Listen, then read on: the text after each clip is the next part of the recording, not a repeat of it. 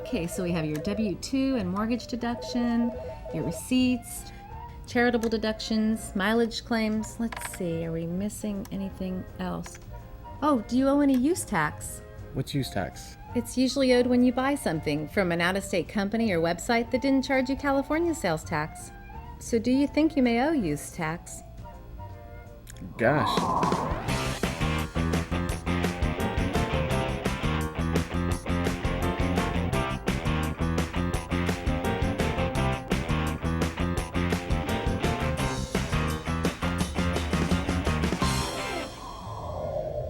You know, I did a lot of online shopping this year. I think I have some receipts from a few things I bought. Oh, that's easy to add in on your return. Let's see what you have. The revenue collected from use tax helps pay for important California services like public safety, healthcare, and schools. Remember, when you file, pay your use tax. To learn more, visit boe.ca.gov. Paying your use tax. Good for you, good for California.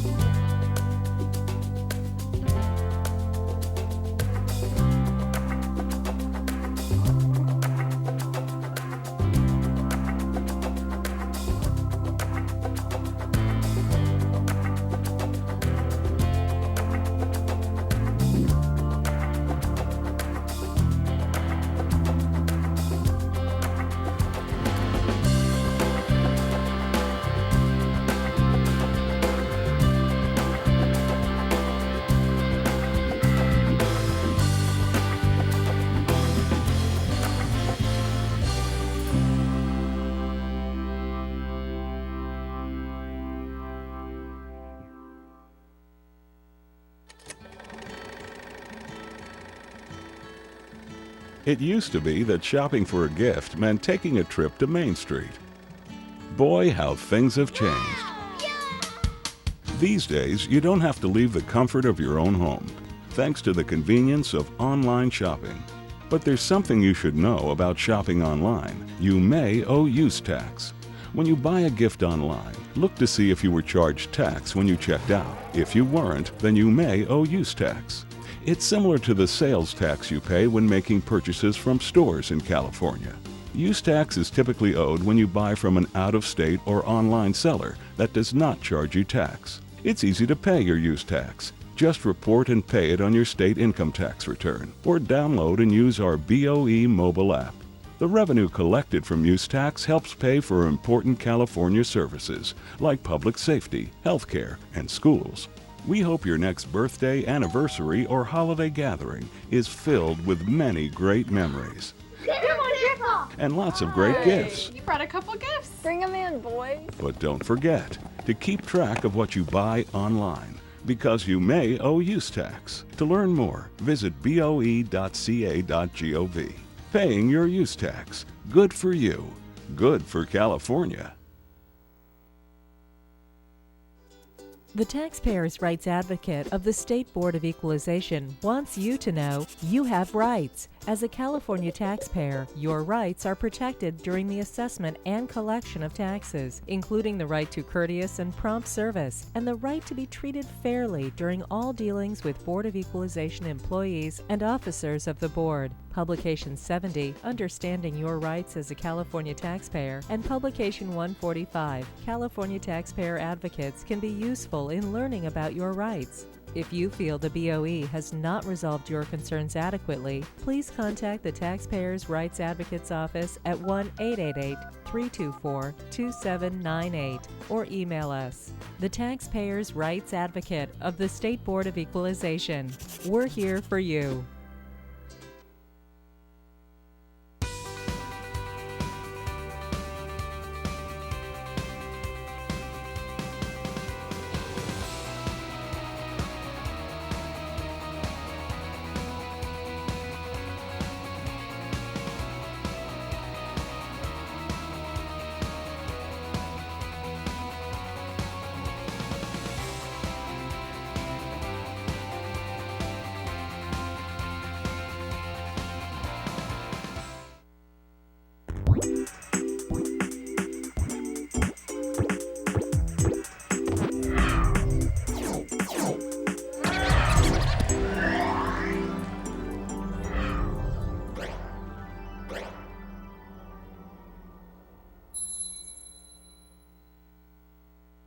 It's easy to buy things online these days, but did you know you may need to pay tax on those items? Really? It's called use tax. And just like sales tax, the use tax you pay to California will help fund important services like public safety, healthcare, and schools.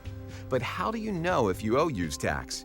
When you buy things online, look to see if you were charged tax when you checked out. If you weren't, you may owe use tax. It's easy to figure out how little you may owe. For most purchases, you don't even have to save your receipts. Just use this convenient use tax table available in your income tax instructions.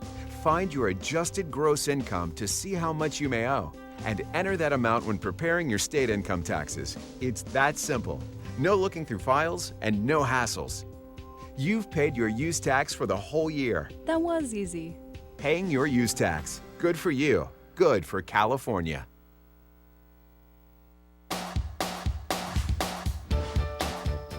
We're committed to supporting our communities, teaming up with businesses large and small, improving our roads and schools, investing in law enforcement and our environment. Together, we're funding a better quality of life. We're the California State Board of Equalization. The BOE was created in 1879 to equalize property tax assessment practices throughout California. Our responsibility has grown quite a bit since then. Today, the BOE administers more than 30 taxes and fees that provide 1/3 of all the revenue generated in our great state. And we're efficient. More than 99% of the money you contribute supports services and programs that benefit all of us in California. When you drive down our many highways, see a police officer helping someone in need, or enjoy a walk along a pristine beach, think about what makes it possible. Whether you're a business owner, making a purchase, or just filling up your gas tank, your contributions are important to our state's economic health. And the greatest part, we're doing it together. We're ready to work with you. Take advantage of our free seminars, helpful classes, instructional videos, and mobile applications. Also, use our online services. It's easy to do business with us from anywhere, at any time. Our partnership equals success. Learn more at boe.ca.gov. Together, we're supporting our communities and funding a better quality of life.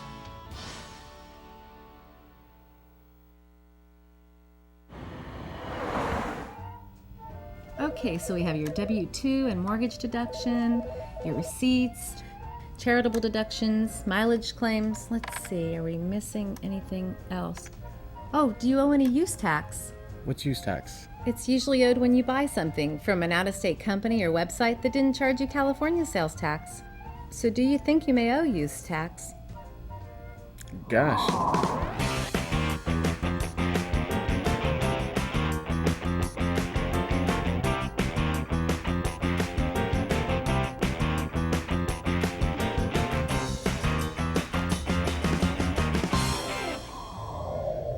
You know, I did a lot of online shopping this year. I think I have some receipts from a few things I bought. Oh, that's easy to add in on your return. Let's see what you have. The revenue collected from use tax helps pay for important California services like public safety, healthcare, and schools. Remember, when you file, pay your use tax. To learn more, visit boe.ca.gov. Paying your use tax. Good for you, good for California.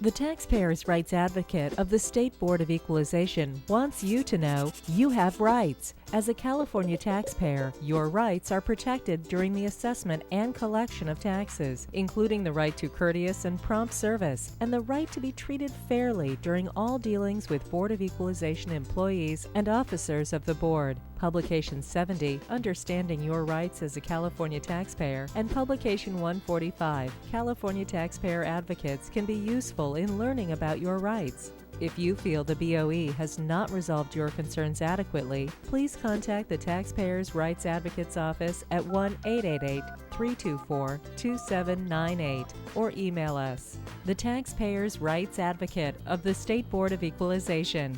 We're here for you.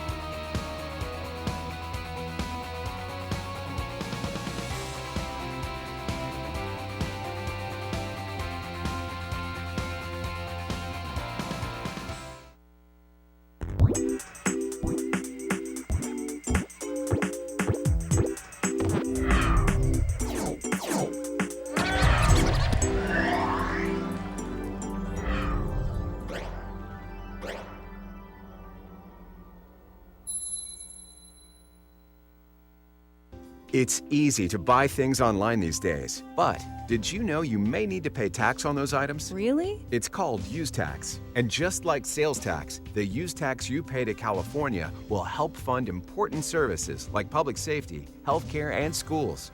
But how do you know if you owe use tax? When you buy things online, look to see if you were charged tax when you checked out. If you weren't, you may owe use tax. It's easy to figure out how little you may owe. For most purchases, you don't even have to save your receipts. Just use this convenient use tax table, available in your income tax instructions. Find your adjusted gross income to see how much you may owe, and enter that amount when preparing your state income taxes. It's that simple. No looking through files and no hassles. You've paid your use tax for the whole year. That was easy. Paying your use tax. Good for you. Good for California.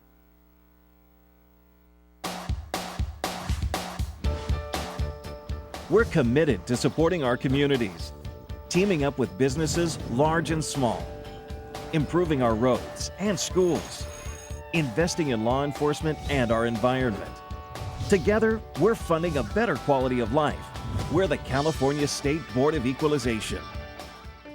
The BOE was created in 1879 to equalize property tax assessment practices throughout California.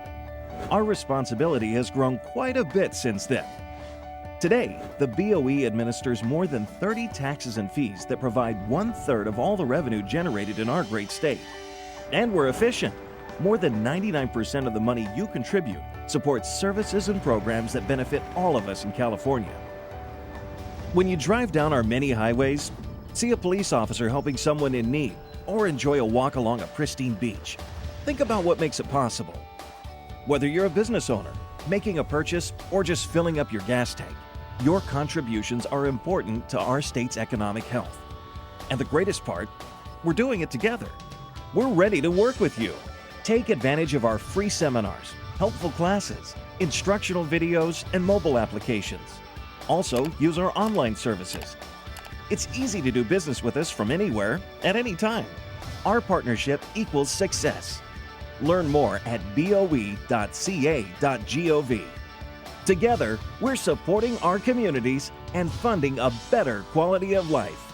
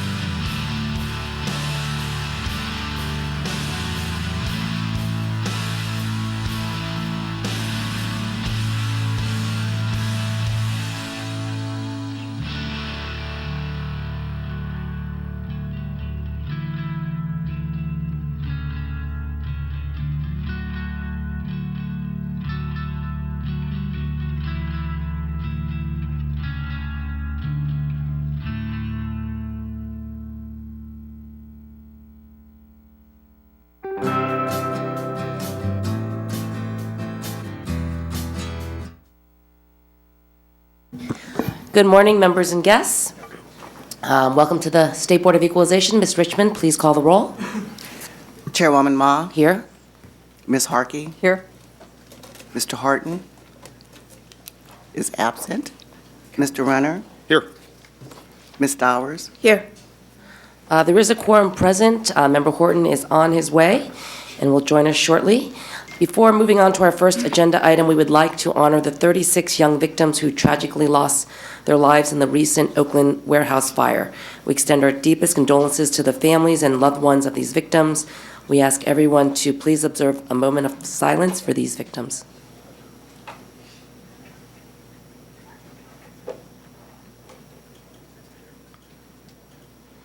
Thank you.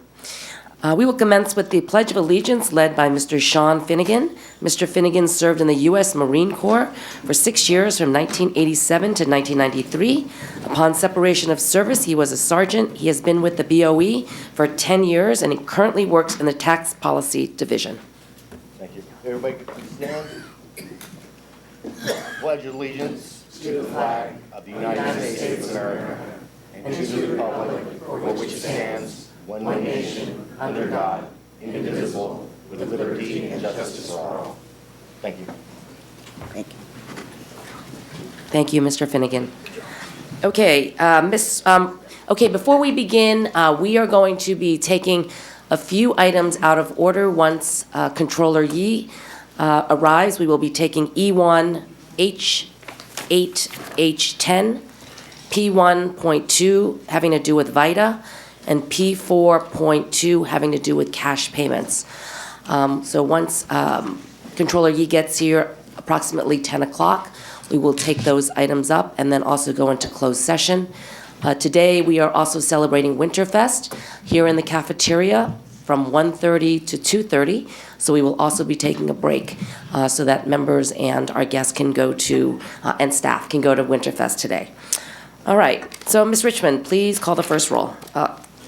Call the first case. Good morning, members. Our first case on this morning's agenda is item B, corporate franchise and personal income tax appeals hearings. Item B3, Benny A. DeLay and Deborah S. DeLay. Please come forward. Board Proceedings has received contribution disclosure forms for today's hearings from the parties, participants, and agents. All forms were properly completed and signed, and no disqualifying contributions were disclosed. All parties, participants, and agents are on the alpha listings provided to your office. Each person sitting at the table will be asked to introduce themselves and, if necessary, their affiliation with the taxpayer for the record. 10 minutes is allocated for the taxpayer's opening presentation, followed by 10 minutes for the franchise tax board's or department's presentation, and 5 minutes is allocated to the taxpayer for rebuttal. Chairwoman Ma. Okay, thank you, Ms. Richmond. To appeals, will you please introduce the issues in this case? Good morning, Chairwoman Ma, members of the board. John Johnson with the Appeals Division. The issue in this appeal is whether appellants are entitled to exclude from their taxable income certain military retirement income for the tax years of 2009 and 2011. Okay. To the appellant, please introduce yourself for the record. Welcome to the Board of Equalization. You will have 10 minutes to make your initial presentation and another 5 minutes on rebuttal. You may begin. Thank you. Good morning, Mr. Chairman and members of the board. My name is Russell Sternshine, and I am representing the appellants, Mr. and Mrs. DeLay. However, they will not be able to attend this morning because of Mr. DeLay's heart conditioning stemming from his service. As stated, the issue in this appeal is whether Mr. DeLay's military retirement income can be excluded from their 2009 and 2011 returns. Mr. DeLay received a retroactive increase in his VA disability compensation, which ordinarily entitles the recipient to retroactively exclude taxable military retirement pay from income. The complication here is that Mr. DeLay also received taxable, what's referred to as concurrent receipt of retired and disability pay, which we'll call CRDP, and he also received non-taxable combat-related special compensation, which will be CRSC. So first, I'd like to describe the background and the issues that are not in dispute. Then I'll discuss how CRDP and CRSC complicate the issue, but nevertheless, the delays are entitled to exclude the disputed amounts from their 2009 and 11 returns. So Mr. DeLay received taxable military retirement pay for 2009 and 2011. He was also awarded non-taxable VA disability compensation, which is shown in Exhibit D. The compensation he received was effective beginning June 2008, based on a disability rating of 30% and having one dependent. However, taxpayers are not allowed to receive both military retirement pay and disability compensation. So the exception is one of a few ways that you can receive both. So Mr. DeLay utilized the waiver exception, which requires him to waive a portion of his retirement income equal to the amount of disability compensation he was entitled to. Basically, the waiver allows him to receive the same total income, but the portion that corresponds to disability compensation is not taxable. Later, June 28, 2011, Mr. DeLay received a letter from the VA informing him that his disability rating was retroactively increased.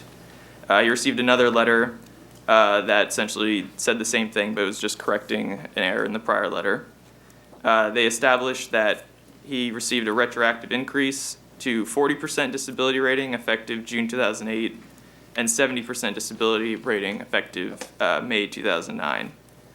So thus the Strickland decision applies to Mr. DeLay. So how the Strickland decision applies is described in a letter from the Defense and Finance Accounting Service in Exhibit A.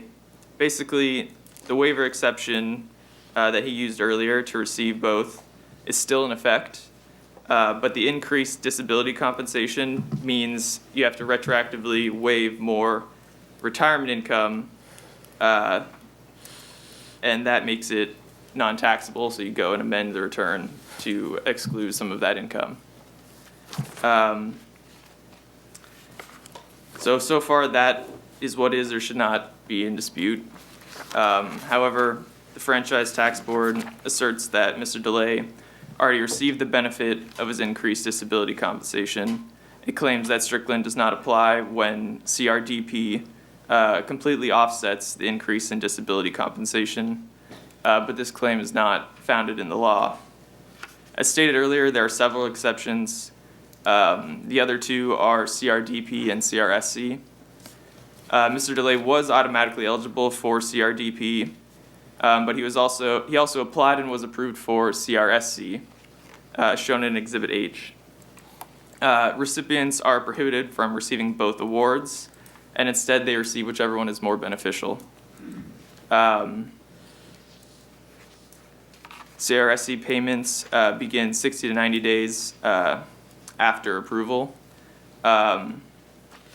which is shown in Mr. DeLay's bank statements in Exhibit J, that he received CRSC deposits beginning in October after the letter approving him for CRSC was dated in September. So thus, he began receiving non-taxable CRSC instead of CRDP. So going back to the Franchise Tax Board claim that CRDP offset his increase in disability compensation, the hearing summary stated it appears as though the taxpayer's benefit under Strickland would be offset by the addition of taxable CRDP in the excess of the increased non-taxable amount. Basically, the idea is that rather than applying the benefit of the increased disability compensation to reduce previous military retirement pay, it's being used to reduce new taxable CRDP, which represents the amount waived earlier.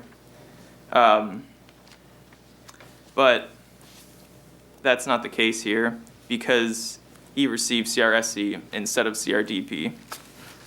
The CRSC was effective back to April 2009. Unlike CRDP, CRSC is not relevant to the amount of retirement pay waived and is non-taxable, so the benefit of the increased disability compensation cannot be applied against it. Basically, it cannot offset the disability compensation. Instead, the benefit should still be applied to exempt previously taxed military retirement pay during the effective period, and that is exactly what Mr. DeLay did, and the same result that is typical of the application of Strickland. So therefore, the delays properly excluded $9,242 and $5,472 from their 2009 and 2011 returns. Thank you. Okay, thank you. To the Franchise Tax Board, you have 10 minutes for your presentation. Please introduce yourself for the record. Chairwoman Ma, members of the board, I'm Judy Hirano. Beside me is Roman Johnston. We represent the Franchise Tax Board. Appellant husband, a military retiree, received from the VA a $25,300 tax-exempt retroactive disability compensation payment as provided in the 2011 VA award he received. Appellants thus received the tax exemption benefit of the VA compensation since this payment was not included in their gross income. The issue here is whether appellants may exclude the same amounts a second time on their tax returns. Appellant husband retired from the military service and received military retirement pay from the Department of Defense, or DoD, based on years of service. Military retirement pay based on years of service is taxable pension reported on a Form 1099-R from the DoD. Appellant's 2009 amended return excluded from California adjusted gross income over $9,000 of taxable military retirement pay reported on the husband's Form 1099-R from the DoD. They requested a refund, which respondent issued. An attachment stated the exclusion reflected an increase in service-connected disability from 30% to 70%. Appellant's 2011 tax return excluded over $5,000 of taxable military retirement pay reported on the husband's Form 1099-R from the DoD. Respondent issued the requested refund. After retiring from military service, the husband applied to the VA for service-connected disability compensation. He was awarded and started receiving VA compensation from 2009. VA disability compensation is exempt from tax. VA compensation is not included in gross income and is not reported on the husband's Form 1099 from the DoD. Appellant husband then applied for an increase in his VA compensation. He was awarded such an increase in 2011, including a retroactive increase for prior years. An August 2011 VA letter informed him he was entitled to a retroactive VA payment of $25,300. In his additional brief, appellant acknowledged receiving this tax-exempt lump sum VA payment. Attached to the VA letter was a payment schedule showing how the amount was calculated. The VA payment schedule shows the total amount due from the VA was $25,300. That is the retroactive tax-exempt VA payment the husband received. The amounts appellants excluded on their tax returns were taken from the VA withheld amounts on the same VA payment schedule. The $25,300 payment the husband received was for the VA compensation amounts withheld by the by the 2011 VA award. Thus, appellants have already received payment of these amounts. Moreover, as a VA payment, this amount was exempt from tax and was not reported on the husband's Form 1099-R from the DoD and was not included in their gross income. The husband has already received the tax exemption of this amount. The law does not allow him a second exclusion or second exemption by excluding the same amounts a second time on his tax returns. Respondent requests that your board sustain its action in this matter. Okay, thank you. Mr. Sternshine, you have 5 minutes on rebuttal. Thank you. The lump sum payment of $25,300 does not represent using the benefit of the disability compensation twice. The lump sum payment was non-taxable because it represents CRSC, which is a separate payment. Essentially, the lump sum payment was issued before he was approved for CRSC, and CRSC takes some time to come into effect. And he did, in fact, start receiving CRSC because it was more beneficial to him, and it's shown by his bank statements showing that he did actually receive it. The issue is, on that lump sum payment, it breaks down the date that each payment goes to, but CRSC was effective back to all of those periods, so it covers that entire time period. So the lump sum payment should be a separate CRSC payment that is non-taxable for a separate reason, and the disability compensation should still be applied retroactively to the military retirement pay to exempt that from income, which is normally what happens under Strickland. So as seen, these issues surrounding retroactive disability compensation are not entirely stood by taxpayers or tax administrations. It's a complicated issue. The Taxpayer Rights Advocacy Office has represented numerous disabled veterans in similar appeals, and there doesn't seem to be a clear consensus on how all 4 of these payments are being tied together. I'm aware that these fall under federal rather than California law, but as the board hearing this issue now, I believe it's prudent to make a decision to help disabled veterans understand what their proper treatment is. The IRS declines to speak with representatives, so it appears the federal government doesn't want to, take a stance on this. I think the board should take the opportunity to use its influence and try and get the IRS to clear up this issue.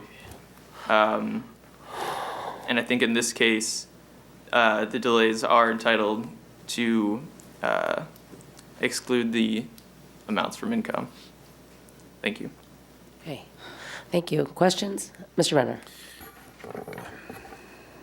So the proposed assessment, I got this right. The proposed assessment is $583. That's correct. Okay. How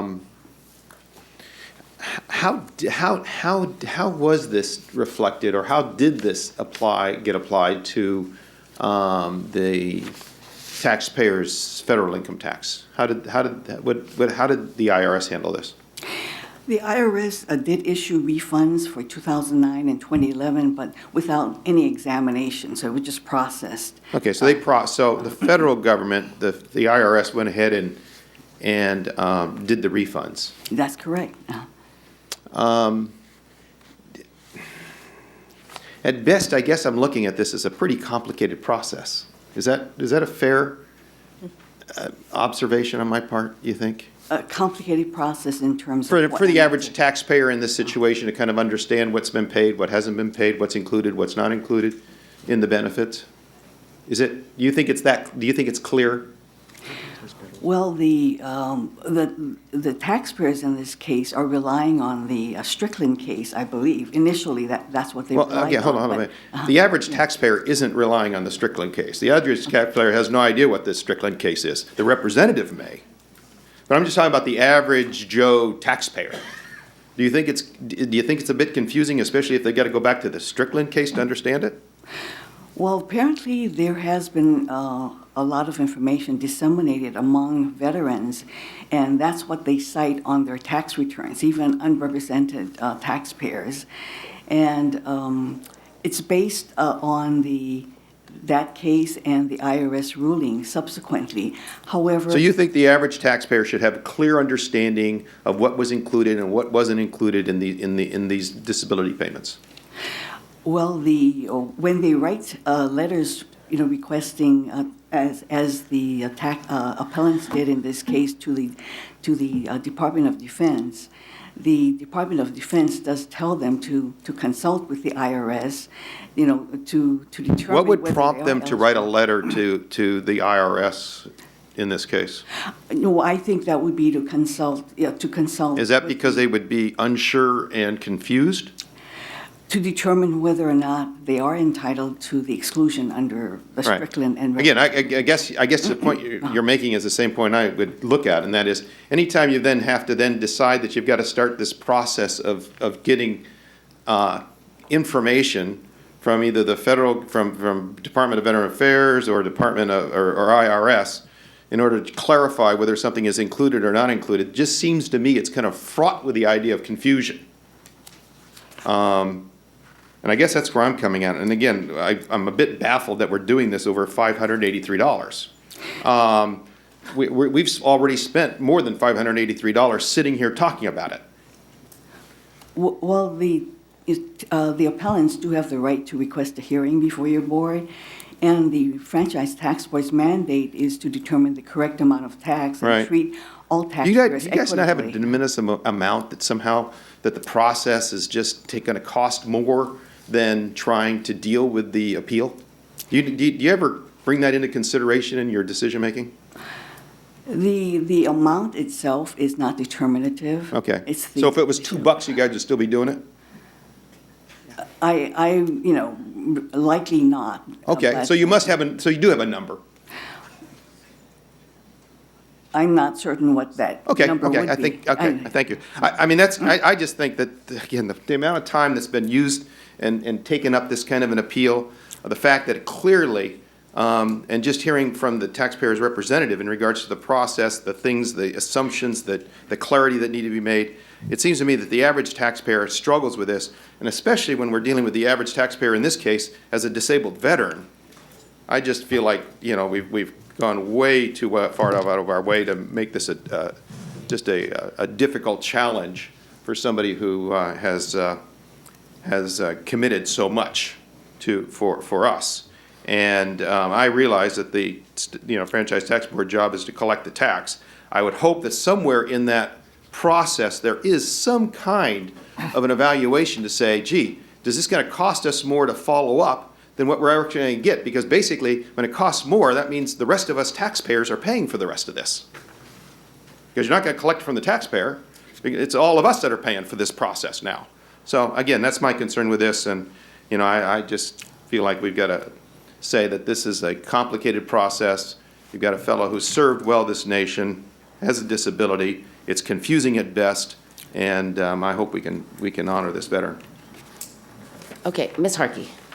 Hi, thank you. This is for the taxpayer representative. What prompted the refunds to be submitted?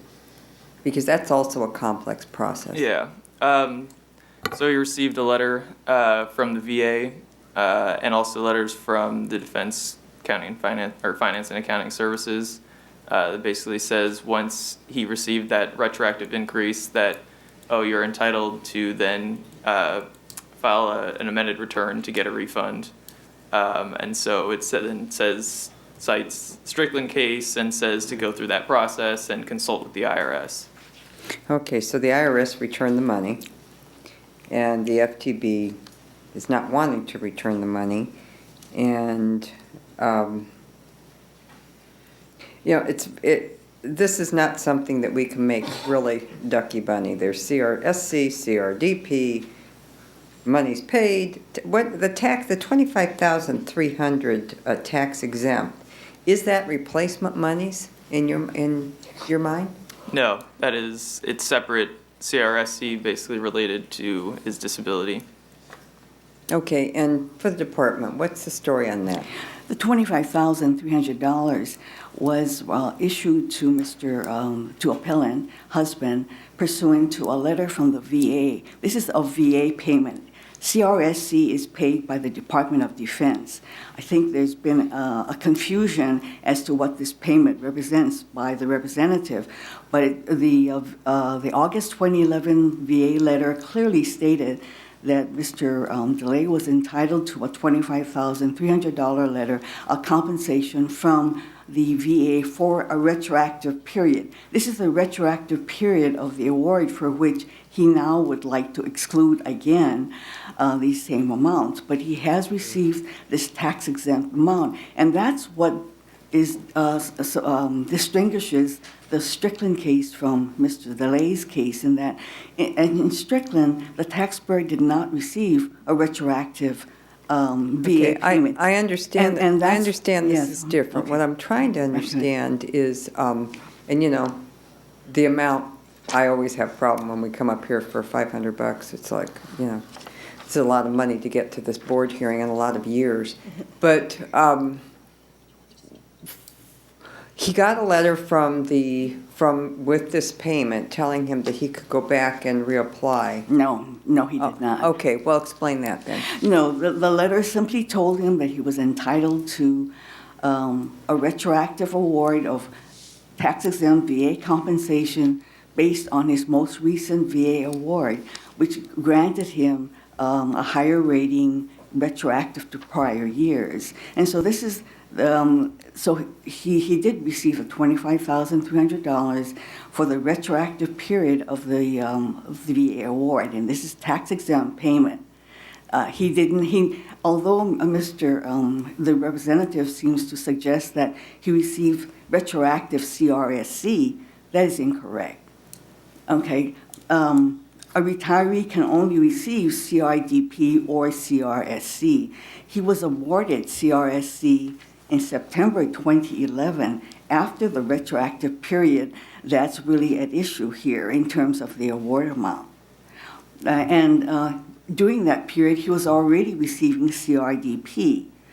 Although the representative has attempted to argue that the CRDP was converted to CRSC once he qualified for it later on, there's no legal authority for converting CRDP to CRSC.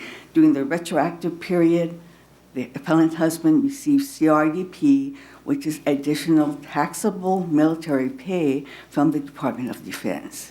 Okay, so the IRS is not pursuing it. They issued the refund, and we're just kind of, Okay, I'm through. Thank you. Just a quick question. Ms. Dowers. To the appellant representative, you said that your client received a letter from, I'm not sure which agency, but they were advised to consult with the IRS? Yes. Did they consult with the IRS? Not, some back and forth, but they submitted everything and submitted the information with their return that was necessary. But did they seek some type of a legal notice, legal opinion, legal written advice? No. From the IRS saying that this $25,300 was? No, they didn't get a written opinion or anything. Thank you. To the Franchise Tax Board, to your knowledge, do you know what the IRS education and outreach is for this type of an issue? Well, the IRS, I believe, addresses this very briefly in one of its publications. It addresses essentially the Strickland exclusion. But I'm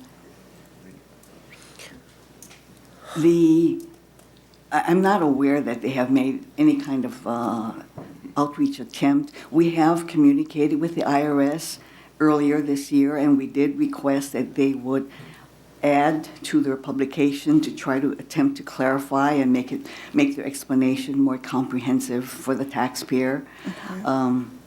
But I'm not aware offhand that they have done that. They may be, and I may not be aware of that. Has the Franchise Tax Board done anything on their website or their publications or their outreach? Well, we do not, because this is federal, this is essentially federal area. It really is up to the IRS to provide, the information.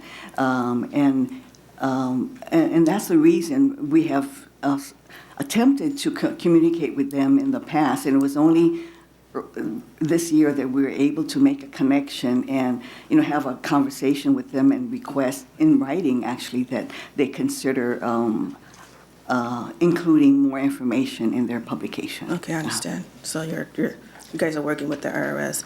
I'm like Mr. Runda, I'm sympathetic to the fact that we do have a retired disabled veteran, but I don't see where we can have this exclusion where it was not already part of taxable income to start with, and then to go and allow a deduction for the same amount that was never there is a double benefit. So that's where I'm struggling with it. I do believe, all due respect to the veteran, but I am struggling with this one.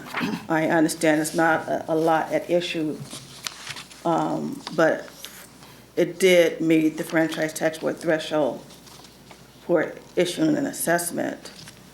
And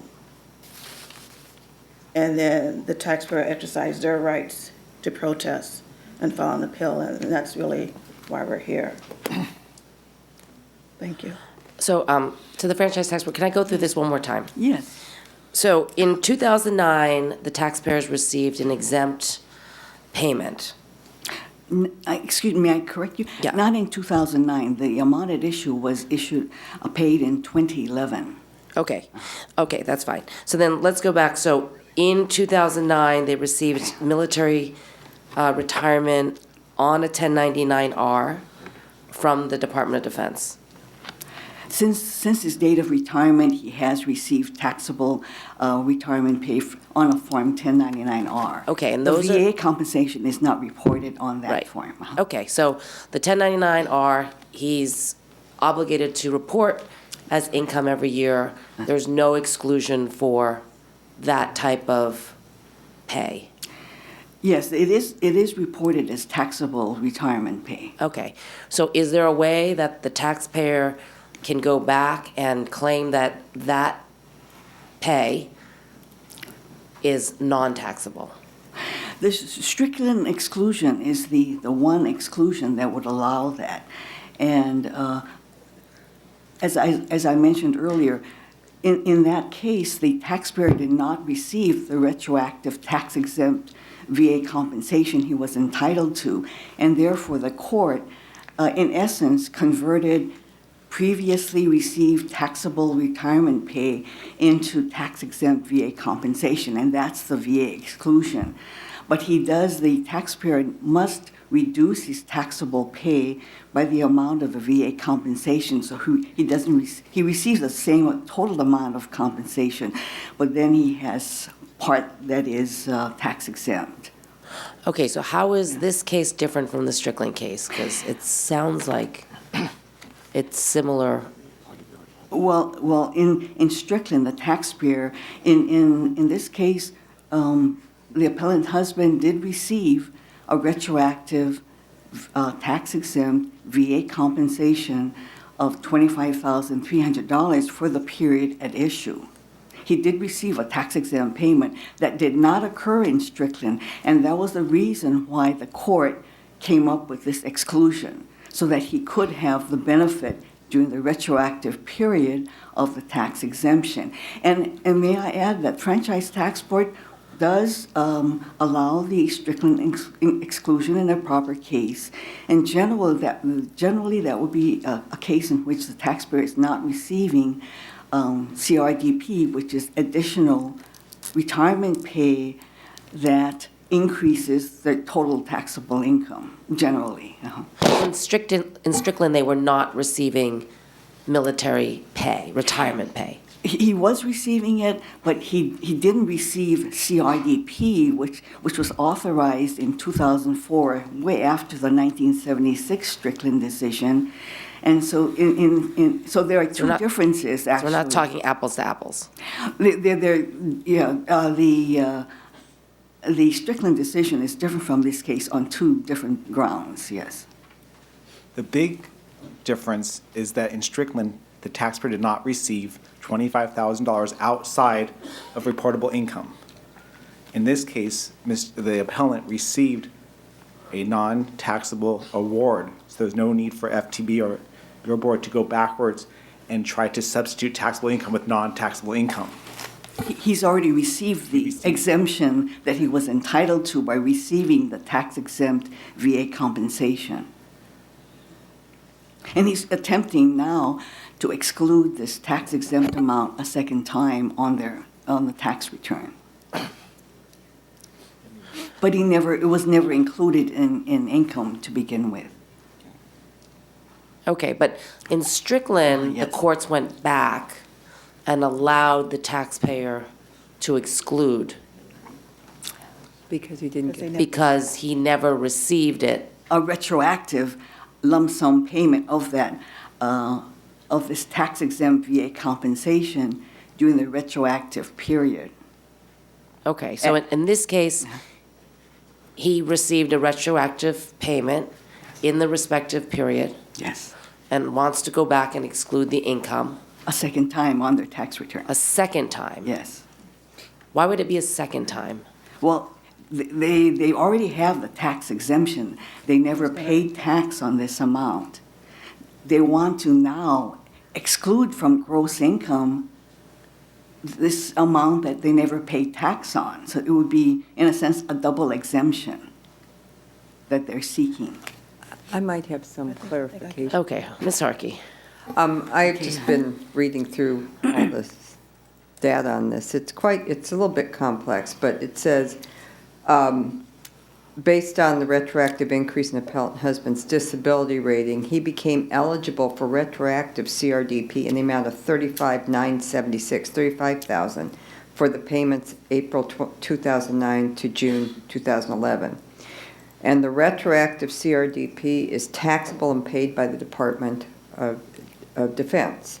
Instead of the full payment amount being issued by the Department of Defense as taxable income, the VA paid $25,003 of this amount as non-taxable income, and the DOD paid the remaining $10,006. So it does appear to me that he did get the full benefit of the non-taxable. That's correct. So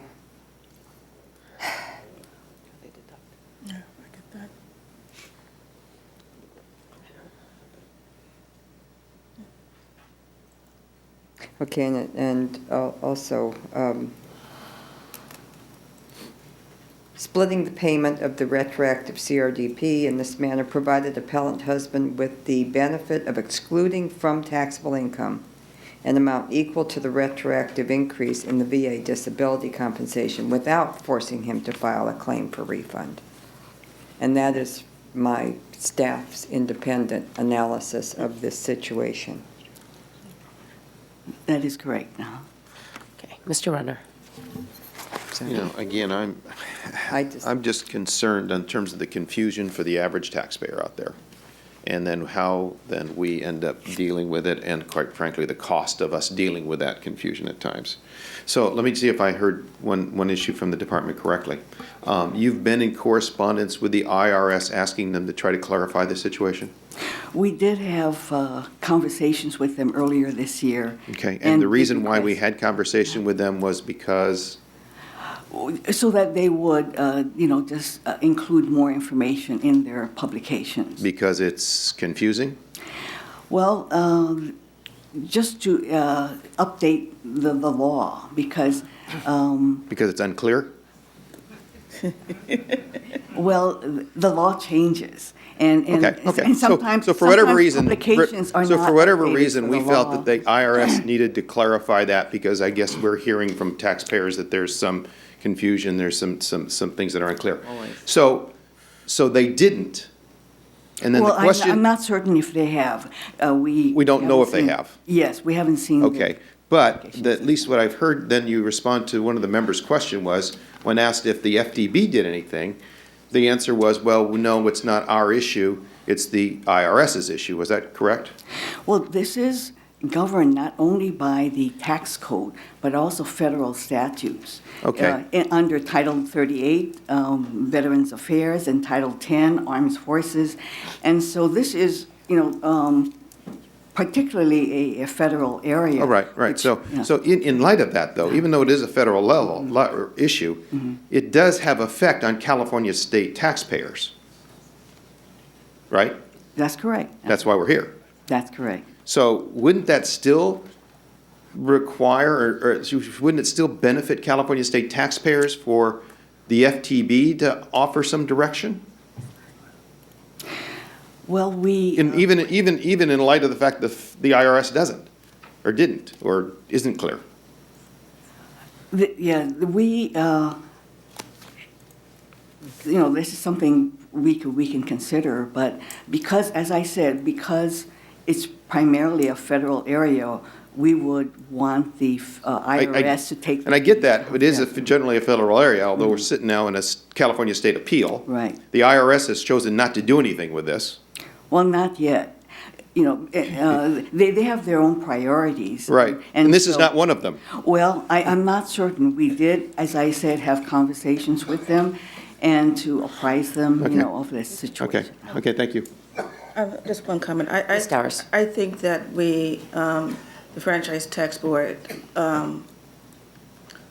could, through the Franchise Tax Board Taxpayer Rights Advocate, reach out to the IRS Taxpayer Rights Advocate and get this issue raised to a higher level. If you can take that back to your Chief Counsel, Yes. I'll appreciate that. I will do that. Thank you. Okay. Seeing no further questions, we are going to take the vote later on. What is our terminology for? What's the terminology to? Take under submission. Take this under, yes. We haven't done that in a while. Can I ask a question Okay, about Mr. process on that? Because, we could take it under submission and then take up the vote later. But is there a process for us to actually take up a vote and hold the roll open in order for people to add on at a different time? The only reason I say that is because that's what we did in the legislature, right? Is there a process for us to do that here? No. They could hold. To add on, though. I just wondered. There's not. That's good. Just an answer. Yeah, that's good. It needs to be taken under submission. Okay. Submission works. Okay, that's fine. I just wondered. So moved. Got a Second. second. We're good. Okay. We will take this matter under submission and vote on this case a little bit later on today. Okay, Miss, thank you very much. Thank you. For coming. Ms. Richmond? Would you like these 5 or It should be 10 o'clock. take a break? Well, we better keep moving. I think we should be getting, Betty's supposed to be coming Well, at 10 o'clock. All right, well, let's keep going through the agenda until Ms. Yee gets here. How's Right. that? So what is the next, let's not take the cases. Is there anything else we can do administratively? We could take up this G and H we can move the G and H You want to take up a committee? yeah, I do. Yeah, we can take up a. Which Take committee? up the committees? Mhm. Would you like to take up the legislative committee? Sure, that's a good one. No. Oh, okay. Okay. We can take up the G tax program non-appearance consent matters. Yes, okay, why don't we do that? Hold on, let me get my.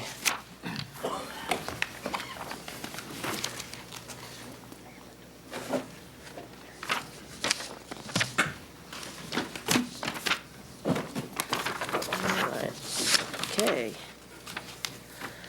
All right, so let's take up item G. Madam Clerk? So we are on item G1, legal appeals matters. Sub-item 3 has been previously pulled. These items may be taken on one vote. Move to adopt staff recommendation. Second. Okay, Ms. Harkey moves to recommend staff recommendation, followed by Member Horton. No. Seeing no objection, Good. motion carries to adopt staff recommendation on items G1 to 1, G1.1 to G1.2, and G1.4 to G1.8. Motion carries. Next item, Ms. Richmond? Our next item is G2, franchise and income tax matters. These matters may be taken on one vote. So move. Adopt Second. staff recommendation. Second. Okay, Ms. Harkey moves to adopt staff recommendation, seconded by Mr. Runner on items G2.1 to G2.6. Without objection, motion carries. Next item, Ms. Richmond. Our next item is H, Tax Program Non-Appearance Matters Adjudicatory. Item H2, Franchise and Income Tax Matters. These items may be taken on one vote. Okay, members, would you like to take up the items together, or would you like to separate the items? Any preference? No? Together? Okay, so we can take up both items together. Is there a motion? Move to adopt staff recommendation. H1, H2. Yes. Second. Okay, Ms. Stowers moves to adopt staff recommendation, seconded by Mr. Horton on both H2.1 and H2.2. Without objection, Ms. Richmond, next item, please. So items H8 and H10, we'll hold those over until Ms. Yee arrives. Yep. Our next item is I, Tax Program Non-Appearance Matters. Item I2, Offering Compromise Recommendations. These items may be taken on one vote. Okay, members, anybody wishing to pull any items? Discussion, no? Move staff recommendation. Okay, Mr. Runner moves staff recommendation, seconded by Ms. Harkey on items I2.1 to I2.10. Without objection, motion carries. Ms. Richmond, next item. Our next item is the administrative session. Item N, Consent Agenda. Item N1. Okay, why don't we do the retirements, members? That's okay? Gotta get my notes. All right. Sorry. We have retirement resolutions from Michael G. Ambrose, Linda E. Christensen, Dennis Lamerding, Louis M. Ramirez Jr., and Richard Snyder. Okay, I can start. I'll like to recognize Ms. Linda Christensen, office technician in the Norwalk District Office, retired earlier this month after 27 years of state service. She began her career with the Board of Equalization in 1989 as an office assistant 2 in the Santa Ana District Office. She promoted to office technician in 1992. Any other members ready? I'm ready. Okay, Ms. Harkey. Okay, I'll take Dennis Lamerding. Dennis Lamerding is retiring later this month after 36 years of state service. He began his state career with Employment Development Department in 1979 as a student assistant. Dennis joined the Board of Equalization in 1983 as a business tax representative 1 for the Sacramento District Office. He was promoted to a BT2 one year later. Dennis spent the majority of his career in Sacramento District Office and was promoted multiple times. He was promoted to Business Tax Compliance Specialist in 1988, Business Tax Compliance Supervisor 2 in 1995, and Business Tax Compliance Supervisor 3 in 2001. And in 2011, Dennis was promoted to the highest district office position where he ran the entire office as district administrator. In December 2013, Dennis took on a new challenge and became the Admin 3 in charge of the return processing and support branch in headquarters. His wit, knowledge, and friendly demeanor will be missed by all who have had the pleasure of working with him. And throughout his years on the board, Dennis drove the same 1979 yellow pickup truck with no air conditioning that he bought when he started his career. A true man. There you go. Oh, wow. In his retirement, Dennis plans finally buying a new truck with air conditioning, traveling and spending time with his family, skiing, home repairs, and will try not to bother his wife too much. Well, if he gets her air conditioning, she can probably put up with quite a bit. The board wishes him a very happy, long, and healthy retirement. Thank you, Dennis. I have Mr. Ramirez. He's a associate tax auditor in the Newark District Office. He retired earlier this month after 34 years of service. He began his career with the Board of Equalization in 1982 as an Auditor 1 in the Downey District Office. He was promoted to Tax Auditor 2 in 1983 and Associate Tax Auditor in 1986. Thank you. Congratulations. Mr. Runner. I have Richard Snyder. Richard Snyder, District Administrator, Santa Clarita Office, retired in November after 23 years of state service. He began his career with the BOE in 1993 as a business taxes representative and promoted through the various programs and classifications until being appointed Business Taxes Administrator 3 in 2013. Richard was instrumental as we began to set up our new office in Santa Clarita. It's always a challenge to all of a sudden start something new and bring on all the resources and things that are necessary and bring the team together. And so we much appreciated Richard's efforts in that. And so for the state of California, we want to thank Richard and wish him well in his retirement. Thank you. And Mr. Horton. Thank you, Madam Chair. Members, it's my pleasure to recognize Michael Ambrose. Michael Ambrose is the business tax specialist in the West Covina office, will retire December 30th, 2016 after 28 years of outstanding meritorious service to the state of California and the Board of Equalization. Congratulations to Richard as well as his wife Cecilia, who I believe the two of them have been like peas in a pot. They plan to purchase an RV and travel and see the world. Interesting, Michael will have an opportunity to pursue his hobby in photography and target shooting. So congratulations on your retirement, and thank you so very much to your service to the people of the state of California. Also, members, thank you for acknowledging Linda Christensen and Louise Ramirez, very special individuals in District 3 who have just done an outstanding job. We appreciate your recognition in that regard as well. Okay, congratulations and best wishes on everyone's retirement, and we look forward to hearing from you on your new adventures.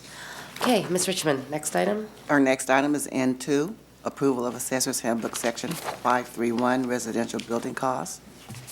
And that's the consent agenda. And, okay, hold on a minute. Yes. Got it? Adopt staff recommendation. Yep. Move staff recommendation. What item is this? N2. Item N1 and N2. Yep. Approval of Assessor's Handbook. Okay. So both N1 and N2? N1 is the retirement resolution. Retirement. Correct. Right, So okay, yeah. two. And Yep. N2. Yep. N2, okay. Move those. Okay, Mr. Runner moves to adopt staff recommendation, seconded by Ms. Harkey. Yes. On items N1 and N2, without objection, motion carries. Ms. Richmond, next item. Would you like to take up item P, other administrative matters? Item P1 is the Executive Director's Report, and P11 is the annual meeting of the State Board of Equalization and County Assessors. Yes, let's do that. Is Mr. Gayle ready? Yes. Oh, she's here.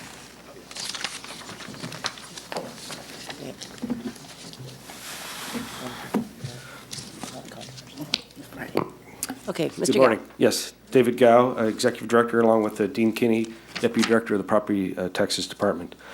Government Code Section 15607 provides that the board shall meet with the assessors at least once a year to study or discuss problems of administration, of assessment, and taxation laws, and to promote uniformity of procedure in tax matters throughout the state.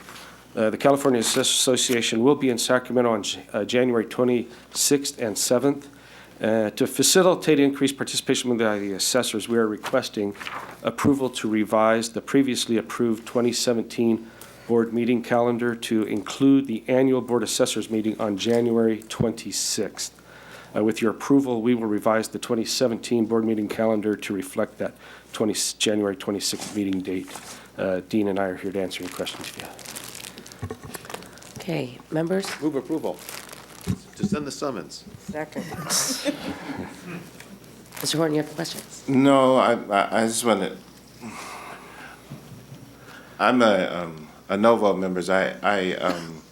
We just met in October, so I'm having a bit of a challenge trying to figure out what's happening between now and then in order to make the meeting fruitful, and the urgency of accelerating the meeting.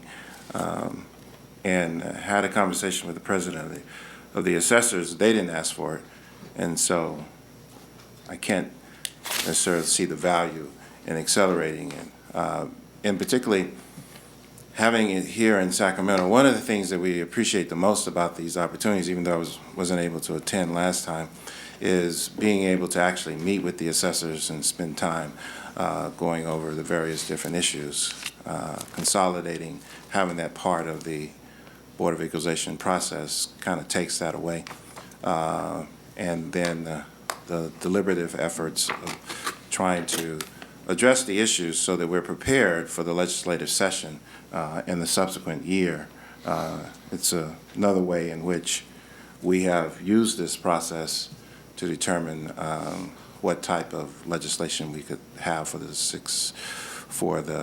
subsequent year. To that extent, there could be some value, I think, in accelerating. However, the legislative session would be so far down the road, wouldn't be able to actually consider that. So I'm just having a challenge seeing the value in accelerating this.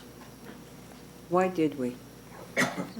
Members, I basically asked the staff to look at other options since we didn't have a full complement of members going down to Monterey. I also thought the costs associated with having everybody go down there for a meeting that I thought could be held here, where we could have more participation from not only our staff members, but our whole media team, if need be, was just more cost effective. And I understand, and the assessors and our department are more than happy. They get invited to all of their meetings outside of Sacramento, and they do participate.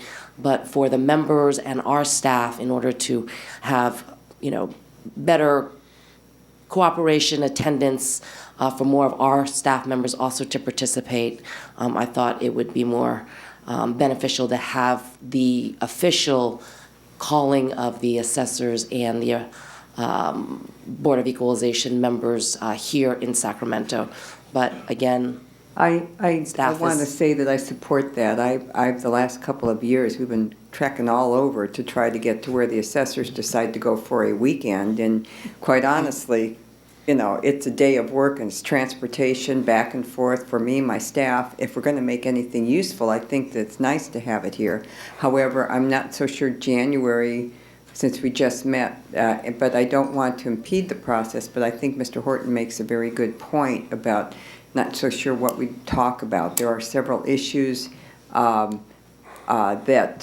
have been addressed with me by constituents and by advocate groups that I'm not so sure we're ready to approach, but I think they're continuing ongoing issues. So, I mean, I'm amenable to having it, but I'm just wondering why we chose January. Dean Kinney with the Property Taxes Department. The assessors have conferences, 3 conferences over the course of the year. Historically, we've traveled to those. If we elect to have it in Sacramento, January is the time the assessors will be here. They don't have any other scheduled meetings here. Okay, we're scheduled. We're by law required to meet with them once, and I do think having it here makes it more of a business meeting. Which is really what we're going up for. I mean, I don't spend 2-3 days. I have to, it's expensive to get back and forth, spend the night, and then try to get back home again. So I would like to have them here because I think they're required by law constitutionally, and we need to meet with them. If we could get them all here, that's great. And if it has to be January, then it has to be January. Madam Chair, the concern is not with the location. We've had it here in Sacramento on several occasions. We've actually had it at the legislature where the county assessors have come into Sacramento to provide their input as it relates to the Board of Equalization. The attendance of the events when they're not at the Board of Equalization by the assessors primarily is for the benefit of the assessors. Our involvement is relatively limited in that process, and to that extent, so it's not the location. I'm supportive of it being here in Sacramento, And I'm also supportive of, in addition to having it be part of our meeting, to extend the meeting in order to provide an opportunity to actually collaborate with the assessors from our particular districts. We have had no challenge that I can recall of the assessors coming down and providing that information. It is more with the effectiveness of the meeting to assure that the meeting, and such that we've just met with them in October, nothing really happened in November. The second issue is that there are some issues that the assessors have that we are trying to address that, quite frankly, I don't think will be ready for prime time come January, but that are very pressing. With some additional time, we might be able to have a very fruitful discussion if we allow that time to allow additional time to elapse so we can deal with the issues.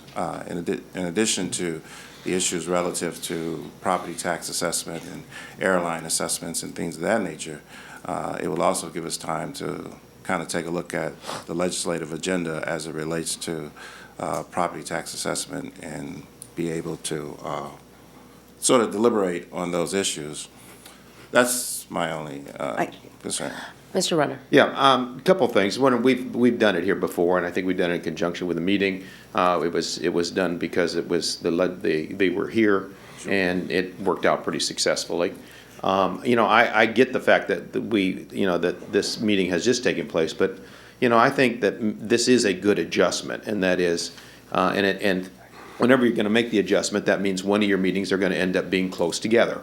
You can't help that. If you refuse to do that, then you're always going to be trying to set the meeting up some in the fall, and you're never going to get to the point to where you can do it in conjunction with when they're here, and the saving of expense by doing it in Sacramento. And so I think it makes sense to make that adjustment now. As to what takes place, I hope everybody's talking to all their assessors all the time. I know I have a bunch of them, and so we're always dealing with the assessors and issues and whatnot. So I don't think it takes the meeting to do that. I think we can always be in conversations with them on issues. The other issue is, for the 4 years I served as property tax chair, quite frankly, I think of those 4 years, I think I had at least 3 of the assessor presidents say, "Why do we meet every year?" So, I think to a degree we almost have, to a bit, in a formality. I think it does serve purpose. I enjoy being able to do it and get together with all my assessors at one place, and so that is good. But I think it makes sense if we start a new routine here, which puts us in step with when it is that they're in Sacramento. I think that's helpful to them, it's helpful to us, it saves us expenses, and it still accomplishes the tasks. What does that mean, skip 2017? No, I think. Meet in January. No, it means go do it. Oh, do it. From a historical perspective, the assessors have always questioned why the Board of Equalization could command them to come to a meeting. That's always been the issue. But from a historical perspective, the meeting has been set to be somewhat concurrent with the legislative process and concurrent with us being able to reflect back on activities that have happened. And then being able in a position to actually move legislation or move an agenda where there is a concurrence among the assessors and the Board of Equalization. Constitutionally, it was established for us to be able to get that input and get it in time to be effective legislatively, if we so need it in the subsequent year. The assessment process is a retroactive process where the assessments actually take place. The assessment is done retroactively, and so those were the thought process historically, and why it was established sometime in October. We didn't just arbitrarily do that, but those are just my thoughts. Of course, I'll submit to the will of the majority, but those are my thoughts. Any other comments? No, I empathize. I understand. I totally understand what Mr. Horton is saying, and I think it's very, very important that we take that into consideration. Are we going to get more than just a brief, here at the board hearing? Is it more than just an agenda item? As I understand it, we'll have a meeting. Are we actually Yes, going to meet? we would coordinate with the Assessors Association on an agenda and work to, make it a meaningful meeting of it, yes. Okay, and if there were something still pending that needed attention, would we be able to go to one of their other assessors meetings Yes. somewhere mid-year? Yes, they have, just for information, they have 3 other meetings, as Dean mentioned. They have a meeting in April, middle of April in Napa. They have one at the very end of July, first part of August in Murphy's, California, and October in Buena Park. Well, Buena Park, that must be a Disneyland or something trip, Knott's Berry Farm trip. Yeah, but that's good, Disneyland. Okay, so I get it. So we would have the opportunity to seek some time on their agenda should we want to.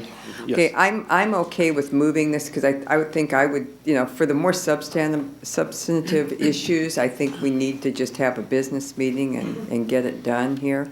And I do think a lot of times it's really difficult for our staff to get around and it's expensive. And I'd like to be able to, though, have the option to get authorization for staff member 2 to actually go to one of the other meetings somewhere in the year if there's. Certainly. Okay, thank you. Quick question, Madam Chair. Are the assessors aware of this? Yes, they are. Did they request this? No, I requested it. I requested them to look at that because of circumstances the last 2 years, they just didn't It's hard to get to It didn't It was deem- hard to get to Monterey. It's expensive and hard to get there. Well, and the last one was in Tahoe, wasn't it? Yeah, and then Tahoe, I had to fly So- into Sacramento and then Yeah. drive up to Tahoe and then drive back, and it's a lot of time and effort. Tahoe at least has, you can get southwest to Sacramento and then drive to staff. That's kind of convenient, but the rest of it Monterey was tough. I agree, members. I mean, I think it should be here in Sacramento. I mean, it's always been my position. In fact, I think it ought to be held at the Capitol as we've done in the past to allow the legislative process and the lobbyists and so forth to participate, because that's the inherent reason for it. It's not for us just to meet with them, but Controller Yee. I think Thank you. all the points are on the. Thank you, Madam Chair. I felt compelled to weigh in on this issue.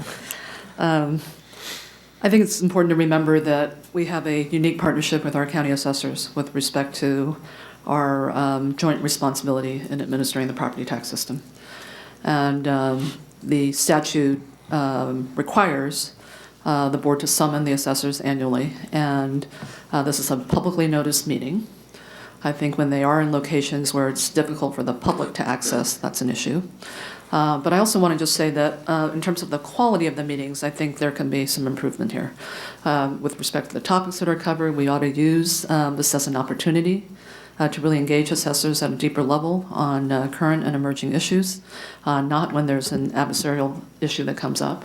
And I think it should be more than just an hour on the agenda, but to Mr. Horton's point, this is a time also when they're all here to be able to have breakouts with them and to engage in more specific conversations about topics. So there's a way to structure this to where I think the quality of the meetings can be improved, and that will be worthwhile for everybody's time, but that these breakouts also could be open to the public as well.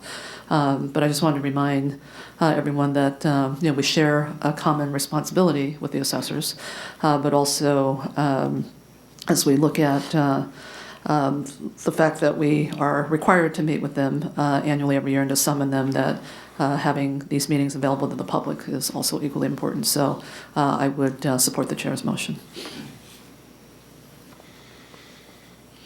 Okay. So we need a motion. There's a motion on the table.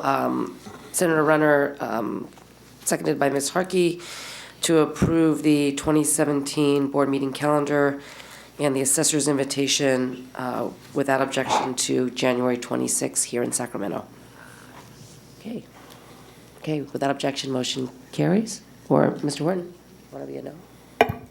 I still say that I will support the majority of the board. Okay.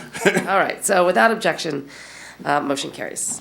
All right. Thank you. Thank you very much. Controller Yee is here, so we are going to take a couple items out of order.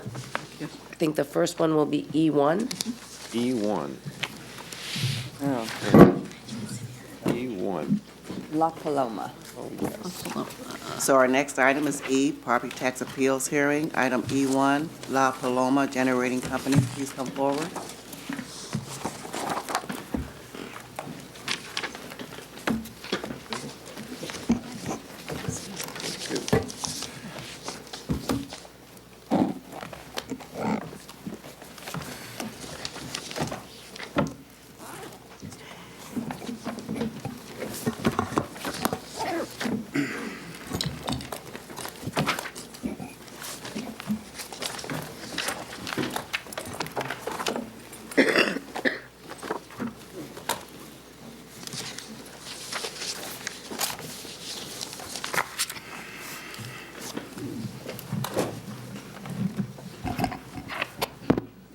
Okay, to the appeals.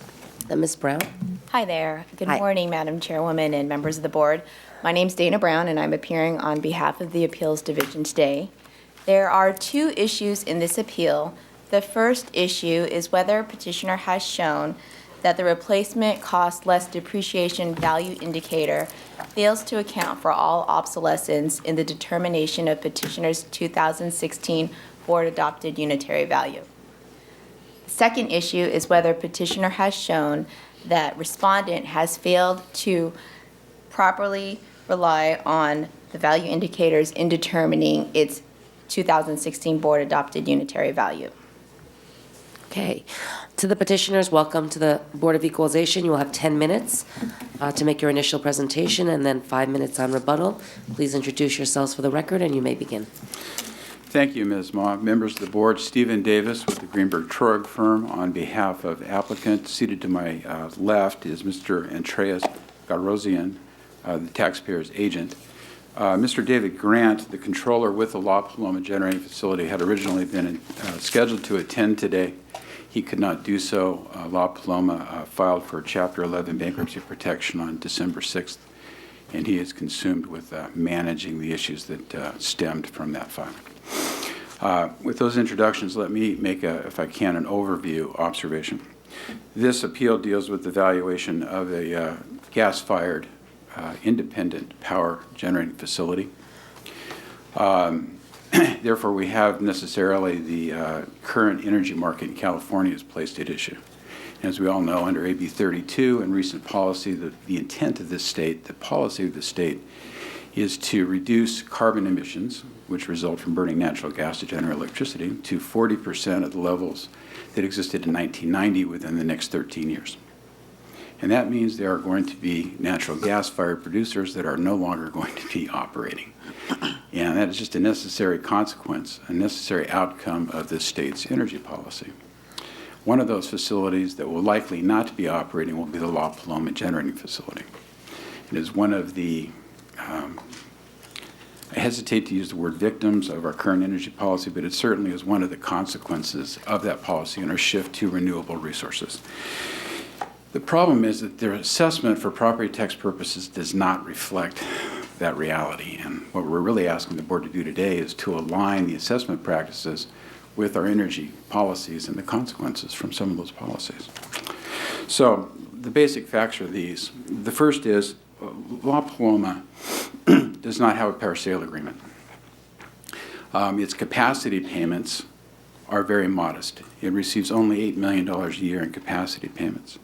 The capacity payment is a payment that's paid to a generator, whether or not it's actually generating, to compensate it for being able to generate, that is, in a position to contribute to the grid.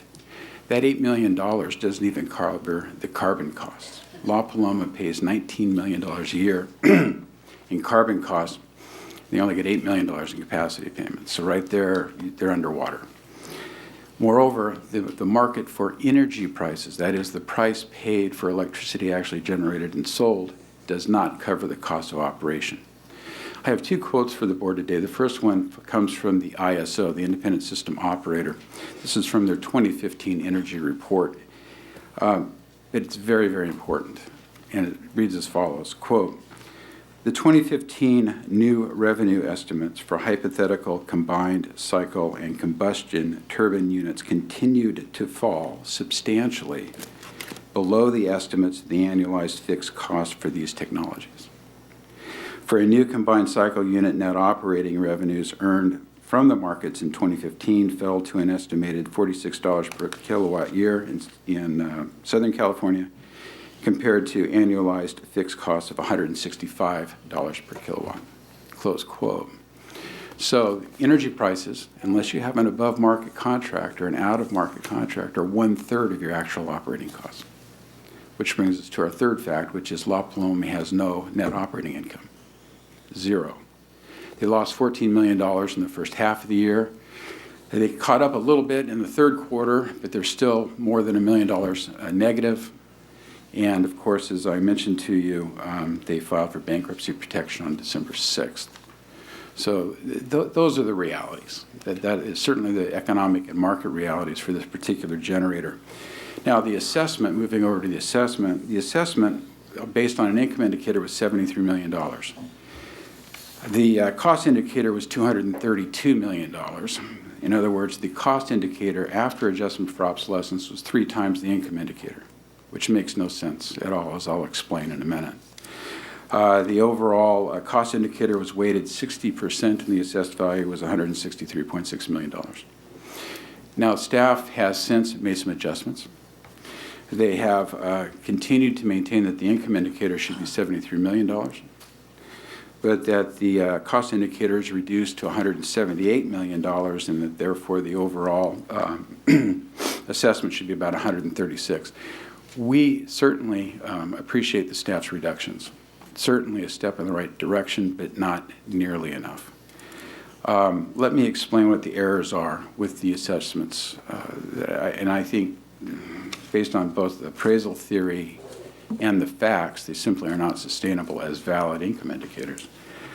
First, the staff uses, how do they get to $73 million? Okay, if we're not actually earning any income, how do they get to a $73 million income indicator? Well, in their cash flows, they're using energy prices that are not the energy prices that La Paloma actually expected to get in January. They're $6.70 higher than market. We don't get paid $6.70 higher than market. That little premium that staff imputes to the facility raises the net income for 1 year by $36 million. But it's not real income. We don't get it.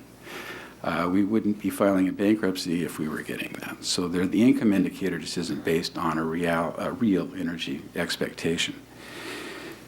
The other problem is on the cost indicator, that cost indicator reflects 80% obsolescence adjustment. Anytime you have to adjust a cost indicator by 80%, there's a problem. And anytime the cost indicator is 2 or 3 times the income indicator, there's a problem. And this is going to be my second quote for you.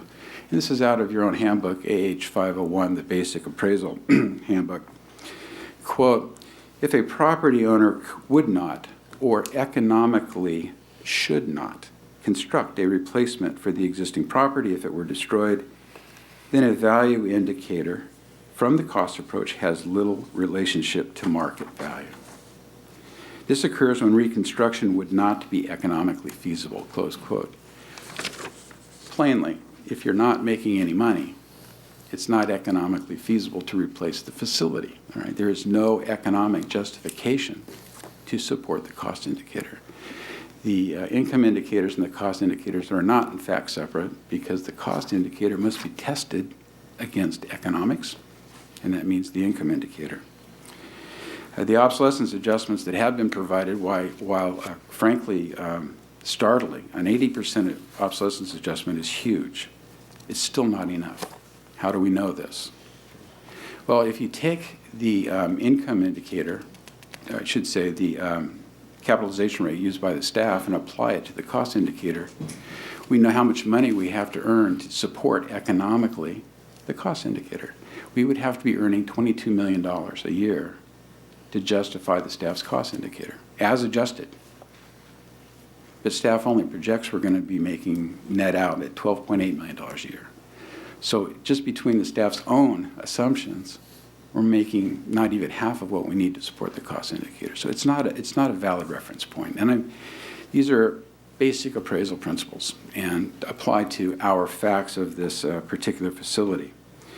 Finally, the two indicators are never reconciled in reality. And the bottom line is nobody would pay $232 million or $178 million for a facility for which they can't earn any money. It's just, they couldn't get a return on that purchase price and they couldn't recover the purchase price. So there's just been a huge disconnect between the basis for the appraisal on the one hand and the market realities for this facility on the other hand. Now, there has been some discussion, there has been some remarks that staff is uncomfortable with their income indicator because the market for energy is so volatile. But our projections for energy prices has been very steady, and we have provided 3 different cash flows to the staff using different assumptions. One, and the main one I think is most important, showing what a reasonable market participant would expect, and then 2 others that were basically based on an assumption that the ISO would change the market, that we would get a more favorable tariff that would allow us to be paid capacity payments. That never happened. But the reason for the difference in our revenues isn't volatility in energy prices, it's on whether or not we would ever get capacity payments, meaningful capacity payments under a new tariff. So there is no meaningful volatility in energy. Our energy assumptions, prices have been very level and very consistent and very steady. So having said all of that, the current assessment just doesn't reflect market conditions. It's not consistent with appraisal theory. La Paloma did submit a cash flow based on a realistic energy assessment, realistic capacity payments, and that shows a 0 value, as you wouldn't be surprised since we're now in bankruptcy and we have no NOI. The actual value of the facility at this point is certainly 0. If the ISO comes back to correct the markets, to correct the tariff structures, to provide some basis to remain in operation, that regulatory change would support value and would support a buyer purchasing the facility, and then it would restore the tax base associated with the facility. But at this point, there's just nothing there. And what I would ask the board to do is to align our tax policy with our regulatory policy. Because at this point, this facility is one of the ones that is intended, if you will, under our current energy policy to be shut in. And that's certainly a worthwhile goal, but we need to line up our tax policies to match that regulatory impact. So we're going to lose some power plants, some gas-fired plants as a result of our going forward on other issues. So with that, thank you, Ms. Mon. Okay, thank you very much. Okay, to the department, you'll have 10 minutes to make your presentation. Please introduce yourself for the record. You may begin. Good morning, Chairwoman Ma and members of the board. I'm Sonia Yim from the Legal Department, and next to me is Richard Moon, also from the Legal Department, and Richard Reisinger from the State Assessed Properties Division. In this case, SAPD has appropriately calculated both a cost and an income indicator of value to appraise the petitioner's property. Then, based on the relative reliability of each method, staff weighted the cost indicator 60% and the income indicator 40%. For the cost indicator, staff has taken the replacement cost and then calculated and subtracted an appropriate amount of physical depreciation as well as economic and functional obsolescence, which includes accounting for statewide energy policies and prices. All of these adjustments result in a total reduction to the cost indicator of over 80%. Yet petitioner insists that there is even more obsolescence, but has not validly shown that any actually exists. Petitioner did provide what they call an income shortfall calculation to measure additional obsolescence, but that calculation not only contradicts board-published guidance and valid appraisal theory, but it also flies in the face of common sense. And that's because using their calculation, the cost value indicator always ends up being the same as the income indicator, and any difference between the two numbers is automatically labeled as obsolescence. In other words, the cost indicator is essentially rendered irrelevant, and whatever value the income method comes up with becomes the total value, even if the data behind it is unreliable. They're essentially complaining that the cost indicator is not as low as the income indicator, and therefore it must be wrong. This is not reasonable, and there's no basis for that. Assessor's Handbook 501 says that each approach should be independent, should not be forced to agree with each other, and that you should not discard and mislabel the cost approach as the income approach. Petitioner also brought up that no one would purchase the property for the cost value. However, no one is claiming that at all. That's not an issue. Rather, what staff did was to calculate both a cost and an income indicator, and they considered their relative merits to get a reasonable total value of the property. That brings us to the issue of the propriety of the 60-40 weighting of the value indicators. In this case, the cost method is more reliable than the income indicator because it reflects the current replacement cost of the latest technology with adjustments for depreciation and obsolescence. Additionally, Rule 6 says that it is the preferred method when neither reliable sales nor reliable income data are available, and that is the situation here. It is more reliable than the income indicator in this case because petitioner has admitted that their own income projections are unreliable. They've stated that those projections can change every several months by tens of millions of dollars, and that when the weather changes, the income projections change with it. They also said the market is extremely volatile with the complexity of pricing, contracts, demand, and supply. And this is why petitioner cannot accurately make even short-term income projections. In the last few years, their projections compared to their actual income were always off by a range of negative 53% to positive 157%. We also know the income indicator is less reliable here because petitioner gave us 3 different income projections, each of which were materially different from the other. Petitioner is complaining that SAPD requires them to predict the future with unreasonable precision. However, that's not true. Staff has simply taken into account the volatility of the income, as well as petitioner's own inability to predict their income reliably in determining the weight placed on the income indicator. And what makes petitioner's value request even worse is that they effectively rely 100% on the income indicator, but they have not provided reliable data on which to base that. Petitioner's financial statements were independently audited, and that showed that its assets were not impaired. But to this day, they have refused to provide the cash flow projections used by their independent auditors that determined that no impairment of the power plant was necessary.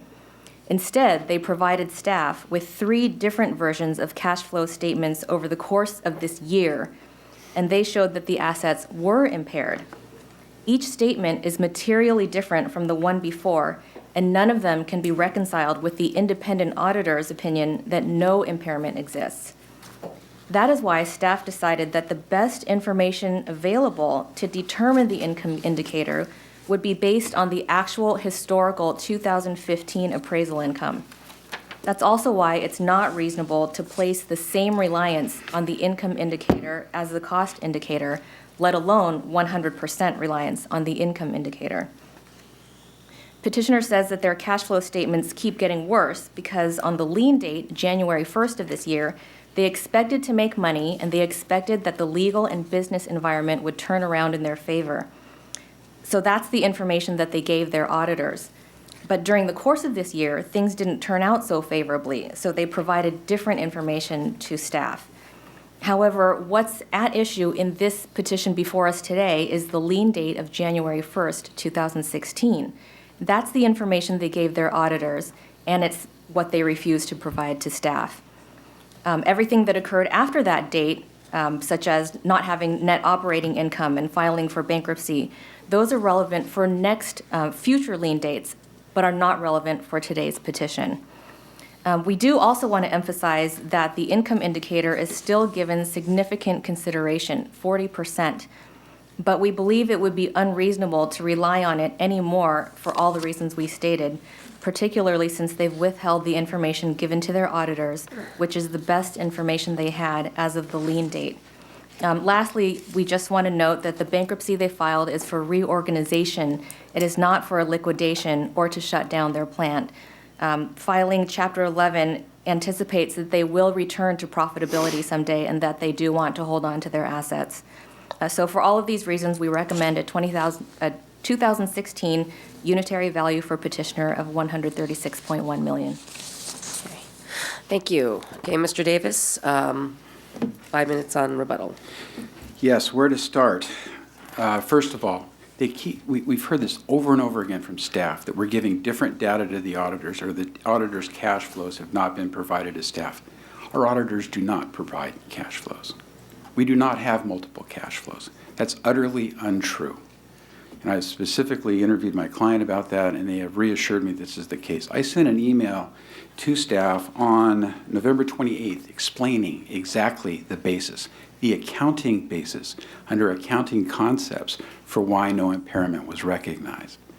Accounting concepts are not fair market concepts, starting with the fact that you use undiscounted cash flows, all right?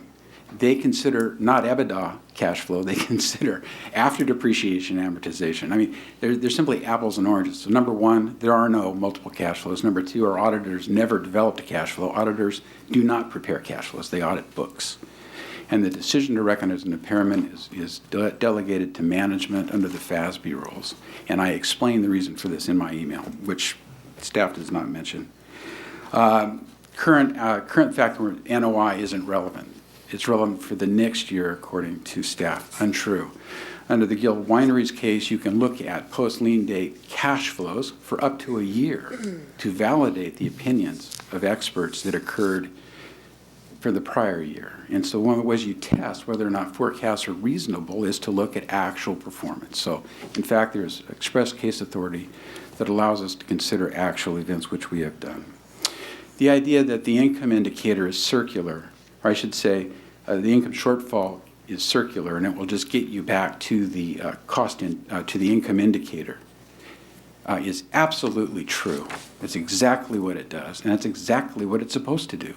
Remember, the handbook, which says that the method should be independent, also counsel you to test the economic viability of the cost indicator. So how do you test the independent viability of the cost indicator? How do you get the economics? Cost approach is not value. Cost approach doesn't show current market conditions. The only way to do that is with an income indicator. And so what staff characterizes as a flaw, okay, is not a flaw, it's a strength, because it's the only way that you can tie the cost indicator to current market conditions is through sales of similar properties, and we have none, or the income indicator. That's it. That's how you do it. And yes, under some circumstances, that does take you right back to the income indicator. But what that tells you is the cost indicator for that property under prevailing economic conditions is not a valid method. You can't always use more than one. We like to use all three when we can, but you have to have the data to do it. So this idea of circularity and this idea that there's a flaw in the cost approach by using the income shortfall method is simply a bad appraisal practice altogether. This idea of weighting 60-40, those factors are entirely arbitrary. There's no basis for it at all. Why it's 60-40, why it's 55-45, why it's 50-50. You know, if the value indicators are correctly done and they were only 5 or 10% apart, it really wouldn't matter how you did the weighting. Okay, it just wouldn't. When you have hundreds of millions of dollars in difference between your indicators, number one, the indicators aren't valid. Number two, the weighting then does become important. But the fact is that weighting is entirely arbitrary, and there's never been an explanation offered for it. It's just something that's kind of made up, so that's a flaw. I'm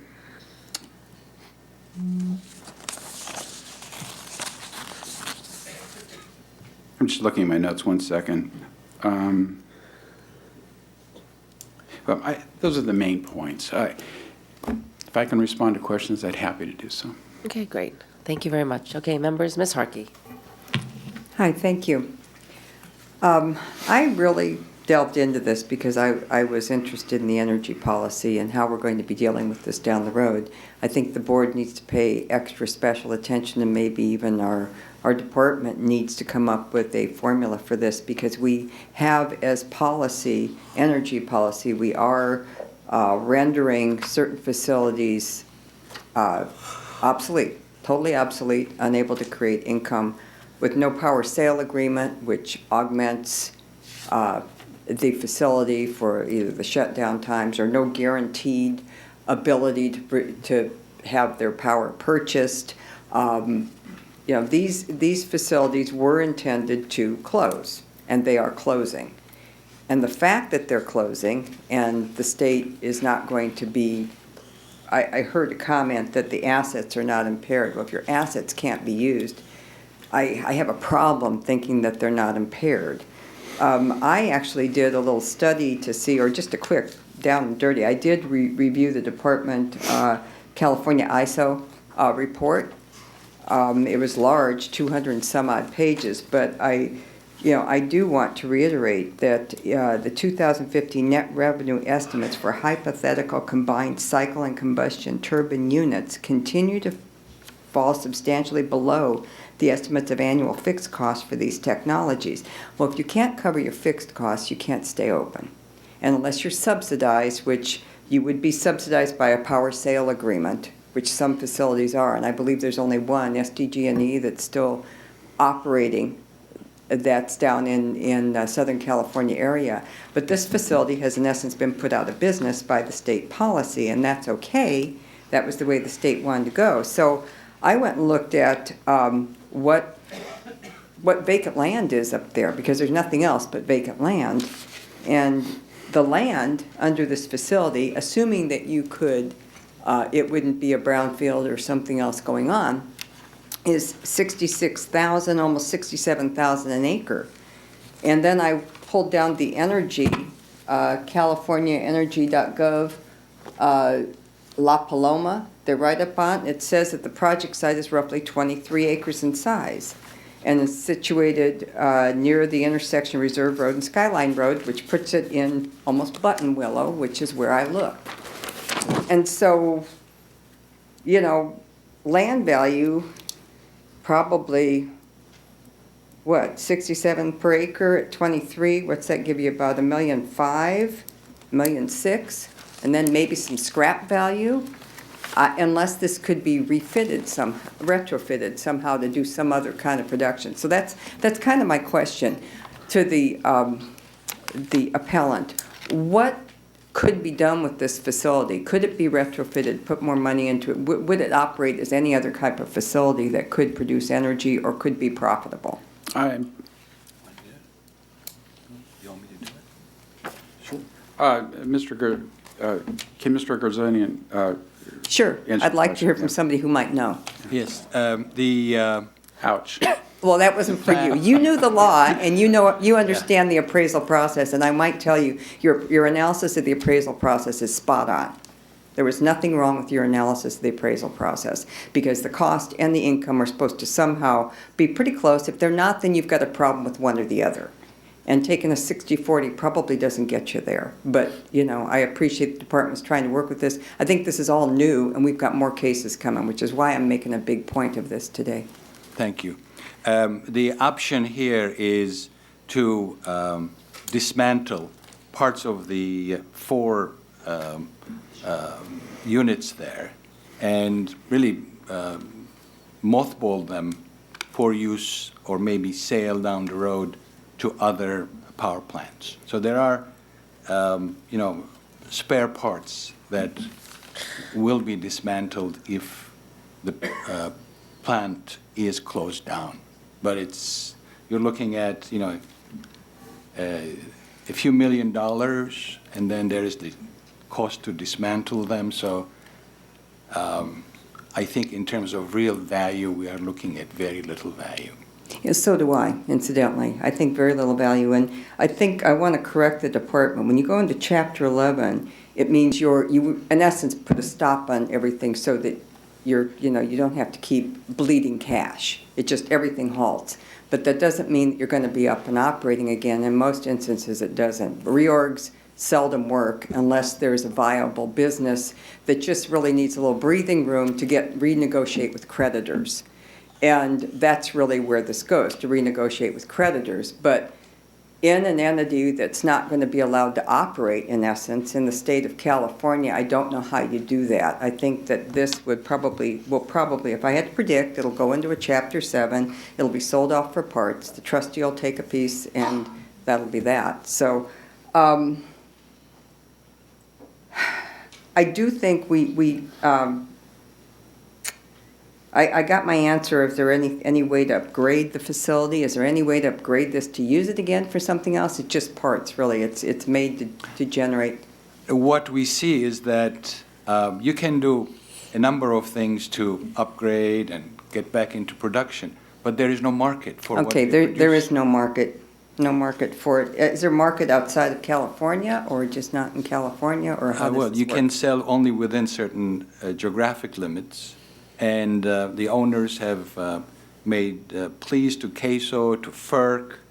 They have asked other producers to appeal to CAISO because the implications of what's going on are serious for La Paloma, but they will be serious to others also. Yeah, we do have quite a few that will be in the same consequence, and so I've got a problem with the appraisal value. Not that the department isn't trying to work with it, but just that I don't think we have a format in which to operate on a facility that, in essence, the state is putting out of business. I think this is a problem for us, and so I may come back with some more questions, but if your energy prices aren't covering your fixed costs, you can only do that so long unless you've got a power sale agreement, and their power sale agreement was meant to expire because this facility was meant to go offline,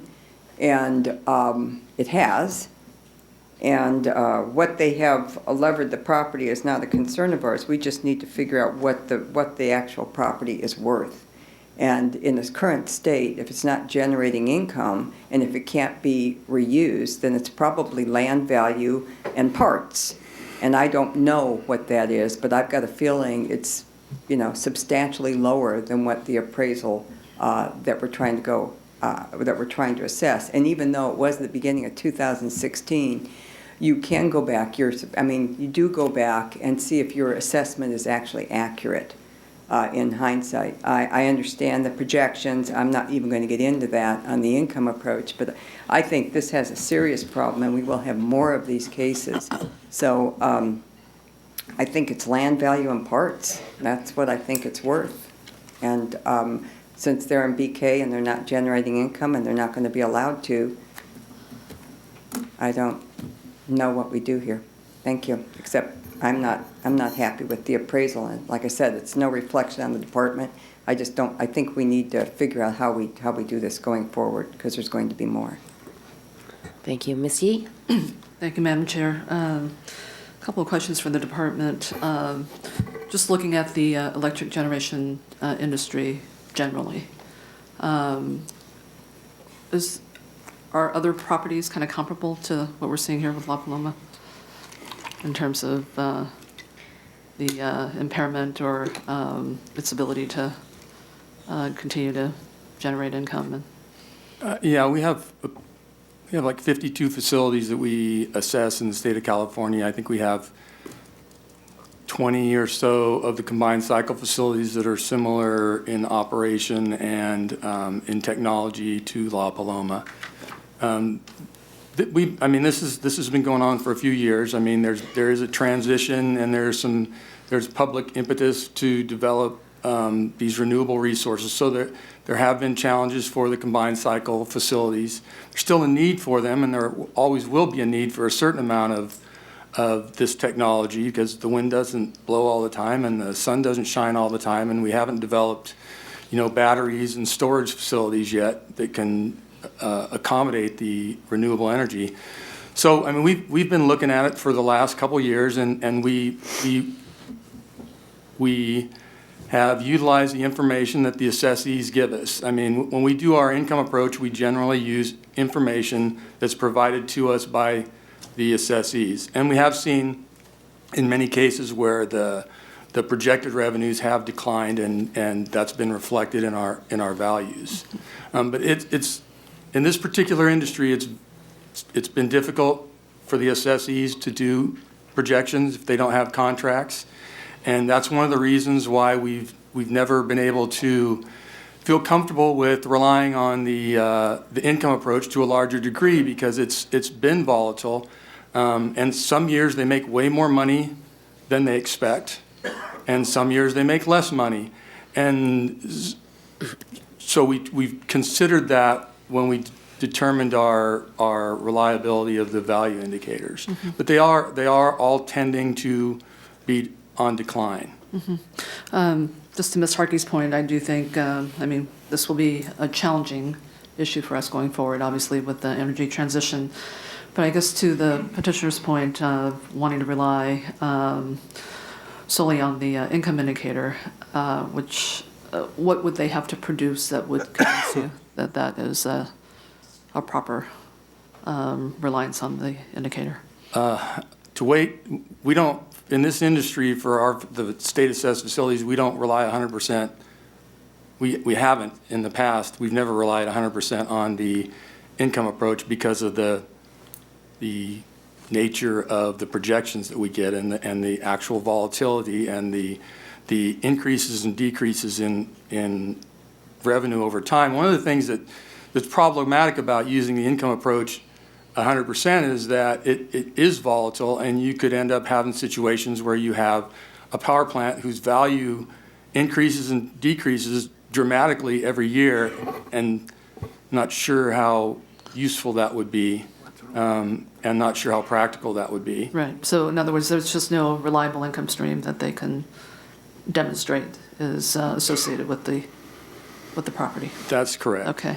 So then part of what I'm having a hard time with petitioner reconciling is that I think the staff did make a couple of adjustments that recognize reduced generation levels, and then also related to the spark spreads. And so it runs a little counter to, I think your position with respect to wanting to rely fully on the income indicator. And I think the staff's, the tools that the staff has is really then to reconcile between the two indicators, given the information that you provide. Now, I would agree with you that I don't think this is an industry where we're going to, at least for now going forward, we're ever going to rely 100% on the income indicator. And so it is, I think, really looking at the where the industry is transitioning to, and what the likely future use of these properties will be that may have us look at this differently. But I just don't see, it just seemed kind of contradictory with respect to your position on relying 100% on the income indicator. May I make an observation? Mm-hmm. If in fact the market is as volatile as staff is concerned with, that's simply the nature of the market. And we acknowledge that, yeah. And any buyer in the market just has to manage that, and that'll affect pricing, and it'll affect prices paid for facilities. When we go to a cost approach, which is not adequately adjusted for those conditions, though, basically what we're doing is we're taking an indicator that is not tied to the market. No power plant in California has been built since 2005 without a power sale agreement. They're not being built. They're not being built because you can't get a return, because you can't finance them. It's just not, it's not feasible. Mm-hmm. And the real difficulty is the cost indicator on its own is simply not, cost isn't value. You have to economically support that in some manner. And that's the problem. If you put 60% weight on a non-market value component, you're not going to get a market value. And that's the real problem. And the only way to test the economics, if you will, for a cost indicator is to use the income indicators. So it almost becomes a labeling exercise.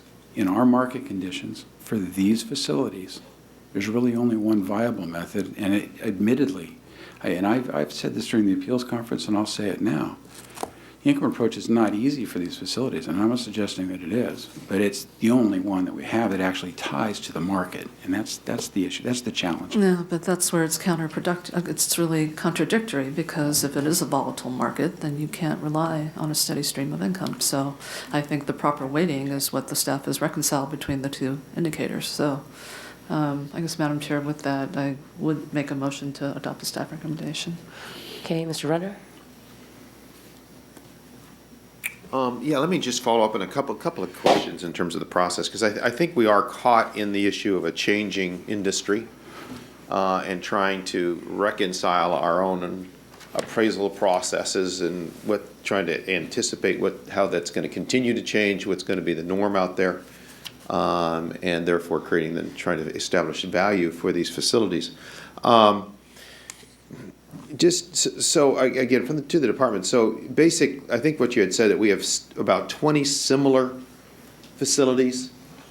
Yeah, combined cycle facilities that were built with the same technology around the same time. Right, okay, and so I guess as I look at that, I'm thinking, okay, we have 20 facilities out there. I think as you indicate, I think there's no doubt that there will be there's a lessening need for those facilities, but there will always be some need for capacity, in regards to that discussion, right? That's correct. And so as a result of that, even though you may have 20, the issue is there's a smaller amount of contracts happening, correct? That's correct. Okay. So then what you get into this situation, if you got 20 facilities out, less contracts, then facilities are going to make a decision because, again, only certain ones of I can't imagine that, for instance, the lower number of contracts will now be divided by the same number of facilities, because then they will all lose money. And so what's going to happen is you're going to have some facilities that will continue to operate, and then you have other facilities that can't continue, that choose to make a business decision in regards to that don't continue to operate. I assume that's the way the market would work. So therefore, you may have some facilities that actually can work out well, okay, with income factors in regard to how you do value.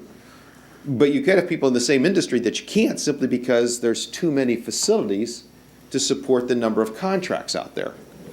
And I kind of feel like that's kind of what we're in the midst of right now. So when I first started thinking about this, I'm wondering, well, maybe you got to look at this to see where the rest of the industry are, or where the rest of the facilities are. But the fact is, you may have some facilities that indeed can operate successfully because they happen to stay in the business and stay in taking the contracts, and others that don't.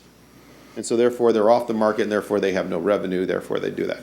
Let me just ask, just a really simple question. If you have a facility that has no contracts, that has no income, and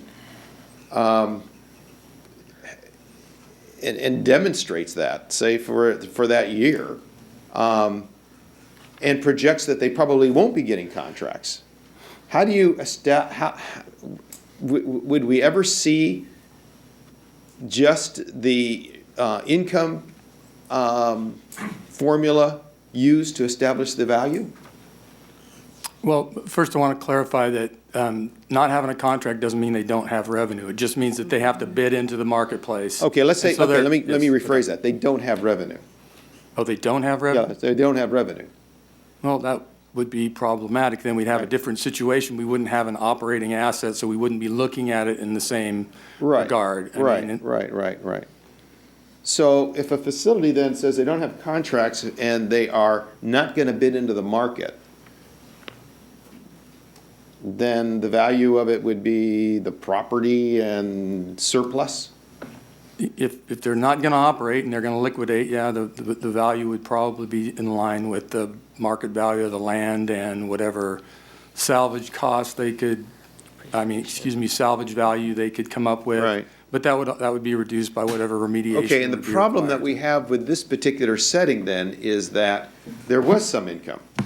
Well, in 2000, they were still operating. Right. They're still operating now. Right. They were still operating when we did the appraisal. They were still operating throughout 2015. Right. They generated appraisal income in 2015. So as of the lien date, it was an operating asset. It's still an operating And that's kind of part of our issue here is we're trying to establish the value back at the lien date, not looking forward. That's correct. Right. It's what the market value or what a potential purchaser would pay on the lien date. On the lien date. Right.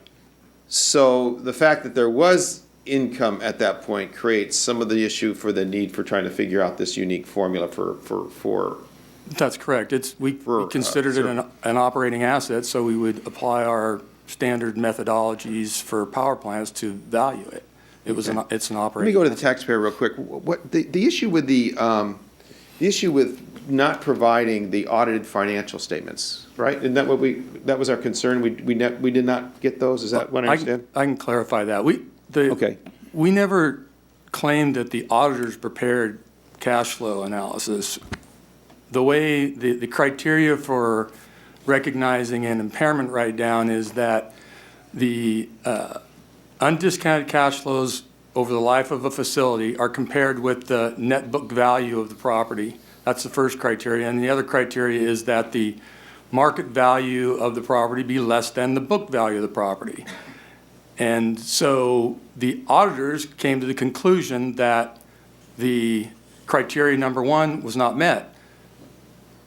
So their conclusion was, based on information that the assessee the petitioner would have given them, was that the undiscounted cash flows exceeded the net book value of the property. And the net book value of the property at 12/31/15 was $419 million. So there's some cash flow analysis out there somewhere that totals more than $419 million. That's what we were asking for. We wanted to see, because the auditors came to a conclusion that this cash flow. So that's what you asked them for? That's what we asked. Okay, let me go to that taxpayer. Why, and what was the issue for not providing? We did. We gave them all of our audited financial statements for all years, and no impairment was recognized.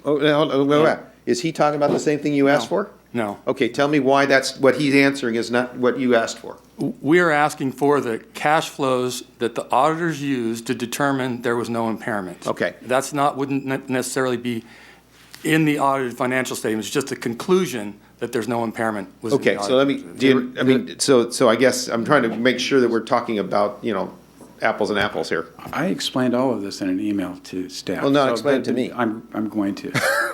There were no cash flows. Okay, that we can't produce that which was not done, number one. Number two, the company had 3 different options that they were considering in order to obtain capacity payments at a above minimal level. I think I told you that we only got $9 million, or expect to get $9 million this year.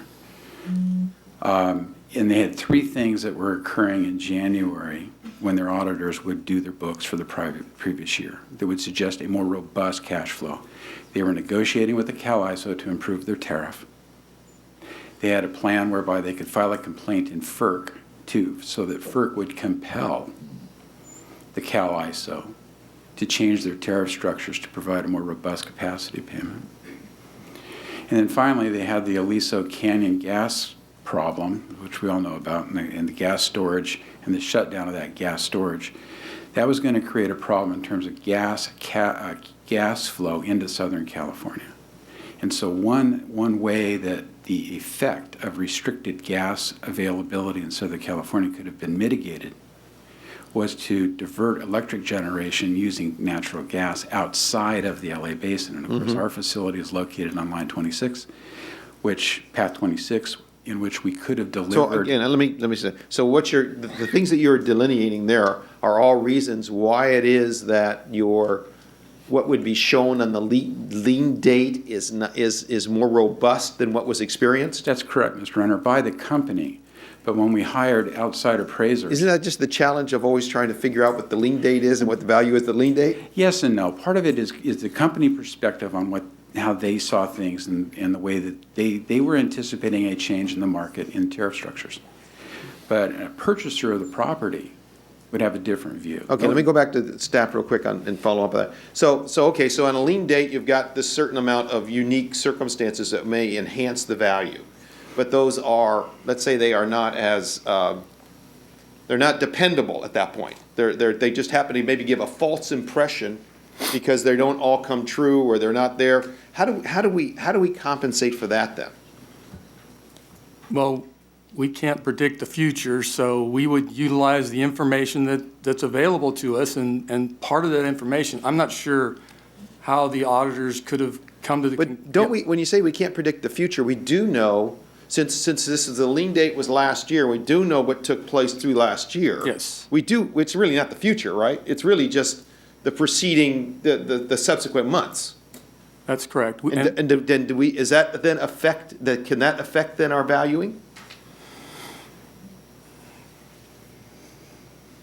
I guess I'm going to have to ask you to clarify. Well, I get, maybe, hopefully I'm trying to make it clear here. Okay, we have a lien date. And then, we have circumstances around that lien date that help, that during the appraisal process give us certain value. Okay, and so and so in the next months that happen after the lien date, some of those things don't happen.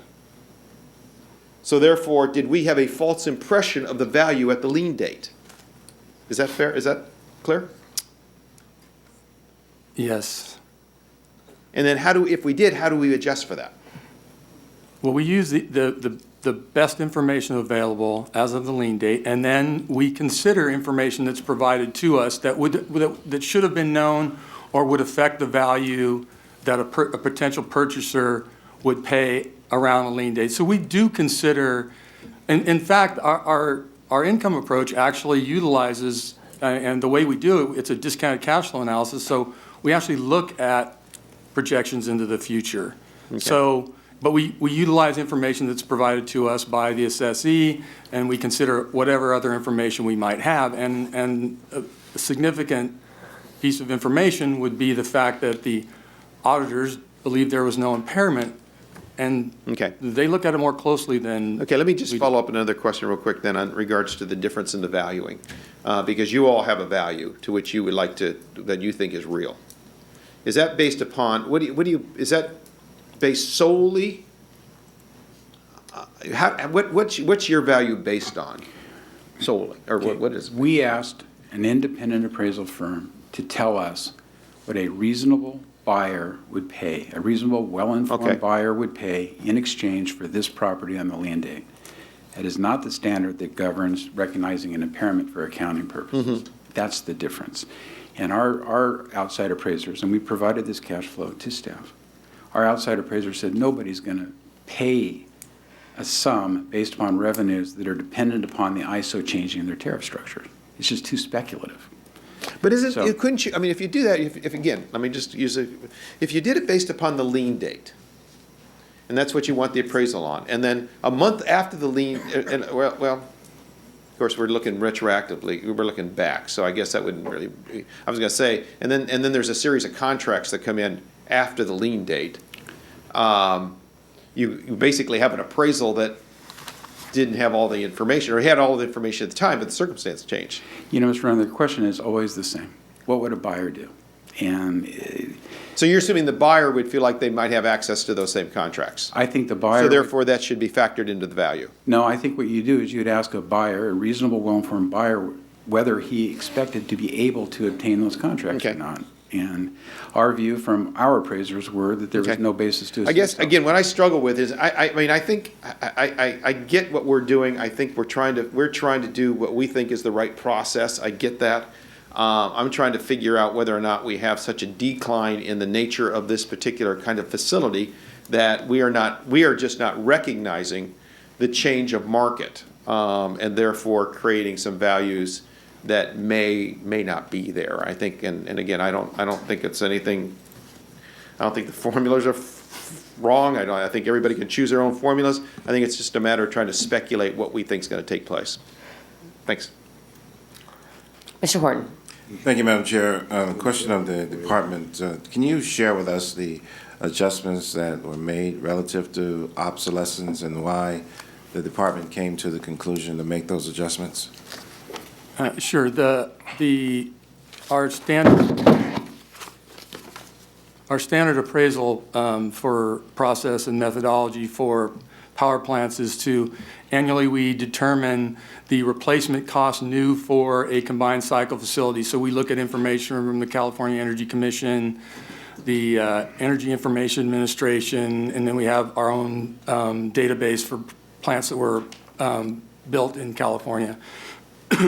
From that, we then subtract physical depreciation, which is depreciation based on the life of the plant and the remaining economic life of the plant. And for these facilities, it's been agreed to that they have approximately a 25-year life. So we deduct depreciation for the physical depreciation. And for this facility, the replacement cost new was $905 million. The physical depreciation was $380 million. So we're down to $525 million as a replacement cost value less depreciation, physical depreciation. From that, we made adjustments for economic and functional obsolescence. The economic obsolescence adjustments we make two of them. One is we look at the actual generation level and the projected generation levels for this facility and compare it against the standard or benchmark that we have for these types of facilities. And in this particular case, the adjustment, the adjustment was $200 and some million relative to the, we call it an in-utility adjustment. So we've compared their projected operations with the standard benchmark operations for a combined cycle facility. Then we made another economic obsolescence adjustment for this facility, recognizing that not only are they generating less electricity than anticipated, but the margins that they're going to recognize in selling their electricity are less than what they would have anticipated when they purchased the facility. So it's called spark spread, and basically it's the difference between what the electricity price is and the amount of the cost of the gas it takes to generate a megawatt hour. And in this particular case, we looked at the spark spread in 2007, 2008, when it was at its peak, which was $20 to $24. And we compared that to what this facility actually was able to earn based on information they gave us in 2015 and what their expectations were for 2016. And that's like 11, between 10 and 11. And so we recognize an additional, so the difference between 11 and 24 is 50%. We recognize an additional 50% obsolescence relative to the reduced expected margins. The next thing we did is this facility, in the past, they've been able to show us that they have some excess operating costs that their facility incurs that some other facilities with the same technology would not incur. And so we made an adjustment relative to that. We just basically determined what it was, what the total would be over the life, and discounted it. And that's another $28 million. So we basically, from the replacement cost less depreciation, which is $525 million, we made economic and functional obsolescence of 70% to get us down to a replacement cost less depreciation, less functional and economic obsolescence of $177 million. So we've made an attempt to address the economic obsolescence issues that they've brought up, which is they're underutilized and their margins are low. Question of petition, short of using a solely economic analysis, what's your position on the adjustments for obsolescence? Well, as I indicated, they're certainly welcomed, Mr. Horton. We're glad to see the reductions. Any relief we can get, we're thankful for. The bottom line, though, is there's still simply not enough. Why the question that is raised is, again, it's always the same question. What would a willing buyer pay? And would a willing buyer pay $178 million for this facility? And if so, why? That's the question.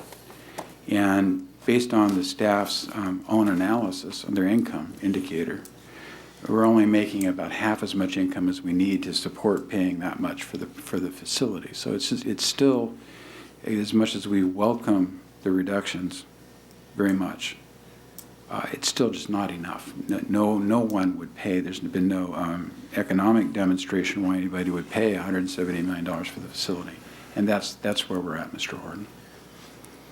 Given the facility was in operation, still continues to be in operation, an adjustment for obsolescence, to solely use the income approach, I'm going to try to frame this in a question, to solely use the income approach, given the volatility of the income going up and down, how would the department be able to determine the value at any given time without being able to project the income or the business relationships with to be able to develop the contracts? I mean, how do you tie income into the value of the property? I sort of liken this to owning an apartment building and the apartment building being vacant, the mere fact that it has no income doesn't mean that it doesn't have any value or potential value. As long as it's operating and we're moving in the direction there's anticipated, the anticipation of the buyer certainly would love to be able to purchase it based on the income method, given that the income is, relative to the actual value of the property.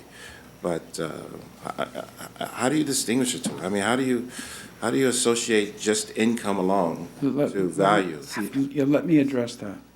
For an apartment building, because this is a routine problem. It comes up all the time. If you rebuild an apartment building, or if you have a new apartment building, you may not have it leased up yet, right? And so you always have a gap.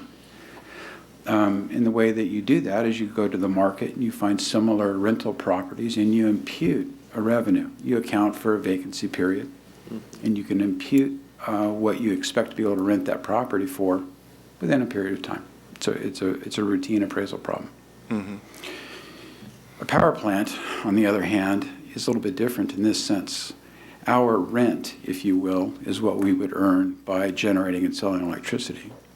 And as we've indicated by the ISO, the Independent System Operator has indicated that our costs, our revenue, our rent, if you will, is only going to be about a third of our operating costs.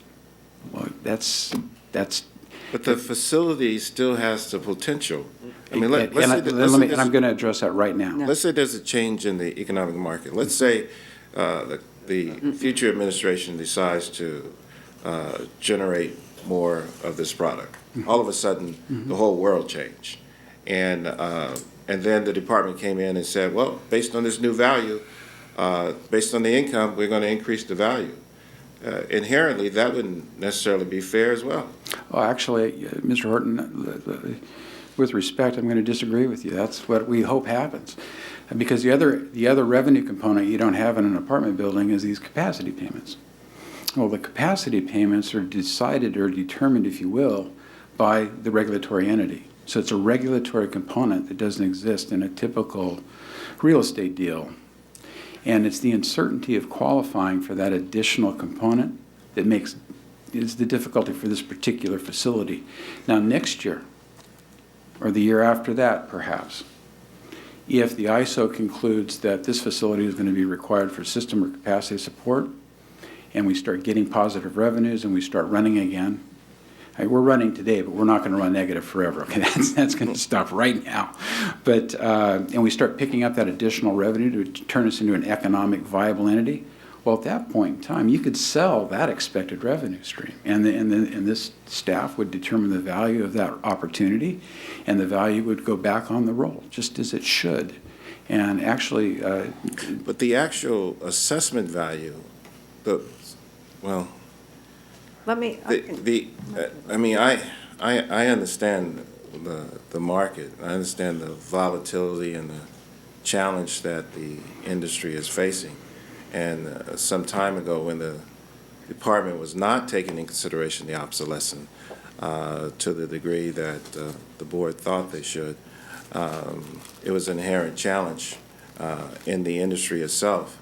But adjusting for obsolescence, and particularly economic obsolescence, was key in order to be able to establish the value. So having costs directly associated with just income alone,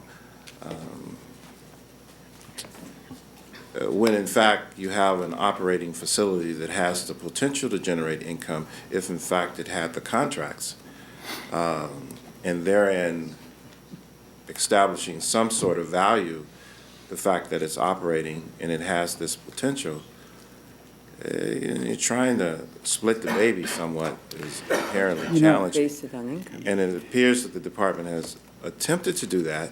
And I would love to hear an argument as to why further obsolescence or further adjustments that reflects the actual value of the property, considering that you're currently operating, might be in line.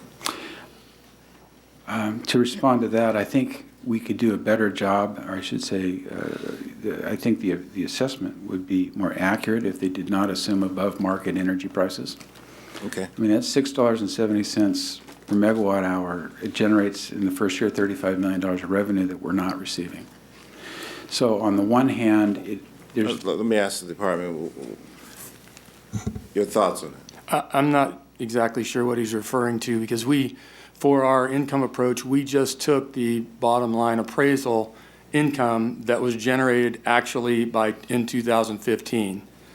So all of the, I mean, it's an annual number, and so all of the electricity prices and gas prices would be subsumed in that, and that's the number we used, the prior year's actual results.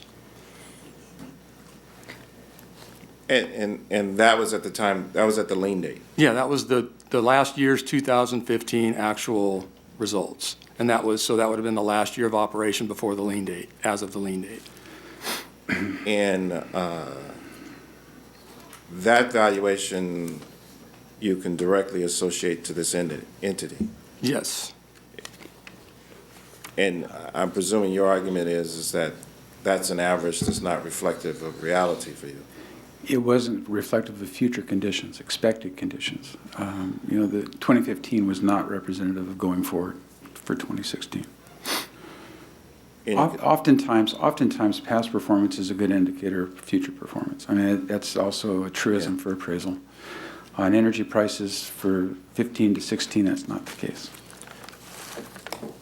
They make a decent point there. Your thoughts? Yeah, I mean, it comes back to the problematic issue of projections into the future. And we don't believe that what we've been given is credible. And so we took the alternative of using the 2015 actual results. And by the way, the 2015 actual results were the lowest operational income that facility's ever had since we've been assessing it. So in trying to approach this conservatively, we did use the lowest actual results that we've seen for this facility. Well, to a point I heard earlier, I believe from Mr. Runner, what was 2016 actual results? We don't for have, the industry. We don't have that. We don't have 2016, no. Makes sense. All right. Well, I would renew the motion to adopt staff recommendation. Okay, we have a motion and a second. I'd like to further a little bit of discussion, only because I think you can compare, in essence, an apartment to this if that's your frame of thought. If the apartment were condemned, which in essence our policy has condemned this entity, this type of production, then you'd be selling the apartment for land value and whatever scrap you could get out of it, minus any brownfield or anything else that might be underneath. So I think that is the comparison. If you use 2015 income for 2016, that's a general, that considers ongoing concern. Ongoing concern, ongoing facility, ongoing operations. This was not. Their agreement, their power purchase agreements and the power sale agreement expired. They could not get more power purchase agreements. Power purchase agreements are, in essence, as I understood it, they're kind of rationed by the state.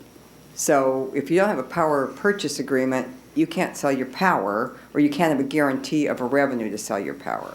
And what they were doing in 2016, I believe you still had a subsidy coming in to cover some of your costs.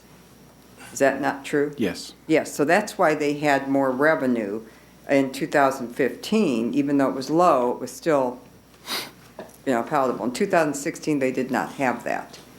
And so while we used 2015 for an ongoing concern, that would be totally accurate. To use it for going into 2016 is not, and in this case. So I think you get to the property, the land value, and the parts is what your appraisal is. If it ever comes back into being, then it gets retrofitted, reappraised and whatnot, but right now, this is not an ongoing concern. And you can't compare power plants without power purchase contracts with power purchase contracts. They're apples and oranges, and I think we've got a lot that don't have them anymore. That's why we're gonna have several coming to the board, probably 20 or some. So we have, regardless of what we do in this case, we need to have a different appraisal process for this. This is coming.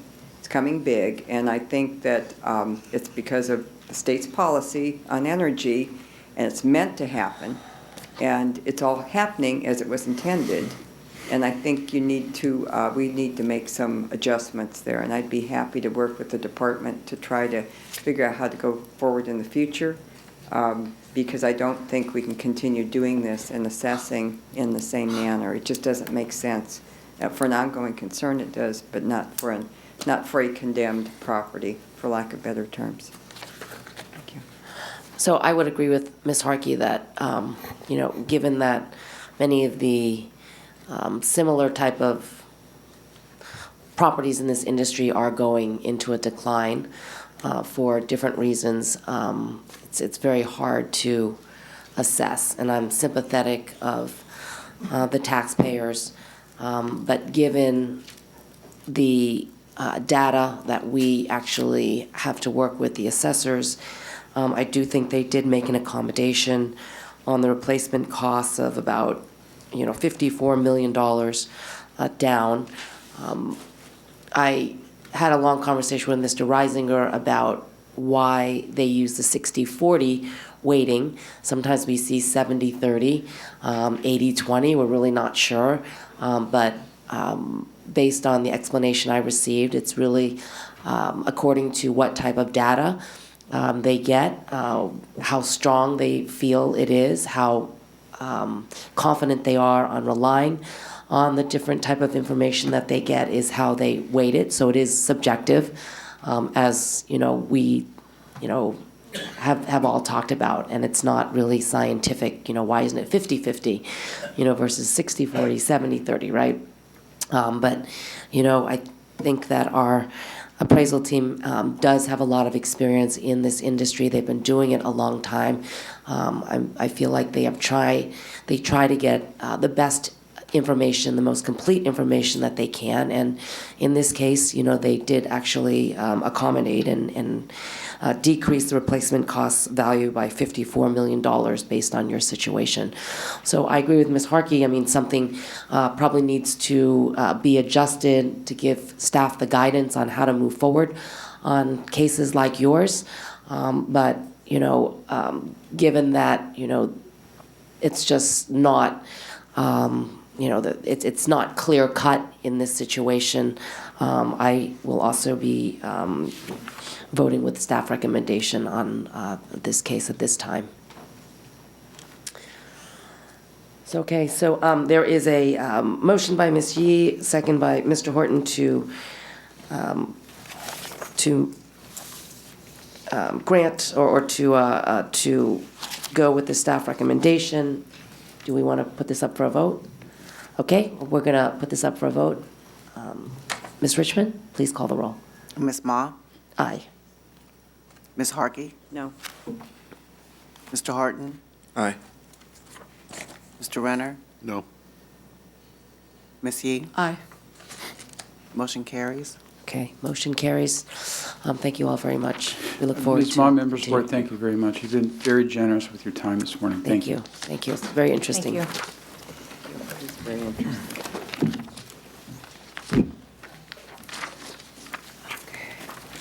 Okay, Ms. Richmond, the next item.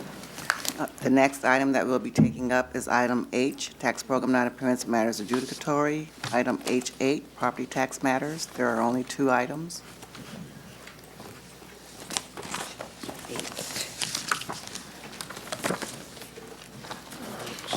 This is what we had left over in the. Move adoption of staff recommendation. Second.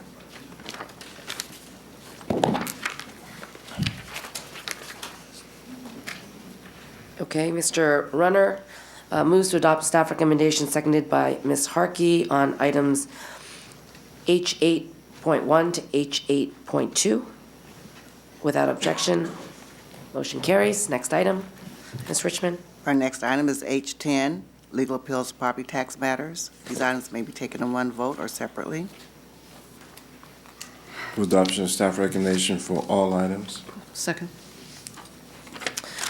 Okay, Mr. Horton moves to adopt staff recommendation on all items H10.1 to H10.2, seconded by Member Yee. Without objection, motion carries. Next item, Ms. Richmond. Our next item to be taken up on today's agenda is item P of Administrative Matters, item P12, VITA Program.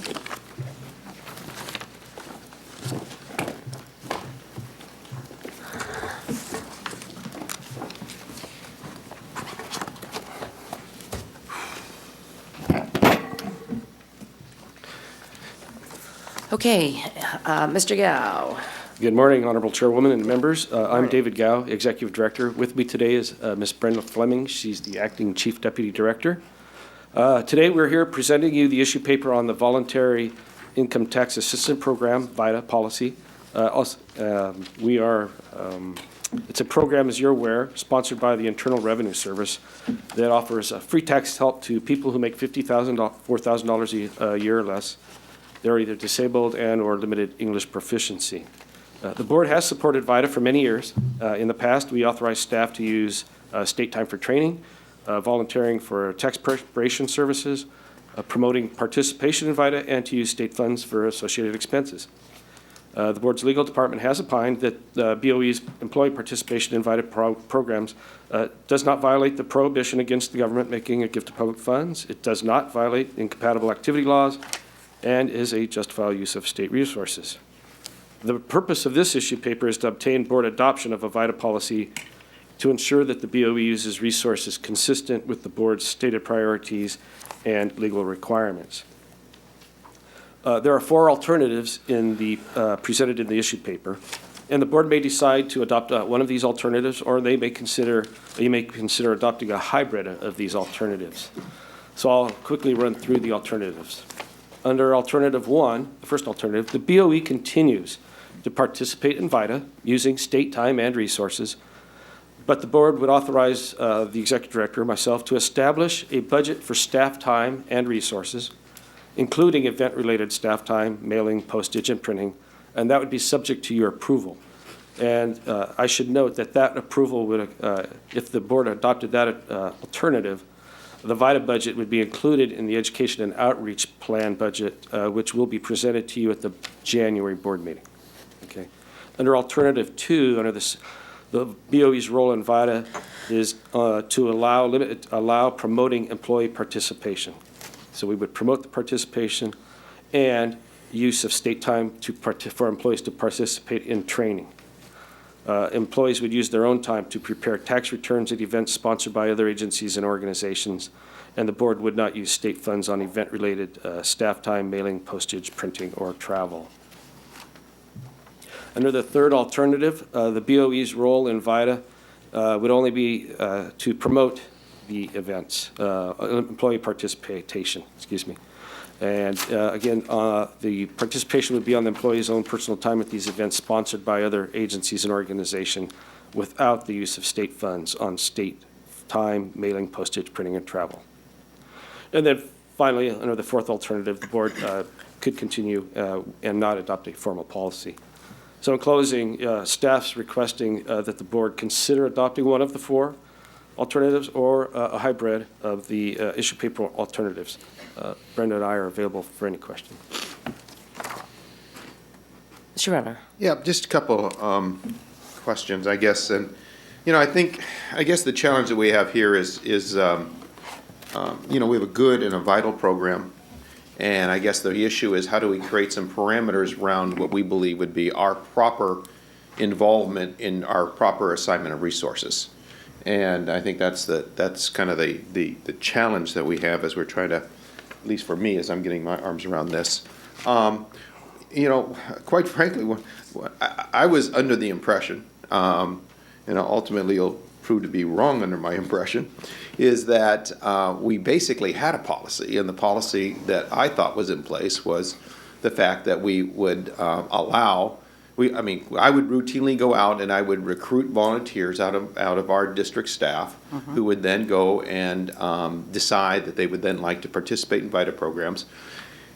And it was my understanding that then there's training then was allowed to be done on staff time or on BOE time. Right. The rationale for that is I think is solid, and that is that even though we are not income tax related agency in the sense of what our auditors are doing, it does indeed give our staff, field staff, some experience in regards to income tax issues and understanding income tax, which then helps benefit them in them doing their jobs that they do for us at the BOE. So I guess I felt that was still within the parameters properly of what it is that our BOE staff would be doing and the resources that would be used. So I thought that's kind of how we were operating. Actually, through this discussion and through this analysis, all of a sudden I found out that even in one of my district offices, we were actually going beyond that, and we were actually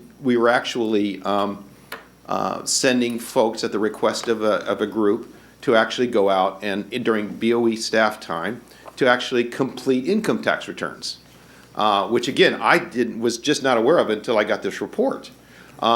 So then my question was, well, where did that come from? How did we begin doing that?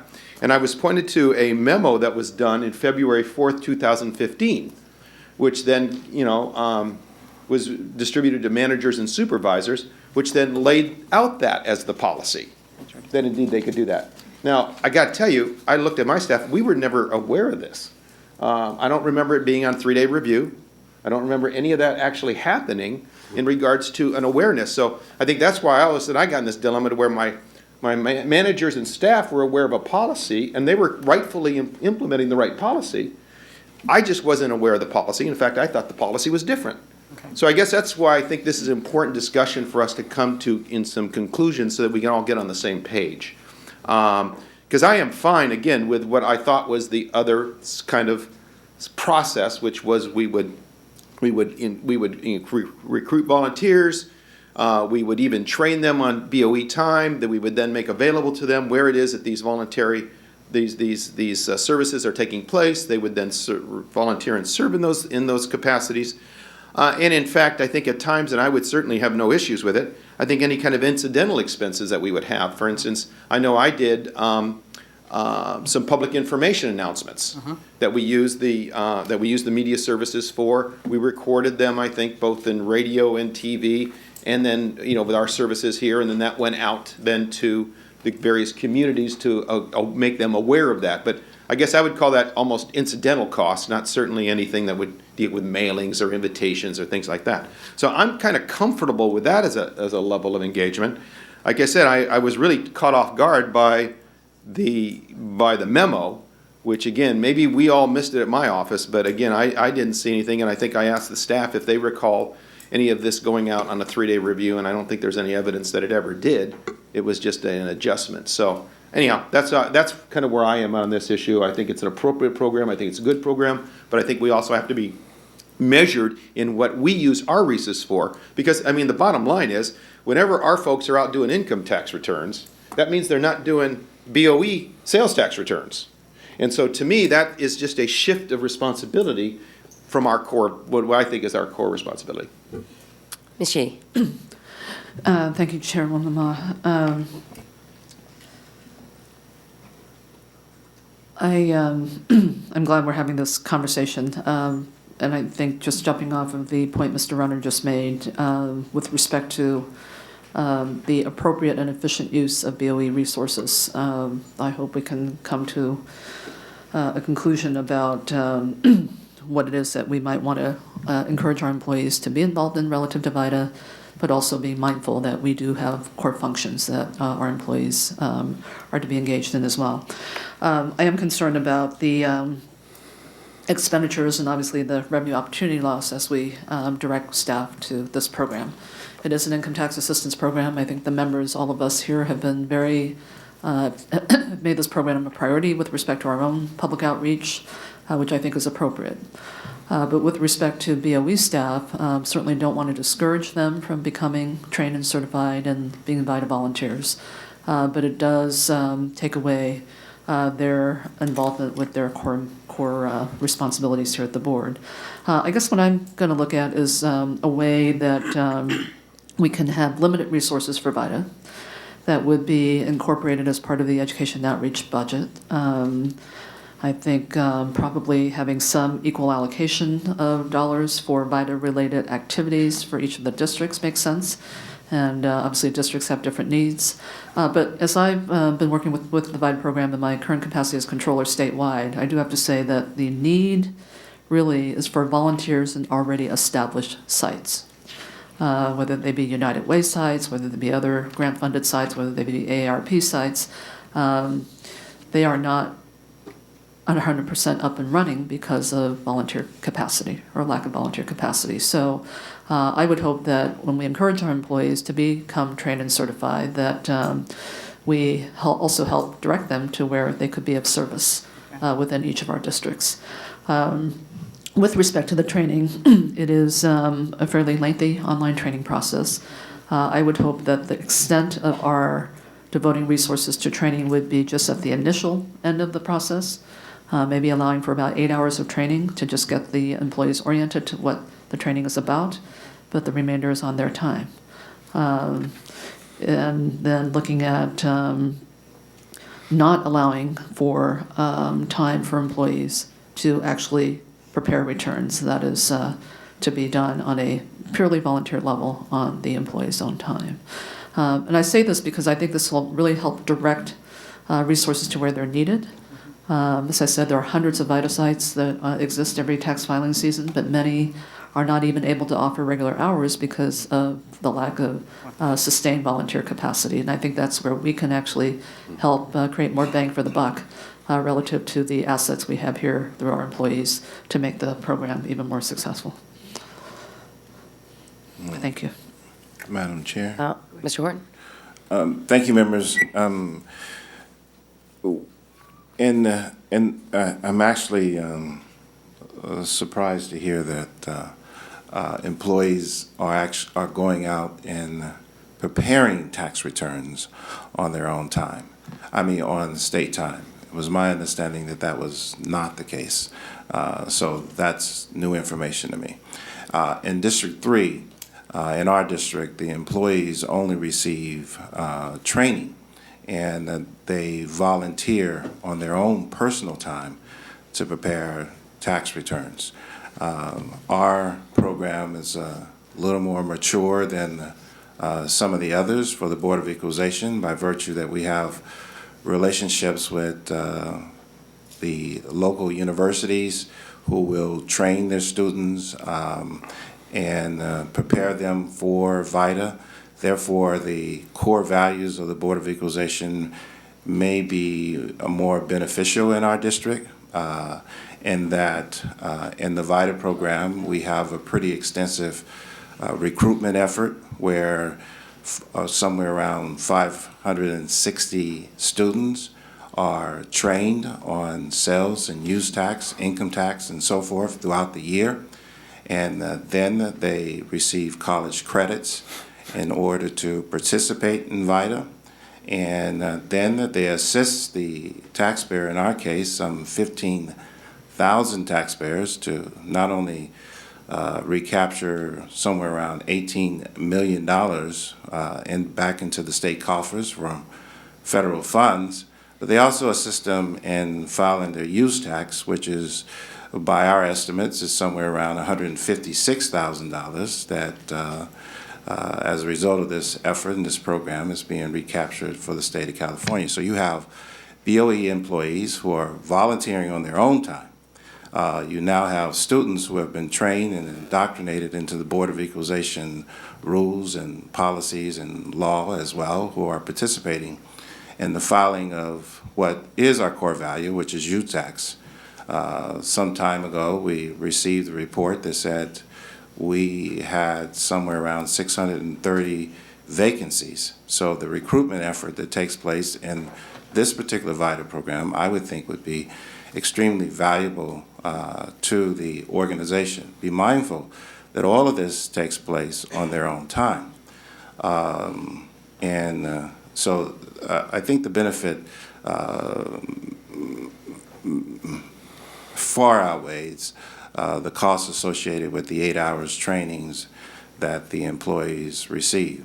Again, just to make a point of the 2,200 hours of volunteer time that the Board of Equalization is receiving and having these individuals learn about employment with the Board of Equalization as well as prepare sales tax returns. The other interesting fact that we've observed in the process is that according to Small Business Administration, somewhere around 70% of the small businesses actually earn less than $56,000, which is rather interesting and ties into our numbers, which indicates somewhere around 2,800 of the 14,000 tax returns that are prepared for small business operators who have 1099 forms and have sales and use tax obligation.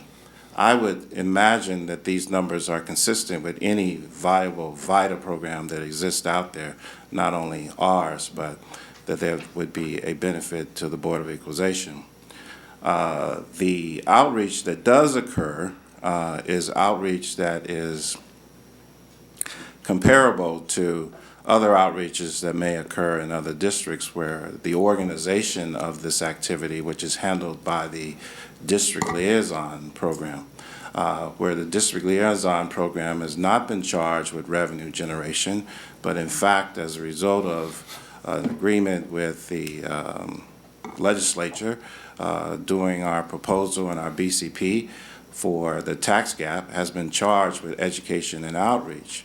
And in accordance with the Memorandum of Understanding between SEIU and the other labor functions, that activity is not to be calculated as revenue loss because they're not generating any revenue. They're actually going forth and doing education and outreach as charged not only by the organization, but as actually charged by the legislature as well. So I would concur with my colleagues that if there are, is that we should encourage this project, but having tax auditors and compliance individuals on state time preparing the tax returns, given the investment that the organization has made in the training, providing some incremental resources to allow tax returns to be prepared, I think would have a value, wouldn't necessarily have a value in our district because, as I said earlier, we have a total of about 700 volunteers, and all the BOE volunteers, about 90% of those, they actually get certified on their own time. And so our need for 8 hours of training is not as significant as it may be in other districts. In fact, 4 hours of training and orientation for individuals who have not been in the process is more reflective of the needs in our particular district, but I'm sensitive to the needs in the other districts and the other employees, and so would be very supportive of that. Now, isolating the VITA program from all the other volunteer activities, such as the annual giving program, where every year employees are gathered together and time is spent, auditors, compliance, administration, and time is spent in organizing the annual giving program.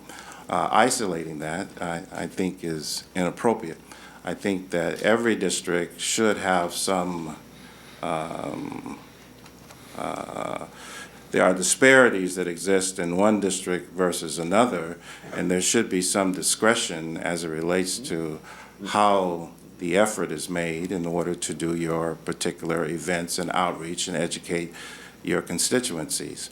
And that should fall under the general outreach budget where it currently falls in our particular district. It's just part of the outreach. It's not part of VITA per se. Whereas in one district, there may be more emphasis on the core values of the Board of Equalization, because of the population, because of the demographics. In another district, and particularly in mine, there may be a greater emphasis on educating poor people about the tax credits that are available to them, and to the extent that that nominal involvement. In our district, again, we're fortunate that we're a little more mature, that our structure, even though very robust, the involvement of the Board of Equalization is nominal. I think we project in 2017 that the actual staff hours of the district liaison would amount to somewhere around $40,000, which in effect, in comparison to the various philanthropic, nonprofit activity we do, food drives and things of that nature, is nominal. And then if you relate that to the benefit of the overall program, which is the generation of use tax, and the recruitment of individuals, volunteers, and so forth, and the overall socio-economic welfare of this program, the $18 million that comes back to the state is significant for the state of California.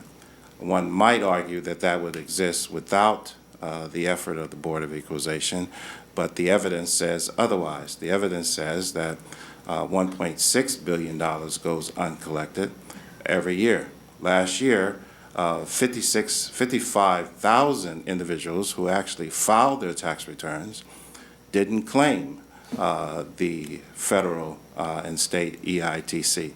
So the evidence says to the contrary. And then if you look at the Board of Equalization's charge as it relates to use tax, we've estimated over the years that we lose somewhere around $1 billion in use tax as a result of non-compliance. And so the education of individuals with nominal resources to report their use tax, resources relative to accountants, CPAs, and that nature, to be able to use the tax table, even though we estimate that each taxpayer that we're working with is probably reporting somewhere around $10 in use tax. It's not a lot of money that they have to report, especially given the $56,000 in credits that they offset. So at the end of the day, they end up with a refund. But the organization has been charged by the legislature to actually do something about use tax. And every year, in the past, we spend millions of dollars on trying to educate individuals about use tax, and there is no measurable return. No one in the organization can actually tell you that as a result of the millions of dollars we spend, that use tax has gone up. Use tax reporting has gone up, because it hasn't. It's actually gone down. The only measurable results from the investment of the Board of Equalization is the VITA program, which we have the empirical quantitative data to be able to support that it is generating, it is educating taxpayers. It is generating the reporting of use tax. So I would be supportive of alternative one, given the caveat of there being some input from the member, not only relative to the demographics in their districts, as far as the data, which shows that in LA County there are far more individuals who have a need for this service, but also to their overall efforts and outreach in every district, and some of our districts, the issues relative to farmers, relative to the fire fee, all of that is important. And so we do no outreach whatsoever for fire fee of any significance. We do no outreach, very little outreach to the farmer. We outreach to the farm workers, but very little outreach to the farmer. Not to say that one is more important than the other. I think both are equally important, but I think the assessment is relative to the need and the demands of those districts and the benefit to the Board of Equalization. And I think all of those programs, educational programs, have a benefit to the organization.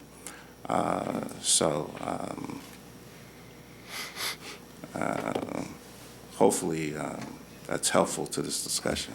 Okay, Ms. Yee. Thank you, Madam Chair. I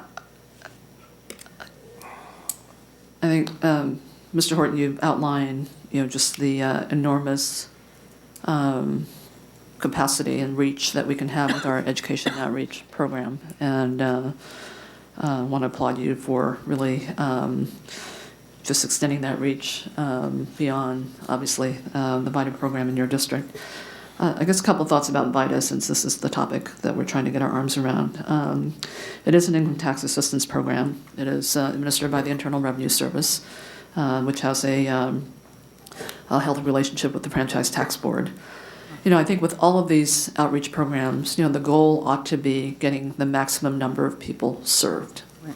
It's not education and outreach for education and outreach's sake.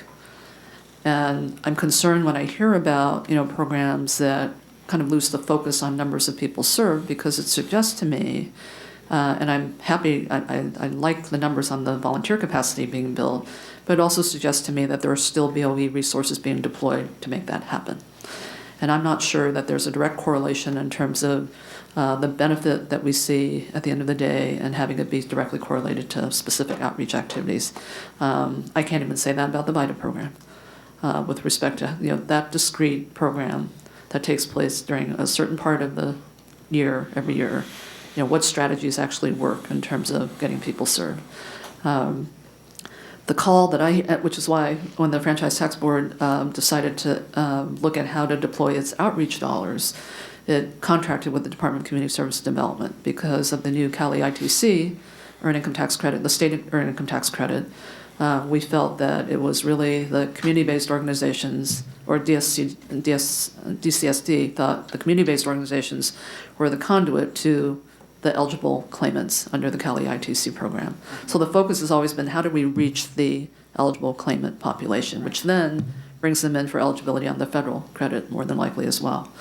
The criteria that DCSD developed for the grants for outreach precluded government agencies, and which meant BOE, other state and local agencies.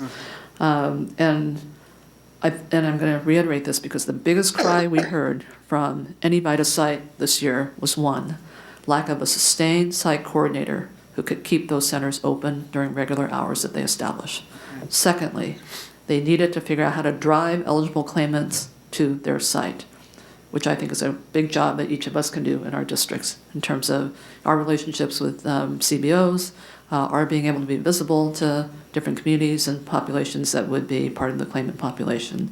And then thirdly was, really looking at not bombarding a lot of these claimants with a lot of information because they tend to be new filers, very unfamiliar with the tax filing process. We hope that they will become compliant in their own right after they've had assistance filing the first year, that they will assume that responsibility in subsequent years. But the goal is really driving towards getting the eligible population into the VITA centers, and now particularly heightened because of the Cali ITC program. But from site after site after site in all regions of the state, the biggest cry was we need sustained site coordinators for these sites so we can stay open, and stay open during regular hours that the taxpaying public can depend on. So I think we have to think about then, what is our role to facilitate that? Okay. And I think it's a limited role, but I think it's a role certainly within our education and outreach activities and program. So, and I'm happy, and I do want to encourage our employees to be trained to be VITA volunteers. It's a very satisfying experience, and the knowledge is, that you gain from doing that is quite rich, and not to mention the tremendous community service that employees would be providing. But I do think we've got to limit the hours for training. We've got to allow minimum state time for broad BOE outreach. Obviously, it's going to get incorporated in terms of what we do for outreach generally, and then not allowing state time for the preparation of returns. But I hope that the goal here is really to try to get the maximum number of people served. Under the first year of the Cali ITC program, we estimated that there was a population of just about 600,000 eligible claimant households. And we served relatively half of that, a little over half of that, which isn't bad for a first year with no ramp-up time, but we can do better. And there are if you look at the heat map of where the eligible claimant population we believe resides, they're in each of our districts. We can really target our outreach. We can work with our CBOs. But I, for one, would like to see the program continue for low-income working class households. And I think the only way to do that is really to stay focused on how we find the eligible claimants, get them into a VITA center, be sure the VITA centers have capacity to stay open, and to then help the claimants not only claim the state AITC, but also the federal one. Ms. Harkey. I agree with the comments that have been made thus far. I think that it was our first time in the district actually participating. I don't know why it had never been done, but we had very successful operations. None of the BOE staff that I know were preparing returns on state time. They were training, and so we didn't get the memo, I guess, and neither did they. But I think it has a value component. I received letters and thanks for the first time participating from the County of Riverside, Community Action Partnership, and also from United Way. We participated with them, and also some of the community colleges for training and whatnot. So we were still doing training wheels in our district, but I think we accomplished quite a bit. We had, a total of in our district, we had total refunds of $275,000, which, heretofore had been de minimis. So I think the IRS people that I met with at our celebratory event, as well as, they asked us to show up, and so we were very happy to do so. The IRS, the FTB, everybody was quite happy because we had not participated in our district before, and they thought we added value. So, however we do this, I don't claim that I have as concentrated an area as Board Member Horton does, because he's Los Angeles, Ventura, and I've got 4 counties very spread out. Large counties, but the population centers are different. I imagine down in San Diego and in the Santa Ana, Anaheim area, as well as out in the Riverside area, we might have some real needs. And so I would, as far as our any education and outreach, to make that all part of, members need to have some discretion as to what works for them. Correct. And I think that it just kind of will depend on district to district as to what's really needed. But I do appreciate that maybe concentrating some of the efforts in fewer facilities, so that they are staffed. That makes a lot of sense. And Chairman Horton, or Chairman Emeritus Horton, made some very good comments with the needs and how to facilitate the program. So alternative 1 works for me too, as long as it's just included in overall education and outreach budget. So similar to Ms. Harkey, we got a late start. We started January of 2015. I think we finally moved into our offices in May of 2015. So we were kind of out of the loop for VITA. But, having worked at Ernst and Winnie and preparing tax returns since, I've been 22 years old. I have participated in VITA over the many years. When I worked as an aide to John Burton, we also promoted the VITA program through our offices, encouraged, folks to, partner and go get their free tax returns.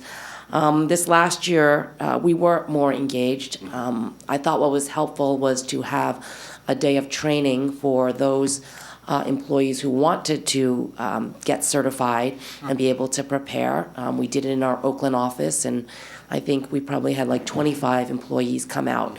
But as far as I know, our employees, our staff did not prepare taxes on state time.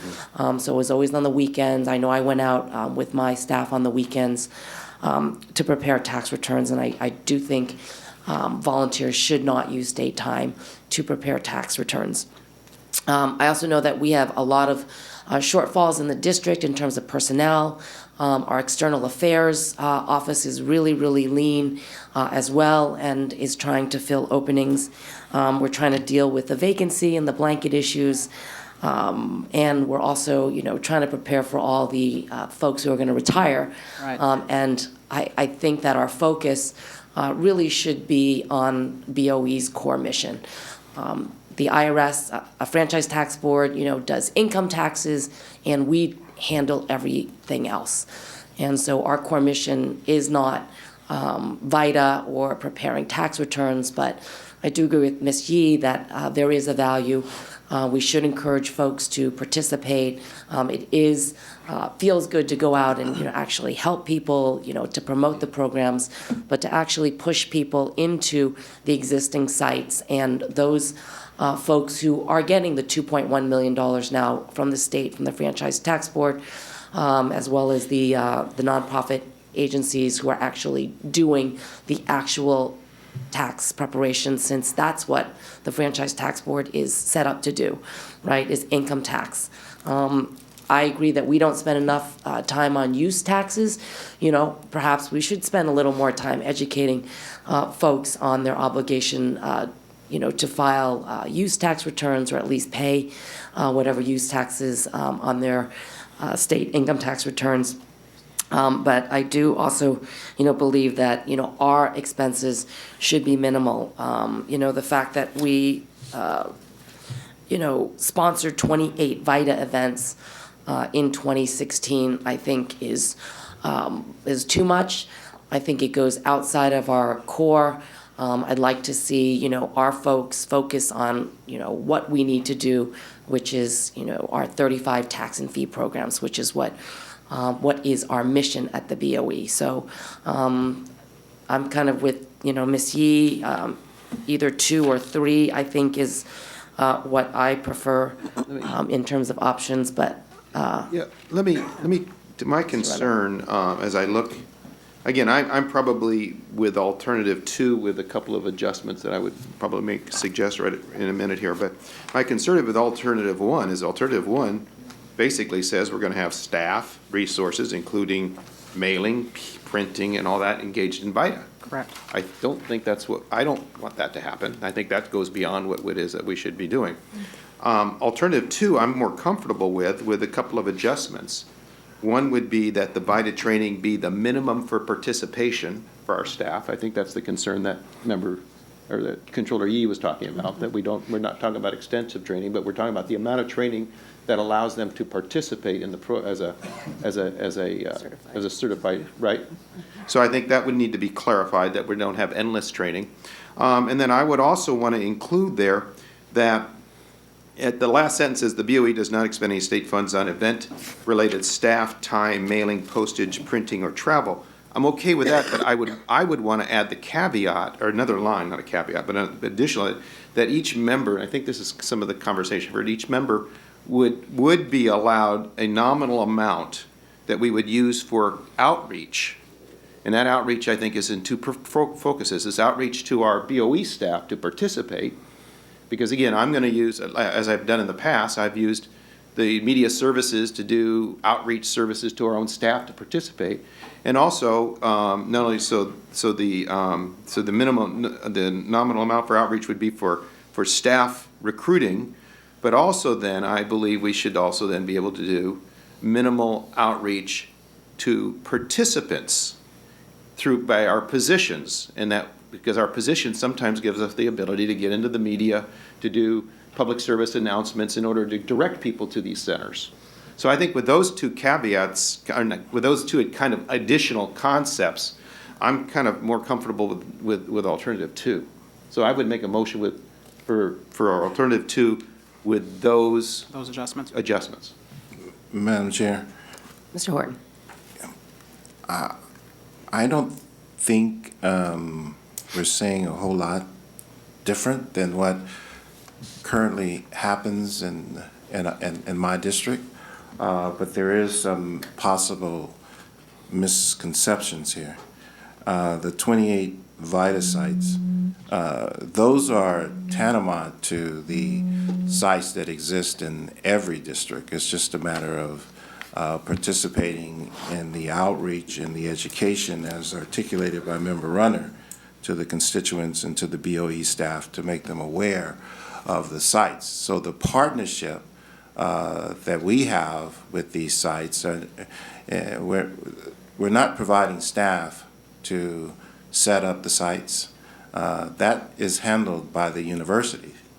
Let me be clear, no BOE employees are involved in that process, the training of those employees, except for on their own time, as well as the setting up and the administration of the site. In fact, of the entire VITA period, tax season, we're only there for 1 day at each, and we refer to those as our mega centers, where we seek to address the constituent from a holistic perspective. So in addition to the VITA Center, they also receive access to other poverty preventing resources. So that's not the case, but and it's also gratifying to hear the outreach to the BOE employee, and compliments to the controller who sends out a notice, I believe, to all state employees. The unfortunate thing is that many of our state employees actually qualify for earned income tax credit, which is another conversation relative to increasing their compensation so they don't have to file for that. That's the next notice. Yeah, that's the next challenge before us. Sustaining site coordinators, I don't necessarily believe that we should be involved in that. And the $2.1 million that has been set aside by the state, unfortunately, did not allocate funding for that activity. They're just basically doing outreach, and unfortunately, there isn't sufficient coordination of the message as well as the registration and things of that nature.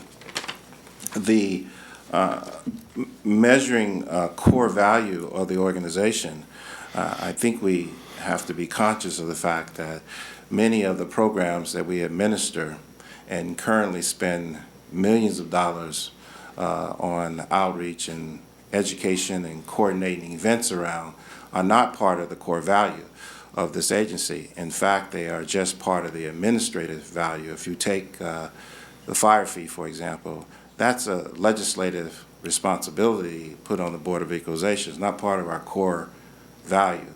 It is something that we just administer and collect it. We don't handle the appeals. We don't oversee it. We simply administer and collect it. And there are some other, I believe, 18 different activities that we are involved in that are just not part of our core value. If they were, the legislature would have allocated funding in order for us to accomplish those objectives. And I'm certain the organization did not perceive or anticipate that they were going to absorb those costs.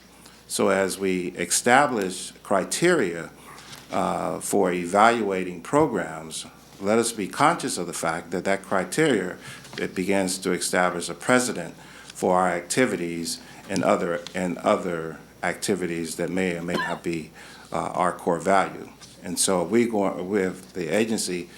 Let me reiterate, for District 3, this has this alternative with the caveat provided by Member Runner actually fits into what we're currently doing, and that is training volunteers and having outreach to the community and constituency, and then having other programs. Now, I don't think we're saying that our core value is not recruiting college students for employment with the Board of Equalization.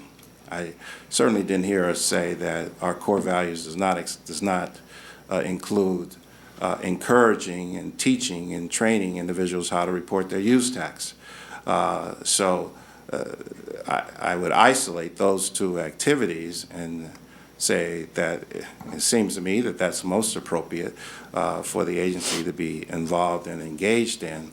Again, not necessarily for our district, but as the programs in the other districts begin to grow and develop and begin to serve as a value on the lines of recruitment, I think it's wise for the agency to just adopt that as one of their recruitment philosophies, is to engage with the students in the instructional aspect and in the overall participation. They get hands-on knowledge of what it takes to be an auditor with the Board of Equalization. I would also encourage that we take a look at incorporating use tax in the VITA program and any other program, so that that outreach to BOE employees and out as stated by Member Runner and our constituents includes verbiage about use tax. I mean, I think that's part of the challenge, is that there's an inherent philosophy that use tax is not owed, even though it dates back to hundreds of years as far as this enactment is concerned.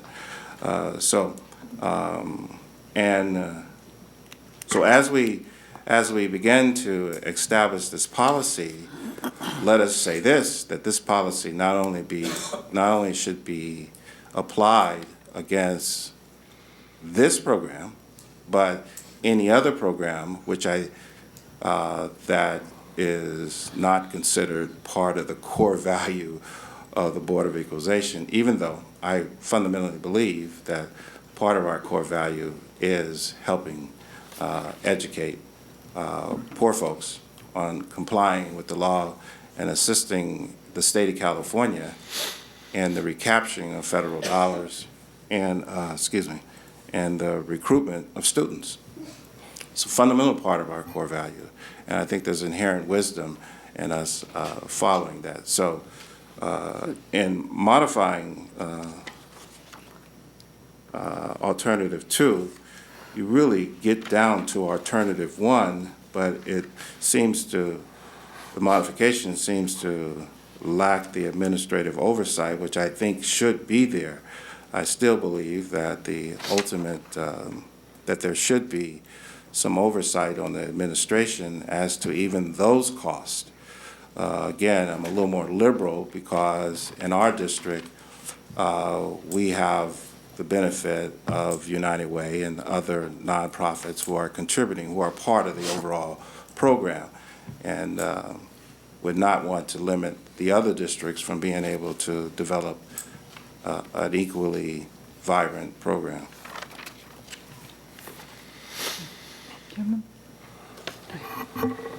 Ms. Harkey. Okay, do I hear then, just to kind of wrap this up, Alternative 2 with the member to be allowed an amount for outreach to staff and to district?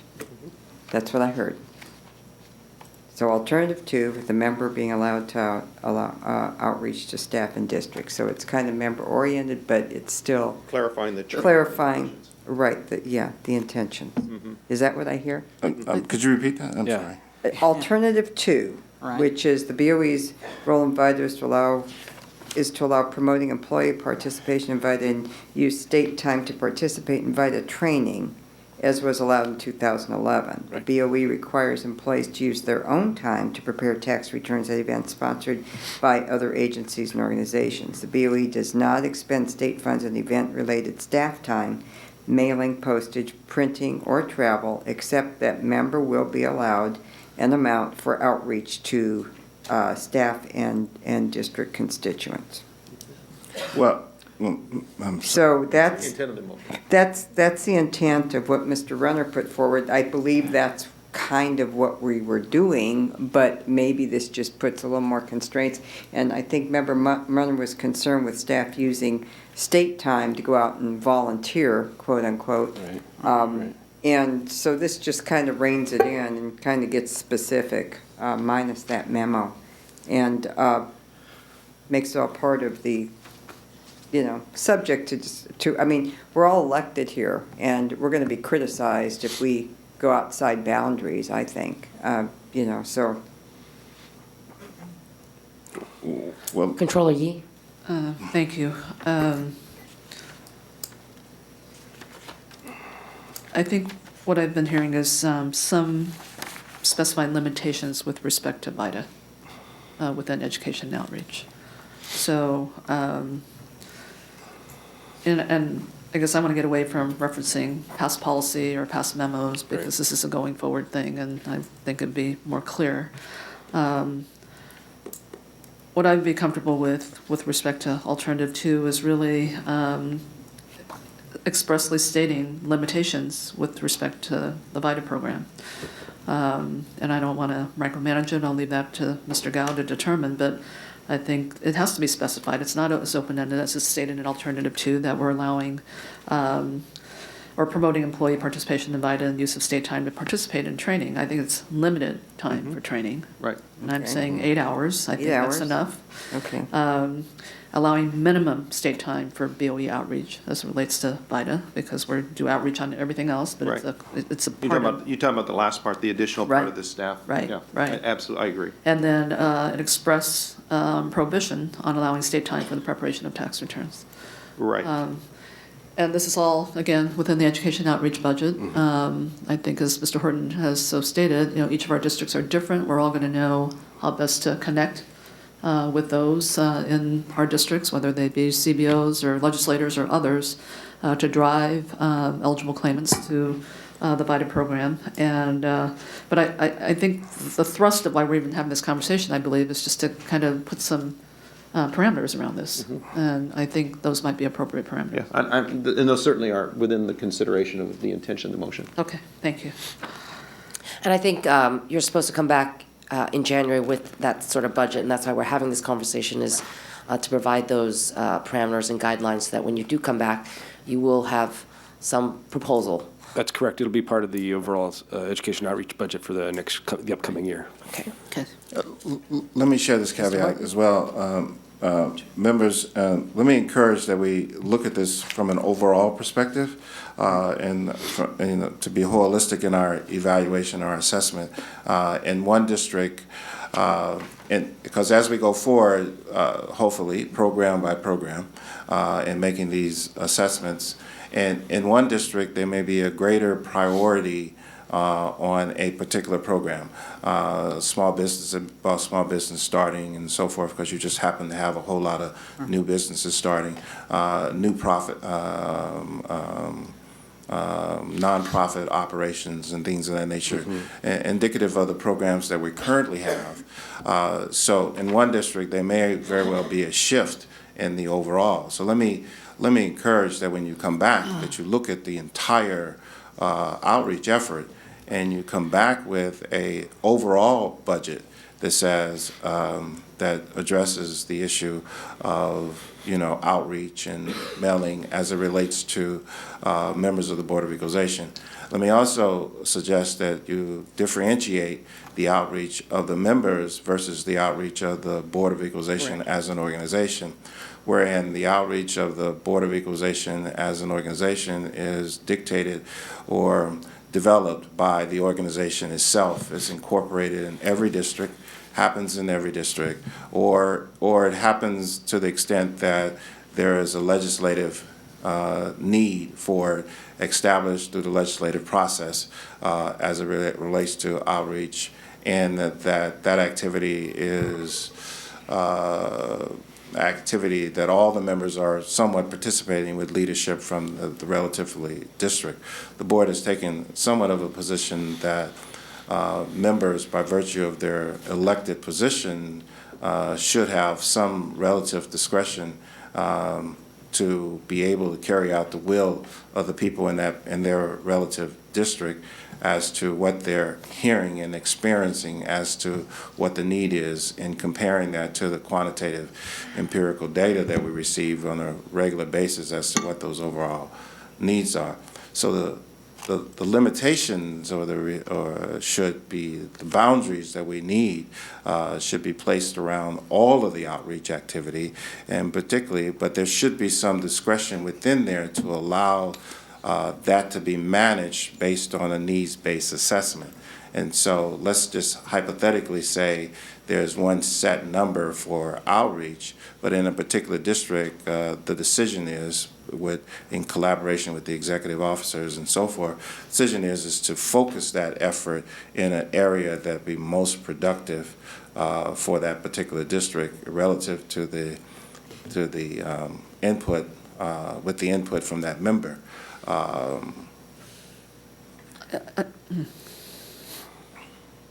Ms.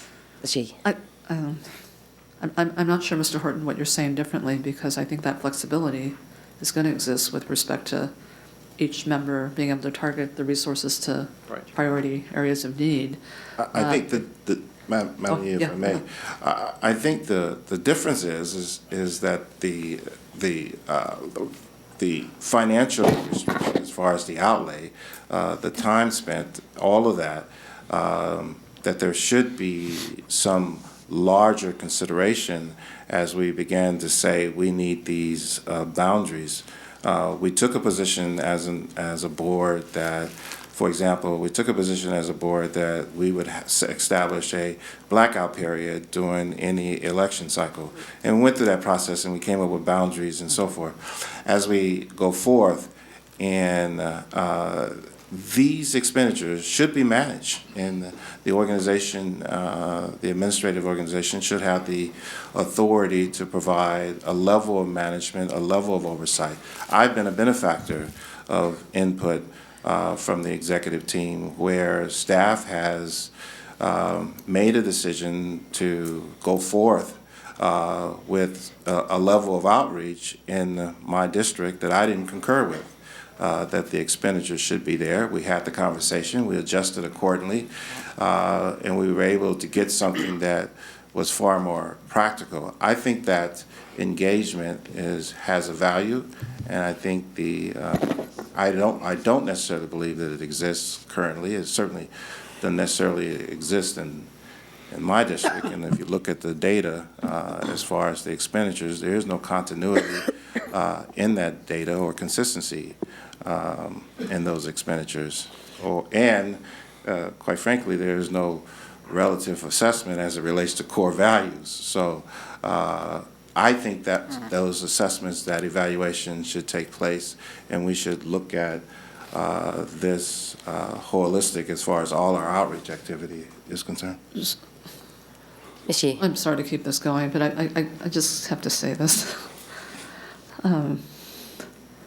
There is an agency education and outreach program that cuts across all districts, right? Correct. Yes. And obviously input from members in terms of, where there might be some targeting that needs to be done there, I think is appropriate. Right. I'm just going to be blunt. The only reason members even have any say about an allocation is because, we're knowledgeable about where some of the greater needs are in the district. Correct. But frankly, we've used this program to elevate our own profiles in the district. I've done it. I've chosen not to do it after my first year because I think it's not appropriate. But again, I want it to be focused on getting the maximum number of people served. Now, if there's a case to be made that in District 3 there is more of a need, and I think, Mr. Horton, what you're alluding to is that you don't want to be constrained by your allocation of dollars with respect to how you meet that need. And I think that's something, perhaps worth visiting, when we get into that. But the other thing I'm going to just say, too, is that this agency has got to get more innovative about how we do outreach. And part of why I'm kind of driving to looking at limiting the dollars is because that will force us to do that. People aren't coming to events. People are not, doing anything that is, 20th century. They're like doing things off their phone. They're, they're expecting us to be able to help them get into compliance with the tools that they know how to use. So in some ways, I think this, by having set allocations, and if we're meeting challenges relative to how we're not able to serve a particular population or a particular program to increase compliance, that suggests to me maybe we need to think about a different way to do it. And so I don't want this to be formulaic in terms of not having the flexibility to look at those kinds of issues. I also don't want this to become kind of a a program that all of a sudden becomes about, you know, our own kind of political visibility and exposure, because that's not what it is. But it's just got to always be focused on getting the maximum number of people served. Otherwise, we don't need this. We don't need this. So, which is why I'm more for like, how do we like really set parameters that kind of rein in? Because until we're forced to really work with limited resources, and even though we want to target these to the areas of the highest need, there's a reason there are areas of highest need, because the strategies that we currently have don't work. So how do we then force the conversation to where we're looking at strategies that do? And maybe it's about different partnerships. Maybe it's about different tools.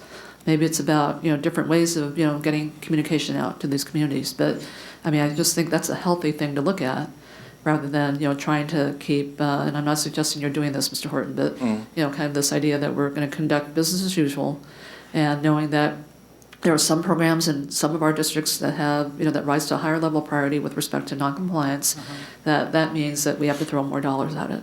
I think that's the worst thing we can do. Well, can I just I think we're going back and forth. Well, let me between the clarify. Hang on just a minute. You guys have been talking. Mr. Wright. I think we're going back and forth between the broader discussion of outreach, Right. which I think is going to be our topic for next month, and the issue that is before us. So, I mean, I just assume, I think these are all important issues, and certainly as that outreach plan is being devised right now and worked on, members can give input now and talk about that and get that ready for us to hear then in January. I guess I'm interested for us to maybe try to limit our discussions and get to conclusion on this particular item, which I think we have specifically created some limitations, which I think meets our concerns. And then we can go on and address the broader issue as we come back now. Because I don't want us to go down a rabbit trail here and forget what we actually have in front of us, which I think we've at least crafted something I think everybody's generally okay with. And it does require us taking action, because our current policy is pretty clear that VITA work can be done during staff time. That's the current policy that's in place. So it requires us to actually do something in order to change the policy. And so that's why I think it's important for us to move forward with a motion. But let me clarify a comment Mr. Controller Yee made, which I don't think was directed towards me, but I do believe there should be limited dollars. I mean, I believe that there should be, as it relates to board member activities, that there should be a set budget, a set limited amount.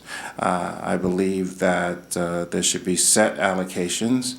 I just believe that it has to be, once you establish that, it has to be managed based on a need-based assessment. Right. And I do believe that that need-based assessment will vary.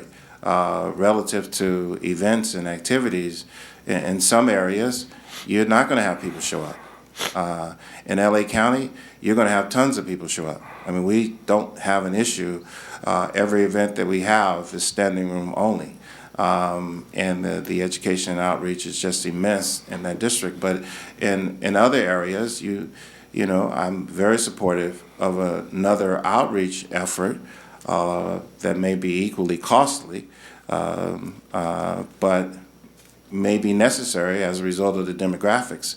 And some of our districts are so broad geographically that you can't do events to address all of those. You have to do some mailing into those districts, or you have to do some other electronics or some other strategy in order to accomplish that objective. So let me just reiterate, which I try not to do too often, but limit, and I think it's important that we give this direction to staff and not just have them come back with what they think and then have the members totally disagree with that. Right. I mean, the concept of saying we're going to have a limited budget is new, and I'm supportive of it. Set allocations, I'm supportive of that. I think that the management of that should be relative to a need-based management, and with the direct input of the members. I think the members have that responsibility. I think they're called beyond the Board of Equalization, that our constituents are not just taxpayers who file tax returns. Our constituencies also include taxpayers who pay the taxes. You know, they're actually, those are our constituencies. Our constituencies include the employees who work for the Board of Equalization. So there's a much broader, from my perspective, much broader constituent base that we need to be able to determine if we can reach, how to reach them, and so forth. And I think that direction to staff is of value. And I would agree with Member Runner relative to the issue before us, although it seems to me alternative 2 now looks a whole lot like what I thought alternative 1 looks like, but I'm good.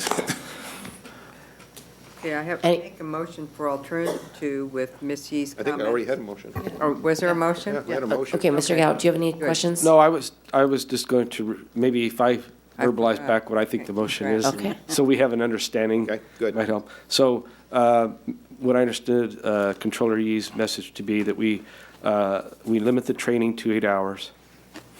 We have minimum state time for use on outreach. We have a prohibition to fill out returns on state time, and that we come back with an overall education and outreach budget that is focused and innovative. So. Yeah, But that's specific, right? Yeah, and again, I'd clarify, I think the issue of the outreach was within the member's office to talk about their own recruiting, not a BOE outreach. Okay, that's what I need clarification. That would be my intention. This is with respect to VITA, correct? Right. Yes. Again, our discussion today is about VITA. Okay. The issue that I was concerned about is limited resource for a member's office for outreach for VITA, dealing with the recruitment of volunteers, and also then what we may do, and again, I give an example, public service announcement that we get privileged to do, telling people where the sites are that sometimes the United Way asks us to participate in. That's the issue of outreach that I'm talking about, no BOE general outreach. I think the larger discussion was deferred till January. Right. The plan back. And that's why I needed clarification on that issue right there. Is what I Well, I'm not so sure. I mean, I think within the members' purview, I mean, if Mr. Horton needs more or has his all set up and he needs the outreach there, fine. I mean, I know we're going to be, United Domestic Workers has asked us to go out to Imperial Valley and whatnot and to gin up a program out there. And, you know, so I might be needing some outreach out there, but I'm not saying that this is, you know, that it's not without the use tax. We have a lot of small businesses out there, a lot of 1- and 2-man shops. I mean, there's a lot going on in the small business arena that they can, you know, they can use this. You know, we've got some, you know, some very, very poor areas and people that are, you know, 56,000, there's a lot under that. So I'm not saying, you know, I don't want any outreach for this. I mean, I do, but incorporated with the use tax and with other things that we do. We do small business seminars out there, and we have, you know, a couple hundred people down the Imperial Valley and El Centro. That's a lot of people that show up and spend all day. We go out down to San Diego, and we have 300 people in these seminars. So not necessarily for VITA, but I want to be able to incorporate it where it's needed. And I know we have a need in Imperial on the VITA program. We've been asked to participate. So Well, I mean- I'm just saying that I think this is just getting kind of blown up. I'd like to see us have some flexibility as being responsible elected individuals that will be held to account by our constituents, not by the board members up here, but by those who elect us. I'd like some freedom to do what I think is necessary in my district. By the same token, I don't want to be paying staff to volunteer. I think training is acceptable and it's useful, but volunteer is volunteer. Right. And so that's where I'd like to go with it. The 8 hours is fine.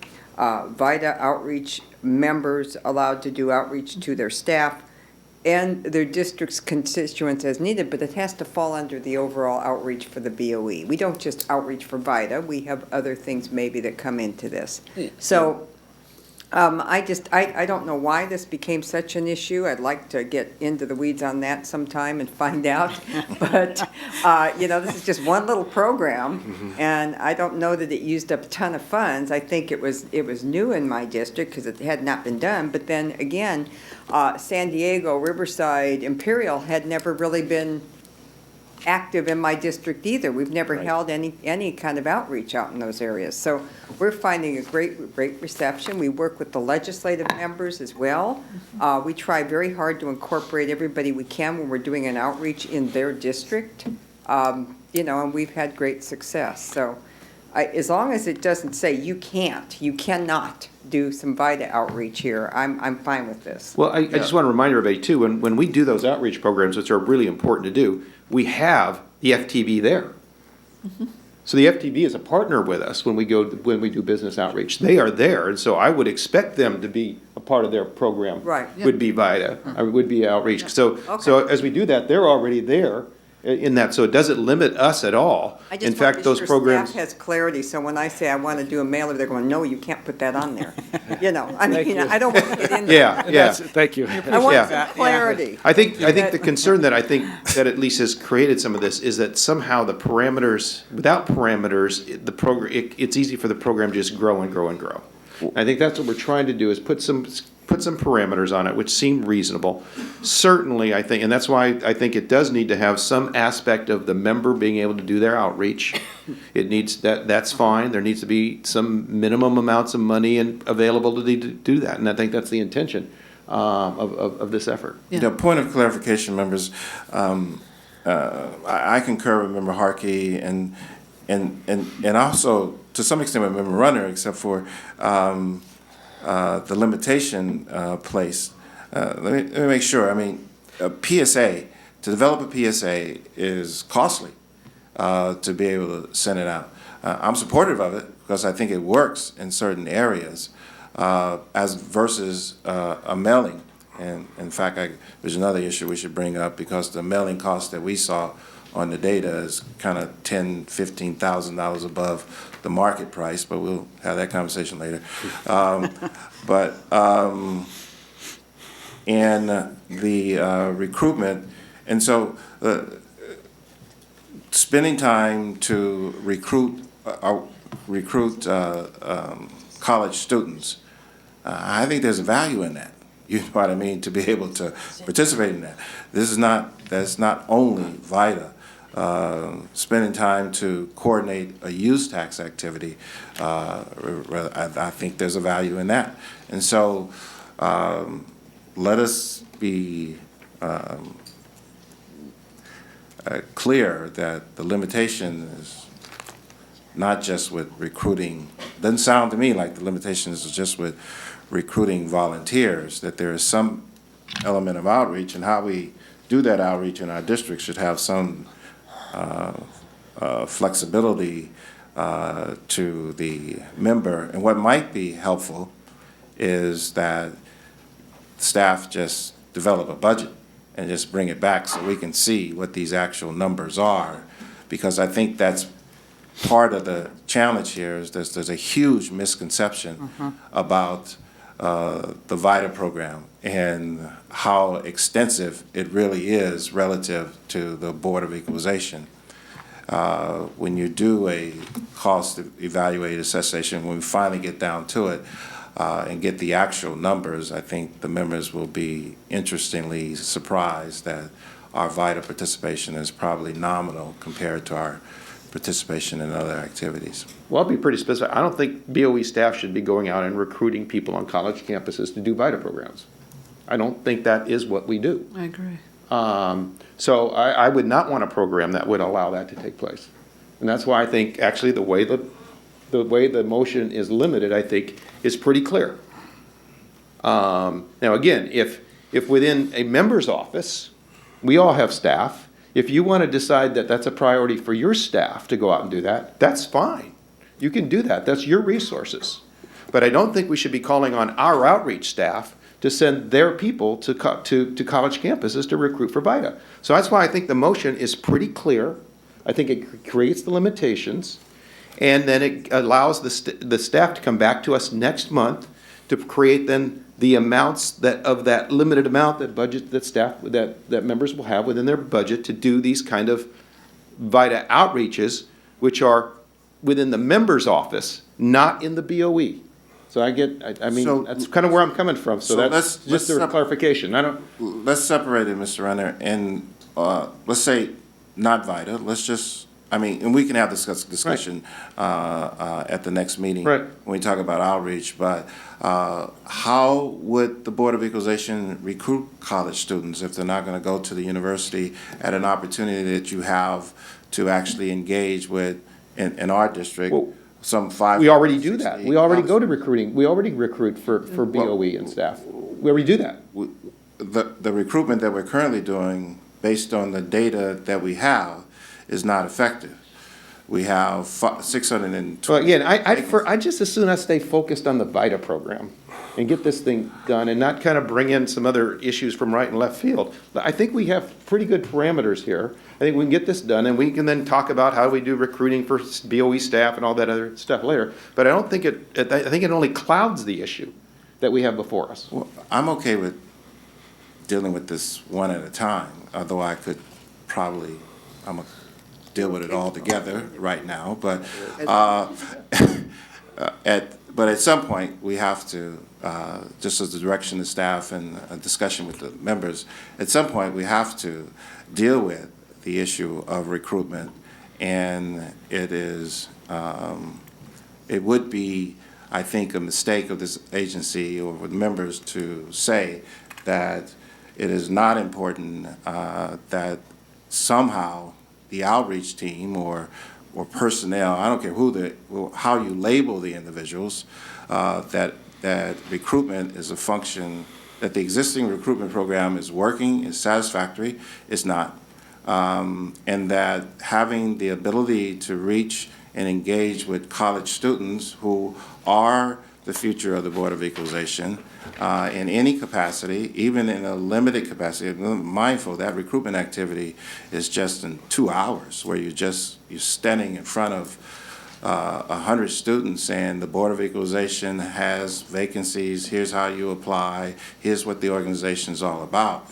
There may be some real misconceptions about what actually happens.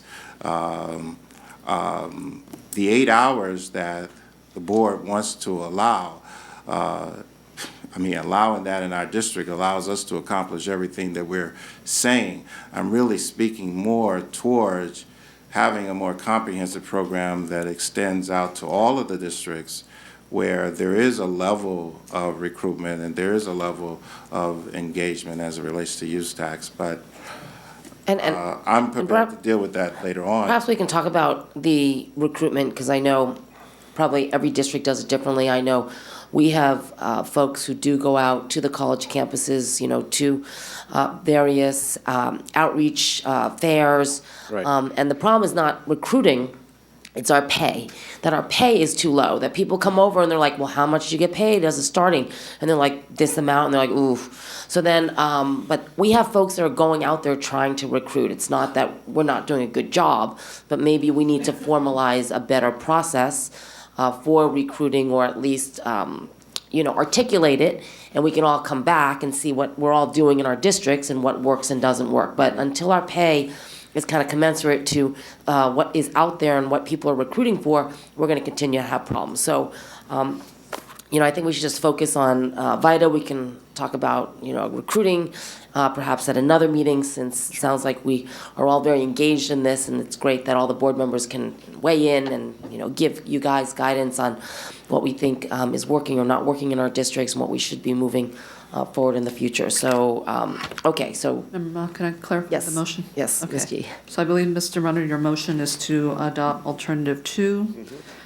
which includes the limitations for the VITA program only, which would be limiting state time of 8 hours for VITA training, allowing minimum state time for BOE outreach and district liaison employees to promote VITA events. I'm sorry, what was that part? Minimum what? Minimum state time for BOE outreach for VITA. I don't think any should be out there.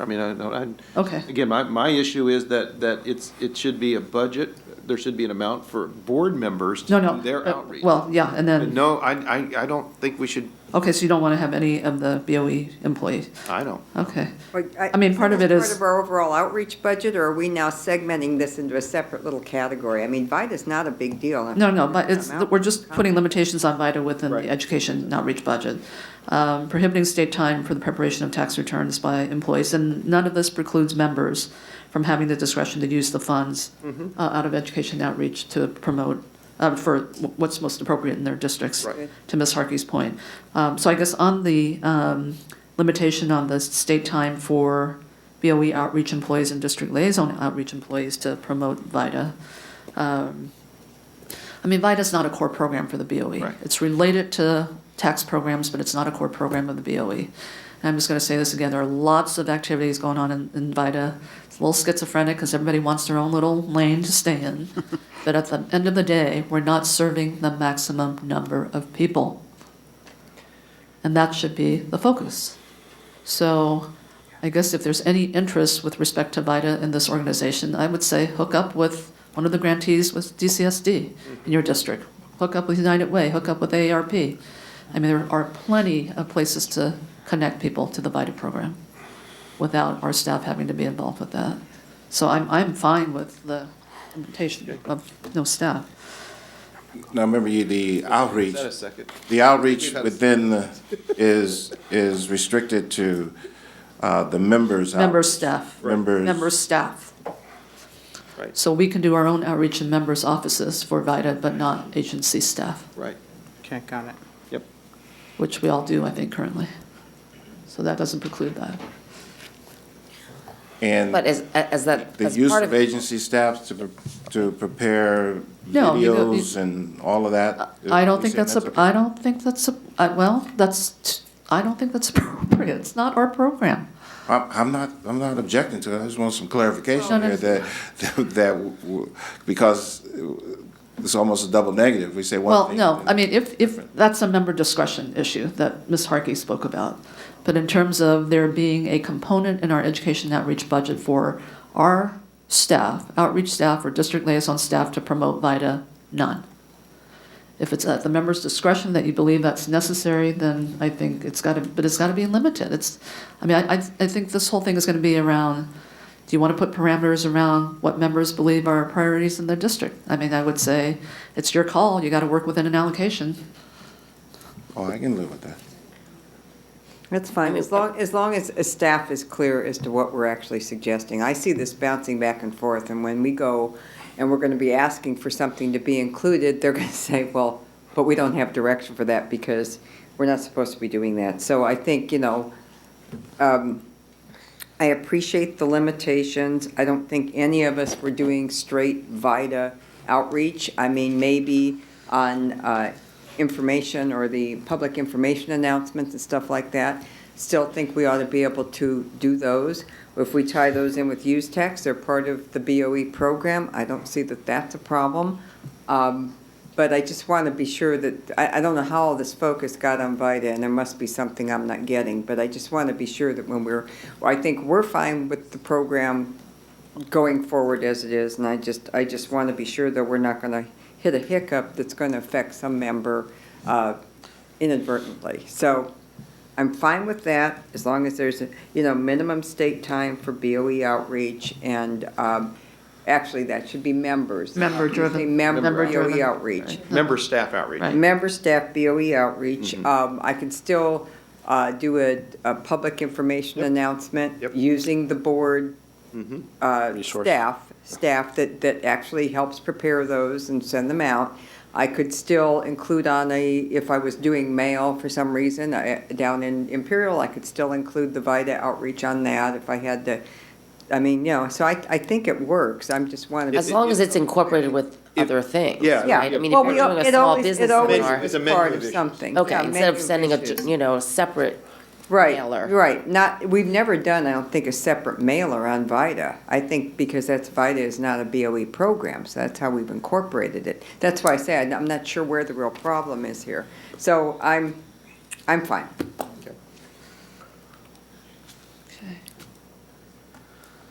Okay, there's a motion and a second, right? Yep. Motion and second, okay. Do you want to take roll? Okay. It's Do clear. you guys have as mud. enough God bless. guidance? I think we do. Clear? I'm processing, yes. After an hour?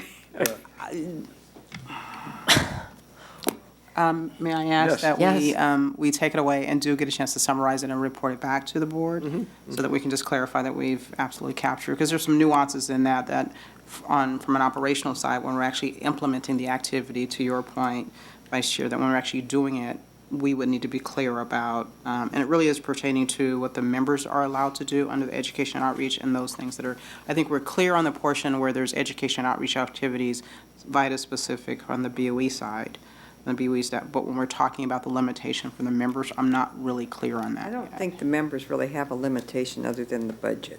Yeah, I mean, as long as you're, as staying long as within your you're allocation. incorporating it. Which we will So then come we back should with. establish that part as of a part of as it. part of the education outreach 2017 budget. education outreach. Yeah. Okay, that Right, clarifies. yeah. Members' discretion, but within the allocation. Okay, I'm good. Okay, That thank you. Works. Okay. Thank you. Thank Okay. you all. Thank you. Was there a vote? It was unanimous. Yeah, we can do that. Okay, we're gonna go to the cash payments item and then close session, Yes. and then hopefully take a break for Winterfest if we Thank you, members. finish. Thank you. So our next item is P42, cash payment acceptance alternatives. And we do have a speaker for this item.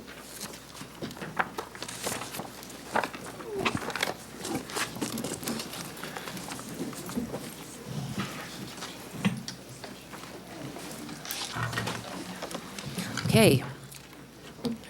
Welcome. Okay. Good afternoon, Chairwoman Ma and members of the board. My name is Wayne Mashihara. I am the Deputy Director for the Field Operations Department. I am here today with Julia Finley, Chief of our Financial Management Division, to present the alternatives discussed in issue paper 1613, labeled Cash Payment Acceptance Alternatives.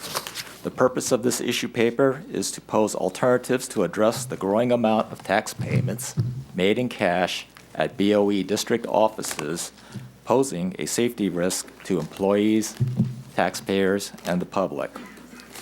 The BOE Risk and Audit Oversight Action Committee reviewed the issue and developed the alternatives.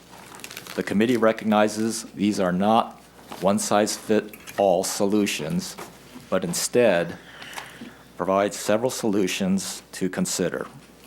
I have Julia Finley here, the chair of this action committee, to discuss the proposed alternatives.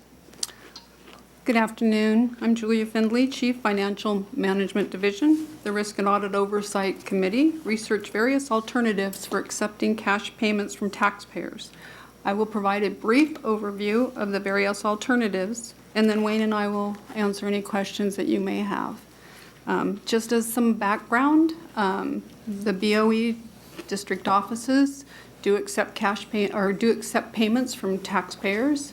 There's been a growing increase in the number of cash payments in those offices, and in February 2014, the BOE issued a no cash policy memo that established an exemption for taxpayers that could provide hardship or demonstrate a hardship, and that policy allows the district offices to evaluate that request and make a determination on whether or not the hardship qualifies. The BOE has, in the past year and a half or so, tried to address some of the security issues at some of our district offices by installing bulletproof glass, privacy screens, security cameras, and CHP services, among other things, which is the reason why this particular issue paper is important, because we are here to look at other alternatives that may be available to the Board of Equalization to accept cash. Alternative one is to accept cash payment at banks. I want to preface this alternative that I won't go into details because of the sensitive nature of alternative one and alternative two. I don't want to jeopardize any implementation that may occur if we proceed with these two options.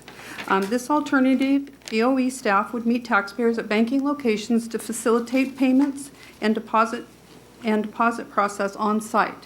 This alternative, short term, would provide opportunity throughout the state with payment location options and would require coordination with taxpayers, BOE staff, and the bank to ensure secure and timely deposits of tax payments. Alternative 2 is to create a tax service center at existing government buildings. In this alternative, the BOE would partner with government agencies to provide secure locations to accept cash. This alternative requires collaboration with state agencies and requires BOE staffing and supervision while on-site at the facility. The first alternative is somewhat of a short-term alternative. This one can be short-term, maybe implemented short-term, or it could be long-term, and we are reaching out to agencies at this time to try to find locations that fit the criteria. Alternative 3 is to create BOE off-site cash acceptance facilities at strategic locations. In this alternative, the BOE would look for off-site buildings that could be retrofitted with appropriate security if it does not exist, and provide taxpayers with strategically placed locations within the state in which to make cash payments. This would be more of a long-term solution, probably 1 to 2 years to implement. Alternative 4 is install cash acceptance systems at BOE offices. In this alternative, BOE offices have the capability of supporting a cash counting room and could facilitate the addition of a heavy-duty safe would be fitted with cash acceptance systems. These systems are a complete package. The safe and the related armor car pickup are managed as part of a contract through banking agreements with the state treasurer's office. This option provides same-day credit of cash, as once it is placed in the safe, it is no longer the BOE's money, but instead belongs to the bank. The acceptance of using the acceptance of cash using this method remains at the BOE offices fitted with the solution. Alternative 5 is to follow the established no-cash policy. In this alternative, the BOE would continue its current policy to not accept cash in BOE offices unless the taxpayer qualifies for the hardship exemption. Hardship exemptions will continue to be approved by the district office. That concludes my presentation on alternatives posed in the issue paper. We would be happy to answer any questions you may have at this time. Mr. Renner. Yeah, thank you for the effort. I appreciate especially the alternatives that are there. I think we all know that we're facing some pretty big challenges in this issue, and with the industry only to be growing, and that particular, as we look to the future. For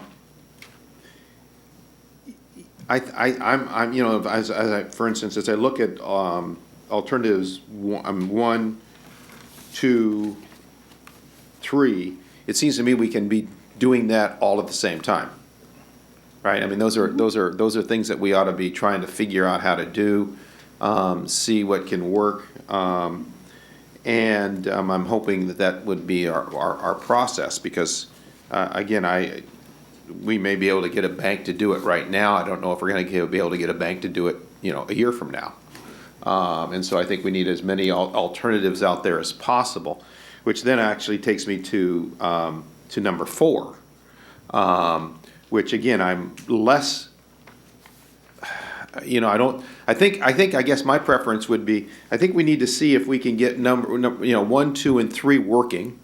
And if we get 1, 2, and 3 working, and we can get them working quickly, or get one of them to get working quickly, then I don't think we need to do number 4.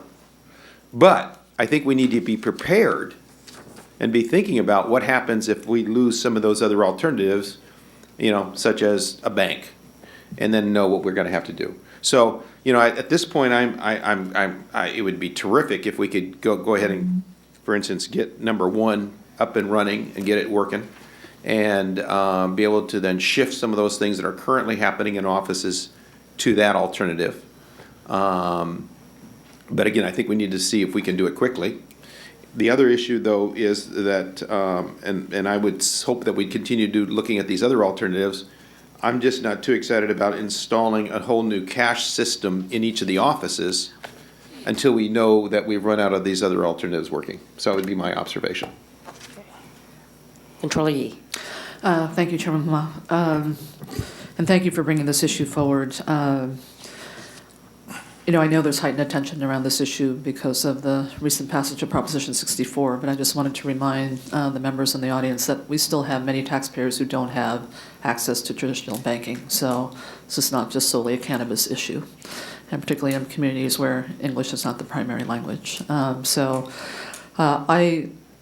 First and foremost, I think our primary consideration and what's paramount is really the safety of our taxpayers and of our employees and the public. So given that, I think the more we can develop alternative one as a sustained long-term alternative would be great. I think just the fact that we're having this conversation with respect to alternatives 2, 3, and 4 begins to paint a little target on our forehead that we're going to be open for cash business, and I'm not so sure about the safety issues that will result from that, but probably not good. I also want to revisit the hardship exemption, because it seems to me, if this is going to become a broader issue, that we have to have a uniform policy with respect to the application of the hardship exemption across all districts. And it just doesn't seem to me that it should be arbitrary with respect to it not applying. It's applying in certain districts and not in others. So basically, I think the hardship exemption now with respect to it's a policy that basically has the taxpayers who can demonstrate that they have a hardship if they're unable to pay in cash, that they can be granted an exemption in that instance. So right now, that exemption only applies, I think, in a couple of the districts. I believe it's not a uniform application. Is that true? That's my understanding, because That's correct. The payments are different. The acceptance of those hardship applications are different. So it gets us to be where we're like not a fully no cash policy organization because it varies in districts. Well, the policy is a no cash policy. It does provide where taxpayers who can demonstrate to the local office administrator or district administrator that a bona fide hardship exists, where they cannot access financial institutions to make payments through non-cash means, can be verified. But there is also an element of the administrator has to approve that, and the administrator, in order to approve that, also has to weigh in considerations in terms of their facility. Is their facility appropriate and secure enough to accept that cash? So is that the only consideration that they make? Well, those would be some of the considerations. Okay. Yes. I mean, the practical effect of it is that we don't have a uniform cash policy because of that exemption. I mean, there's discretion, right, on the part of the district administrator. Well, we don't have, let's say, yes, uniform acceptance of cash all throughout all of our offices, because, yes, there is that discretion left to the district administrator. Okay. Anyway, I just wanted to kind of revisit that because it's going to become a bigger issue. So I think we need to think about whether there ought to be more uniform application of applications for the hardship exemption, in addition to looking at alternative 1. And I want to just thank Chairwoman Ma for really trying to deal with this whole banking issue as it relates to the cannabis industry. But at the end of the day, if taxpayers want to be compliant and don't have access to traditional banking, we want to facilitate their compliance. And it just seems to me, from a safety perspective and from a kind of practical perspective of being sure that they are compliant, that option 1 really is the best among them. I am very concerned about 2, 3, and 4, just even the fact that we have them on a list and we're having a discussion in public session that the public safety issues are going to be high. Ms. Harkey. Hi, I think that we have to take this as a holistic approach, from my opinion. I don't think you can enforce the same thing statewide. I think there's different needs.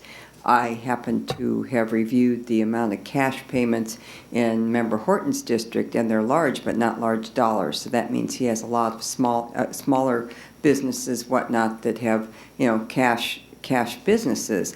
My district in particular, we have a no cash policy, and we kind of strictly enforce it, and we have not had a problem. We have asked people to come with a money order or whatnot. We are not set up for cash, and the facilities being located where they are, for instance, like you've got Riverside, which is on the 11th and 12th floor right downtown, with difficult parking, elevators that currently go out all the time. You wouldn't want people running up and down with cash in that building. It just might be a very bad scene. I think you certainly invite problems, criminal activity, if this is being monitored. And it doesn't take that much to watch somebody come in and out. I think that, what we're getting into is just a little bit difficult. I had asked for this to come forward, and the reason being is that I want to be sure we're at least it's on our radar screen, that we're moving full on all borders, on all burners, because I think it's really important for the safety of our employees and also for the board. The problem is then in the board, our staff are good soldiers. They'll do whatever they're told to do. Unfortunately, I think that puts us a little bit more, that we have to take a little more control of this issue. I don't necessarily think that the Board of Equalization's responsibility is to collect cash. I think ours is to collect taxes, and I think the state needs more of a statewide approach as to how we're going to be dealing with this. It may in fact be that, banking relationships are legitimized and whatnot, but in the meantime, and I'm thinking with the new administration, since and let's not pretend we're not talking about marijuana here. We are talking about Prop 64. We are expecting a lot more cash on the chance that there's no banking relationships available. And I think that California setting itself out, again, had expected, I believe, on this prop, had expected that things would change at the federal level. And I don't know that I'm seeing that, and I don't think we can just rely on that in the years ahead. I don't want to get stuck in year 2 saying, oh my God, we've got to take cash. And then, we have employees at risk, we have, neighborhoods and other things, because I do believe this is going to get quite large. And so I want to be sure that we're being very, very careful, very, very, have some foresight, that we examine all possibilities. And I do personally, if it works, you could have a district that like, let's say Mr. Runner has, 30 counties, and he has a district office here or a district office up there, and it's potential that a district office could have the beefed up security necessary to do this. But when you put it in Riverside, you put it in Irvine, in the middle of the, where you can barely get in and out in the traffic, and, and it doesn't work. It doesn't work. You have to think about hostage situations. You have to think about, just general holdups, because you got cash. Cash has its whole problems. That's why a lot of people travel around that deliver cash, travel around with the CCWs. Let's face it, this is not something you want to do. So I would like to see all of these explored. I think anything we can do to get number 1 going, although I do believe that'll be on a temporary basis. I think temporarily it would be good to have that going. And tax service centers and government buildings, I think if we can get some cooperation, because let's face it, it's going to be IRS and FTB that are going to need to collect cash payments too. If we have to do it, then they do too. So this is a coordinated effort. And what about EDD and all that? It's all, if we are stuck, having to do this, it's not just us. And I don't think that we can look at this as just, BOE alone has to shoulder this burden. I think it's very good that we go and explore those locations. Off-site facilities, I think, are a great backup. If we have to do this, then, we have to do that, and maybe we coordinate our off-site facilities with other agencies too. Cash acceptance systems at the office is probably really low on my list, but if it works in a district, if it works in more of a rural area, if it works somewhere that there's good ingress, egress, and proper safety, because that's really what we're talking about. We just need one accident, and it can't be excused, so we have to be very cautious how we proceed with this.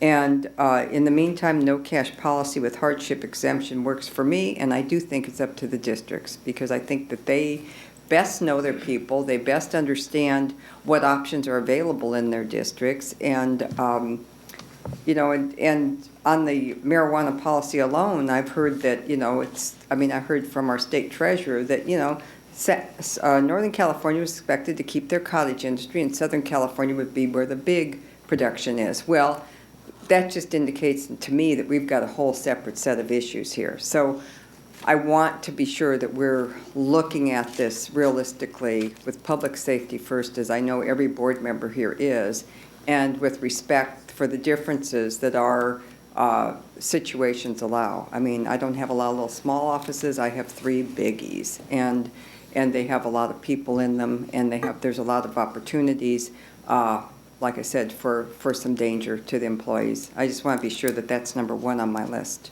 So before we move forward, the State Controller, John Chung, is organizing a working group on this issue. I'm sorry, did I say treasurer? Sorry.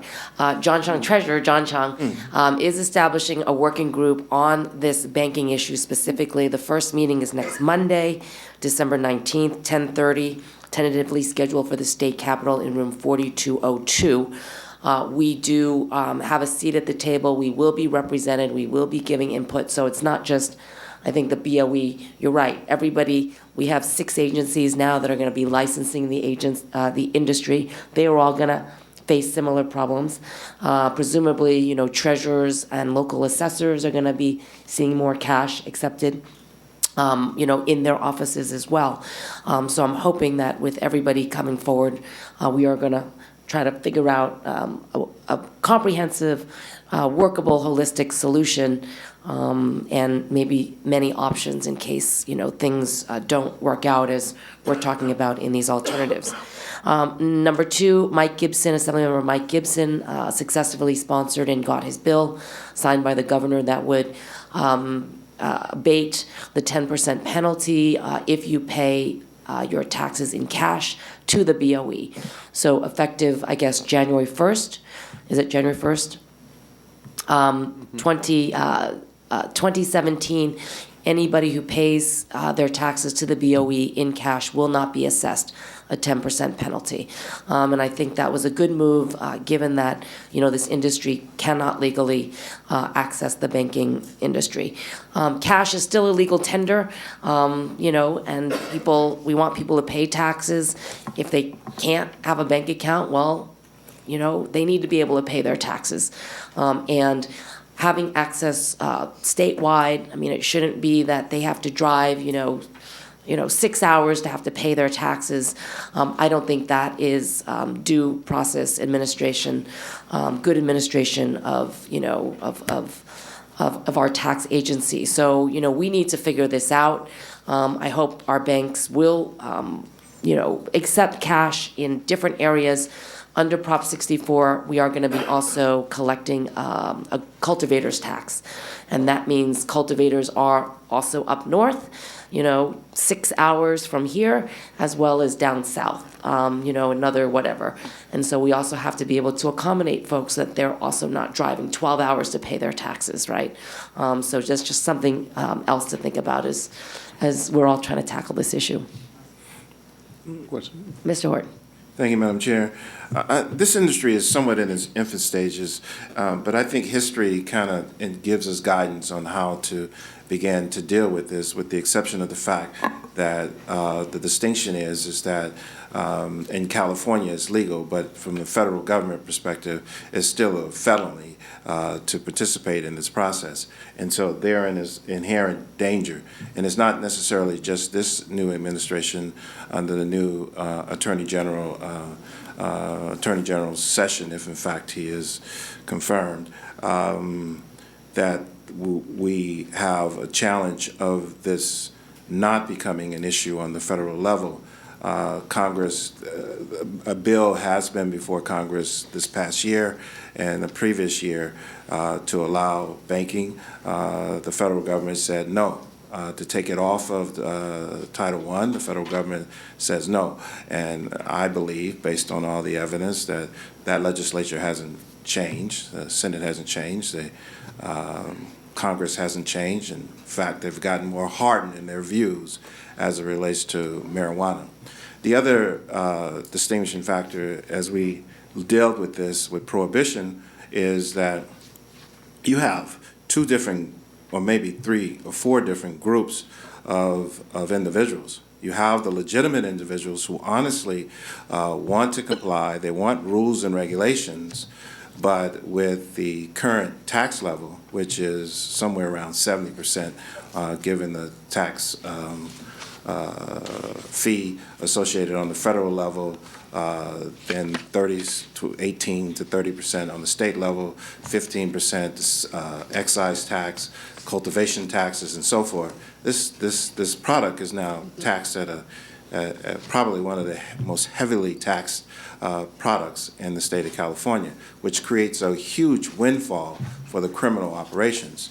They can compete now against the legitimate operators and the individuals who want to consume this product and feel comfortable consuming this product and doing whatever they do, can buy it a lot cheaper off the streets.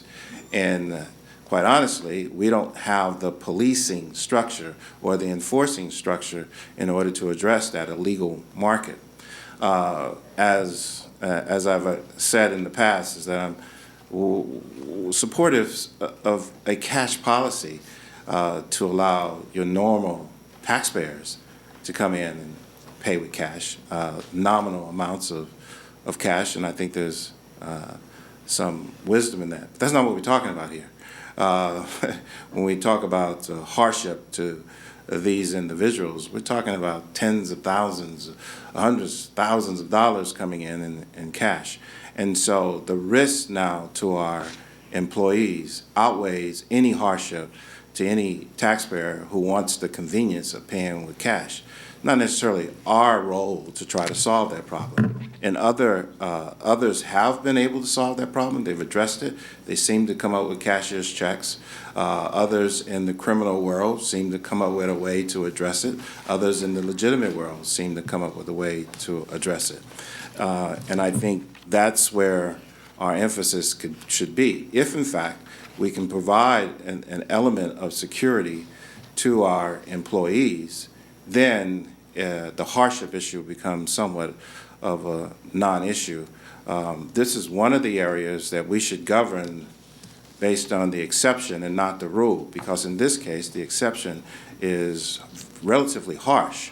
I mean, someone could be shot, kidnapped, and so forth and so on. This is not, when you're looking at the criminal component, you're dealing with the mafia, you're dealing with let's not get into that in any detail. I want to put, but you're not dealing with legal, legitimate operators. And to some extent, we have an obligation to the legitimate operators to do what we can to level the playing field for them and to protect them, as we have done with the diesel fuel. We had the similar situation with the Russian mafia that had infiltrated the diesel fuel, primarily because of the taxes. Taxes were so high that the profit margins on diesel fuel were so low that they could actually make money by just not collecting and reporting the taxes, which is indicative of what we see in this industry. We've done the same in the cigarette industry, the alcohol industry. We've faced these challenges before, and I believe that, my concern with changing my position as it relates to hardship and putting more emphasis on the welfare of our employees was the inherent risk. I just don't want to lose one of them. I just don't want to lose one employee as a result of trying to accommodate this industry. That is not my objective, and irrespective of the hardship that they have, that's not my issue. From a legislative perspective, I believe we can address this, but the current legislative structure allows for more criminal activity, if you ask me. Proposition 64 was set so that it's vertically integrated, and the history of converting criminal operations to legitimate operations, vertical integration just takes away all of the accountability and the controls and allows what currently exists in Mexico, Canada, where this product is being cultivated without any control on our part, and and is currently being distributed here through our prisons and on our streets and so forth. That activity is not going to stop. So I would suggest, as we look at this comprehensively, is that we go back and amend or change all of the legislation basically been passed and shift the excise tax, if you will, and all of the taxes to to the distribution level, establish a three-tier system, as we've done with diesel fuel, cigarettes, and so forth. It works. Historically, it works. And we minimize the number of people who actually need banking. And those individuals at the distribution level, they have a larger resource, so therefore they can actually tap into their own resources and pay with a check out of their own resources. The law doesn't necessarily require that you pay your taxes with a check from that particular entity. You can just cut a check from your holding company and pay it. The other concern is that individuals coming in and using the Board of Equalization to laundry their money, where they go in and they make an excessive payment and then they file a claim for refund. Now, all of a sudden, they've got a check from a governmental entity that they can take anywhere. That's money laundering. And if we need to begin to sort of take a look at that as well. As it relates to the banking, I'm supportive of accepting cash payments at a bank, but let me caution us, we probably want to get an opinion from someone that we are not in violation of the Money Laundering Control Act of 1986, which says there's a federal crime for us to participate in the laundering of funds. So we might want to be a little cautious I understand that there are agreements out there, and I understand that. I understand that it's somewhat short term, but before this agency begins to engage in that, we might want to get a little clarity from the Department of Justice and the AG as to whether or not even that activity would be considered a violation of the Federal Money Laundering Act, and that it is a known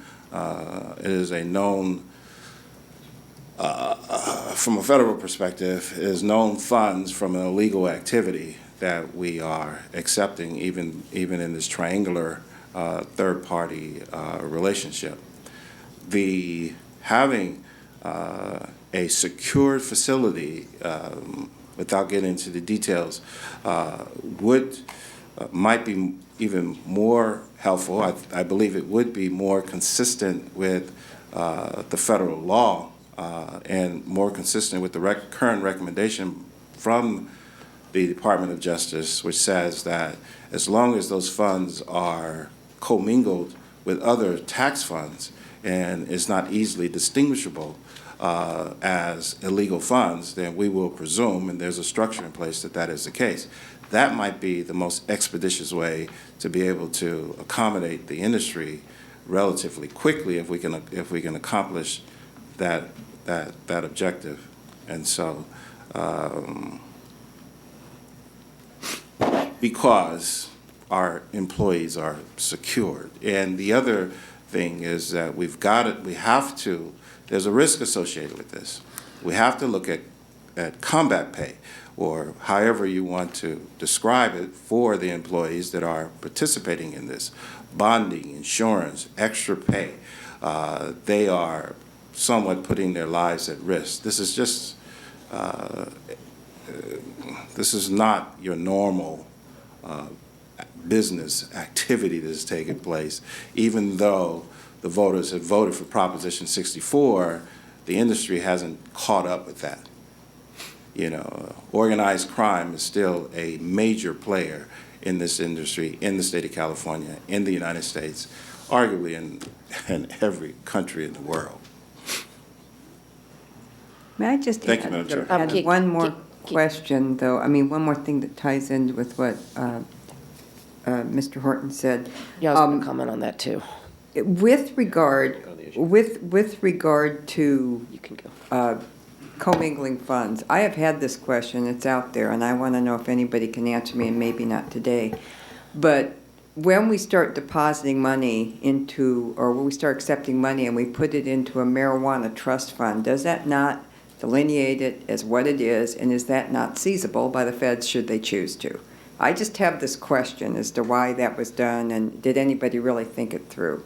And I'm not so sure the way all that initiative is written that anybody really did think it through. So I'm just throwing this out there now, and that's just food for thought for later.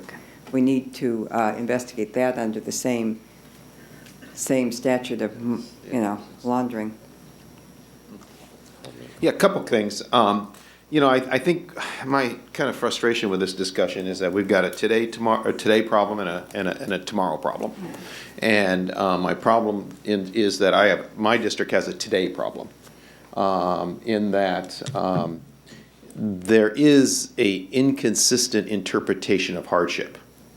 And as a result of that, I have a district that basically then borders two districts that have taken a different view of hardship, which then means that while somebody else may be concerned about their employees and what's going on, what happens is they end up getting in cars and bringing then that deposit to my district. So, it's a longer drive. Yeah, it's true.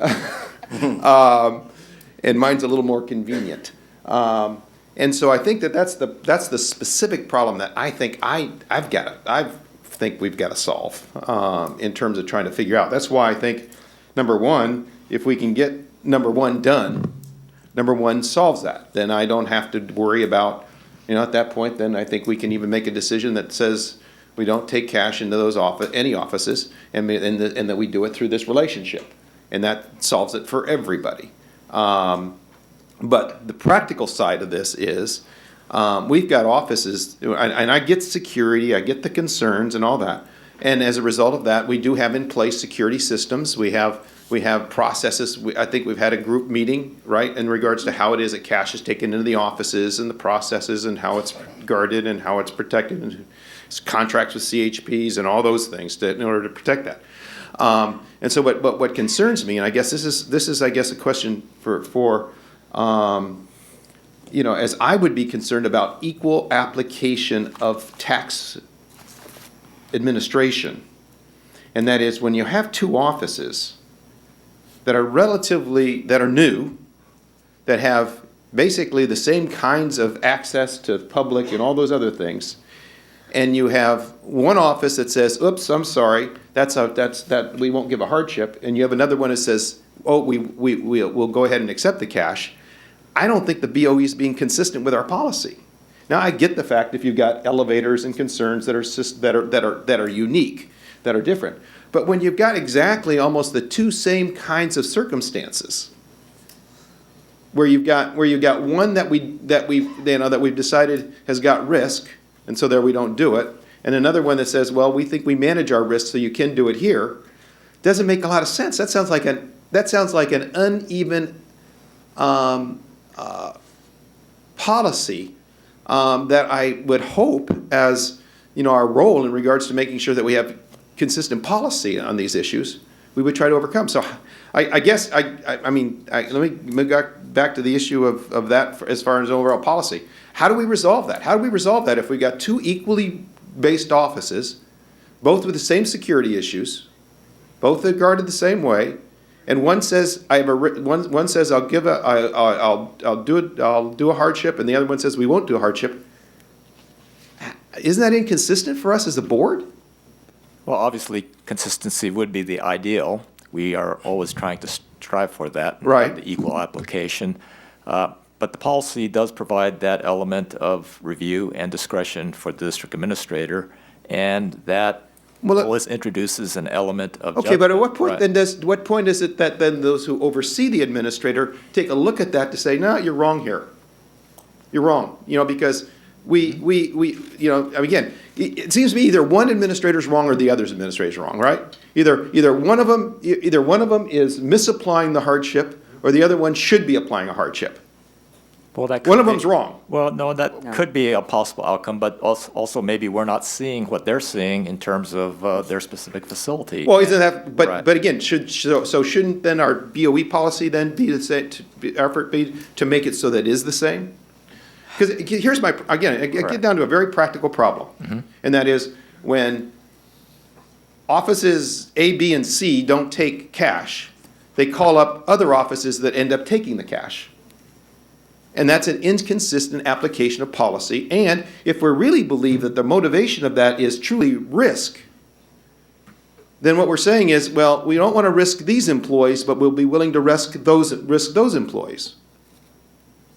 Am I wrong with that analysis? Well, no, analysis is the judgment that's that not each person. That would be the analysis that each I think individual evaluates and tolerates just as much as I think maybe. the analysis is that the security element isn't there to protect the employee. Well, again, If all of the offices had security. Right. And the element of security was at all of the offices, that you could assure the employees that they're protected and you have the right employees in place in order to accommodate that our taxpayers are protected. I don't think that would be an issue. The problem is that even the security, in my mind, the security at the offices that are participating, right. I think those employees are participating because they feel it's part of the job duties, not because they feel that they're safe. In other districts, I appreciate all of the extra security that exists. And I think that there is a way, if we have the funding, to establish what we're looking to establish at the credit tax centers that exist. We could establish those within the BOE. We could establish facilities in each district that have, the protection, the police protection, the physical protection, the armed car protection, the transportation, and so forth, that protects our employees. That doesn't exist. Let me ask, isn't that what we have in place with the group that got together to create then the safety processes for the taking of cash in offices? Isn't that what the staff did? Well, we got together and we did try to provide all the concerns that were raised. And right. Provide the items to enhance. And do you think you satisfactorily met those needs for the safety of the employees? Well, I believe we've enhanced it. Do you believe that the employees are safe? I believe that would be up to each district administrator to decide if those were to satisfy. Is that right? So okay. I mean, let's just say no, George. They're not safe when they're taking cash. That's the bottom line. Hold on. Let me again. If that's the case, then I think we need to inform the administrators, our staff, that we shouldn't take any cash. That's our policy without an exemption. No, That's the policy. Let's have this policy. Why don't we have? Well, hey guys, this is my time, and you guys can have your time in a minute. The board member has to be there whenever the cash is accepted. George. Yeah. Sorry. Here's the issue. The issue is that we have inconsistent application of policy. I for one, think that we need a consistent application of policy. I really don't care if the policy is we don't take any cash, and therefore no cash is done, and we don't do it, and then we just have to then answer to whoever as to why we're not collecting the cash. I'm okay with that. But what I'm not okay with is having two different philosophies out there, to where we say, we believe that there's safety issues in this district, but we don't believe that there's safety issues in that district. And I don't believe, to make a point, I think, for what I believe management should be doing, is I don't think management's in a position, or shouldn't be in a position, to then decide, well, we're going to let everybody decide on their own. Somebody may make a wrong decision. You wouldn't want to make an administrator make a wrong decision. Somebody should be watching to ensure that their decisions are good, both in regards to being too liberal or too conservative in regards to the issue of taking cash. That's why people get supervised. So I think that's my concern, is that in the regards to that. And again, I appreciate, and I think I don't have any issues with some of these alternatives. The problem is that most of these alternatives are all not today or tomorrow. Now again, if we can make one of these today, then I will be fine. And then I will know that indeed we can have a consistent policy where we just decide that we take no cash and we have this alternative. Well, alternative. And that's okay with me, and that's fine. But what I don't think is healthy for us as an agency is to have inconsistent policy when it comes to that. And ultimately then what I'm hearing at least described is no real supervision and evaluation of the decisions that are being made by the administrators at their individual locations. So that's my concern. And I think that's why it's on the agenda, and I think that's why Ms. Yee is here, engaged in this issue, because of some of the issues you brought up. Mr. Horton. Members, I think we should do everything we can to accommodate the legitimate operators. Don't get me wrong. But I think the risk assessment, first, I think we ought to meet and confer with the unions, kind of determine whether or not this is part of their part of that whole process, given the risk element and given the historical position the board has taken as it relates to employees and putting them at any kind of risk. But that's a whole nother discussion. We may be outside of that. for me, it boils down to, is the security there? And quite frankly, I concur that all of our employees are equally valued, you know, and are far more valuable to the members of this board than the marijuana industry and their hardship or their accommodation. And I don't know if the administration or the district administrators are really in a position to make that determination. Maybe what we ought to do is contract with an outside source that has that skill set and can go in and make that assessment and say, okay, here's what you need in order to have the level of security. We cannot guarantee that your employees are going to be safe, but at least there is a level of security here that can do the best we can. And we provide additional insurance for those employees, additional compensation for those employees. What we may have here is not a desire to fix the problem. We may have a desire to pay for fixing the problem. And that's a budgetary issue and a desire or the intellectual knowledge to be able to go forth and do what we've done historically with Al Capone and the rest of the criminals that decided to legitimize their operations in our system, be it cigarettes, liquor, and diesel fuel, and all these other things. And so the roadmap is there. And I'm just simply saying, in my case, although there may be some perception that I may have taken a position not to do that, not to accommodate folks who have recently been legitimized here in the state of California, and again, the legitimate folks, I want to accommodate them, but the criminals, I really, that are operating in this business, I don't have a whole lot of sympathy for them, and don't want them engaging with our employees. The position I took, basically, members, was to say, I no longer want to, it's your call. You know, I was actually encouraging folks to take that risk, and primarily because it appeared as if though we were headed towards a larger solution, that legislatively we were going to get more controls, checks and balance over this industry to protect the legitimate operators, at the same time protect our revenues and protect our, number one, our employees and our taxpayers. That didn't happen. The legislation passed does very little to protect. Proposition 64 does very little to protect our constituencies or our taxpayers. The legislation passed doesn't have the Board of Equalization involved in that process. In fact, we were sort of singled out, couldn't even get $10,000 so we can go in and participate in that process. I commend the state treasurer for his involvement and his leadership. I commend Member Ma, Chairwoman Ma, for her engagement in this process. And those have been the leadership in moving it forward. But we've got to look at this legislatively. I think we ought to establish that these sales tax is a trust fund. Therefore, the tax is due at the time that the consumer actually pays it over, which allows us not to collect it at all. Just send the armored truck to the facility and have them collect it. If, in fact, we're working on a letter to send to the Department of Justice to see if the Department of Justice will buy off on that and say that that's okay, that we should do that, and that the other measures that we could take. But as it relates to our employees, I'm not going to make that judgment call that they're safe. I don't think an administrator can make the judgment call that they're safe. I think that they're, and quite frankly, we all know that they're not safe from a criminal element just because you put a security guard there. All due respect to the security guards, you know, and the police officers and so forth.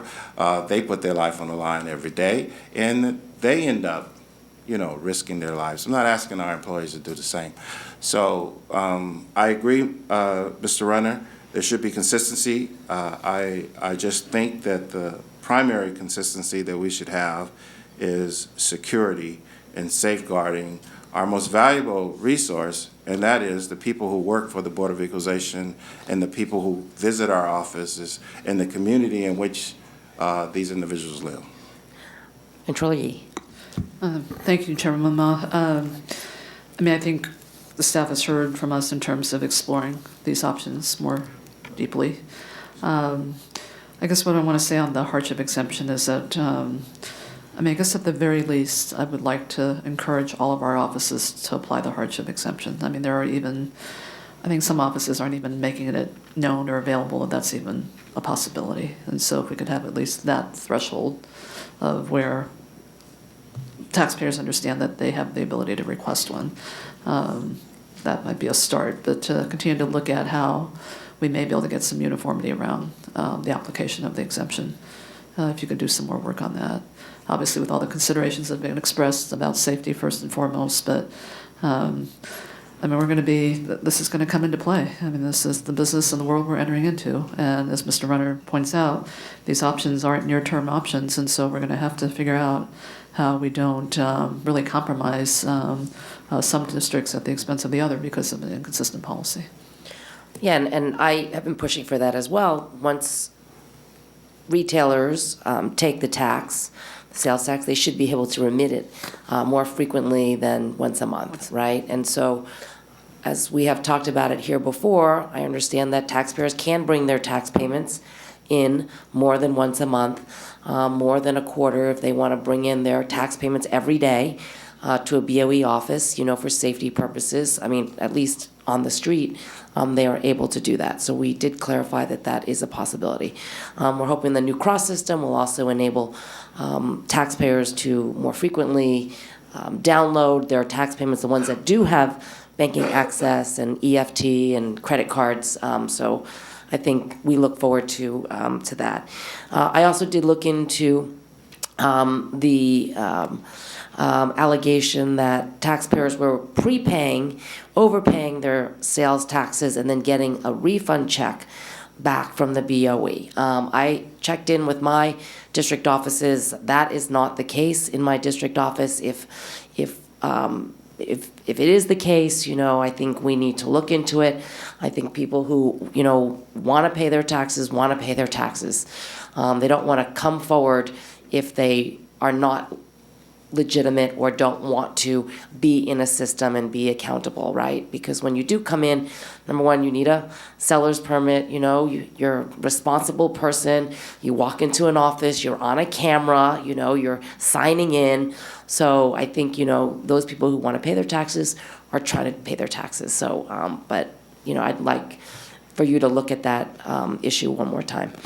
Anyone else? Ms. Harkey? I think we need to establish a refund policy, only looking forward for cash payments. I think that's a separate issue. Right now, we have a refund policy, but I do think as we get into this, I'm trying to look forward to when this goes viral, and barring things happening as Board Member Horton has said, where it comes down to a certain level of tax collection, the distributor, I guess, is what he was saying. And we're just taking it from everybody. I think we are going to run into these kinds of problems. So I think on the board, that's just something staff needs to explore, is that if you're paying in cash, maybe your overpayment just gets applied to your next taxes due. Maybe there is no straight refund for cash or something like that. I mean, I see how that works. That would be my preference. That would preclude any issues that way.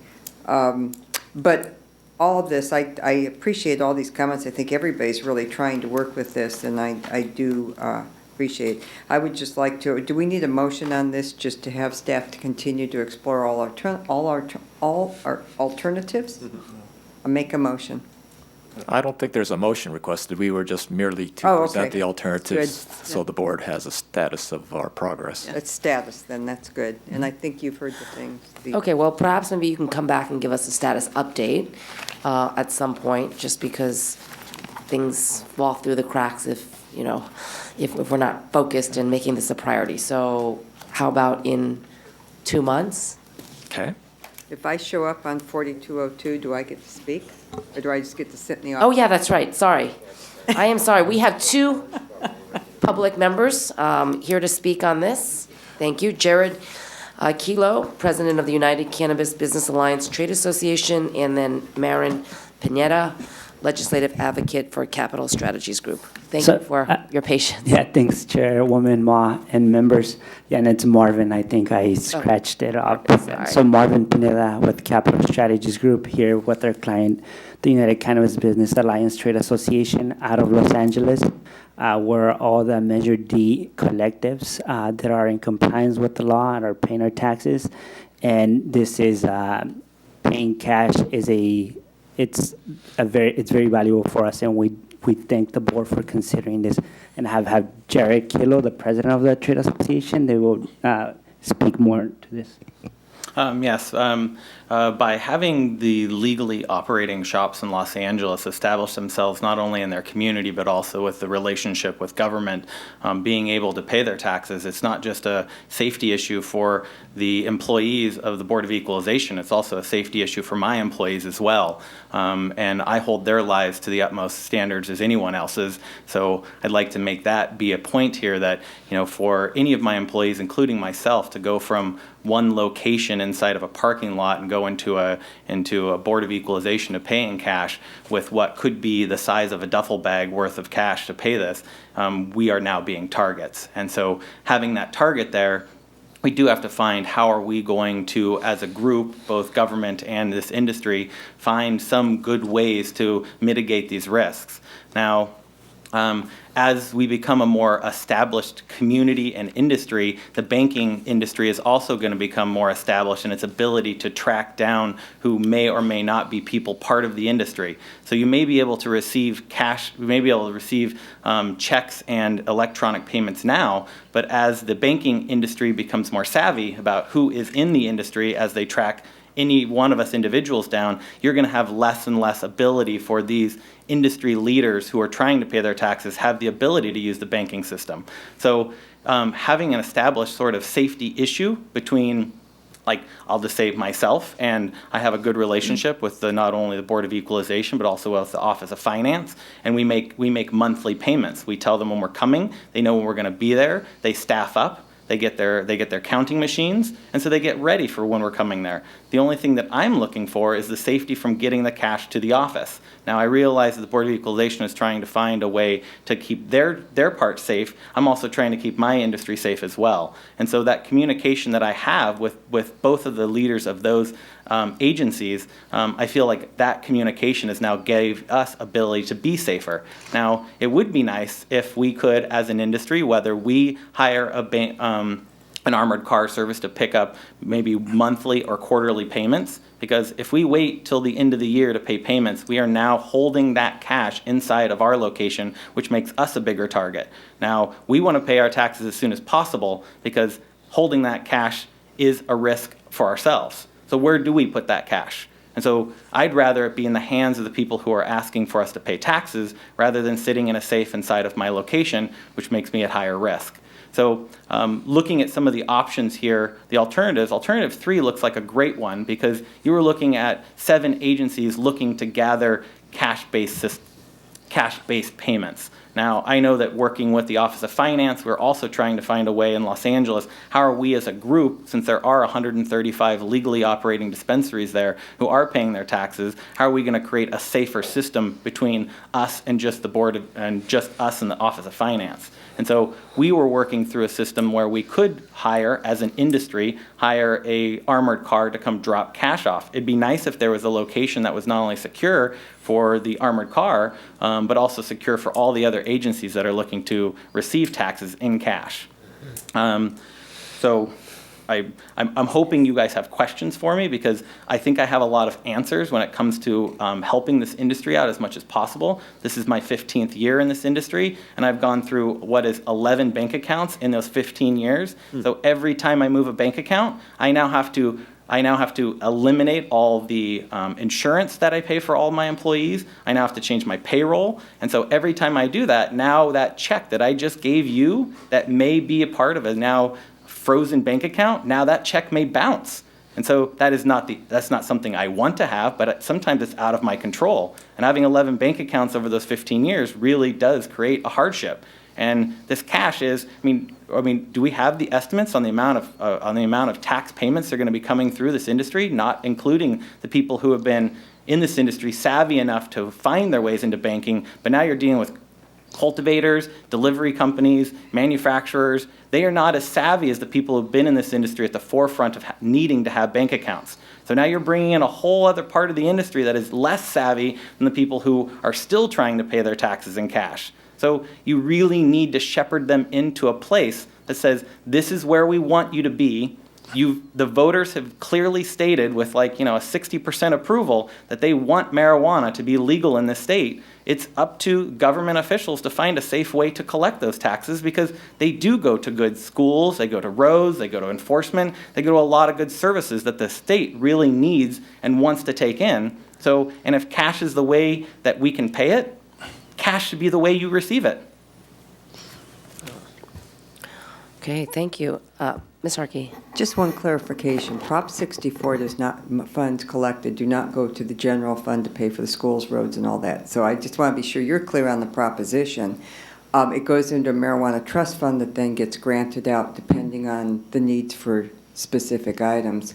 But what I was wanting to say is that I would appreciate if what I see happened, and this is what I was preaching before Prop 64 even got approved, and everybody thought I was just a naysayer, but I'm not.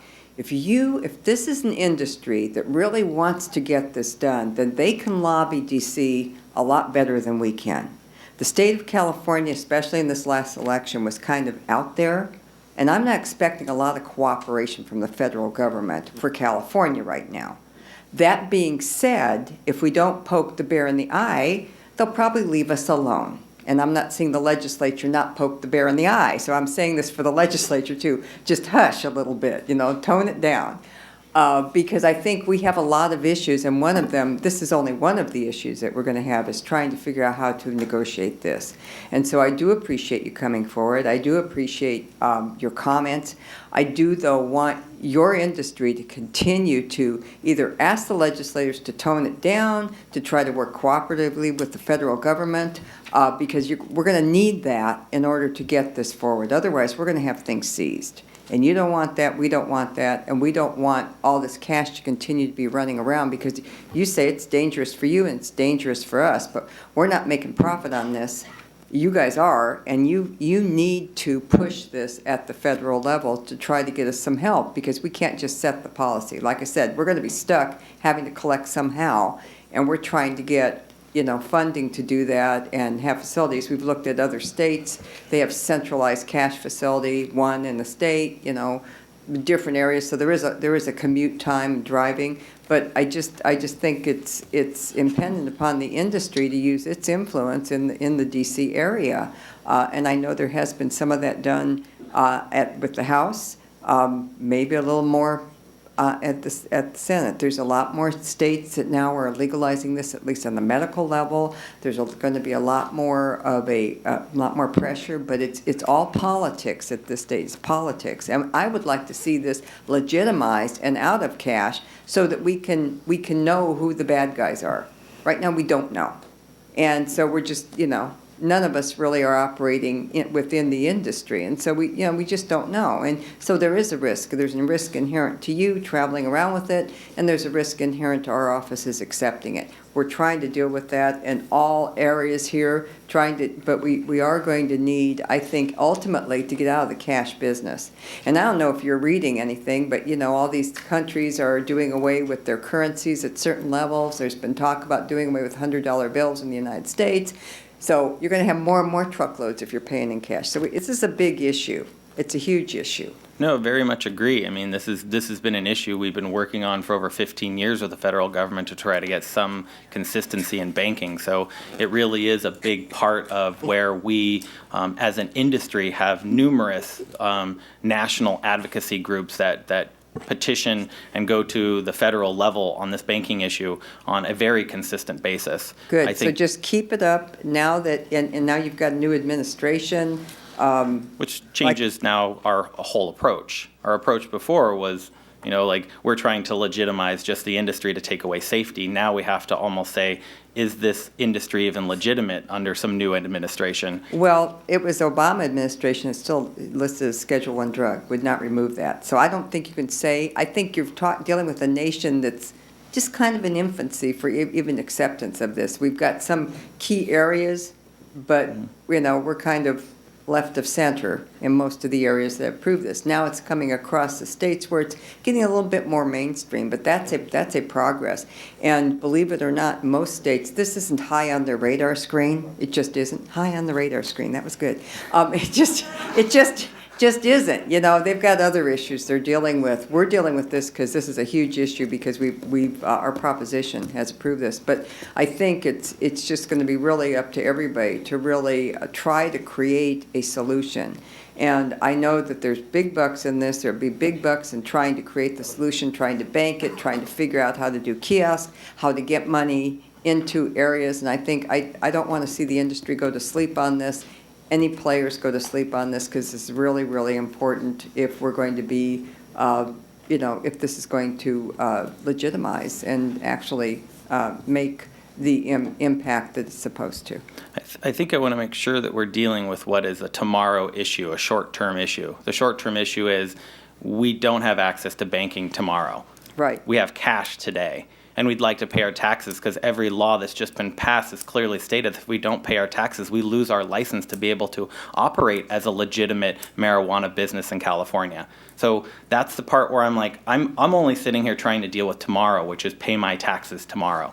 And yes, the industry as a whole is definitely working to legitimize the banking issue for everyone. But as I want to go pay my taxes for 2017, I need to know where to go and how safely I can do it and which people I need to talk to so that we are in direct communication about how we can safely manage this kind of relationship. Because this relationship is a personal one. It's me and someone at an office who's looking out for the safety of all their employees, just like I'm trying to look out for the safety of mine. And so that communication is we both come from a place of safety, but we're also coming from a place where you need the tax dollars and I need to pay them. And so this is still the middle ground. Where are we going to meet there? And we need to meet somewhere. And option 3 gives us a place. It's like, well, 7 different departments are going to have to start looking about how they're going to accept these cash payments.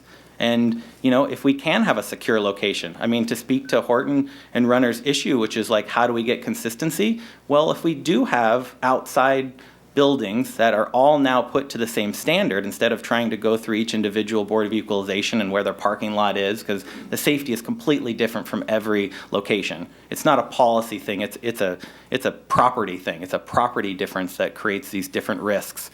And so if we can get some consistency on an outside location where you do have a third party who comes in and assesses what the security risks are, mitigates those, and we have a relationship with a security company that brings an armored car directly to that one location, we're mitigating a lot of the risk by not having any individual who's not able to hold a licensed firearm, who isn't protected by steel behind a door of an armored car, who can drive into a gated parking lot and then drive into it's like all of those safety issues can be really mitigated with people who are focusing on how do we get it from the cash register into your hands. And I realize that now the Board of Equalization is finding ways to get it from your hands through licensed armored cars from your offices into the banking system. I think we just need to find a way to get it from each individual shop or individual payer and get it into the Board of Equalization's hand in a safe way. And we look forward to working with each board member as some of our, we have a share of the medical marijuana industry that's the largest in the state. So sometimes we have $100,000 in cash to have to pay. So we look forward to working with you, and we thank you for the time that you've given us. Thank you. Thank you. Madam Chair. Mr. Horton. Madam Chair, I appreciate the staff coming back in 2 months, but I would suggest that if they can implement this, implement something that works outside of our agency, putting our employees at risk. Let me qualify this. It's not necessarily, and I think that there may be an opportunity to do that from the information that I received. To 132 individuals who are in the Prop D, significantly regulated in the city of Los Angeles, I believe to be an honest group of folks who are trying to comply with the law for the most part.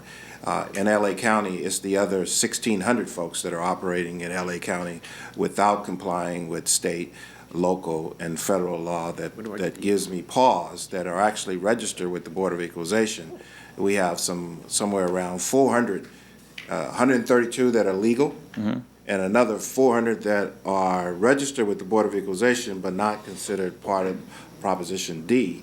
And then you've got another 1,000 that aren't registered with anyone, that's collecting cash and selling marijuana and so forth illegally. And so you see the culture that we're having to face with and trying to draft some type of solution. The other challenge we have, I think I may have mentioned this earlier, but I think it deserves mentioning again, is that sales tax is considered due at the time in which they actually declare the tax. So it's not a tax that is currently being held in trust. I believe, although legal minds may differ on this, that if it was a tax held in trust, then the armored car industry, who have indicated that they would be comfortable actually picking it up on behalf of the board and taking it to the bank, and we never even have to see it. We being the Board of Equalization employees, you have an element of security. You never have to really transfer it. Under existing law, the armored car trucks are actually more restricted than banks of accepting the cash. Right. Because if they accept cash of $3,000 and above, they're subject to the money laundering laws as well and have to go through the whole reporting and filing and so forth. So therein is the inherent challenge in this. There are solutions. The challenge that I'm having, and the reason I'm having pause, is that none of the legislative efforts to date address those solutions. And this is probably the first time that I've actually heard someone say that they're concerned about the BOE employees. And so that's not to say that's not the case. I get your primary interest is self, not you. No, I not you. Keep in mind that I'm representing delineation. a bigger group. 132 legit, 400 registered, not legit, another 1,000 Wild Wild West going on out there. And so we have to sort of balance those things. But I think that there are legislative solutions here in California that have not been implemented. In fact, they've gone to the left of what would be more appropriate as far as providing checks and balances, which seems to imply that an unwillingness to put the checks and balances in place, i.e. Proposition 64 being vertically integrated. You can grow it, distribute it, sell it, and so forth. We can't control that. History has told us we can't control that. 4% allocation for the Board of Equalization as far as revenue, and that being capped. Nowhere near enough funds in order for us to be able to address the anticipated 50 to 60% non-compliance. In LA, almost 115% non-compliance. And so we got those who comply, we got those who don't. And so I think there's some inherent challenges that we can meet, but the industry as a whole has to come to the table and say, listen, we're willing to really, really accept those restrictions. A three-tier system that establishes distributor, grower, distributor, and so forth. A shifting of the burden from the legitimate operators to the distributor, because it's far more control. If a distributor who has more resources theoretically than a dispensary, by virtue of they just have the capital to get into business, they have the capital to fund their tax activity, aside from the revenue that they collect in advance from you. So, and that capital exists outside of the marijuana industry. So it makes it easier to find a banking solution for 100 people than it does for thousands of people. So, Mr. Horton, if I on that distribution, if I may say, we're engaging with other groups on the issue right now, and we plan to continue to engage on it. I just want to say something when we talk about being good actors. I mean, my group put together an ordinance for the city of Los Angeles so that we would be regulated in a much more broader fashion, and that the enforcement piece was going to be much more restrictive when it comes to landlords and users who are outside the means, including even advertising for illegal businesses. So as an industry, I think we are trying to regulate ourselves because we do know where the problems are. And so I'd like to say that there are good actors trying to at least work the legislative side to take away some of the bad actors or the people who are not supposed to be in the industry. And currently, Los Angeles only has 170 BTRCs issued to legally operating shops. I mean, everyone else can't pay taxes. I mean, we've now seen it with the Office of Finance saying if you don't have a BTRC, you can't pay taxes. Well, let me clarify that, only for the record. Sure. Under the Constitution of the State of California, you can pay taxes, you should pay taxes, you're obligated to pay taxes irrespective of a license that you receive or don't receive from a local municipality. Taxes due, whether they're criminals, legitimate operators, and so forth. And there are those outside of the 172 that are actually paying the taxes. Sure. I mean, there are those who are not registered with the city of Los Angeles that are registered with us, and they're filing.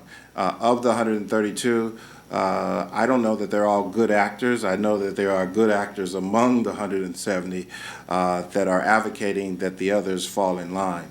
And so I wouldn't, I don't want a misconception out there that folks are making sales. I think the quote unquote individuals that are categorized as dope dealers selling on the street or selling through their own distribution means actually owe the tax and should report the tax. And that is federal law dating back to, well beyond Elliot Ness and Al Capone and that whole scenario. So, but I commend you for the few that are in the business, that are trying, that are there, and I don't necessarily even fault you. I actually believe this is a legislative effort that the legislature and the Board of Equalization, that we just need to be realistic. We're not going to come up with a solution until we're realistic that federal law, there's no indication that it's going to change over the last, I don't know, at least over the last 8 years that I know that they've been trying to get it to change on the federal law. And with the new administration, the old administration wasn't supportive of that. They wanted to provide some freedoms, and they did. And so I just think we need to be intelligent about that. Let me just speak to the staff, which means that I think we need the guidance of the Department of Justice. I think we need the guidance of the Attorney General. And I understand State Treasurer Chang has gone forth to get some of that, but as an organization, we need to get advice outside of this organization that begins to guide us so that we can avoid the pitfalls of violating federal law and not providing adequate protection for our employees, and at the same time protecting our constituents, who happens to be the taxpayers who are willing to come in and pay their taxes. There are solutions, and I think we can get those solutions, but I don't believe any of the existing law and existing efforts offer up those solutions necessarily, but maybe now that this is becoming a reality, we can get there. Thank you. Okay. Thank you, members, for this robust discussion, and we look forward to your continuing efforts and, after our meeting on Monday to see where hopefully we're all going to be at the same place, rowing, in the same direction. So we look forward to Monday's meeting. It is open. It's at the State Capitol. So please feel free to join us for anyone who's interested. We are going to go to closed session right now and then come back. One set of time? No. So, okay, yeah. Yeah. You want to come back at a certain time? Or? I'm good. Long day. 3:30? Are we really going to? Yes, we're we are. taking a break. No, we're going to close session.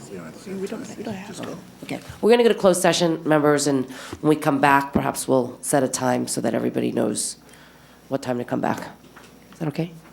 Okay.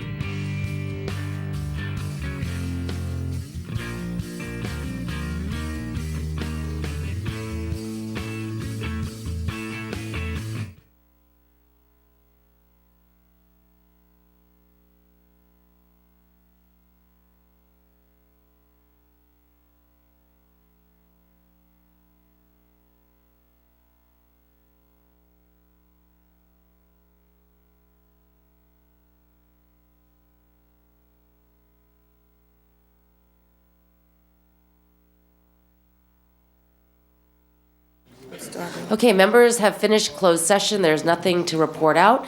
We will take a short recess until 3:15, and as soon as we come back, we will start immediately on the cases again. Okay, thank you.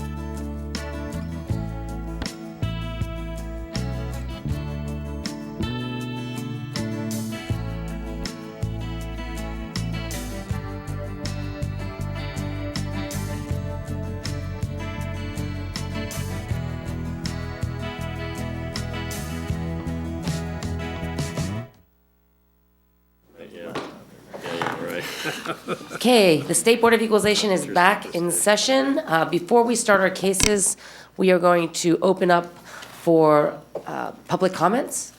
And I think we have one speaker who would like to make a comment in public comment section.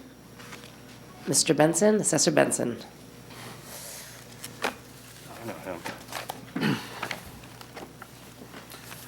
Good afternoon, Madam Chair and board members. Thank you. My comments will be very brief and under public comment, so I don't really expect or seek any response or discussion on them. My name is Richard Benson. I'm the California Assessors Association President for 2017 and Marin County Assessor, Recorder County Clerk. Our current president, Honorable Kristen Spears, apologizes for not being able to be here today. I'm here to note some disappointment with the board's December 12th letter to assessors postponing designation of the representative period relating to locally assessed aircraft. As you know, in a November 23rd letter to your board, the California Assessors Association provided an explanation and recommendation on this matter. The various BOE legislative analysis on the subject articulate how challenging this subject has been for all parties. Delaying the time for designation of the representative period adds pressure to getting the 2017 assessments completed timely, creates an opportunity for crisis management, and introduces a level of uncertainty to local assessment revenues. Assessors are respectful of a December 1 request and petition by Airlines for America to the board to adopt a new rule on the subject, but we see the representative period and the valuation model clearly as mutually exclusive items. All parties have built on years of time and work, which has already provided a foundation to move forward in a timely fashion with designation of the representative period. Starting from scratch now, or even later this year, will be ever more challenging. Assessors are interested in collaborating and improving on the existing foundation to move forward with consistency, timeliness, and fairness in assessments. So I thank you for your time and appreciate just a minute to provide that to you under public comment. Thank you. Thank you, Assessor Benson. Oh, You can't speak I don't think, public comment. no, I don't think we speak in public comment, so, right? Well, no, this is not how it works, Only but, listen. No, we can't have discourse. Real quick, no discord. Thank you for your comments and your guidance. I just wanted the president to be aware that it's the unavailability. Is the assessors, several assessors throughout the state of California had made requests. The delay is not at the request of the industry. It's the request of both parties having concerns about what the valuation method might very well be, whether it's a 365-day valuation, whether the FAA has the appropriate information or not, which is still up in the air. And quite frankly, a decision would have been made without the benefit of at least having some response from the FAA in that regards. The 2-week evaluation that was set forth in the original recommendation from staff, no assessment or evaluation of that. The assessors didn't have an opportunity to respond. The letter that I received from you, in fact, came after the response period, so it wasn't part of the deliberation, and we had to either incorporate it in the process somehow. So there is issues on both sides of this debate that I think warrants further deliberation and discussion, and I look forward to that opportunity. Thank you, Member Horton. We appreciate it too. Thank you very much, board members. Thank you very much. Drive safe. Okay, Ms. Richmond, next item on the agenda. So now we're going to return to the hearings for today. Our first item will be the Taxpayer Bill of Rights reimbursement claim hearing. Item B5, Todd Bentley and Kate Bentley, please come forward.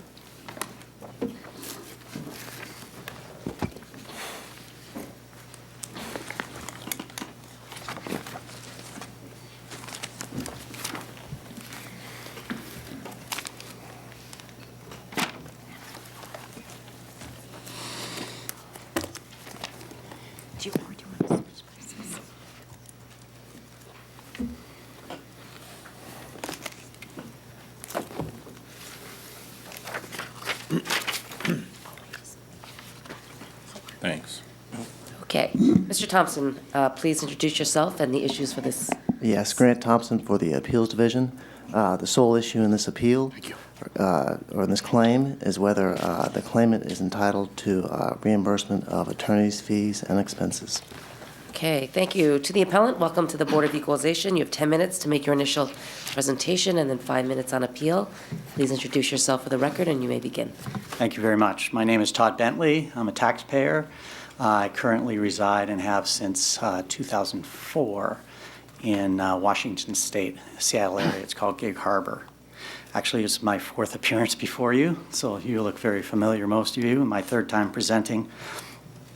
And I wasn't really sure where to go on this because I don't want to relitigate the whole case. We've hashed that out, and you guys were very reasonable, I thought. I thought it was last April, but it was April 2015, actually, when I was here.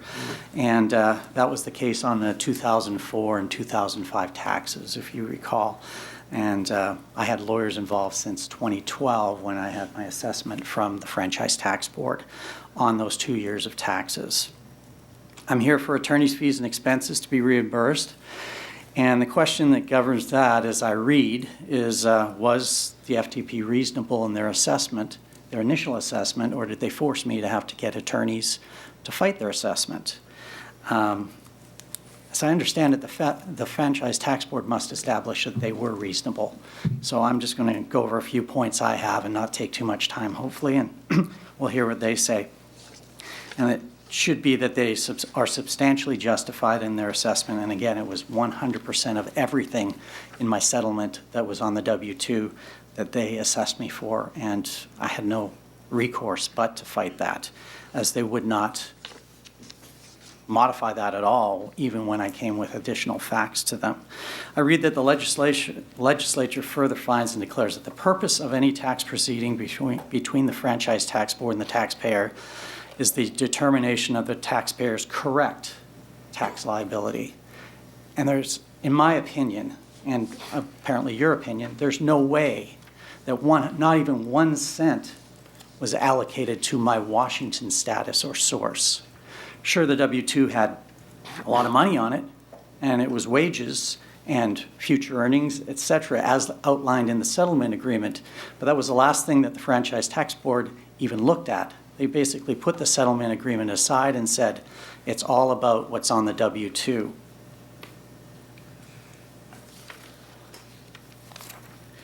I was going to play a clip from the last hearing for you, but there are security concerns. So if it's okay, I can just read from the transcript a couple of places. Ms. Page, who's here today from the Franchise Tax Board, said the W-2s are a business record that we trust, and it shows the intent of the payer, which is a standard of how we look to interpret settlement agreements. So that is our standard. I went on to say, well, are not future wages also on a W-2? I asked that question, and Mr. Runner followed up with some back and forth questioning, and he goes, let me ask, is that, I mean, it's an interesting statement, the one about my future earnings on there as well. Just because they show in a W-2, why do we think that means they're sourced in California? That was a question for Ms. Page. And on the video, her and Mr. Campbell Craven, you could hear on the video, go back and forth, and she deferred to him. And his answer ultimately was, and the W-2 is for services rendered.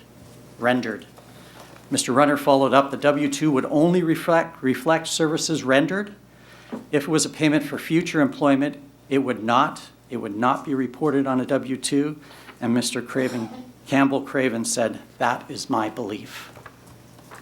We know that's incorrect because now Chairwoman Ma looked it up on her phone, and she says, ultimately, it includes back pays, PAC Bay awards, bonus awards, severance pay, cancellation of employment contract, so all of those. And on further study, it also includes front pay from the IRS website. So I guess we were down to a couple of reasons I don't think they were justified. The most egregious, I guess I could say, or the one that's not substantially or at all justified, is they relied on the W-2 to say everything was past wages, everything. my attorney and I, we just couldn't figure this out. How could they not move when they see the settlement agreement and the list of things that that settlement agreement listed for reasons for the settlement? And we finally found out from that passage in the back and forth between Mr. Runner and them, they thought the W-2 was for services rendered only. And they put every cent on there and assessed me for every cent of that. I had no recourse but to fight them. We know the settlement agreement talked about future wages. It said future wages in the settlement agreement. One of the statements in it was the settlement payment constitutes consideration to him, this is in the settlement agreement, in an amount that is an addition to any amount to which he is already entitled. And it lists in there reasons for the settlement. It says specifically future wages. There was a covenant not to compete we talked about, a non-solicit of any of their employees. I could never work for that company or do business with them again. And they're one of the largest freight forwarders in the world, and that's what I do.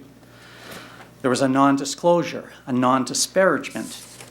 And to get any of my money in my second payment for 2005, and there was a big back and forth on that, I had to sign off a wage discrimination claim, or I'd get nothing. And it said that specifically in the agreement. Even the Franchise Tax Board in their own document broke out my wages from 2004. I moved in August 2004 to Washington State. I worked out of there. So from 2004 August to November, I still worked for the same company. And I had wages in Washington State. They were on the W-2. They broke it out in their own document at just over $23,000. They wouldn't even allocate that as off the W-2. That was in their assessment as well as California state taxes. I got no relief at all.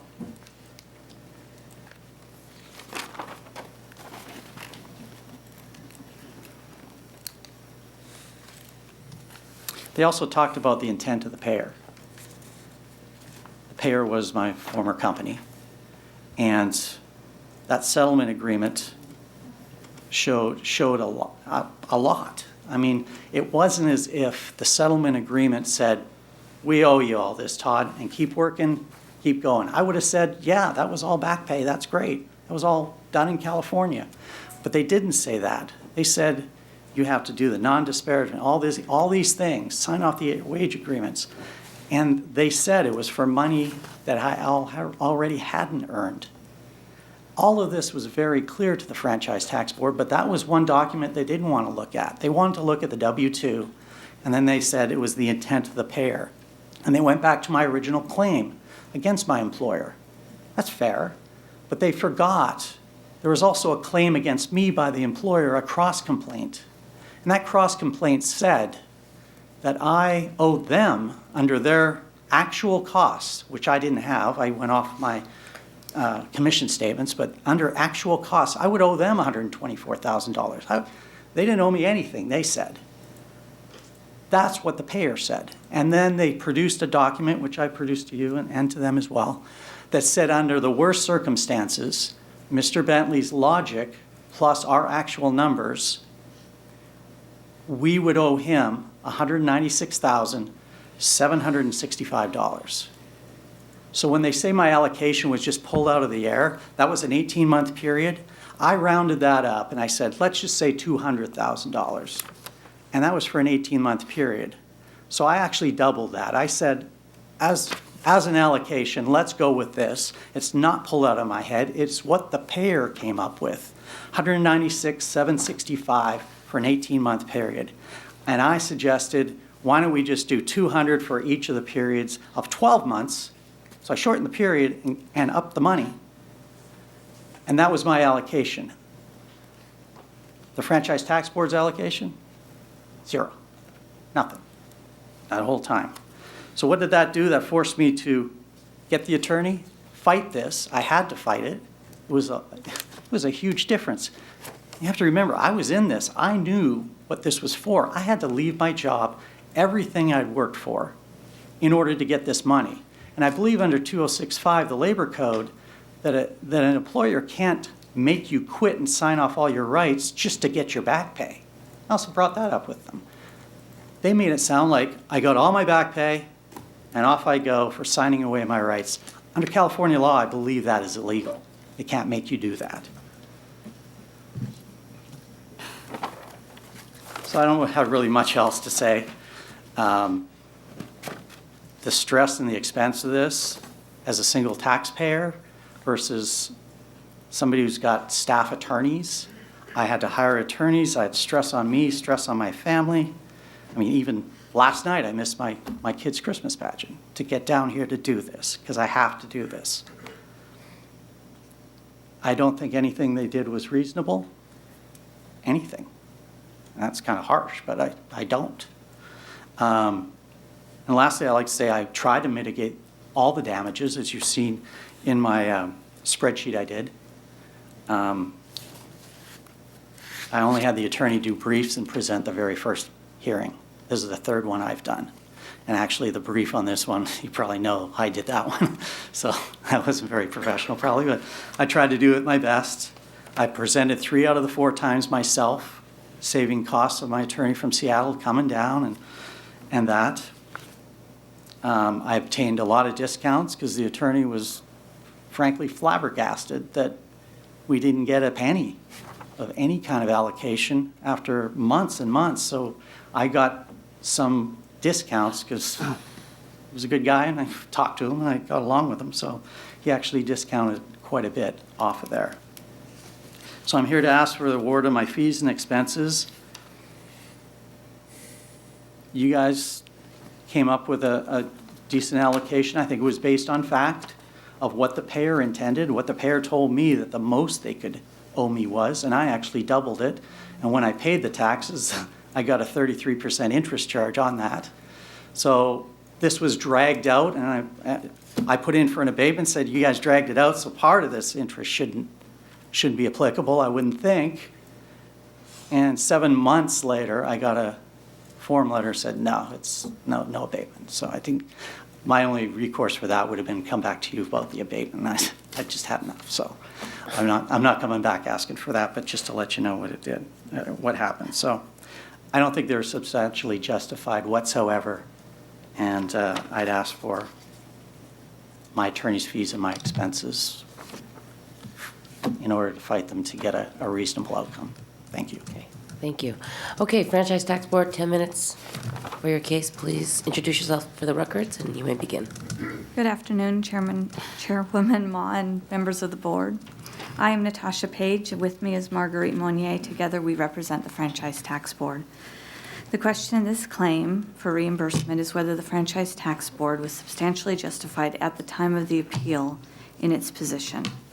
Courts have defined substantially justified as justified to the degree that would satisfy a reasonable person or a position that has a reasonable basis in law and fact.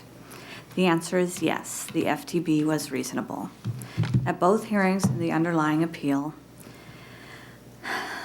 FTB had at least a reasonable basis since the board sustained the Franchise Tax Board at both hearings. In the first hearing, FTB was sustained in full, and at the second hearing, the FTB was sustained in part. Case law holds that in making a determination as to whether a position was substantially justified, reasonable minds may differ. This case was highly facts-driven, and at audit and appeal, the FTB was unable to allocate the $3.8 million in income because there was no written allocation or other supporting documentation to determine an appropriate allocation for sourcing purposes. As board staff noted in the settlement agreement provided, as board staff noted, the settlement agreement provided for payments that were made for both California source income and non-California items. We did not dispute that, but they did not quantify the amount of the payments to be allocated to each source. Staff further noted that it's appropriate to look at the intent of the payor as the most important factor when a settlement lacks express language regarding the purpose of the payments. At the rehearing, your board recognized this quandary as well, while noting that there was quote-unquote no solid evidence or quote-unquote the absence of a number. The board sought to engage in further fact-finding at the hearing. Appellant was able to give oral statements, so the board was able to glean further information regarding the settlement agreement that gave rise to the income. In so doing, future wages, as such, was raised for the first time. Appellant has refreshed your memories regarding the facts and procedures in the background of this case, but it's important that the Franchise Tax Board assessment was reduced by the board at the hearing based on two important factors. One, the board considered the issue of whether or not the compensation could be considered future wages. And second, it inquired of the taxpayer whether his future wages, whether this may have been future wages, and the taxpayer was able to give oral statements regarding how much might be future wages. Appellant had never made an argument directly regarding future wages prior to that date. When he originally filed his returns, appellant claimed that none of the income should be sourced to California. He claimed that all, and then most, of the income should be sourced to Washington based on a theory of covenant not to compete or non-solicitation agreement. His position, which was not sustained by the board at the first hearing, was that all of the income should be sourced outside the state. Outcome is not determinative of whether or not a position is substantially justified, but it is certainly indicative. In this case, the FTB was sustained at both hearings, although for a much lesser amount at the second hearing. Case law has held that even when the FTB is not ultimately sustained, it may be determined that it was substantially justified. In cases where the FTB ultimately lost, it has been found even in not board cases but court cases, the FTB has been found to be substantially justified when it ultimately lost the case. Here, we should be found substantially justified since we actually were sustained in both hearings to some extent. In Todd v. McColgan, a very basic tenet was announced. A taxpayer cannot merely assert the incorrectness of a determination of a tax or the method used and thereby shift the burden to the FTB to justify the tax and the correctness of its assessment. The FTB must require documentation in its audits and appeals, and it cannot rely solely on oral statements. To charge the FTB with unreasonableness for requiring such documentation or for refusing to engage in compromise while trying to determine the correct amount of tax would be wrong. FTB requests that this claim be denied. Okay, Mr. Bentley, 5 minutes on appeal. No, I don't think I'll need 5. Just from 5601 eligible claims for reimbursement, to determine whether board staff has been unreasonable, the board will consider whether board staff has established that this position was substantially justified. That means that a taxpayer whose position for redetermination or claim for refund is not granted does not have an eligible claim. So if it had not been redetermined, I wouldn't have a claim, but it has been redetermined. And the reasonableness, just as a normal person, and I don't know if this is how the law works or not down here, but as a reasonable person, with all those listed items in a settlement agreement that were paid for, I had to do things to get this money. I didn't live here anymore. I lived in Washington State. And for the Franchise Tax Board to say they were reasonable because we just didn't know how much it was, so we said it was nothing. I would have at least asked them, well, come up with something. But they held, I won't say a gun to my head, but they held a big check to my head saying, you didn't come up with anything, so we're not even going to try. You owe us every cent. And I don't believe for 1 second that is reasonable. And at the end of the hearing, maybe I'm wrong, at the end of the hearing, Mr. Horton, who was chairperson at the time, said my petition was upheld. And that was on the video as well. So I assume my petition was upheld. I think she said theirs was upheld. I don't know which is correct, but I believe mine was upheld because I didn't have to pay tax on $4 million or whatever it was they were trying to assess me.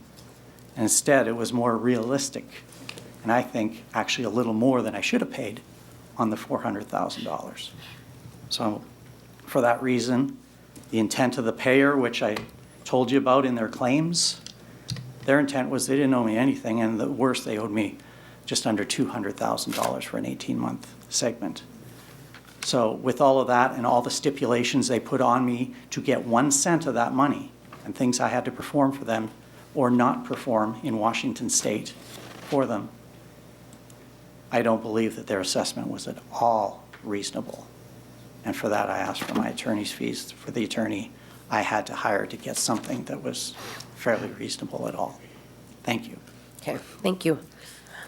Ms. Harkey? I'm always number one. Batting lineup, right? Okay. This is a question for Mr. Bentley.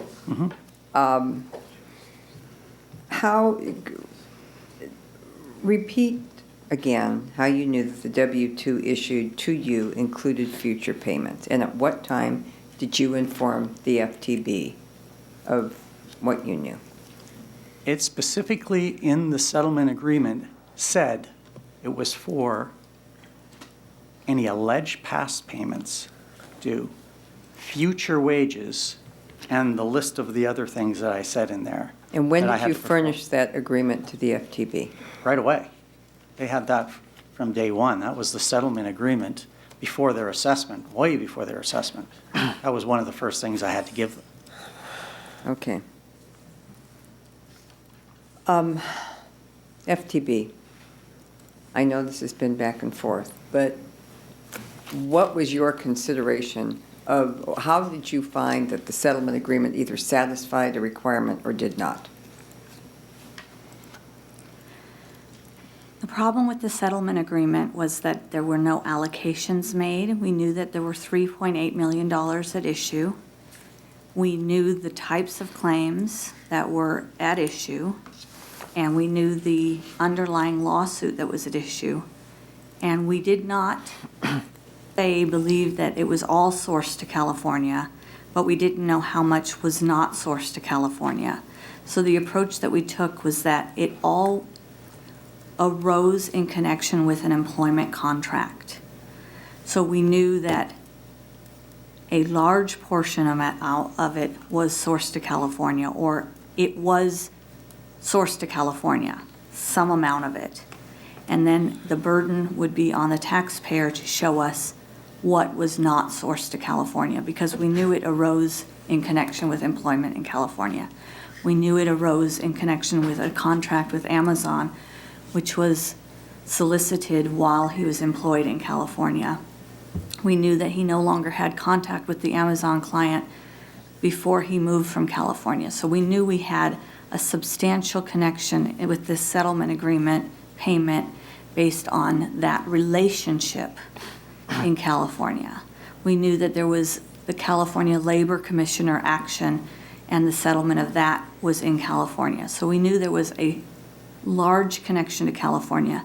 We then said to Mr. Bentley, tell us how much is allocated, should be allocated to each of these causes of action, or tell us how much should be, or show us, not tell us. That's really the problem in this case, is we didn't say tell us. We can't say tell us.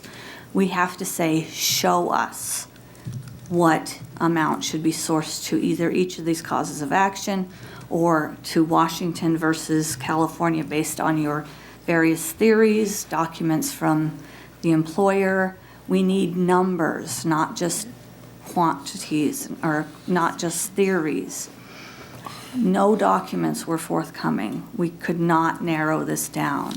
All we had was the W-2 and then the information from the settlement agreement regarding the $3.8 million. Okay, so the settlement agreement, Mr. Bentley, did not categorize what was for what, right? No, it gave me a list of things to do before I got a cent. And it said in it, as I reminded you, a settlement payment constitutes consideration to him in an amount that is in addition to any amount to which he is already entitled. So In the that settlement- in itself, did that not, you still wanted to find specifics? Yes, because there were torts and other things that would be California sourced. It's not just about wages to which he was entitled. It was also torts that were related to his employment, fraud, interference with contract, those kind of things that were part of So the you were in agreement. litigation? I was, but they were remember. also suing me, Okay. saying that they overpaid me. So, like I said, if this was paid to me, and all else stayed the same, I would be in complete agreement with her, except for the 4 months of pay when I was in Washington. But it wasn't. They made me quit. It was a cancellation of my employment contract, as stated. That was a big amount of money that I was giving up to leave that company.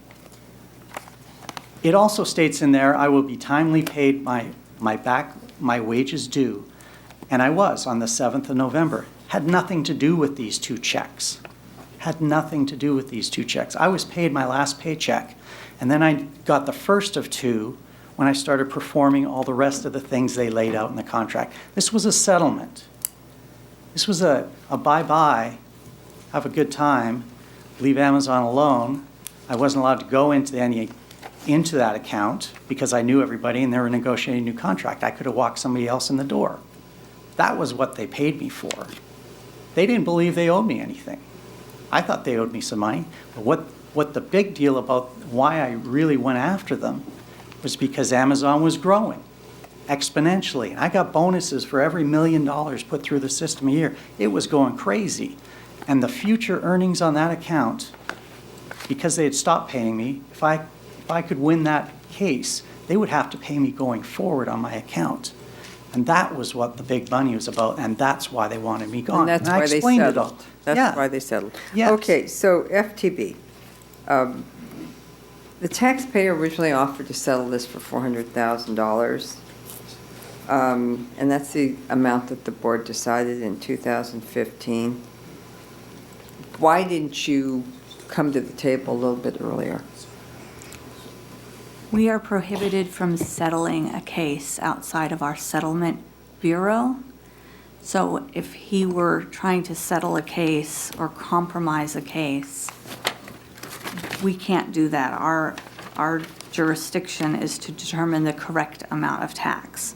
So he was not bringing forth documents that said $400,000 was the amount that was earned in California and $3.6 million or $3.4 million was for future wages, or there were no documents to support that. It was truly, as you put it, a settlement offer, an offer to compromise the case. And we have a very specific program that you need to enter in order to settle a case. So we're prohibited from doing any settlement negotiations outside of the settlement system. Okay, thank you.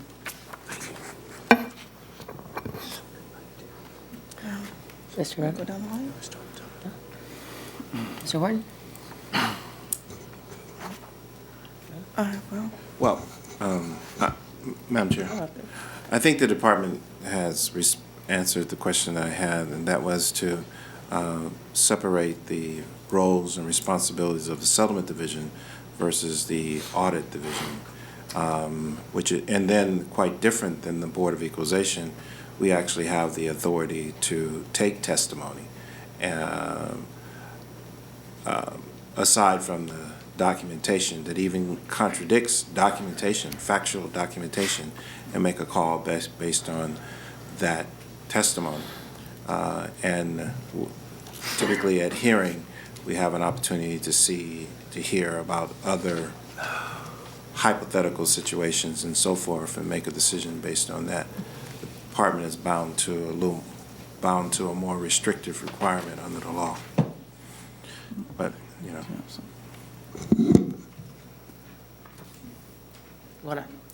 Yeah, it wasn't per se a settlement offer to them. What the $400,000 was the intent of the payer from that lawsuit was the most they could owe me was $400,000. The real reason that whole settlement wasn't broken out was, number one, I should have made them do it, but lawsuits for all this is stressful to a family, and I had little kids, and I just wanted to be done with it. And I was still working at this place while all this is going on. It was not very comfortable. So as soon as that came up, it was a round number, if you notice, the total settlement. As soon as that came up, I grabbed it to leave. Before them, the numbers they were talking about weren't even close to this because I was staying. This was a get out of here number. So they gave me that. And the reason it wasn't broken out was because they paid me up to November the 2nd. They paid me on the 5th. My last paycheck saying I've been paid up everything I owed up to that point. And again, the settlement payment constitutes consideration to him in amount that is additional to any amount that he's already entitled. It talked to future. It talked to that. That's what it was for. That's what I kept telling them. And I said the most it can be is the payer said they would owe me $196,765. If you want it for 2 years, maybe the most it could be is $400,000. I didn't say I'll offer you, so the most it can be is $400,000. It certainly isn't zero that they came up with. Certainly isn't that. That is not, I don't know how that can even be in the realm of reasonability. It just, I'm sure if it was the other way around and they looked at this and thought I owed them something, they'd come up with some allocation. I'm sure they would. But they couldn't come up with this one, and they just said, we don't know what it is, so it's zero. And I had no other option but to fight this. I had no other option. I have comment. Ms. Dowers. Thank you. Let me see. From my understanding, at the first hearing, the issue was still sourcing, and the settlement agreement was silent on the various source. Was it all future income? Was it tort, or was it something else? And at that first hearing, the board concluded that, based on the Franchise Tax Board's argument and application of law, that it was California source. Then at the second hearing, verbal testimony from you, sir, was made, and the majority of the board found that to be credible as far as only $400,000 being sourced to California. With that, I see that it was the second hearing that evidence was presented, verbal evidence, oral evidence, that the board found compelling. But I don't see where that means that the Franchise Tax Board was not reasonably justified in their position. It's just that you were extremely successful the second go-around and getting the allocation that the board exercised their discretion for $400,000. The Franchise Tax Board cannot do such a discretion or such an allocation, even if they were trying to do it in a way to get additional tax revenue from a taxpayer. Because if they were trying to basically come up with the income, the burden would be on them to prove the income and actually come up with documentation. Mm-hmm. So they couldn't just willy-nilly do anything that they want to. So what they were trying to get from you was some kind of documentation to show how much to source to California and how much to source to Washington. Mm-hmm. And unfortunately, you didn't have any third-party documentation, but the sitting board found your testimony to be credible. And for me, that's why the petition was partially granted. That's not 100% granted, obviously, because tax was still due and you were looking to have interest abatement on that additional tax. So if it was 100% granted, you you wouldn't have had to write a check for anything, and you wouldn't be looking for interest abatement either. So it's partially granted in your favor. All right, two things on that. They did have this. This was produced by the payer, my employer, and it said the most amount that they could owe me over this 18-month period was this amount. So they did have that to refer to. Okay, And sir. Secondly. Let me just jump right in. Yep. That's for, but again, when the way the franchise tax board did their legal argument, they indicated that, yes, the settlement agreements had various types of income items, but it did not allocate every one of them. So that's why they had to go to the underlying lawsuit. And the underlying lawsuit was employment related. And that's, although the employer is saying, doing your negotiating with them, how much they could have owed you, but you still had other action items against your employer that was not quantified within the settlement agreement. And that's just really why, that was really the major problem. And I understand the frustration, but the settlement agreement didn't say X amount of dollars. It didn't say $400,000 for future, for California source income. I believe there was some point in your argument that $900,000 should be California source. No. But in doing your rehearing, it was argued and accepted that $400,000 should be California source. No, the franchise tax board brought that number up. Okay. I didn't say you, I just, what somewhere it happened- was argued that. There were two lawsuits. They were suing me for money I owed them. Okay? So they want to point to my lawsuit all the time. I could have lost $124,000 to the employer. So there were two lawsuits going on at the same time. They point at mine and say, oh, you won all this. I didn't win anything. I lost my job. I had to leave. I had to give up all those future earnings.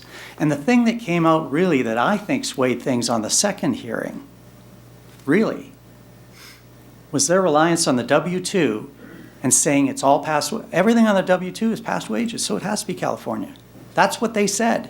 That's what they believed.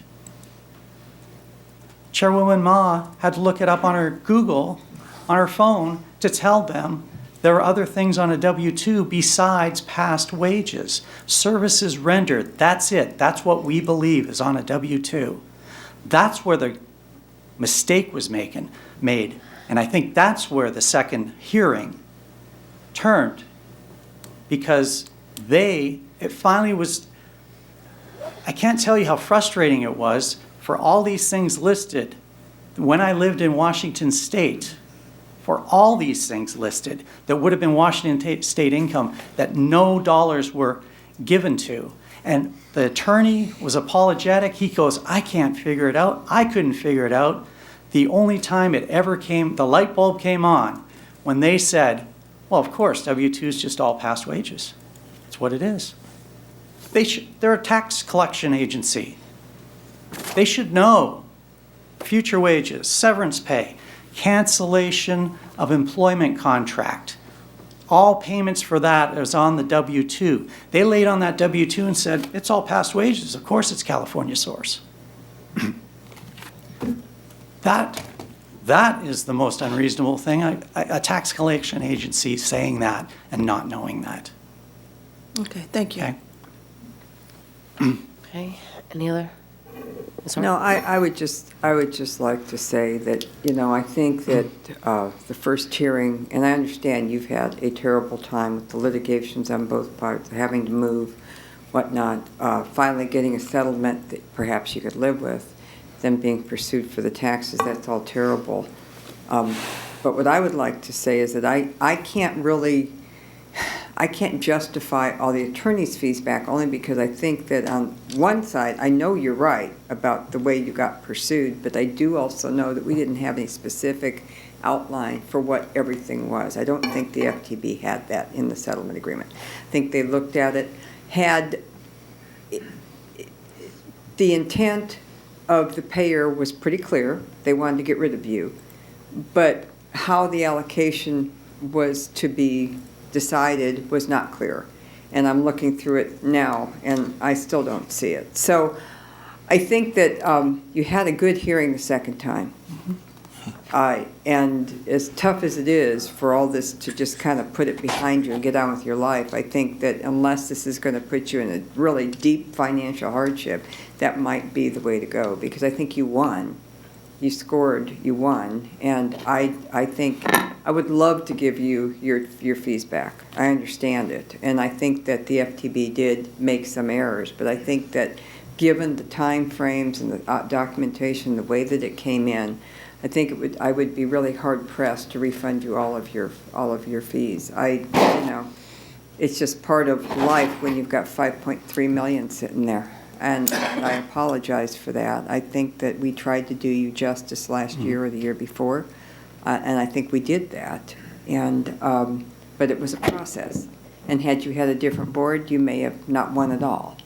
So I understand your angst, and I would love to return it to you because I think it was, a really tough situation for you.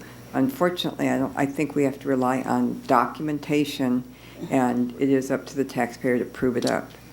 And just like in litigation, I mean, everybody says, well, in tax law, you're innocent until proven guilty. Well, you get sued by somebody. If you don't respond, you see how that goes for you. So I think you always have to prove it up. And I think that just maybe the proof was a bit lacking here as to what exactly, how it was to be allocated. So I think the intent was clear. They were paying you to get out, but there was other litigation. And I'm just hoping that you can move forward. I would, like I said, if it was just me, I'd write you the check tomorrow. But I think it would be really tough to justify. Okay, Mr. Renner? Yeah, I certainly did agree that you needed some, in terms of your hearing and your appeal, agreed with you in regards to getting some of that finding in your favor for portions of that. It's difficult for me to look at the fact that the FTB was unreasonable in how it is that they pursued the issue. And what is telling to me in that process is that that was a tough decision by the board. It was a split decision by the board. So I think, to me, the unreasonableness issue just doesn't make a lot of sense. I think almost would require, in my head, in order for us to find the FTB unreasonable, it would have to be with such clarity that we would all be on the same page on the issue, and that just didn't exist in this particular case.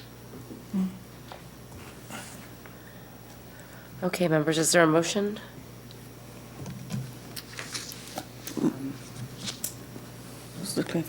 Move to deny the appeal.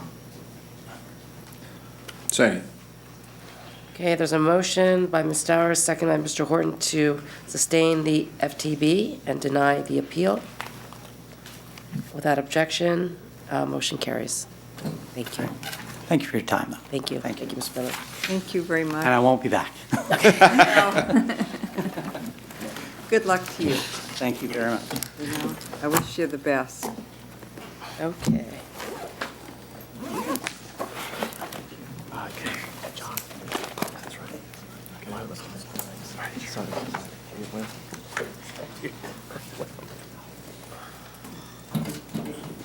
Next item?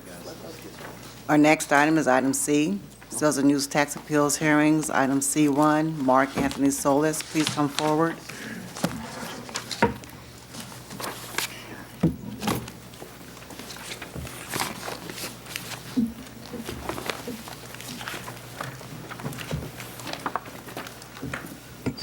Thanks.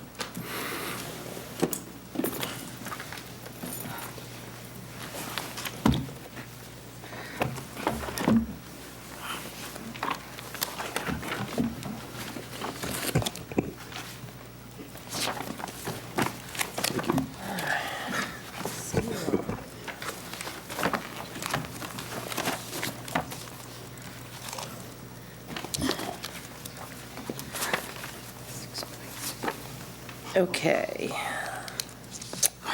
To the appeals. Please introduce the issues in this case and yourself. Good afternoon, Madam Chair, Ma, and members. I am Chad Backus on behalf of the Appeals Division. The appeal before you presents two unresolved issues, which are whether petitioner is personally liable for the unpaid tax liabilities of Solis Enterprises, Inc. pursuant to Revenue and Taxation Code, Section 6829, and whether adjustments are warranted for bad debts. And we have a revised recommendation to delete the prepayment negligence penalty of $481.85 because it was not properly imposed against the corporation. How much was that prepayment? $481.85.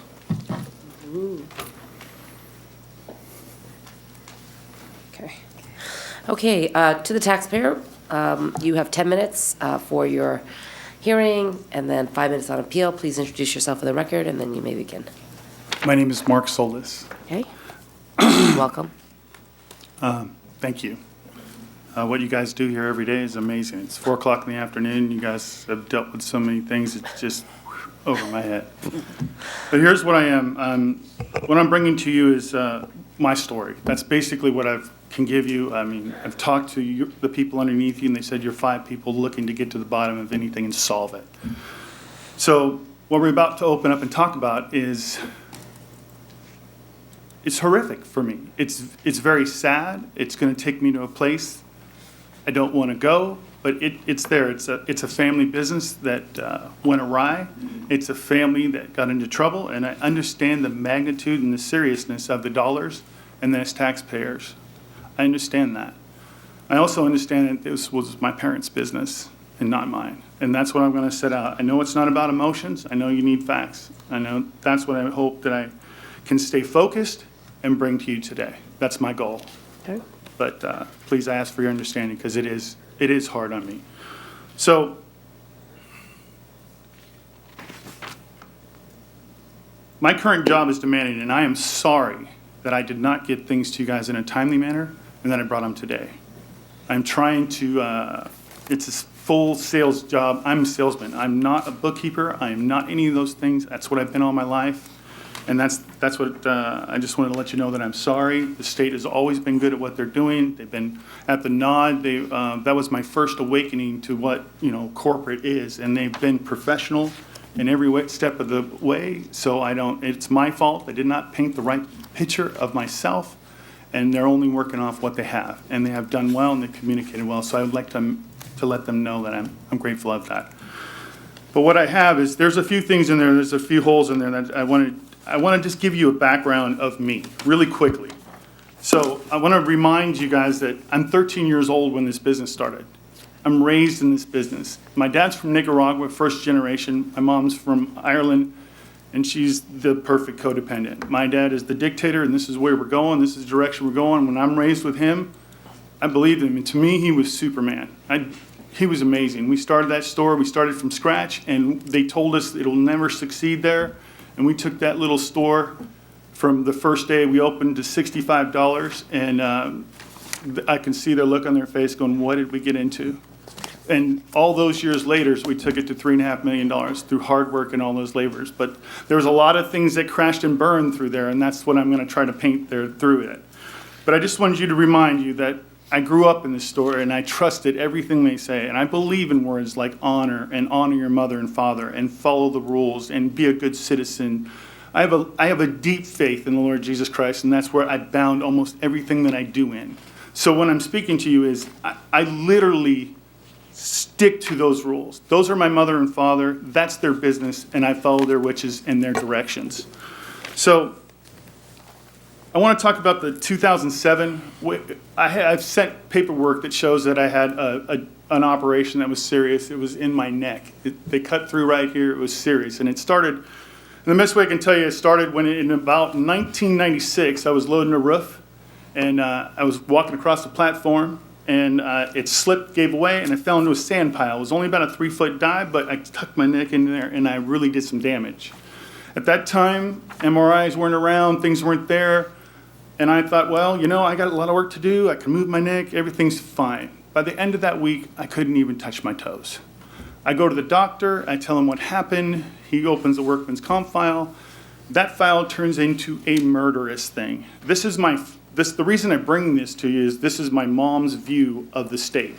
Someone from state workman's comp comes down and in the room says, this is your son. It didn't happen, like you say. It's a week later. You're just trying to use workman's comp. I'm in the room and I'm listening to all this and I'm going, He was pretty much trying to get her to tell him, yeah, it was a lie.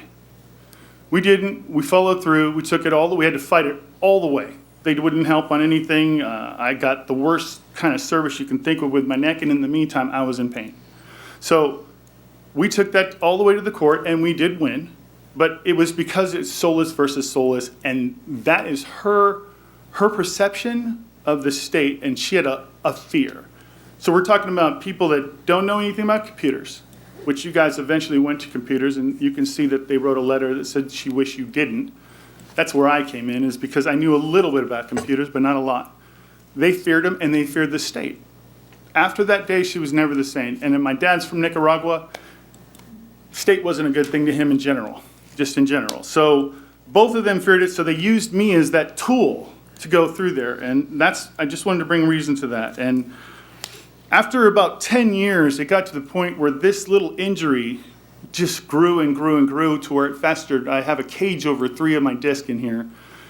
And that came out of pocket because that's settled. I had to do it with my own insurance, and I had to figure it out, and that was expensive, and I got it fixed, and that's what I went in 2007, and I kept putting it off.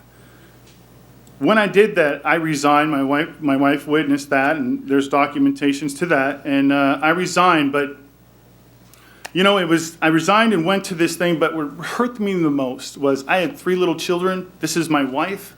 This is my life. And what they said was, well, we fear that if something weren't, because I had to sign something that said I might not come out of this. We fear that you might not come out of this, and we're worried that we don't know her, we don't know her family, we don't know anything. I want you to resign and take off of this. I did, and there's more to that when it comes back, but that's where I painted the wrong picture. I did resign. I did left, and when I left that time, and I took a whole year off, and I think there's a conversation where I come back in November and I'm talking to someone. That's after, I'm trying to heal. I can't drive. My mom's driving. I'm on too much meds. My mom is crying on the phone saying that the state's calling. We can't pay him. It's starting to take a dive, and the recession is coming. I'm saying, close your credit accounts. Stop it. That business was so not ran the way I would run a business, but I'm just the son telling the dad what to do, and the dad's going to do whatever he's doing. They're healthy at this time still. Just on that verge of when you're, like when someone's becoming sick, you don't realize it when you're working next to them and they've been that level all the time and someone starts to fade. There's still that time, and this is the perfect storm where you have the recession hitting. And that's the other thing. We went through a recession. 5 other lumber yards in our area that have over 100 years went down. Anybody tied to lumber and financing lumber packages and carrying accounts, their throat was cut and they bled out over that time. That's basically what happened to my parents, and that's why I told them to shut the charges down, and they refused to. So this is what I was worried about. I get a little excited and I get going into another reason. But the main thing is my feelings were hurt. When I left, I had already started in 2005 to 6 playing in real estate. And I'd been buying and selling rentals, and I was doing outstanding. And of course, that was before the bubble. Things were moving. It was incredible. And I amassed a good amount of money, and I turned that toward our dream in Bangor in 2006 and started our own ranch, working ranch. My wife loves horses. We had a feed store. I took care of it. It was 19 stalls. That was what the plan was going to be. We're going to divide. That's what happened. There was a divide there. I didn't like what happened there. I didn't like the direction we were going. It was pretty much, it always had to be his way, and it was never going to be my way, and his way was completely opposite from what I am. And it was just finally, this is not my store. I didn't build this. I grew into it. This wasn't mine. This was his. There's no say that I have in it. The whole corporate thing is something that they put together, and my baptism in the corporate is when they looked at me and said, well, you shouldn't have signed CEO. That's, that word meant absolutely nothing to me. I'm just doing what my parents told me to do. So that's my negligence, and I can't speak to that. That was my fault, and that's going on from there. That's just the way it is. But that's not the role I had. I was never the boss, never the CEO. It was always driven to me in there.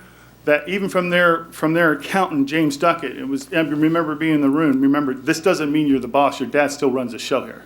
So I never took it as anything serious. It didn't really even amount to me. All I did was the sales there. I never was the bookkeeper until our bookkeeper passed away and my mom had to take the role.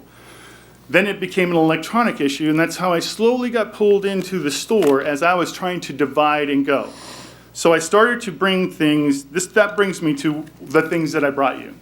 I brought you a letter from my mom, who signed it, who explains that there's one thing in there when it comes to willfulness that I had to have the authority. My mom was a Nazi with a checkbook. She kept it in the safe. She kept it under there, and that's my dad's rule. And whatever my dad said, she did, and she followed, and that was it. So if I didn't really care about those things, I would come and help, but it was always with the state because it was electronic or anything like that. They paid the regular payroll, and they did the bills and day-to-day, but I had to do the state board, anything conversation with that. And coming back in 2007, there was a conversation where it says that, oh, I'll get that to you. In 2007, at the end of November, I'm still on Vicodin and I'm still being driven around. I have no idea about that conversation or what that meant. All I know is for the first time ever in 2007, I came back to a store in shambles and this is what was going on with the state board. And I'm telling them, close your charge accounts. It's going to kill you. Our credit client's getting killed. Close yours. They said, no, they need it. The contractors need it. That's what brings them to us. So that kept going. Again, they would not listen to what I had to say in order to help them. So going forward there, that's the letter that she wrote that speaks directly to that. And then also they say in the authority part that in there was a lady named Jane. Jane was a bookkeeper that we brought in because I couldn't keep coming in because my business was exploding and growing. I couldn't keep coming in to do all this stuff, so they hired a girl. She didn't even last more than a month. She was scared of the state, and she was scared of the number one thing we needed was accounts receivable and collecting because people were not paying us. They were avoiding us. They couldn't pay us. It was crisis all over. So in here, that's my mom. My mom's in the room. They called to tell her about there. Even in the state board, they couldn't even remember the lady's last name. So, but they could remember that I didn't, my mom is the one that gave permission, but somehow or another they say it's me.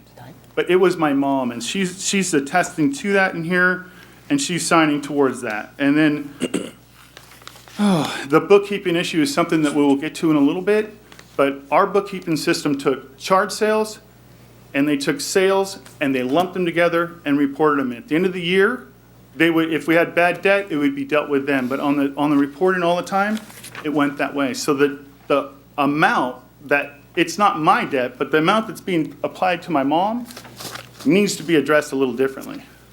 And that's one thing I wanted to say. But after you go there, you go to Merrill Sawyer. It just shows you that I'm not there. It shows you there's a divide. It shows you that I'm working somewhere else. It shows you that I'm just not there. I'm there to deal with something she fears. She fears electronics and she fears the state. So I'm dealing with those things, but that's what I do. I split from that store, but remember, I worked there a lot of years, and that's my mother and father. And my mother and father needed me. There was really, it was the right thing to do. If I had to do it over again, I'd do the same thing, but I would do it a little bit different from the way I painted myself from the resignation on. So that's Merrill Sawyer. Then you go to my lovely wife, Julie. Is your 10 minutes? Time's expired. Okay, we'll come back, I'm sure. Okay, so let's have the state put on their case. You can come back 5 minutes for rebuttal, and I'm sure taxpayer, we will have questions. Yeah. You can answer. Yeah, okay. Good afternoon, Chairwoman Ma, board members. My name is Monica Silva. With me today, Lawrence Mendel and Dario Romano representing the department. The department is in agreement with the revised recommendation of the Appeals Division. The petitioner is personally liable for the unpaid tax liabilities of Solis Enterprises, Inc., doing business as Lake Oroville Ace Hardware, resulting from self-assessed, partial, and non-remittance returns. 4 conditions must be met for personal liability to attach under Section 6829. First, the corporation must be terminated. Second, it must have collected sales tax reimbursement. Third, petitioner must have been responsible for payment of sales and use tax. And fourth, petitioner's failure to pay the tax liabilities must be willful. There is no dispute as to the first 2 conditions. The hardware store ceased operation on December 31st, 2010, and petitioner does not contest that the sales tax reimbursement was added to taxable sales. Petitioner is disputing that he was responsible for payment of the sales and use tax and that his failure to pay the tax liabilities was willful. Personal liability can only be imposed on a responsible person. A responsible person is defined as any person having control or supervision of, or who was charged with the responsibility for the filing of returns or the payment of tax, or a person who had the duty to act for the corporation in complying with sales and use tax laws when the taxes became due. Contrary to petitioner's argument, the evidence before this board establishes that petitioner was a responsible person for SEI from the fourth quarter of 2007 through the fourth quarter of 2010. Board records show that on October 9, 2007, petitioner signed as president authorization agreement for electronic funds transfer. On November 27, 2007, petitioner spoke with the department about amounts past due and states that he will get those paid. On March 27, 2008, petitioner stated he was a corporate officer of SEI and was borrowing money to pay the liabilities in full. Doris Solis, his mother, confirmed a few months later on June 16th that petitioner was a corporate officer.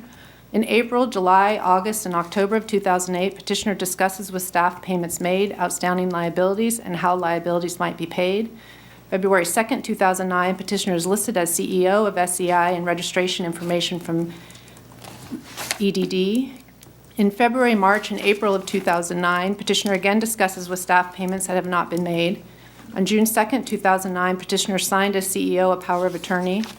September 22nd, 2009, petitioner gave verbal approval for another individual to speak to the department employee about SEI's sales and use tax account. On January 22nd, 2010, petitioner is identified as CEO of SEI in a statement of information from the Secretary of State. Petitioner also signed various returns in 2009 and 2010, and petitioner signed several checks to the board on SEI's bank account. This is all evidence of consistent representations made by petitioner throughout the liability period that he was a person having control, supervision, and a duty to act for SEI with regards to the corporation complying with sales and use tax laws.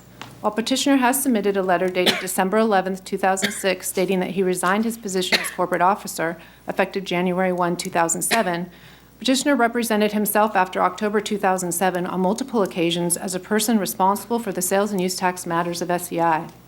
During the liability period itself, there is no evidence that establishes petitioner acted only at the direction of his parents. It does appear that petitioner stepped aside until late in 2007, presumably because of the medical issues he has stated caused him to write the December 11, 2006 letter. But after that time, the evidence establishes petitioner was a responsible person through the liability period. Any statements made to the contrary are not sufficient in this case to override the contemporaneous evidence that demonstrates the petitioner was a responsible person for payment of SEI sales and use tax during the liability period. Now to the fourth element required for personal liability, willfulness. Personal liability can be imposed on petitioner only if he failed to pay or caused to be paid taxes from SEI, due from SEI. A failure to pay is willful if the person had knowledge that the taxes were not being paid, had the authority to pay or caused to be paid the taxes when they became due, but failed to pay them. The language of Section 6829 provides that willfully failing to pay means that the failure was the result of an intentional, conscious, and voluntary course of action. A Regulation 1702.5 adds that a person can be willful even though there was no bad purpose. A person is regarded as having willfully failed to pay the taxes or caused them to be paid, where he or she knew that the taxes were not being paid and had the authority to pay the taxes or cause them to be paid, but failed to do so. The involvement in SEI's business affairs with BOE employees regarding unpaid amounts and how to potentially pay these amounts and signing returns and checks during the liability period establishes that petitioner knew that taxes were owed and were not being paid. Next, petitioner must have the authority to pay taxes or cause them to be paid.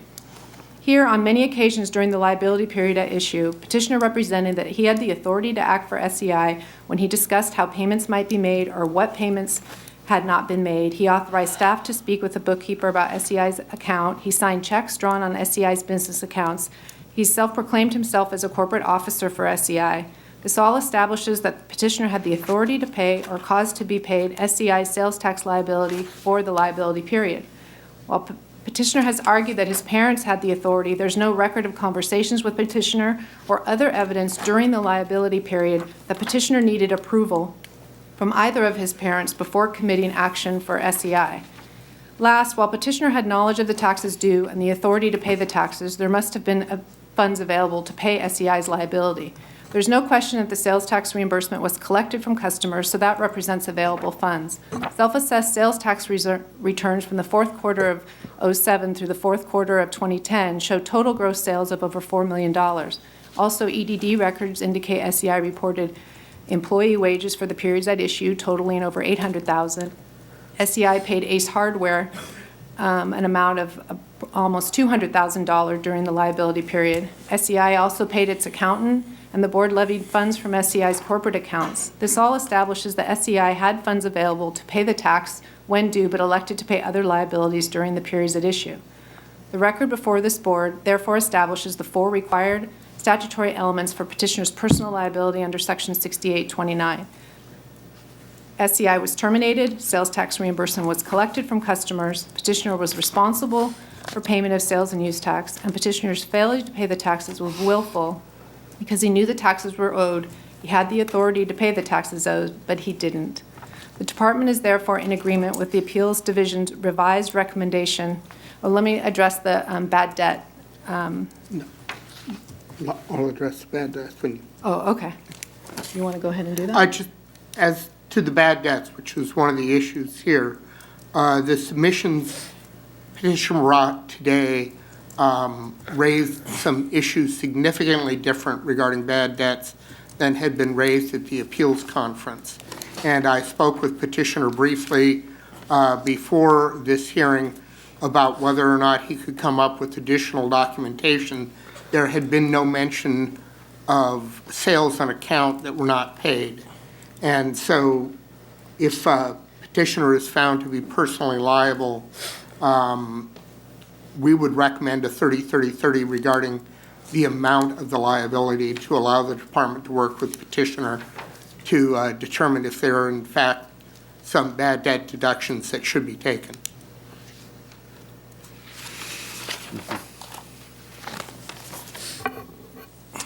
Are you done? Yes. Okay, thank you. 5 minutes on rebuttal. There's a lot going on in there, and she's right. I painted the wrong picture of myself. And there's a thing in there that you have to go back and remember that I follow my parents' direction. I always have, and that's just who I am.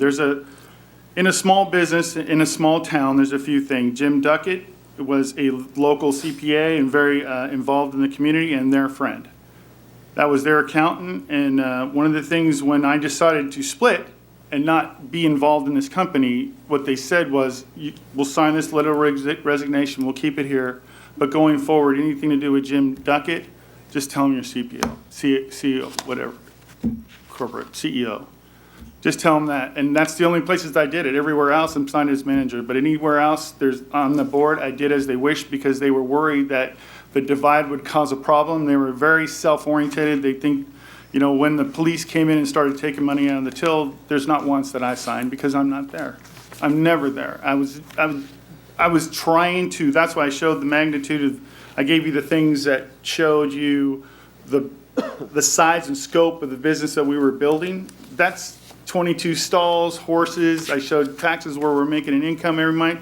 I was consumed in what we were doing, and I had given up on trying to help them and then them sabotaging themselves. So it's consistent with what I've done. I've always followed what they wanted me to do. My regret is I painted the wrong picture when it came to the usage and the verbiage of CEO. And if that's what I'm held liable for, that's the only thing. That's what happened in a family system. That's what happens in a small town. It's a small town mentality. It's my negligence of not understanding the scope of what that meant is to paint myself as something else for the benefit of my parents. So they can have the self-esteem and knowing that their son didn't split off in a business from them into the rest of the. I didn't see it as a big deal, so I honored their wish. I had already started my own businesses and moved off in another direction. I didn't give that person, Jane, which they don't even know her last name, and somehow the board can't remember that. They should have been able to remember that. That was the whole purpose of the conversation, but they can remember that I'm the one that gave permission, because it wasn't me, it was my mom, and there's a sign here under penalty of perjury that it was her doing it. It shows the method from which she did the checks. I did not have access to the checks. I could sign the checks, but I couldn't get the checks. That was their last form of control over the whole business. That's how it worked. So as to them and how they painted it, yeah, it looks like that. And if was you guys up there, I'd be thinking, it looks like it is, but that's the truth of what happened, and that's how it went down. I can't speak to it in any other way, but that's my negligence in keeping that little thing for my mother and father and following the direction that's put me in this grave jeopardy. That is not my business, never was my business. I would never run a business the way they ran a business or build it the way they built it. They would build shacks all over the place to avoid permit fees. They would do the strangest things. And I was gone. But you got to remember, I was there since I was 13, and I followed my parents, and I'm their character. And to this day, I take care of my mom, and I take care of my dad.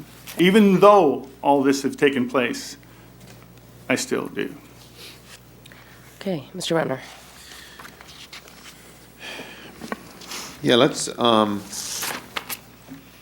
so after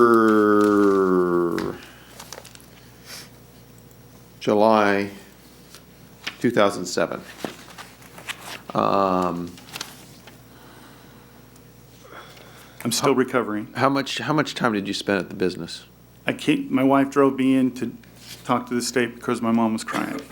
I'm sorry. None. My wife would drive me in. Into where? To the store. I lived 15 miles away in a little town called Bangor where I built the speech store. Okay. I'm in a town over. Okay. So she called in on that particular time, because I wasn't in much at all. There was only 2 times I think I was in the whole year of that time for any scope, because You were only in that store twice? pretty much all to address the state, because they can't deal with computers and they were scared of the state. So they called you into the store to ask your assistance dealing with that? Yeah, and Okay. the other stuff that I brought collaborates that, from Merrill, the other person there, and the other people that work there. And then the correspondence, back to the department, the correspondence that we have at that point, we have correspondence after that time where the appellant there is signing as CEO, correct? Yes, or president, sometimes you use president. He does tell staff that he is a corporate officer of SEA. Who signed the sales tax reports during that time? In the earlier part of the liability period, Mrs. Solis signed them. The earlier part of the liabilities, tell me what time, I think that would be 08. So I believe she signed fourth how about in 7? quarter. Well, the only liability period left is the fourth quarter, which we Okay. didn't do in 08. So who signed those? I believe she did. So she signed those, she signed them in 08. Who started signing them in later? Petitioner. Okay. And that would be starting in 09 or something? Yes.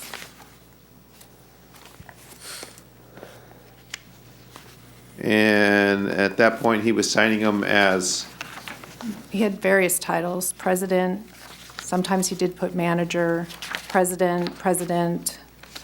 He signs other documents, CEO. okay. Well, okay, let me go back to the appellant. Tell me, why were you signing those documents? That's a very good question, because I'm a salesman. Well, I can't I answer brought it, so stuff you're in. gonna Yeah, have to no, tell So me. here's my thing. They did not want to create a divide. So Who is they? My mom and dad, sorry. Your mom and dad didn't. My mom and create a dad did not divide. want to create a divide in a small town that I no longer wanted to work from them in any capacity, and because I'm a large portion of a lot of their business and what came in and all that, but I just could not put up with what was going on anymore and how they were treating. So my what does that have to do with you signing the returns? Because when I resigned, but they asked me not to make it like public, or when you're talking to, Well, you the gotta signing of a remember, return- James L. Duckett is our CPA who prepared Right. all of these tax returns. But clearly- And if I were to go to James and say, I'm no longer there and I'm not doing anything, that was the divide But they I'm were worried about. confused because you were signing, your mom was signing them earlier. in that- Sometimes I couldn't get there. Sometimes I couldn't, what do you mean earlier? Well, in 2000 07, 08, it sounds like your mom was signing them. Right, because I'm still in my I mean, you got to remember, this is Okay, new, so I'm in and out, and that's all, I mean. So but were any you kind- there more Any kind often? of conversation, any kind of conversation on a phone or calling them had to be me. She would Okay. never do it. But again, your mom was signing those, and then you started signing them again. Yeah, because at that time, my dad started to become ill, and that was where a lot of this went to heck, and they lost their other bookkeeper that passed away, and it became to where they couldn't juggle it all, and that's where it got really confusing. And then I'm losing everything, and I'm involved in a property dispute where my house is built over a So how much property line. time, okay, so how much time were you spending at that business in 08, 09?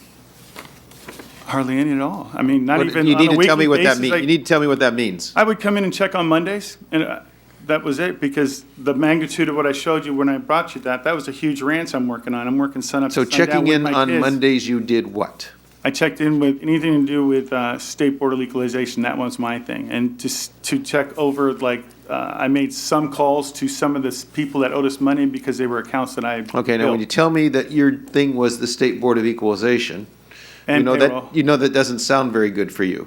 No, it's not, but I don't Okay, think so they did tell it me on what, purpose. tell me what that means when you say the State Board of Equalization was your thing.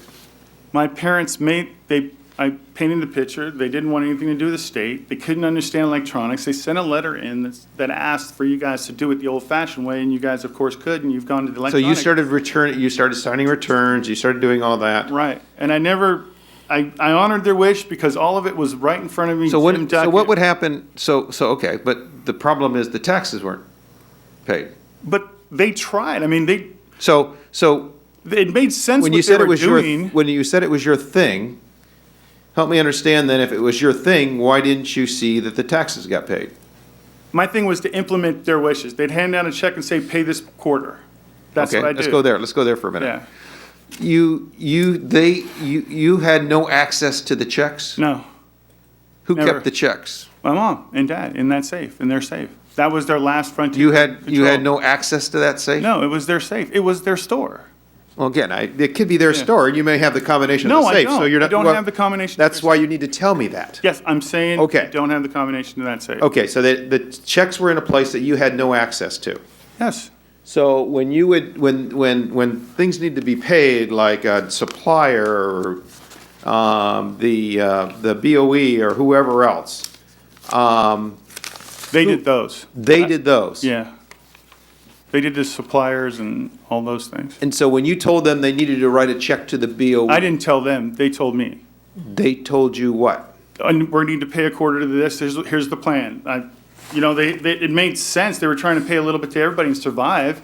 They were trying to keep the doors open in hopes that there was a loan coming or there was funds coming. There was, personal people were going to invest. So in you store told their them that rent. they owed this amount of money to the BOE? No, they did. They did all that. All that was prepared by the CPA, which is James L. Duckett. I never knew any of that stuff. I had no idea of Well, that you stuff. signed the filing. Yeah, because they handed it to me.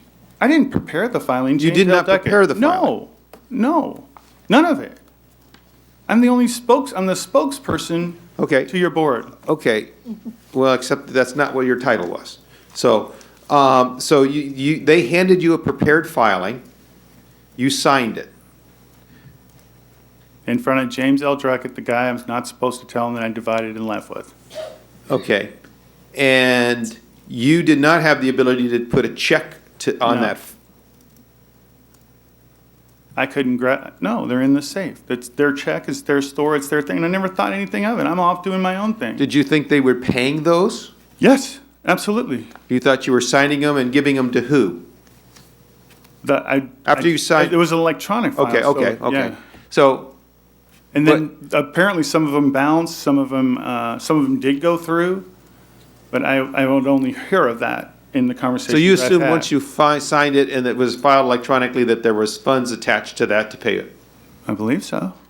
Yeah, I would imagine. I didn't follow it. My job was that piece.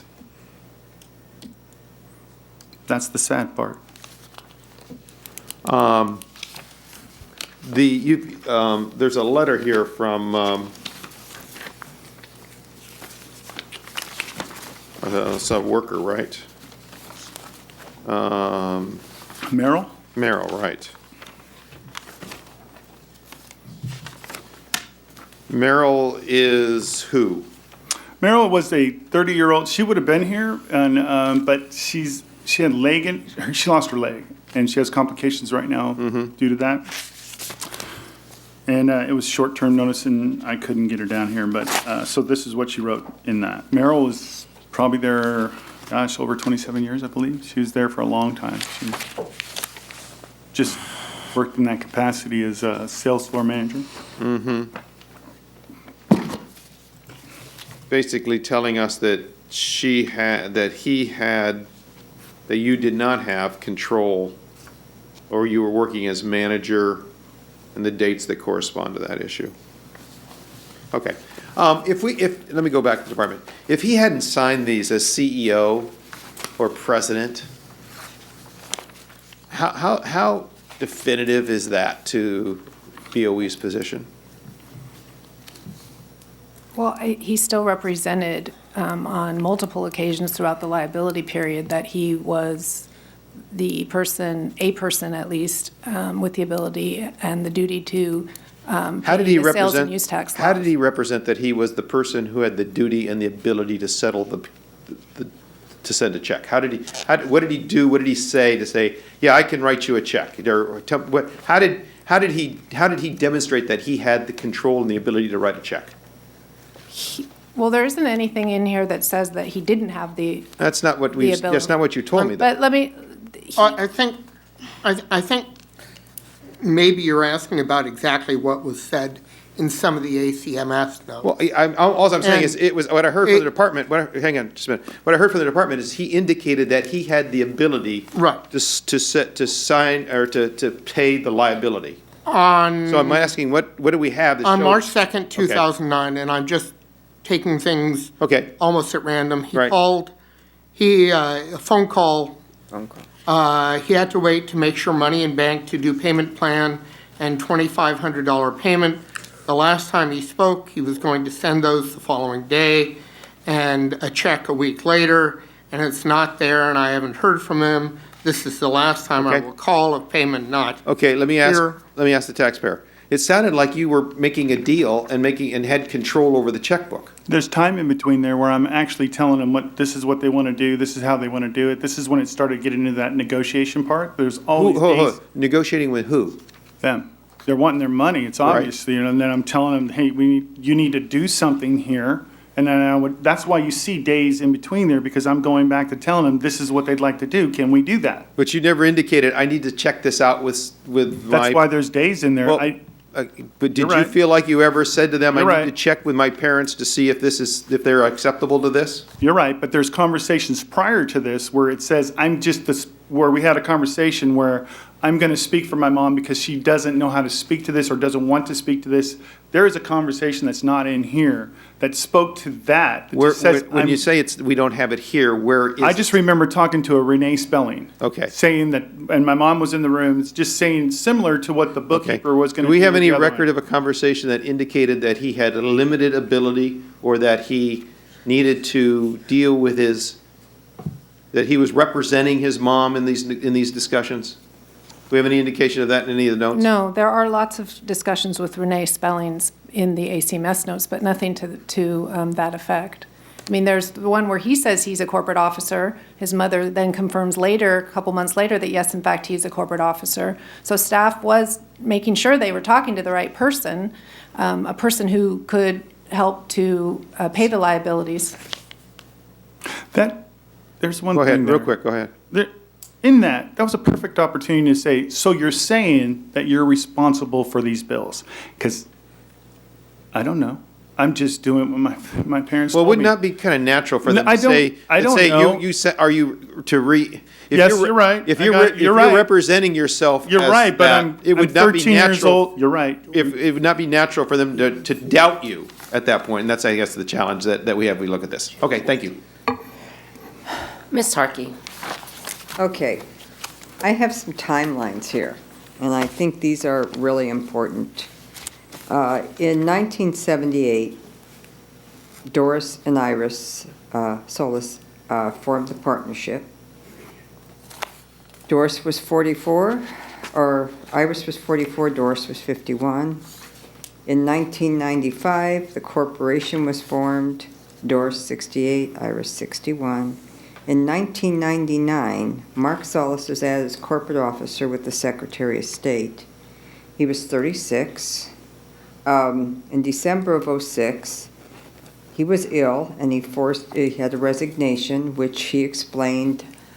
And I think he's nervous here at the hearing, but as it was explained to my staff, is that he was going in for major surgery, and as he explained, they didn't know that if he was going to be okay or not. His parents had a small business. They didn't want his wife to potentially seize the business or to become involved, so they asked him to resign, which created bad feelings in the family.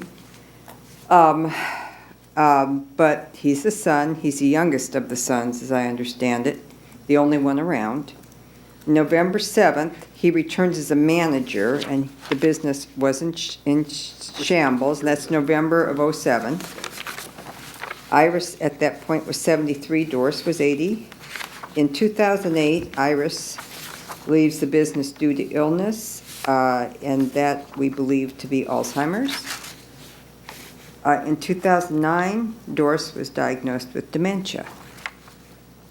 Marc had a very difficult situation. I think what he's trying to say, and what I understood from all of this, that he was trying to just come in and communicate and then get on with his life. He was the only child left to deal with his parents' issues. He signed on in a variety of capacities, which shows the utter confusion. I mean, if you could see, he's CEO in one part, he's a manager in another, he has no title, he's a president, and then he's son, and he's signing all these things, all different sorts of documents in a variety of forms. He got involved. The mom did sign all the tax returns, or all the sales tax returns, through 2008. He then signed the electronic returns. His mom didn't know how to use a computer, so he was the one that was in charge of coming in to do the e-filing for her. And any returns that he signed physically, the CPA also put his name on them. So it was kind of a dual capacity. In June of 2009, he does sign with power of attorney because his dad is ill, and his mother is diagnosed with dementia, and dementia is very slow. We know it's not always, sometimes they're on, sometimes they're off. Doris did not want to give up control of the company or her checkbook. That was her claim to her talent, skill, which she did. This was her company. But unfortunately, things had gone down. I don't believe that Marc had any ability as to determine who got paid, just merely come in and do this for me because I can't do this part.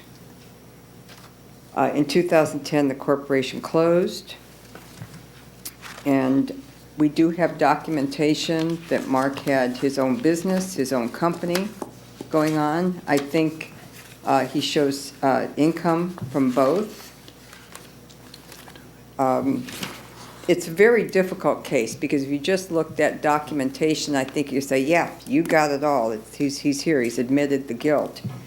But I think if you can get through some of the nervousness up here, and as we did when we talked to him on numerous occasions, and got his story.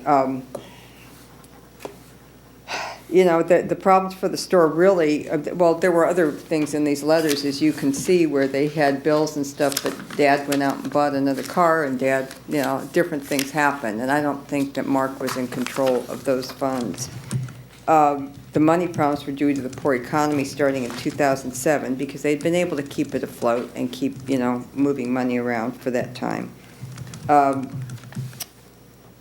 Most of their big clients went bankrupt or did not pay accounts, and I understand that's to about $360,000. They got behind on mortgages for the building and land, which resulted in foreclosure, and this is on the parents now. During the period, BOA tried to collect from the corporation. Marc said that his family had all their money tied up in real estate and bills, and they probably did. And they were having trouble getting loans or selling the property. So it was a 31-year-old business owned by the parents. I do believe we should have some consideration for his if you look here, in May of '09, he's partner, 2 of '09, president, August of '09, owner, November of '09, manager, 4 of '09, no title, manager, president, manager, son. I mean, I don't think that he really understood the impact of his titles on the documents. I think he was just doing as he was told and trying to get the money in that they told him was available. I don't believe he controlled the bank accounts. And I just, it was based on whether he made a credible case up here. And I think that he's having trouble making his case clearly because it's a very difficult situation. It's nerve-wracking. He's on video and it's a little bit frightening. But I don't think that he ever intended to be the responsible person here for the money. And had he known he was responsible, he would have probably taken over the checkbook and the bank accounts if he'd had the ability, or totally abdicated.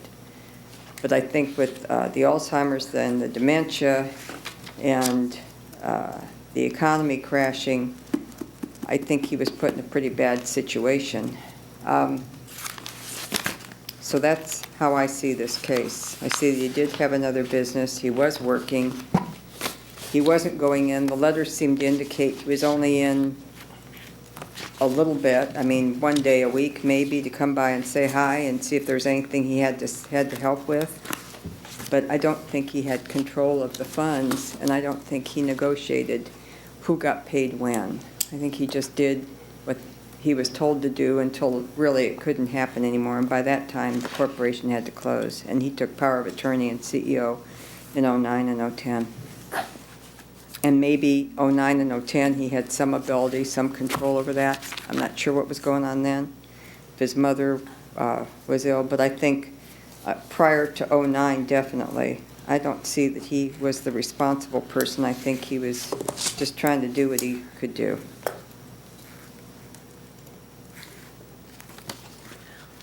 Did she summarize that right? Amazingly so. Okay. Mr. Ward? Thank you, Madam Chair. What was your source of income? I, in 2005, Doing the all the way, it's all real area estate. course. All my tax returns will show that I bought pieces of property for, one I bought for $65,000 and 4 years later sold it for $865. It happened to be a commercial corner that just blew up. So That was the main reason I flipped that out into, that's what started the whole ranch thing. I 1031 that out to Bangor, along with all my other properties. So my income was real estate. From the business in question, you never received any compensation? Yeah, I did. They kept me on payroll all to keep the facade up, and I would, I'd do my thing once a week. Do you recall what your compensation was? It changed a lot. It was salary for a while, and gosh, it's been so long ago. I want to say it was around a grand a week. I think. I didn't see any breakdown in the EDD records that we got, just the total amount, so I wasn't able to see the breakdown. About a grand a week, and then it changed to 500 a week. During the liability period, it was, I think I said 800,000. 800,000.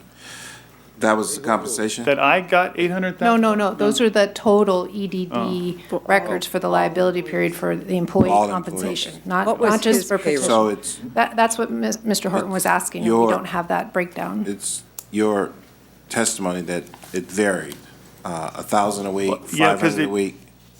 At the point where it's starting to go down, everybody had I could, I'm hardly there. I was making money here, cut mine in half. At what point in time was that? 2009, I believe. 2009? Yeah. And you had indicated earlier in your testimony that there was a plan of some sort, you alluded to it as a financial plan where your parents would tell you how to manage how they wanted to, let me make sure I characterize it properly, how they wanted to manage the finances, that they wanted to pay a little bit here and a little bit there and a little bit there. Can you elaborate on that plan and what it was for? Basically, why it made sense to me, I'm trying to do the same thing over at my business where I'm at. I'm trying to spend a little bit, sales are dropping, the recession's hitting. I'm trying to pay a little bit to this. And as you can see, I put that up there. My wife and I couldn't pay our sales tax, but we ended up paying it back because that was our business. It was up to us to pay that back. It's paid now, and it took us a long time to get it there, and we paid a lot of fees and interest, but we took care of it. So when your parents, I'm sorry. when your parents were discussing with you what amounts to pay to manage this? It was never in challenge? round, it was a little bit to this one, we're gonna pay some of this vendor's gonna pay Some of the the lighting to vendor. keep the light on, and a little bit here, and then the totals were written out when I got there, when the checks were there. And why did they discuss that with you? I don't know, really, I think it's because I'm their son, it's been prior, probably, Wanted you to know. and probably maybe for affirmation and seeing if they're going on the right way, and it, You indicated Yeah. earlier as part of your testimony that you were a large portion of their business. What is that? Just handling the Board of Equalization? well, when I'm not nervous as heck, I'm charming as hell. And I'm really good at sales. So you're. Sorry, I said the That's okay. H-E-L-L That's okay. word. I think that's. In a really nice place like it'd be this, I'm sorry. relaxing. When you opened up your new business, the source of that was your real estate transactions. Well, it was part of that in feed store. We had it, my wife, that was the whole goal, was to get to this huge ranch, which you have a picture up there, which is 135 acres, and the back half had already been broken up and started with a plot map. And what I was gonna do is plot that out and actually, pay off the front, and then have a feed store and our home paid for, but it all crashed and I lost every bit of my investment. And that's why you see the bankruptcy thing is there, just to show you that I stayed in the fight all the way to the end. I was willing to lose everything I had. To keep things going, I lost all my investments, anything I have. So that's why that's there, just to show you that I tried to do my best to stay in the game. So in regards to the payment plan that your parents discussed with you, to pay this vendor, not that vendor, and so forth, who wrote the checks to make those payments? Well, with the vendors, she said she just paid a little to the vendors, so she did the vendors. And then she left me what's going to the state. So I really don't know what she paid the vendors other than a little to the vendors. Did she authorize a payment to the state of California? She told me, here's what to write pay. the check for, yeah. Here's the amount. And then it was prepared by the CPA. Always. Was that amount consistent with the amount on the return that you signed? I don't know those things. I'm a salesman, not a bookkeeper, and I was just following. Those things I can't address properly. Well, can you say that question again to make sure I do clearly answer you? Maybe I misunderstood that. Hey, your answer was understood. Oh. It's a good answer. Okay. In your favor. Right. Unless you want to change it. No, I like what you said.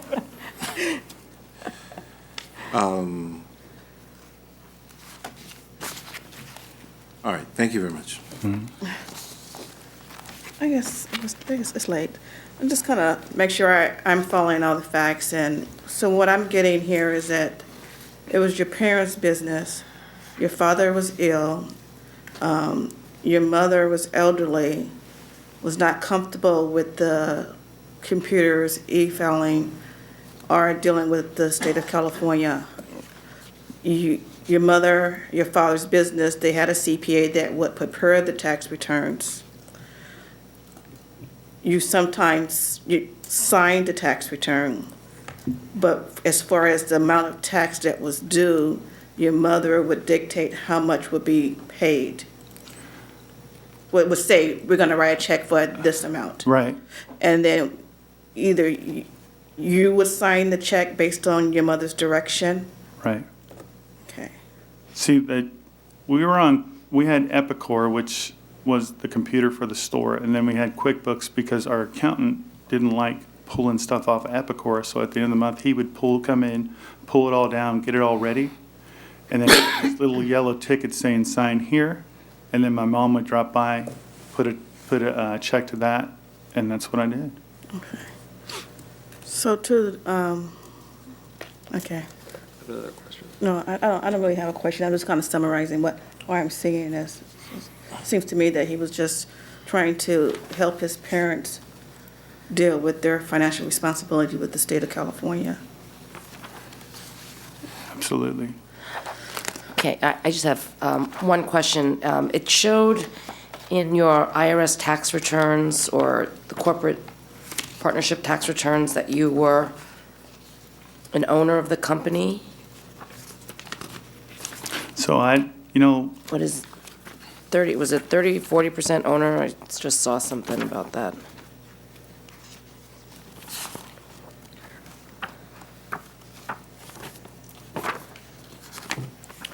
I guess that's true. That wasn't something I really paid attention to or looked at or even can remember. I wouldn't even know what percentage I had. So who filed your personal tax returns? James L. Duckett. They had him do it, and they would take care of it for him. It was the same guy. Mm. That's what made it kind of weird, is that was their guy. Okay. Mr. Renner. Yeah, but you signed them. Yeah. What do you mean I signed them? You signed your tax returns? Yes. Okay. What's the date when the appellant would have known that the sales taxes were not current and he was negotiating a payment plan? What's the date on something like that? When he's negotiating payment, Yeah, from the very beginning, at the end of November of, 2007, okay, so in November 2007. start speaking with, So, he did step away, we see that. so, He did. and that's, you're making $1,000 a week and you're showing up one day a month, or $1,000 a week and you're showing up one day a week. At that time, but I had a lot of sales prior to that I accumulated, and that was the payroll tax they gave me, and I think Were it's you just because that's my son. Were you on commission or what? What does that mean? Were you No, I don't believe so, but I'm their son, and they know I'm starting my business, so they're just. Here's what my hurdle is. My hurdle is, you are now aware that they're not paying, that the taxes aren't being paid. No, at that time, they were telling me, that's the only time that those two didn't go through, is that now I'm realizing, that's 2007, I'm coming back from my surgery, they're still Right. paying me. I mean, I'm not. Okay, but in 2007. I'm not making an income anywhere. In 2007, you're realizing that the taxes are not current, that they're behind. Right. You're coming in a day a week. Yeah. And you're getting $1,000. Because I'm still recuperating, I'm not working anywhere, so that's probably the goodness out of their heart. That's all. I mean, Your other businesses weren't making any money. They were coming ground up, and they're labor intense. I was having to have someone sub for me. So I'm thinking that's the part of the family part, where you got to remember that I was there since I was 13. It's been long going. It was something I was there. I mean, I can't speak to it any other way. But you were okay taking that money in light of the fact, knowing that the taxes weren't paid. And again, I got to understand, when taxes aren't being paid, that means you're collecting tax from customers, right? You're collecting tax from customers. Payroll tax. And you're not submitting that to the state, right? Those things, like I said, I'm getting that now, but not then. Okay, thank you. But there's one other thing, though. The checks that were written to me, half of them were bouncing, and none of them went through. And I didn't say anything to them. And I do have canceled checks. A lot of times they didn't go, and I didn't say anything. Okay. Ms. Harkey. Okay. I think even if he was aware of the death, which I'm not so sure he was, I mean, I think he knew when things started going awry. He still, if he didn't have the authority to pay, he still can't really be held responsible. And did he have the ability to pay them? I don't know. I mean, in 2007, he was coming back from surgery. Did his parents give him some money maybe to stay alive? And then did some of those checks bounce too? And was he back on taxes? But even if they were behind on taxes, he probably did. I don't think he saw it as his responsibility to pay the taxes. This is where did he have the authority? Did he have the checkbook? Could he do this? You've got a father with Alzheimer's and a mother diagnosed with dementia. I mean, what do you do here? So I think he makes a good case. I think from all the periods until like 2009, June of 2009, where he signs his power of attorney and CEO, and his mother's dementia. What happened then when you signed with power of attorney and as CEO? Did you then take over the checkbook? In 2000, 2009, June of 2009, you signed a power of attorney as CEO, as corporate no, she still had the checkbook. Okay, this was the conversation that we had, that my staff has reported to me, that he called and verified. They were trying to get to the bottom of this, because we were not favorably inclined toward this taxpayer at all. But the more we dug into it, the more we heard the story about the illness, and the more we heard about the, about the mother with dementia. And I don't know if any of you have had family members with this, but it kind of comes in and out. They get rational, then they get very hostile. Things happen.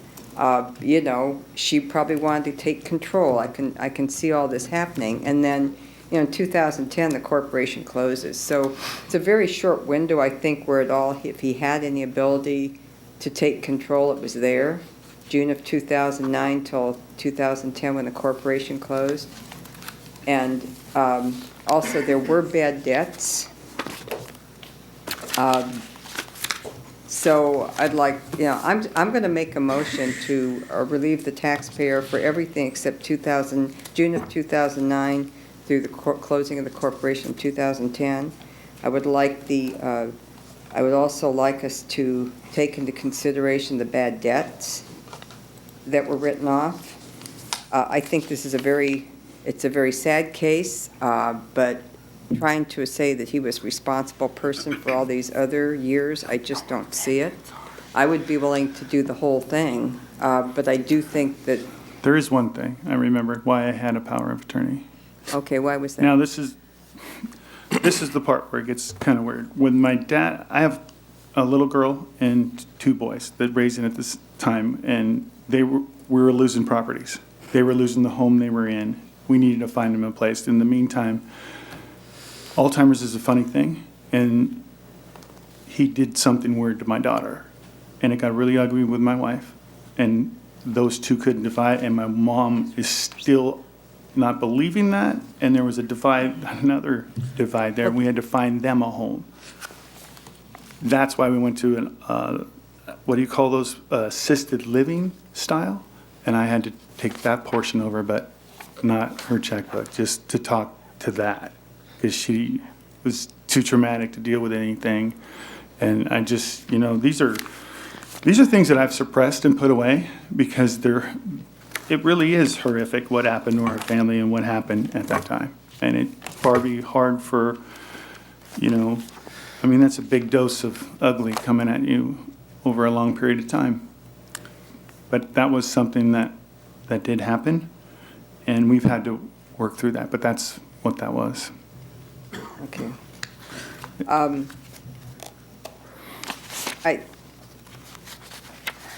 I would be willing to grant the entire thing in the taxpayer's favor, but, and I'll make a motion to that effect. If not, I'll come back with motion number 2. Do I have a second? Nope, I don't. Okay, then. I think Ms. Stowers has some. I just want to, I have a little follow-up question. Sir, when did your mom become ill? She'd never really, she had a touch of dementia, but I know you mentioned her as ill, she was trucking. She was trucking on. She just. 2009. She got, a little memory, a little bit, that stuff, but she was still driving. And she was still taking him back and forth to work, and she was still operating. She wasn't like There was ill. never a diagnosis for her? They said that she has a touch of dementia. When was that made? I don't know. I can't. It was right around in that time. Stated in his petition that his mother was diagnosed with dementia in 2009. In 2009. But it wasn't the kind where you're just like, oh, and you know what? I don't even know I didn't know what dementia is or anything like that. Okay, so it seems to me that it's, up until that point that she No, she was running it. She would bring my dad to work with her, and she was there. They were like an institute there.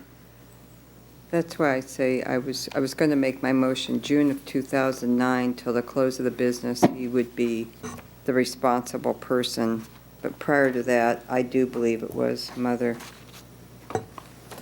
I can second that. Okay. And do you want, I'd like them to take, the department to take into consideration the bad debts that were written off. They wanted a 30-30-30 on that. Yeah, Okay. the bad debts. Okay, the so I'd bad like- debts Just heard about only that came up today. today. We Okay. don't have any actual numbers. Okay, so then from June of 2009 through the close of business, Marc would be the responsible person.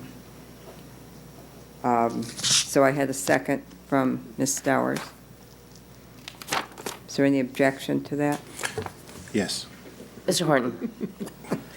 He just objected. I mean, I'm sympathetic to the testimony and the issue, so I really don't want to.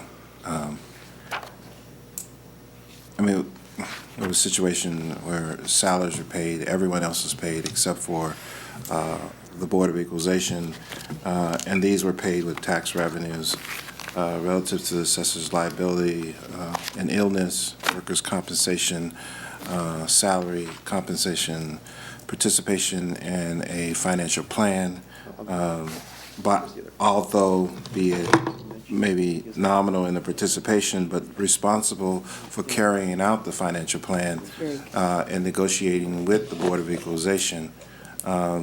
That is, by law, you know, a responsible person. Again, sympathetic, but not convinced that there was of the innocence of participating in this process. Not only participating, but actually being a benefactor of the process, which is concerning. Being paid in 2010 or 2009? I'm presuming your testimony that you were paid minimum all the time, minimum. Minimum. Yeah, it declined over the time, and a lot of times those checks never went through, and a lot of times people's checks to them bounced too. And I mean, I appreciate your testimony to that effect. Again, the intent was to pay you. Somebody got paid $800,000 in salaries, and vendors got paid, and so forth. All of which is part of this. how did you get to $800,000 in 1 year? What year is that? Well, 1 year. Huh? It sounds as if though other members. I don't know how anybody can. There's not $800,000 of the payroll out there. Well, I think you. Well. Okay, Jerome. I think you are a exceptional salesperson, but the evidence that has been presented, your testimony, you almost, admit participation in the process. The testimony in the line of question Mr. Runner presented, the testimony about your participation in the payment plan, you being a large portion, your sole responsibility being that of managing the Board of Equalization, your discussions with the Board of Equalization during the period of time about the payment, either why you can't pay or you're not paying and so forth, even though you were directed, based on your testimony, you were directed by your parents to make those negotiations. They weren't necessarily there in order to make that, to have those discussions, and then having the title, the ability to do this, and the knowledge and awareness and the compensation, all of those just kind of get a little compounding. But as I said earlier, I think my sympathy actually goes towards your parents more than it does you necessarily. But. The mother. Okay, so I know how it is dealing with parents. I live with my parents. I think I would be okay with the motion, just because I'm reading all of these notes in our ACMS system, and they all seem kind of vague, or I'll call you back, or I don't know, I'll check. And then on July 21st, 2009, it just got a little more specific, and it said, Renee Spelling spoke to Marc Solis. His dad had a heart attack, and now both mom and dad, Doris and Iris, are not at the business. He has hired bookkeeper Jane to help him get budget together, come up with a plan while staying current. He said levy caught about $3,200. He said he plans to file and pay second quarter 09 on time and additional levy funds. I told him I would like to have him be in an IPA with payments made via auto pay. He will call me in a week, and then it starts, all the notes start getting a little bit more specific where, Marc did phone, he said he had this amount, he said he could pay this. So it seemed like something changed after you filed the power of attorney and you got control over, their assets. Your parents weren't there anymore, doing the day-to-day business. So, I have sympathy, for you. I think that's the best I could probably do is, when you sign the power of attorney, just from our notes in the system, it just seemed like you were there more in control, making those decisions, what would or wouldn't be paid. So that's where I'm at. Okay, so I think there's a motion on the table to grant for the department up until the power of attorney signed on June 2009. Grant for the taxpayer. After that, up until, No, grant for the taxpayer. grant for the taxpayer after June 2009 when he signed the power of attorney. It's the other way around. Is that what you're saying? The other way around. The other way around. Grant for the department after June 2009. After June Right, okay. 2009 to the close. July. And also, do we want to send the bad 30, debts to 30-30-30? I don't know Or why. you don't want to do that? I don't, Well, there is one thing that I can dig up and find out, because in 2009, they went out in 2010 with all that crisis that was going on. Yeah, No well, taxes got returned, so it left a whole bunch of money out there that we never collected, and nor the sales tax. It's just left on the computer. The debt didn't pay. There's a so, large portion there, and when I looked in November, it was in the 229 area. well, I don't, If I can, I think I'm gonna you dig need that to. paperwork up. You need to figure that out and. Oh, yeah, that's all I wanted to say, is there's Okay, on the something looming 30, out there 30. that would make that Okay. number not accurate. so grant relief to the taxpayer for anything before June of 2009, and June of 2009 to June of 2010, or to 2010 when the corporation closed. Hold on, we'll make it work. June. That would be dual in the department's favor, grant in the department's favor, and also request the department convene with the taxpayer on the 30-30-30 for the bad debts to see what there is. Member Harkey, Mr. Njija, maybe, as to. What? Okay, Mr. Njija, do you have a No, question? the 30-30-30 would work. Okay. If the board chose to not incorporate at this point, there's still the petition for rehearing option. If the taxpayer could come up with that and then submit it, we could consider it, we could recommend adjustments at that point. Yeah. My sense is the board would rather keep that 30-30-30 open so we can have this non-final and current and have the department look at this documentation. Okay. Did I make that motion correctly then?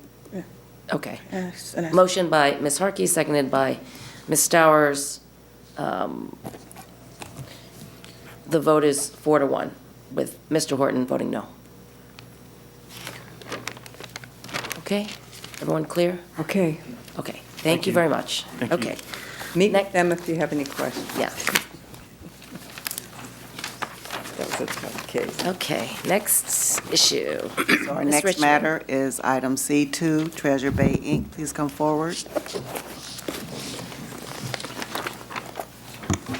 Where's his salary?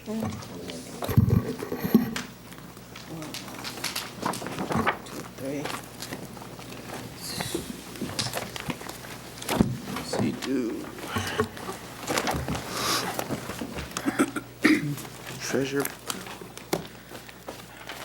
Treasure bag. Treasure bag. Treasure bag. What?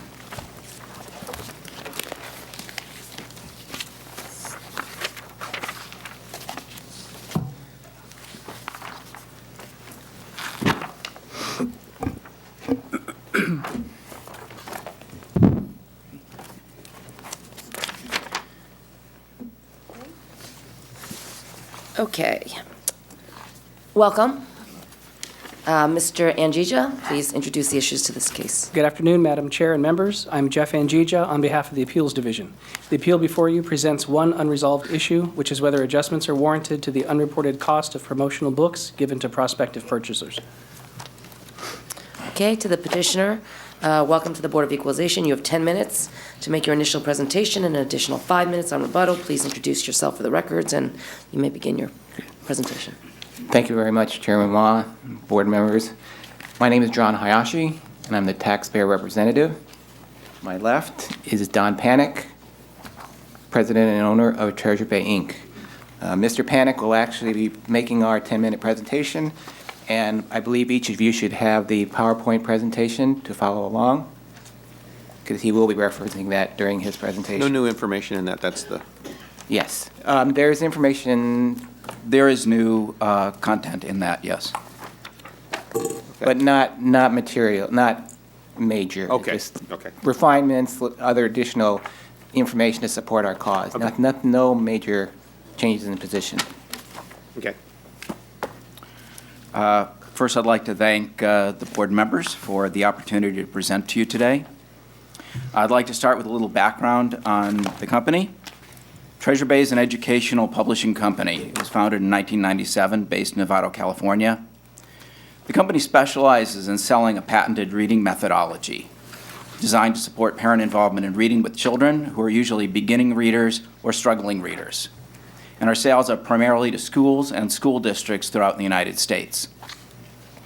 Over the last 5 years, our annual sales have ranged from $1 million to $1.3 million, and profits have ranged from $23,000 to $55,000.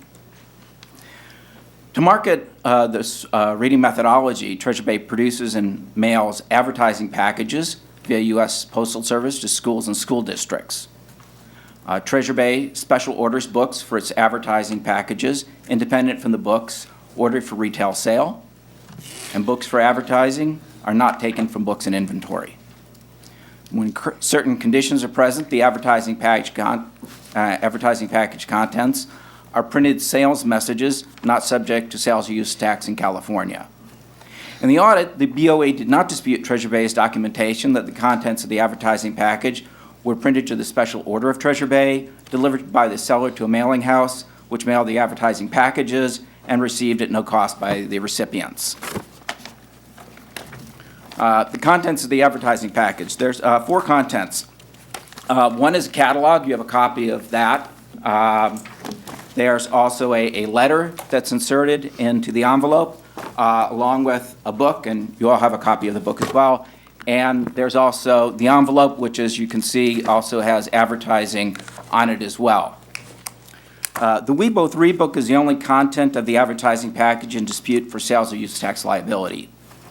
Treasure Bay's We Both Read book is inserted in the advertising package as a visual enhancement, advertising Treasure Bay's reading method, and should be exempt as an integral part of the printed sales message. The BOE has allowed non-listed printed items to be considered a part of printed sales messages, and it exempts the entire package when the principal purpose of the entire message is advertising or promoting goods or services. The principal purpose, after including the We Both Read book in the advertising package, is to advertise and promote the patented reading methodology and the We Both Read series. The unique reading method of the We Both Read books was granted a U.S. patent. The reading method involves specially written books with changing reading levels, which are designed to allow a parent or tutor to take turns reading with a beginning or struggling reader. This reading methodology is difficult to communicate to educators and a normal advertising catalog. However, the We Both Read book quite effectively displays, communicates, and promotes the reading method, and is therefore an integral component of the sales message, as evidenced by the following. First, we track sales by specially marking our advertising packages. And we've determined that the inclusion of the Weibo 3 book in the advertising package increases the sales response rate by 260% versus simply sending them a catalog.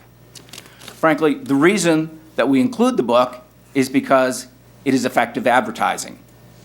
We did a survey of our school customers, and it confirmed that the included Weibo 3 book effectively communicated and promoted the Weibo 3 series and was a significant factor in their decision to purchase the program. In the exhibits which you've been provided, we've included a packet of sample responses from the schools.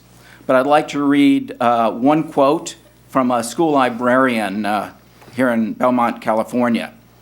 She states, "I'm a librarian at an elementary middle school serving students with dyslexia and other language-based learning differences. I can state definitively that the sample book included in your introductory mailing was the key factor in our decision to purchase titles from your company. Because I had never seen a book written in the 2 reading level format before, it was extremely helpful to be able to look through the book and show it to the teachers who work with our students." Next page is allowable exceptions. In Regulation 1541.5, items that are not catalogs, letters, circulars, brochures, or pamphlets can be deemed printed sales messages when certain situations exist. In Regulation 1541.5A1, it states that the term printed sales message includes various other printed matter, including coupon books. It also states that the term does not include various printed matter unless they meet the principal purpose of advertising or promoting goods or services.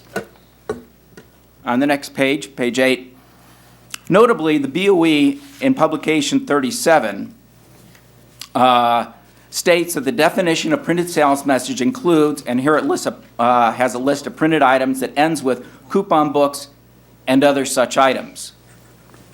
Publication 37 also states that the term does not include, and here it lists various types of printed items, including newspapers or periodicals, calendars, and directories that are not included except when they meet the principal purpose of advertising or promoting goods or services. For example, the Weibo 3 books at issue could meet an exception if they're akin to newspapers and periodicals, as suggested by the BOE on page 3, footnote 3 in the Appeals Division Board Hearing Summary, and they meet the principal purpose of advertising or promoting goods and services. And on page 9 is why Weibo 3 is a printed sales method exception. The Weibo 3 books become a part of the exempt printed sales message when they're inserted in Treasure Bay's advertising package.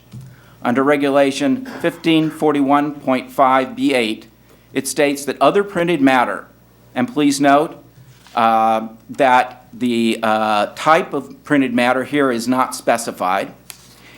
It says, will be considered a part of the printed sales message when such property is inserted in, stapled, glued, or otherwise affixed to the printed sales message in such a manner that it becomes a component or integral part of the printed sales message.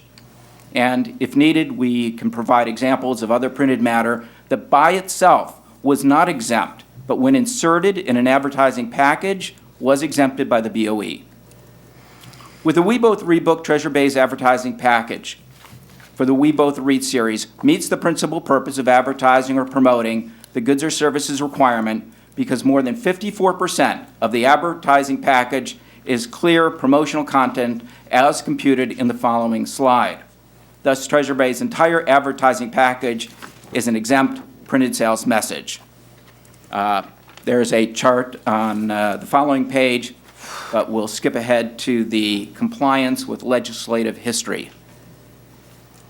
Including the Weibo 3 books as part of an exempt printed sales message meets the rationale of the printed advertising materials program of Section 6379.5 and Regulation 1541.5 as summarized by the Legislative Analyst's Office because it does provide tax equity for California printers. A contract for California's advertising package with an out-of-state printer would not be subject to sales or use tax, whereas the BOE's current assessment is subjecting Treasure Bay's advertising package to tax. And in summary,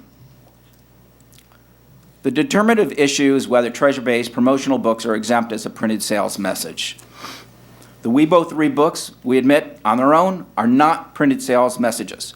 However, Revenue and Tax Code Section 6379.5 and Regulation 1541.5 printed sales messages do allow for items that are not catalogs, letters, circulars, or brochures or pamphlets to be exempt printed sales messages if certain conditions exist.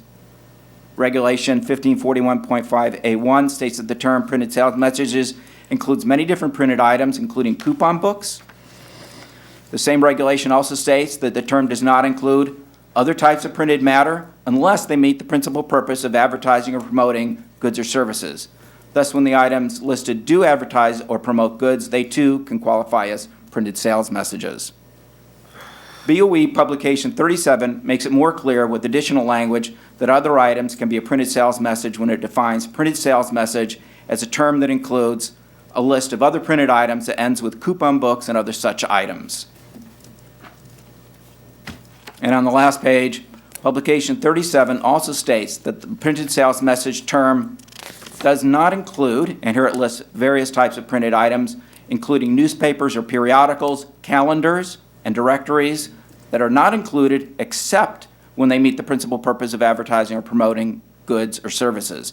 And again, exceptions are definitively recognized by the BOE. The WeBo 3 books become a printed sales message when they are inserted in Treasure Bay's advertising package because Regulation 1541.5B8 states that other printed matter will be considered part of the printed sales message when such property is inserted in the printed sales message in such a manner that it becomes a component or integral part of the printed sales message. The principal purpose of Treasure Bay's advertising package with the WeBo 3 book is to advertise or promote our goods or services as defined because more than 54% of the total advertising package is clear promotional content. Therefore, Treasure Bay's entire advertising package is an exempt printed sales message, including the WeBo 3 book. Exempting the WeBo 3 books also meets the rationale of the Printed Advertising Materials Program as articulated by the Legislative Analyst's Office, which is to provide equity for California printers by not subjecting the California print job to tax. And I'm sorry if I rushed through that a little bit. Nope, that was good. All right, to the department, please introduce yourself for the record. You'll have 10 minutes. Good evening, Chairwoman Ma and members of the board. I'm Andrew Kui with the board's legal department, and with me today is Larry Mendel, also with legal, and Dario Romano with the business taxes and fees department. The children's books that petitioner gave away are sample merchandise, and as such, they do not qualify as printed sales messages printed to the special order of the customer. Section 6378.5 provides an exemption for the sale and the purchase of printed sales messages when certain requirements are met. Among those requirements, the exemption is limited to certain printed sales messages for goods and services which are printed to the special order of the purchaser. Specifically, Regulation 1541.5, Subdivision A1, restates the statute and provides that the term printed sales message means and is limited to catalogs, letters, circulars, brochures, and pamphlets printed for the principal purpose of advertising or promoting goods or services. Thus, the issue in this appeal is whether the mass market paperback children's reading books constitute items such as special order catalogs, letters, circulars, brochures, and pamphlets printed for the principal purpose of advertising goods and services. Now, petitioner purchases all of the books that it sells from Singapore.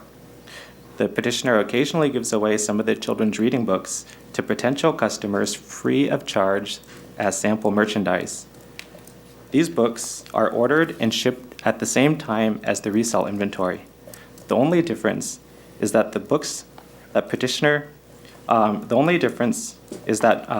instructs the seller that a certain amount of the entire order, for example, 40,000 books in the spring 2010 order, are to be packed on a separate pallet and labeled as promo.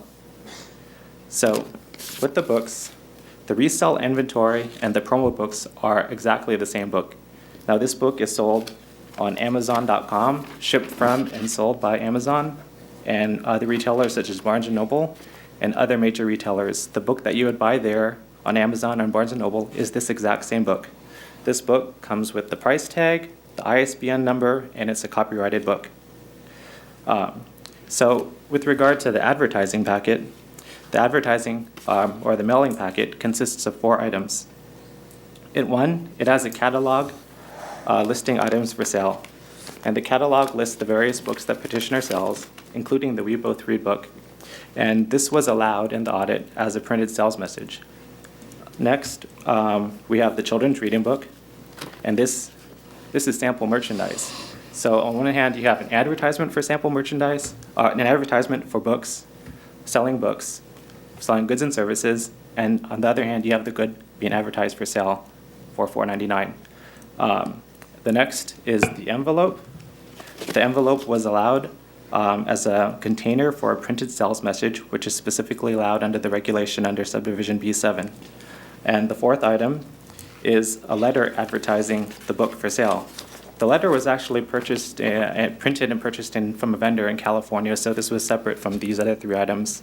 And in the letter, the petitioner basically guarantees, quote, "The books will dramatically increase your students' fluency scores," end quote. The letter also states, quote, "When compared to other books for at-home reading, the use of the We Both Read series resulted in significantly greater improvements in fluency." So based on petitioner's own description of his book, these books do not constitute printed sales messages advertising goods or services. Instead, this book and the others in the series, these are the goods and services being advertised. So basically, you have to draw a distinction between the advertisement and the product being sold. So in the, if you open up the catalog, this catalog has the same book. It lists it for sale. The price is $29.99 for the big book edition, $9.95 for hardcover edition, or the $4.99 for the paperback edition, which is this book right here. Under the statute, the advertising letter and the catalog are each listed items under the statute and the regulation and included in the definition of a printed sales message. And as such, both items were allowed in the audit. The envelope is a container for a printed sales message and was allowed as a container. As petitioner's own letter explains, however, these books are designed to teach children to read. These books are the merchandise being advertised for sale. They are not advertisements for goods and services. These are the goods. So these are not special order advertisements printed and designed and printed for the purpose of advertising. These are merchandise designed to teach children to read. So under Regulation 1541.5, sample merchandise and, quote, containers for sample merchandise, end quote, are excluded from the exemption. This is clearly sample merchandise. And to briefly address 2 of the contentions that the petitioner raised in the opening, petitioner basically, I think, was arguing that any item can qualify as a printed sales message if it meets the principal purpose of advertising or promoting goods and services, and that is simply not the case. The petitioner is quoting from subdivision A1 of Regulation 1541.5, and that unless is referring only to directories. Now, this regulation, directories were added solely for the purpose of allowing yellow books to qualify if more than half the yellow book was basically advertisements, and that is stated clearly in the rulemaking history. I have a copy of the rulemaking history, and I can provide a copy of the rulemaking history which states that the unless provision refers only to directories, if that's something the board members would like to see. The second issue that the petitioner had raised was that this allowing the exemption would be consistent with the legislative history, and that's simply not the case. The legislative history makes it clear that the policy in this exemption was to protect in-state retailers from a scenario where a purchaser purchases something in California and it's taxable, but they purchase it from an out-of-state printer and that would be non-taxable. Now, petitioner purchased these books from an out-of-state printer, and we're saying that's taxable, but he's trying to make this basically a non-taxable scenario. That's not what was intended to be covered by the statute. Thank you. Okay, thank you very much. Okay, to the Petitioner, you have 5 minutes on rebuttal. Okay, thank you very much. To reiterate our position, we recognize. It's okay. We recognize that the printed sales message law and regulation. Am I saying something wrong? No, go ahead. I'm trying to get power here. Where's the people? Okay, Hold on 1 minute. Sure. go for it. Go ahead. Okay. And we recognize that the printed sales message law and regulation just are not clear, that we still believe our position that we have an interpretation of law that is correct, and that there are exceptions to the printed sales message other than the items listed as letters, catalogs, et cetera, and that we believe that our book is part of an exempt printed sales message. But in lieu of that, based on the Board of...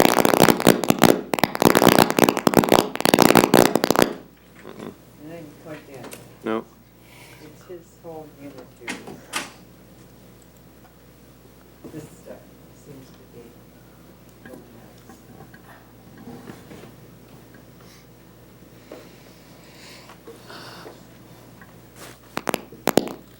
Ah, culprit.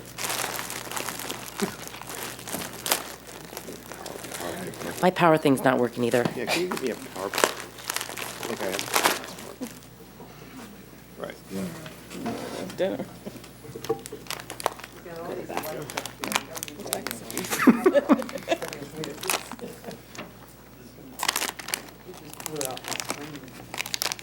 Oops. I'll have to see myself. Yeah, I don't have a screen either.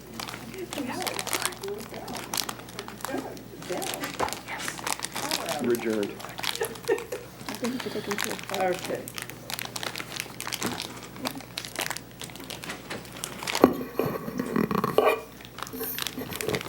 Let's see on the ground.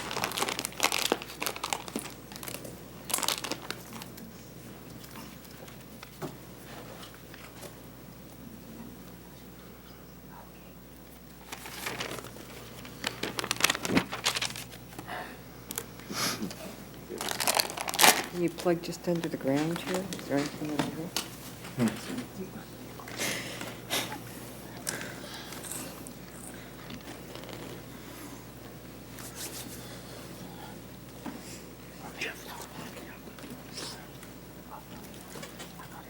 That's okay. Don't worry about it.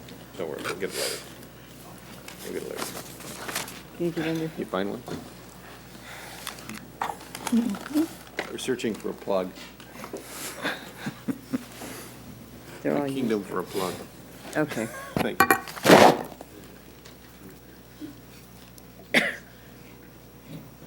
We're good. Just, yeah. Okay. Okay? We Oh, just- okay. I'm just powered. I'm good. continue. Go. Start all over, please. My name is... No, I'm just... Yeah, no, not that part. Okay. No, we do state that the printed sales message regulations and law is just not clear. And we still believe that our interpretation of law is correct. But we also realize that even if the board's position prevails, that our interpretation and application of law is still a reasonable interpretation of what is out there currently. Like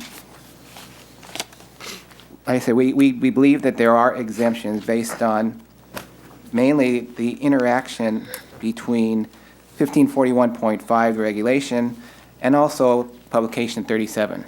We've looked at those side by side, and a couple of the points that we wanted to make is in, to support our position, is in 1541.5B8, we wanted to emphasize this, that it does say that other printed matter will be considered part of the printed sales message when such property is inserted in a manner that it becomes a component or integral part of the printed sales message. So we believe that we have other printed matter. It's considered part of the printed sales message when it's inserted into the envelope. Okay? So that's the main reason why we believe that it is a printed sales message.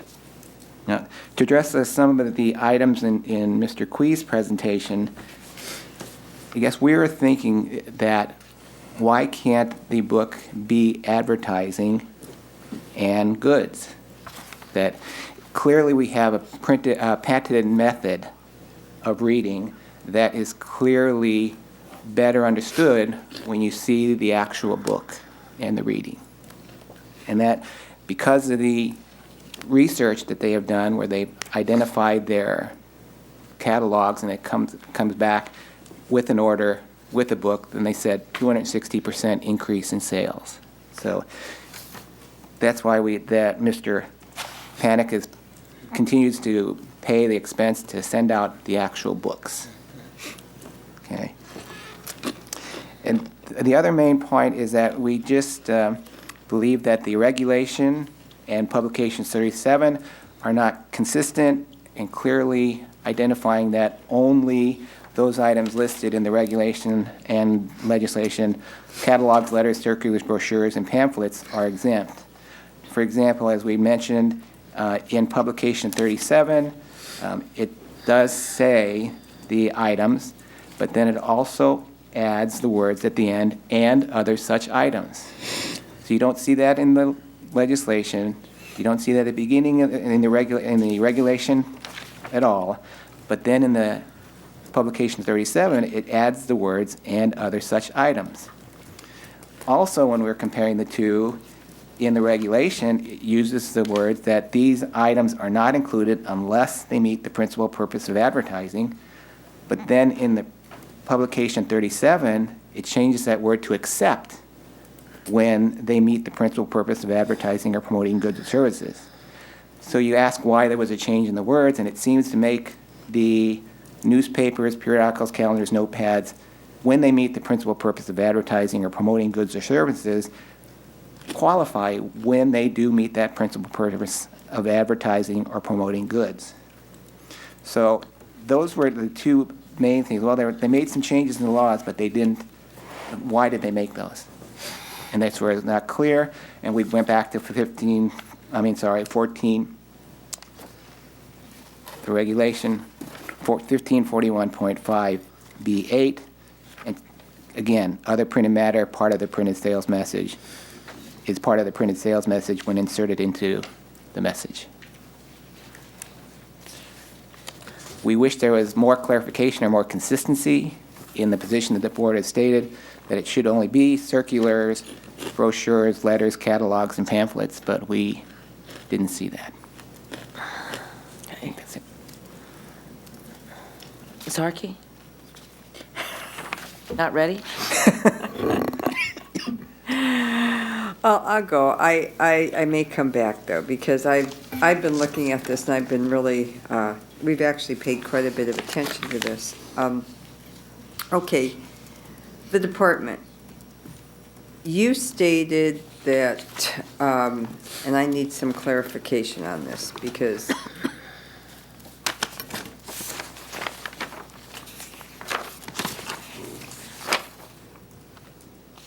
okay, it's the part where to deal with the, oh, okay. Okay. Include the We Both Read books as a part of exempt printed sales message meets the rationale of printed advertising materials program of section 63795 and regulation 15415 as summarized by the Legislative Analyst's Office because it does provide tax equity for California printers. Now, you challenged that statement. Would you go through that again with me? Oh, yes, certainly. So the purpose of enacting Revenue and Taxation Code Section 6379.5 was to protect the California printing industry. So the problem before this happened was there was issues where if a person purchased advertisements from a California printer, then they would be charged tax. They'd have to pay the tax. But if they went and instead and purchased it from the out-of-state printer, then that would be a non-taxable or exempt transaction. So the California printers were at a disadvantage economically because the incentive would simply be just to go out of state and not have to pay tax. Now in this scenario, with this issue, what is happening is we have a scenario where the petitioner is purchasing something from out of state, and this is something that we believe is purchased for use in California subject to tax. But the petitioner actually is trying to make the opposite and turn this into a non-taxable transaction. So we don't see that this is something that is what the statute was designed to remedy. Okay, so the statute was designed to remedy, to protect California printers. That's correct. Right. Now, in this case, this book is printed out of state? This book is purchased and printed in Singapore and brought into California, and it's shipped from California to the persons who will receive it free of charge, and therefore it's purchased for use in California because at the time that it's dropped into the mail, that is considered the taxable use, and we're saying that the petitioner owes use tax based on the purchases of the books, their purchase price. Okay, so for the taxpayer, how do you find that the summary by the Legislative Analyst's Office supports your case?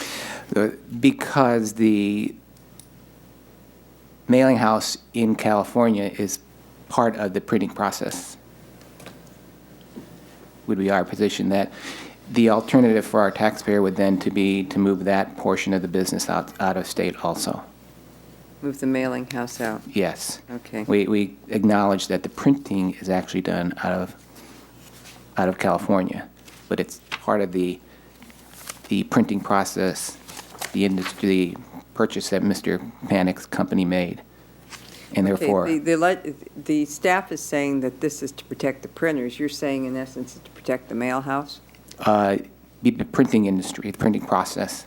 And we would include the mailing house in that process. And we do also print the envelope and the letter here in California as well. Okay. Can you go over the 54%? Explain that, greater than 50% advertising content? Sure.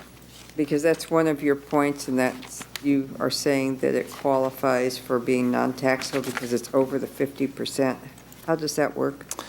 Well, in publication 37, it defines the principal purpose of advertising of promoting goods or services as when it is over 50% of the printed material, it then meets that qualification of having the principal purpose of advertising of promoting goods or services. So when we say under 1541.5 B8 that it's included as part of the printed sales message, then we have to meet that definition. So we went through and we did the breakdown between the informational content and the promotional content and did the measurements by square inches, came up with a computation that 54.32% of the promotional content versus 45.68 of the informational content meets the definition of principal purpose of advertising or promoting goods or services. Okay, so what you're saying then, in essence, this being part of your promotion, that this is in fact only 44 pages or 45.68%, and the rest of this package that is mailed out is actually 54%, so Yes. therefore you can include it. How do you respond to that? Yes, and that's simply not the way we do it. I mean, they're turning this into basically a calculus equation. This is very simple. You have the container for the printed sales message. That's one item. We look at that single item, and it's exempt under the specific provision of the regulation as a container. Next, you have the letter. That's a listed item. It's a printed sales message. The letter is exempt because both pages are advertising.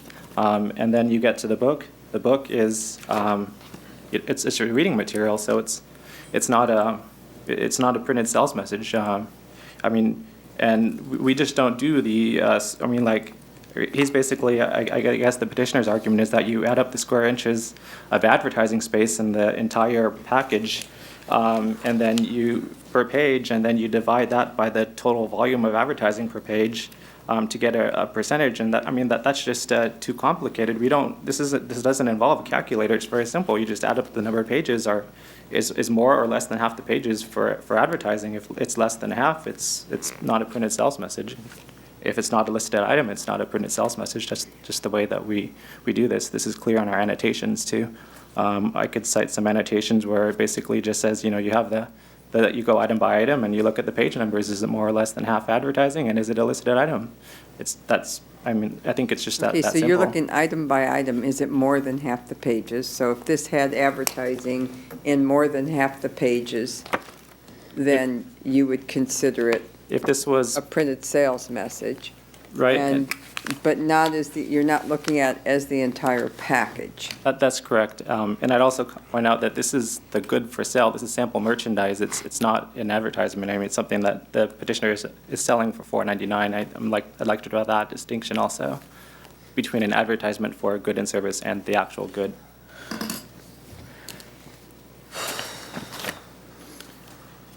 Is it appropriate to respond, or? Yes, Okay. certainly, thank you. The use of the pages would be rational or reasonable if all the pages were the same size. As you'll see in our package, advertising package, they aren't all the same size. So to use a pages computation did not make sense. It made more sense to do the actual square inches so that you got a base of what is being communicated. Is it advertising or is it non-advertising? Okay. And there again, if the board's position was such, then we feel it should have been clearer or better articulated in the regulations, statute, publication. Yes, there might be some annotations, but we also found in the annotations that were positions contrary to that. So it was clear to us through these inconsistent annotations that we found that it isn't as simple as if you're a letter, circular, brochure, pamphlet, or printed for principal purpose, and if you're not one of those catalogs, letters, circulars, brochures, or pamphlets, that you are not a printed sales message.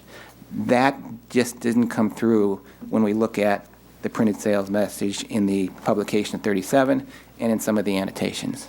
I agree. I think there's a lot going on here. It is very confusing, but I'll let somebody else take. There's a little conflict going on. Well, it seems like everyone's talking about advertising. So what is the definition of advertising? That's basically a message to promote the sale of goods or services. So we have the definition of a printed sales message in 1541.5, and it says a printed sales message means and is limited to catalogs, letters, circulars, brochures, and pamphlets printed for the principal purpose of advertising or promoting goods or services. And then the next sentence goes on to make some, it says the term includes such items as department store catalogs, brochures, advertising automobiles, vacations, circulars, advertising professional services, and coupon books, and then it lists what the term does not include. But it says, and other such items. But what does that mean, other such items? It says directories unless they meet the principal purpose of advertising or promoting goods and services, and that unless is referring only to the directories, and that's clear in the rulemaking history that we specifically added that phrase, directories unless they meet the principal purpose of advertising or promoting goods and services, because we were responding to concerns that the yellow pages would not qualify. So this was added for telephone directories. That unless does not refer to any of the other items listed in the subdivision. Okay, so that other such items term only applies to directories. Yes, That's unless what they you're meet the saying. principal purpose, that only refers to the directories. And that I could, if you like, I printed out 6 copies of the rulemaking history. I can pass that out. Sure. If that's. I think the key disagreement here is whether the analysis is done item by item or not. And the board has always applied this item by item, and a fair reading of the statute, the regulation, and the publication is that each item must meet the principal purpose test. So Mr. Quee's argument was because the book is the same as the book that is sold, like had it said sample on it, no SKU, the price was free or something, if the book that was in that packet was different than the book that's sold on Amazon, for example, then would that have been considered like a sample? samples. I think the concern is that it's still not 50% advertising. This is a children's reading book. It's discussing, animals. You would have to have, it'd have to be printed for the principal purpose of advertising a good and service. I think the fundamental block that we have is that this is the good. It's not advertising anything. It's teaching children how to read, and it's not 50% printed, designed and printed, specifically for advertising or a good or service. Okay. I have a question. So kind of following up what Ms. Moss just said, so if the book only had 3 pages of the sample reading topic, would that be advertisement?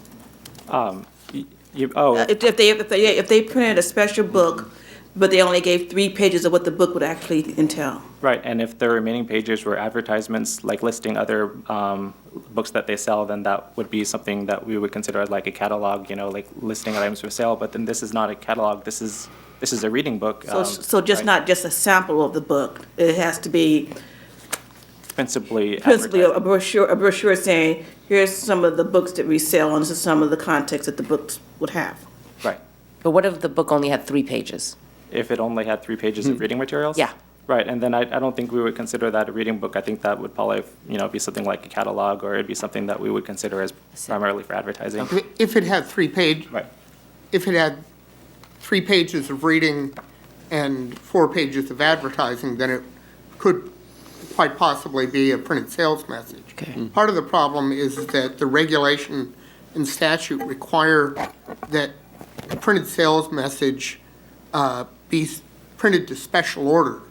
And these are not printed to special order. These are the same books that they sell everywhere else. They're just shipped on a separate pallet. That's another one of the problems with meeting the statute and regulation. It's the book, it's a sample item, it's not a printed sales message, it's not printed to special order, and it's not one of the items listed in either the statute or reg that could qualify. Okay. Mr. Runner. Let's start from the beginning. Why is this included in the packet? The reason it's included in the packet is because it's fantastic advertising for us. Okay. It's obviously very expensive for us to send that to Okay, the... so it's included because it helps make the sale. Yes. Okay. It's because it's that patented reading message. It was just a book. Okay, it helps make the sale, right? Yes, Okay. because of the patent. Is it necessary to make the sale? Yes. Well, is that right? Yes, that is right, because we have, time and time again, we have tested simply sending a catalog. And we don't get enough return on our investment when we simply send a catalog for it to be Okay, cost-effective. that wasn't my question. Oh, I'm sorry, So you go ahead. can still sell, you just don't sell as many of them. It wouldn't, since it's not cost-effective, we wouldn't have necessarily a viable business if we couldn't include that as part of our advertising. Okay. So. Okay, I hear you. Okay. But again, I would submit that you could probably do that without sending the whole book. You would go ahead and send the examples of the pages, and then you'd send part of the other advertising on the rest of the pages, and that becomes then a part of the advertising. The reason I go down that path is, we had quite a discussion in our office about how to, dealing with this too. And that is so part of our discussion said, well, if you were selling socks and you were describing socks and you had a brochure about socks, the fact is you might be able to sell more socks if you actually sent a pair of socks to somebody in your advertising. Because, the people would actually see it, they'd feel it, they'd say, oh, this is really good, because I'm not having to imagine what it looks like. Thank you. So that's the struggle that I'm dealing with, because under the law, those socks would be taxable. So the exception that we're trying to find here isn't the fact that it's a sample, or that it's a sample. I guess what we're trying to deal here is that it's the printed material that we find it unique, correct? Yes, and to add to that, we actually do have an annotation which addresses that. It's the fabric Socks? sample books. Actually, fabric samples. Oh, okay. not socks. Fabric. Right, and we say that, that's not something that qualifies as a printed sales message. Okay. So I think that's kind of where my struggle is in this issue, and that is I think I can see how it enhances sales. I can see how having something that looks and that you can hold and see how it works. But I just can't get out of the way that it seems like a sample to me.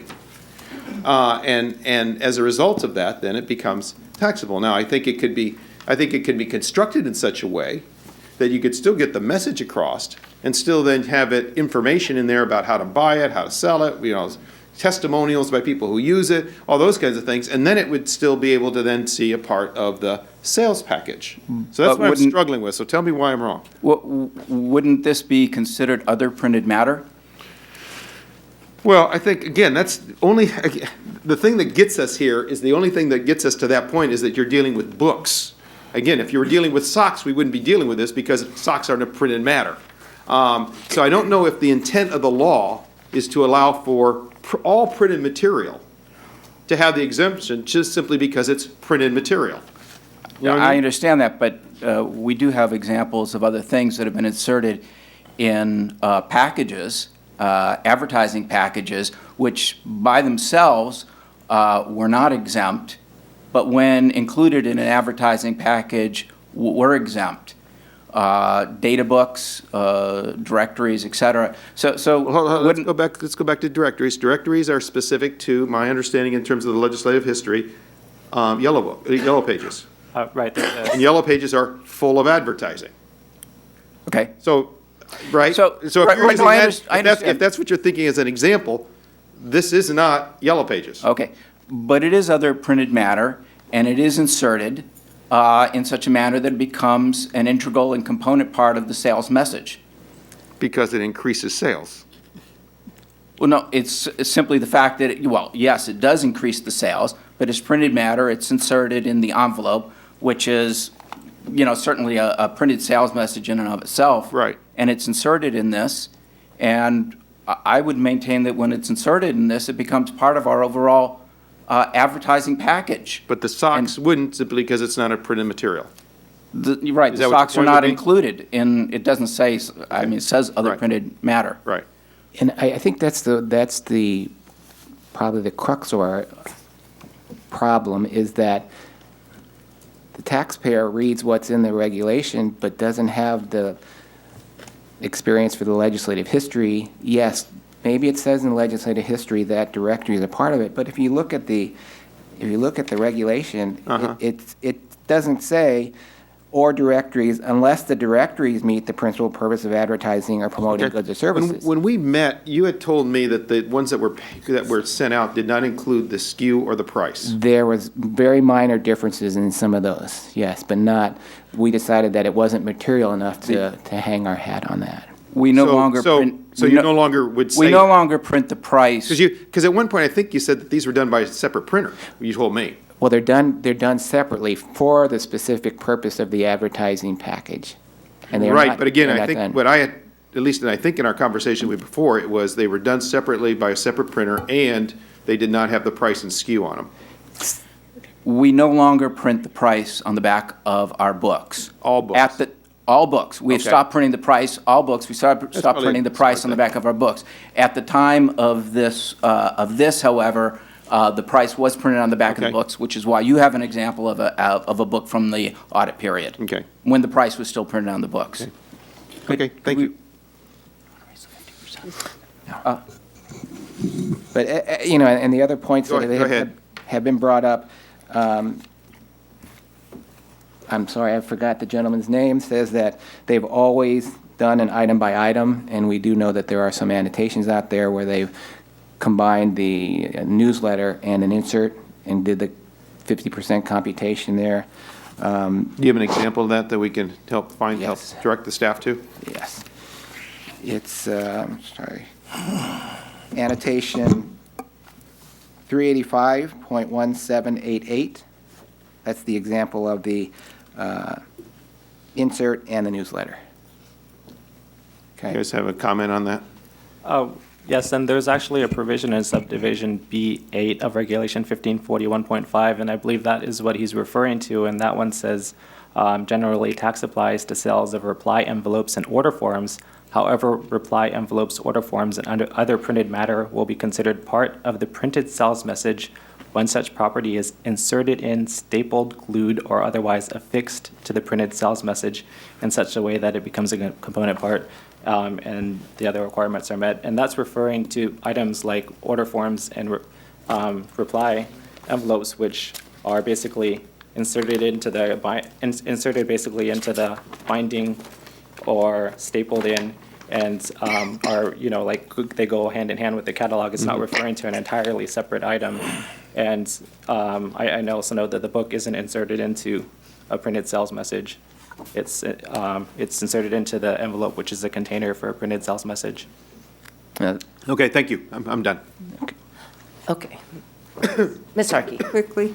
Okay, I'm looking through this, and I'm looking through it in detail, and these 2 pages on the back, and I know this may or may not make a case, but it says, if you liked this book, then you can order this. If you want this book, then you could order this. It kind of does advertise for other books. The parent's introduction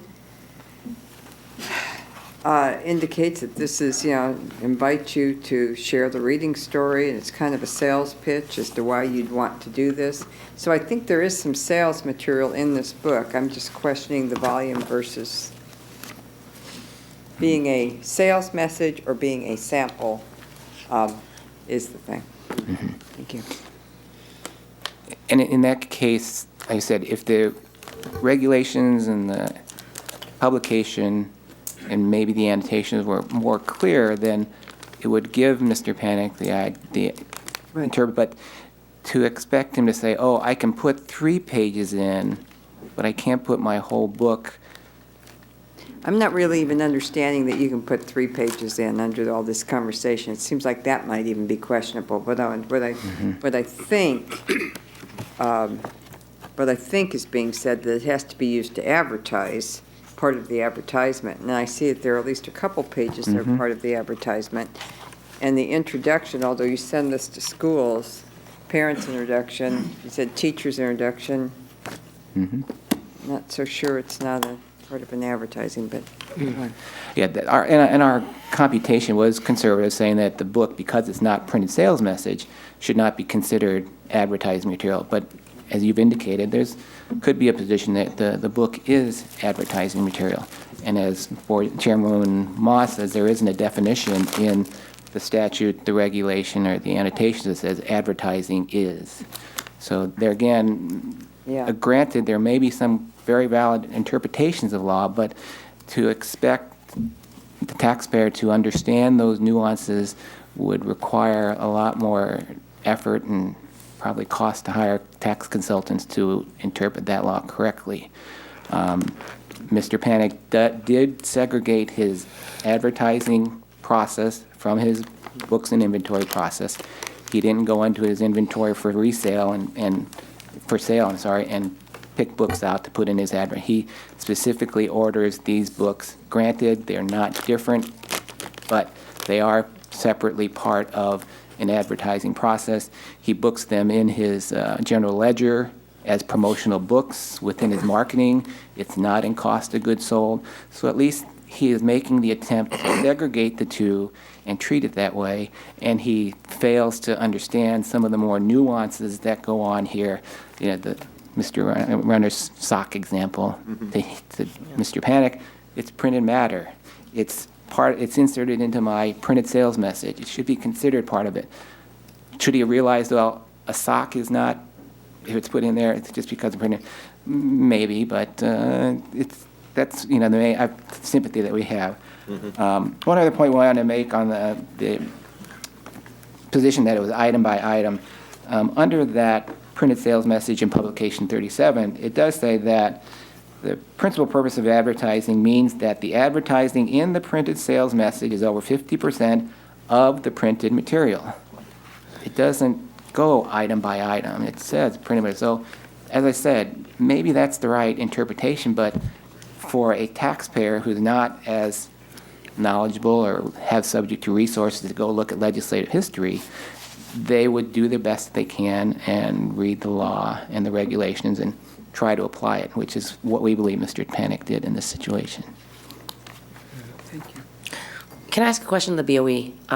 Like if you're trying to sell a new perfume and they're giving you this like one little tube or, dab for you to try on. And it's inserted in a mailer, right? that would be considered a sample, right? Because it's not sold at fair market value in a container that has a price on it that can be defined as a good or a tangible product. Right, and that would be treated in the same manner as this. The person purchasing the sample would owe use tax and on the purchase of the item, same as with the purchase of the book. Oh, it would? Yes. Okay, so nothing, no product that's ever inserted into anything is exempt? I mean, there might be some products which are, but as a general matter, if you purchase an item and you're give it away at no cost, then you're a consumer of that item. You don't owe sales tax on the transfer of the item. You owe sales tax at the time you purchase it, or use tax based on the purchase price if you purchase from an out-of-state retailer. Wow, it's brutal, isn't it? Yeah. Okay. Mr. Horton? Yeah, I mean, historically, it sort of works both ways. The intent is that if you were just sending the book out, and inside the book, inside the package, you put nominal printed sales messages, even though the collective, the aggregate of all of those were predominantly this book, and therefore you would be the consumer, the printed sales messages would still be exempt, because the intent was somewhat of a carve-out for the industry at a time that we thought it was extremely competitive. And so oftentimes it helps to understand the law when you look at it as a double-edged sword. What if it went the other way? Am I still exempt? And you would be.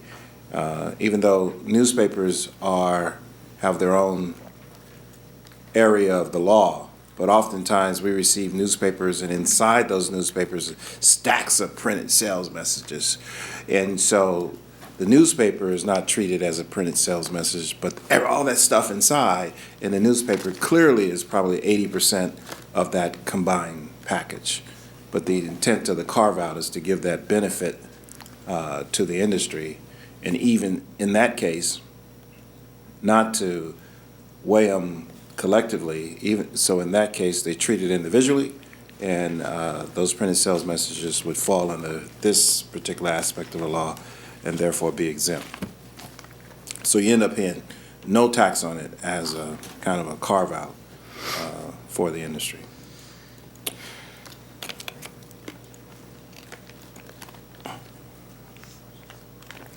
So even though we're over 54% of the entire advertising package?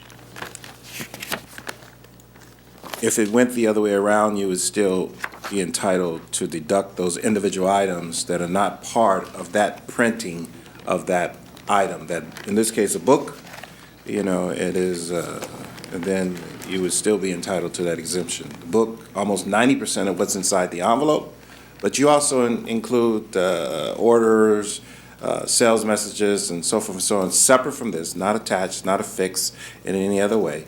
The intent is to give you that break as well on those items. Move adopt staff recommendation and deny claim for refund. Second. Okay, Mr. Horton moves, seconded by Ms. Stowers to adopt staff recommendation. Adopt staff recommendation. That'd work. I'm having a real hard time with this, but Okay, you want to take a roll call? may as well. Okay, roll call, Ms. Richmond? Chairwoman Ma, Aye. Ms. Harkey, Aye. Mr. Renner, Aye. Mr. Horton, Aye. Ms. Stowers. Aye. Motion carries. Okay, well, thank you all. Thank you. Thank you. Okay. All right, I think there's two more cases, right, Ms. Richmond? And then That is correct. we have a couple of committees. Then we have Madam committees. Chair, if I may. Oh, give back your book. Just wanted to say for all those who are listening, this is an exceptional book. Very well done. But we can't afford to do it anymore. Thank you. Change it. Grandbaby loves it. Next. Okay. Next case. Is there a Our next case is Petitioner. item C7, John F. Steele and Gayle Jeanine Steele. Please come forward.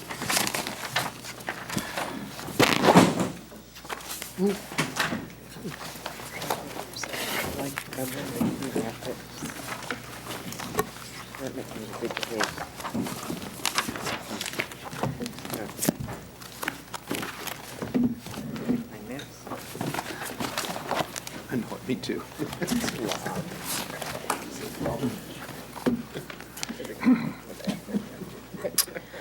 Okay, appeals, please introduce yourself and the issues in this case. Madam Chair and members, I am Chad Backus on behalf of the Appeals Division. The appeal before you presents one unresolved issue, which is whether use tax applies to claimant's purchase of a recreational vehicle. Okay, very good. To the petitioners, welcome. You will have 10 minutes for your presentation, 5 minutes on appeal. Please introduce yourself for the record, and then you may begin. Yes, good evening, Madam Chairman and members. With me tonight, I'm Robert Bowman, and I'm representing Mr. Steele, who's with me. And I think the important part of this is to first get an explanation of how we got here.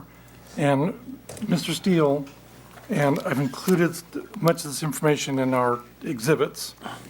Mr. Steele has been many, many years in the business of owning and buying and selling rental property. And at the time of this issue in 2004, and before, he had owned many different rental properties, and those are notated in exhibit number 2 of the real estate owned and properties owned and sold by the Steeles. And so for 12 years before this issue arose, Mr. Steele owned and operated a motorhome that he had licensed and purchased and titled in North Dakota. South Dakota. South Dakota. And in 1992, he received notice that there was a sale for motorhomes in Oregon. And so this coincided with a time when his wife was also a teacher at the beginning of the summertime. So him and his wife went to Oregon to look at these motorhomes, and they ended up trading his motorhome licensed and titled in South Dakota in on a new motorhome in Oregon. And their intent was to travel, purchase it, travel to South Dakota, where he owned a rental property, title the motorhome, and then travel to some other areas of the country and tend to his rentals, because they were located at that point all over the country. And so went to Oregon, traded in the motorhome, purchased another one, intended to go to South Dakota, and received an emergency phone call from a tenant of his that there was a water heater leak causing extensive damage in his rental here in Northern California. So he set aside temporarily the trip to South Dakota, came back to California, stayed in the motorhome outside the residence for about a week or 10 days, and fixed the problem, cured that, and then left there to go to Las Vegas. And so Mr. Steele has articulated all of his miles in a log. And the Franchise Tax Board, in their exhibits, the last 3 pages, the last 2 pages, has included a summary that they made up of that log. And the part to us that needs explaining is the rationale behind categorizing the miles. Mr. Steele will testify that the miles driven were business purpose. There's a couple of times where on a course of, for example, going to South Dakota, he would make a side trip of 20 or 30 miles to see a family member. but the ultimate purpose was to tend to his rental property. And that same rationale has been included in his tax returns and his business purpose for many years. And so if we look at the exhibit provided by the tax board, Mr. Steele broke up his travels into segments. And if we look at the first, if I bring the attention to the board, at the first section here at the top, the board says there's no evidence of business use, which Mr. Steele used a motorhome to go to check his property in Las Vegas. And then it says trip entirely within California. So the first problem we have with the rationale for their calculation is they're excluding any miles that Mr. Steele went for business purposes within California. So to travel, I mean, it's our understanding for tax purposes that a business trip is from port to port. And that's what Mr. Steele logged. And for some reason, in this instance, the board is excluding California miles. Then the next trip, they determined, yes, that is business purposes. But then the following trip of October 19th,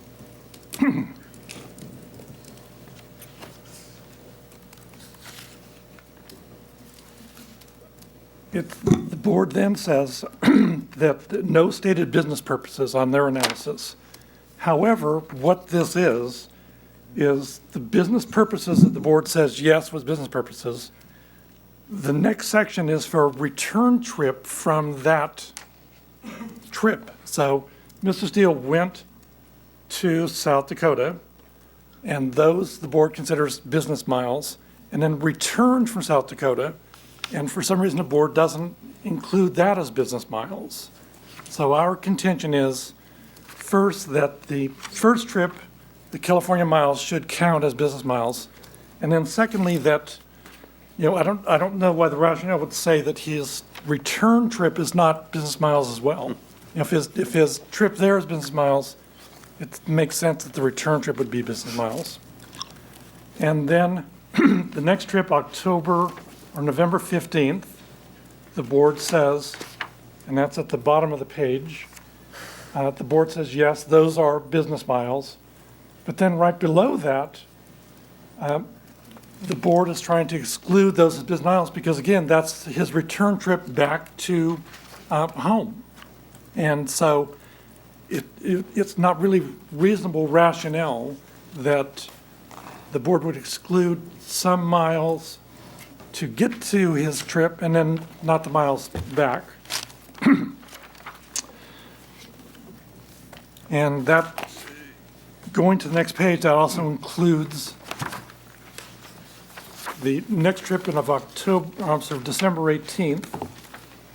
And the board then, again, for some reason, wants to exclude miles in California. But then if we look in this middle of this page, to the trip of March 11th, 2004. Mr. Steele went to Ripon, California, and Bakersfield, California on business trips, and the board says, okay, that's included as a business trip, and that they're saying that's California miles. So that's inconsistent to say that some miles in California are not included and some miles are included.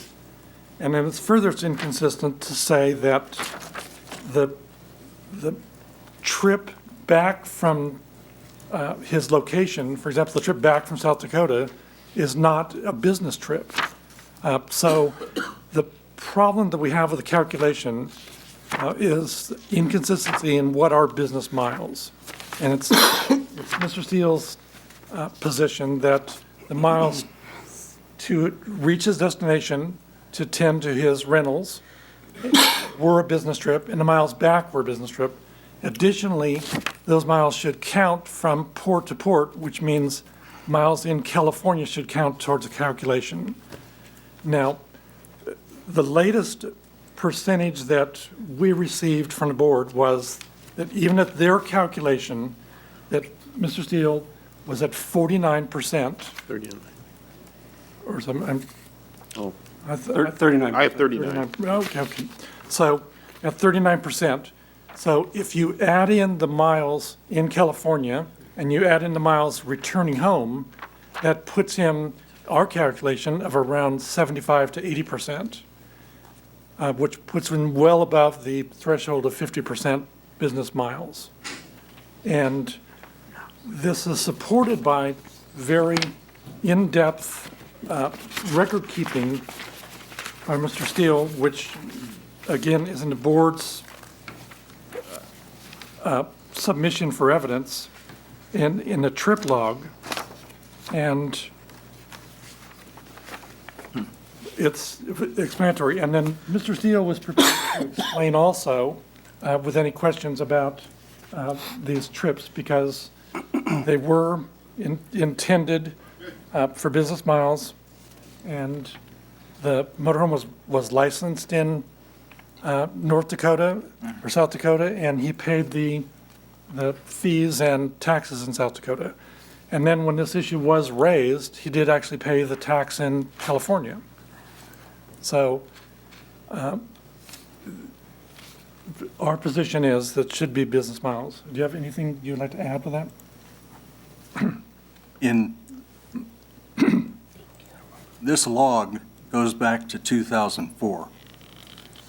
At the time it was submitted, the board responded that no miles in California were allowable, which meant that by some stroke of magic, I guess, this vehicle shows up at the state line to begin a trip. And that when I come back at some point on the state line, it disappears. Everybody agrees, well, has talked to me about it as, business miles are round trips, portal to portal, unless you make a specific declaration that from some point out of California, you're going to begin a vacation. And then you drive that vacation back to your home. That's understandable. But none of these trips in question here were personal. There's personal mileage noted in this log, but the trips to South Dakota, to Las Vegas, outside of the state of California, may have originated in California and terminated in California, but they were all business miles. And where we laid over in some places like Bakersfield for a couple days, I was out looking for investment properties. So to say that there's no business purpose in the return, every time we stop, I'm looking at for sale by owner properties. And if I drive for 10 hours and then stay for a day and a half in a campground or 2 days in a campground, it's not, because we're touristing or anything else. We were out looking at properties. The other thing that's inconsistent is that on the second page, you say a trip through Ripon, Bakersfield on the way to Las Vegas. We're all business miles in California. The inconsistency has been very difficult to deal with because, if I say it's 80% and they come back and say, well, no, it's only 16%, and then it was revised. This has been revised upward 3 times and without explanation. So I'm asking that if you just, using their calculation, if you take the total miles driven, take the qualifying miles in interstate commerce of 3790 and double it, because that's the back half of the trip, divided by those original miles, you get 78.58%. And I shouldn't owe any tax or any fees, fines, or charges. That's as simple as I can make it. Okay, thank you. So let's hear from the department. You have 10 minutes. Thank you. Excuse me. Good evening, Chairwoman Ma and members of the board. Sorry. I'm Kevin Smith from the board's legal department. With me today is Lawrence Mendel, also from the legal department, and Dario Romano from the business tax and fee department. We will be representing staff. The claim for refund should be denied because claimant has not met its burden in overcoming the presumption that the motorhome was purchased for use in California. Under the law, when a vehicle is purchased outside of California, first functionally used outside of California, and brought into California within 90 days of its purchase, the vehicle is presumed to have been purchased for use in California. In this case, the motorhome was purchased on September 19, 2003, first functionally used outside of California, and entered California on September 21st, 2003, well within the 90 days from the date of purchase. Therefore, the motorhome is presumed to have been purchased for use in California. As such, we turn to the issue of whether claimants have met either of the 6-month tests to overcome this presumption. With respect to the first test, we look to whether the motorhome was used and stored outside of California more than 50% of the time from September 21st, the date it entered California, until March 21st. Based on the information provided by claimant, the motorhome was outside of California for 26 of the 182 days in this 6-month period.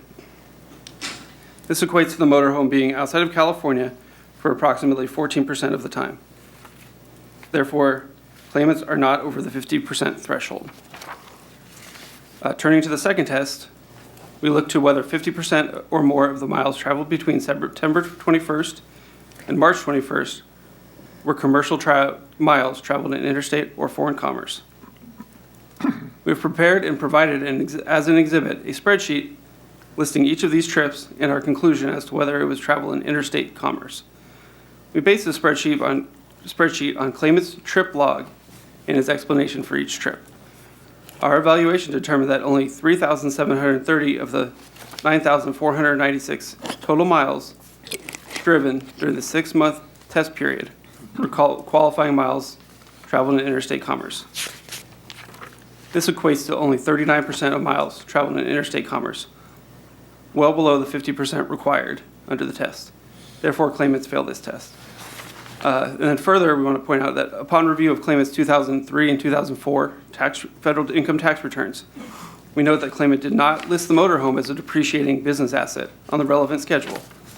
If the motorhome was purchased for business use, as claimant has stated, we would expect him to list it as a depreciating asset on his federal tax returns. In addition, on claimant's returns, he lists vehicles used for business purposes, but the vehicle at issue here is not listed. In conclusion, claimants have not met their burden in overcoming the presumption that this motorhome was purchased for use in California. Therefore, the claim for refund should be denied. Thank you. Petitioners, Yes. 5 minutes on rebuttal. Yes, okay, thank you. So in their, in counsel's explanation, he fails to mention, to the board's note, that any rationale about why the board did not count return miles. And a review of the board's own calculation would show they didn't count the miles, and there's no explanation offered for that. Further, there's no explanation offered for why some miles in California are counted and some miles in California are not counted. And it's our position that they should all be counted. So the test regarding mileage is clearly met. Because how do you deny that if the board's own admission is that the business purpose was to go to the destination, how do you deny that the business purpose is not to return?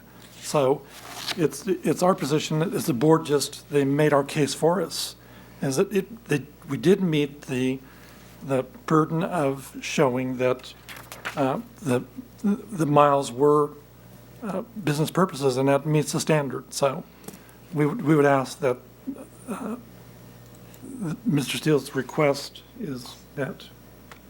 Do you have anything else? No, I stated my position, and Nothing further. Okay. So, Mr. Smith, why don't we start there? Sure. So how come the return miles were not included and some miles in California were included but not all? So regarding the return miles, so in all of Mr. Steele's submissions, he said that his home is in Vivian, South Dakota. So when he drove to South Dakota, he was driving home. When he came back to California, he wasn't returning any longer to his home. He was returning to California and we don't know the purpose. He doesn't list any business purposes during the time he was returning to California. And then when he gets back here, it appears that he visited family members and was using the RV for personal things. And there's, again, no business purpose stated. Because, again, he says that his home is in Vivian, South Dakota, not California. And regarding some of those miles, well, I think that, so the way I did it is that I saw that, like, the 2.5 trip to 2.6, so the trip began in California, right? But it was, the ultimate reason for that trip was to go to Las Vegas to visit his property. So I counted all those miles since the trip did begin in California, but the whole purpose of that trip was Las Vegas. So that's why they included those miles in the calculation. But then what happens after Las Vegas? Then he comes back to California which is, according to him, not his home, and uses the RV again for, we don't know what reason, but there's no business purpose again. He was in Bakersfield, and we don't know why. But, okay, so. But there's no business Nothing business being listed done on in his interstate log? commerce. Nothing Right. listed on his log? So Right. there's gaps in his log? Right. Okay. Okay, their log is very thorough. Their copy of their log is submitted. Even given the rationale that Steele lived and resided in Vivian and went to California, if you reverse that trip, then it's still mileage back to South Dakota. So that rationale still does not make sense because he has to get either to South Dakota and back to California or to California and back to South Dakota. And the evidence clearly shows that Mr. Steele owned property in South Dakota and owned property in California. And Okay, maybe you can tell us where he owned his property. okay, that's listed on Exhibit 2 in our exhibits.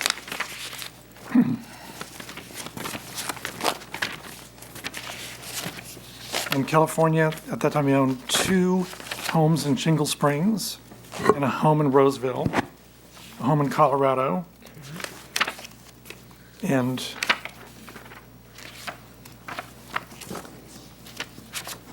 Mississippi and Nevada. right, and South Dakota.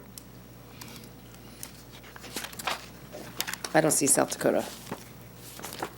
And that's,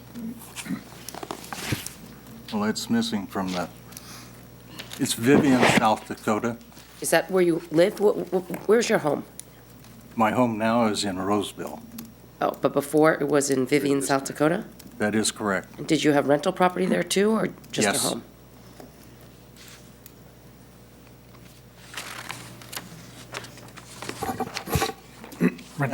When this began in 1992, I was still flying commercially, and I was domiciled in Florida, and so my residence was in South Dakota and continued to be in South Dakota until 2014. Okay. Okay, Mr. Runner. Yeah, help me through one of these, let's go through one of these trips, because, help me understand. So let's take the one on, let's see, the one on 10/11/03.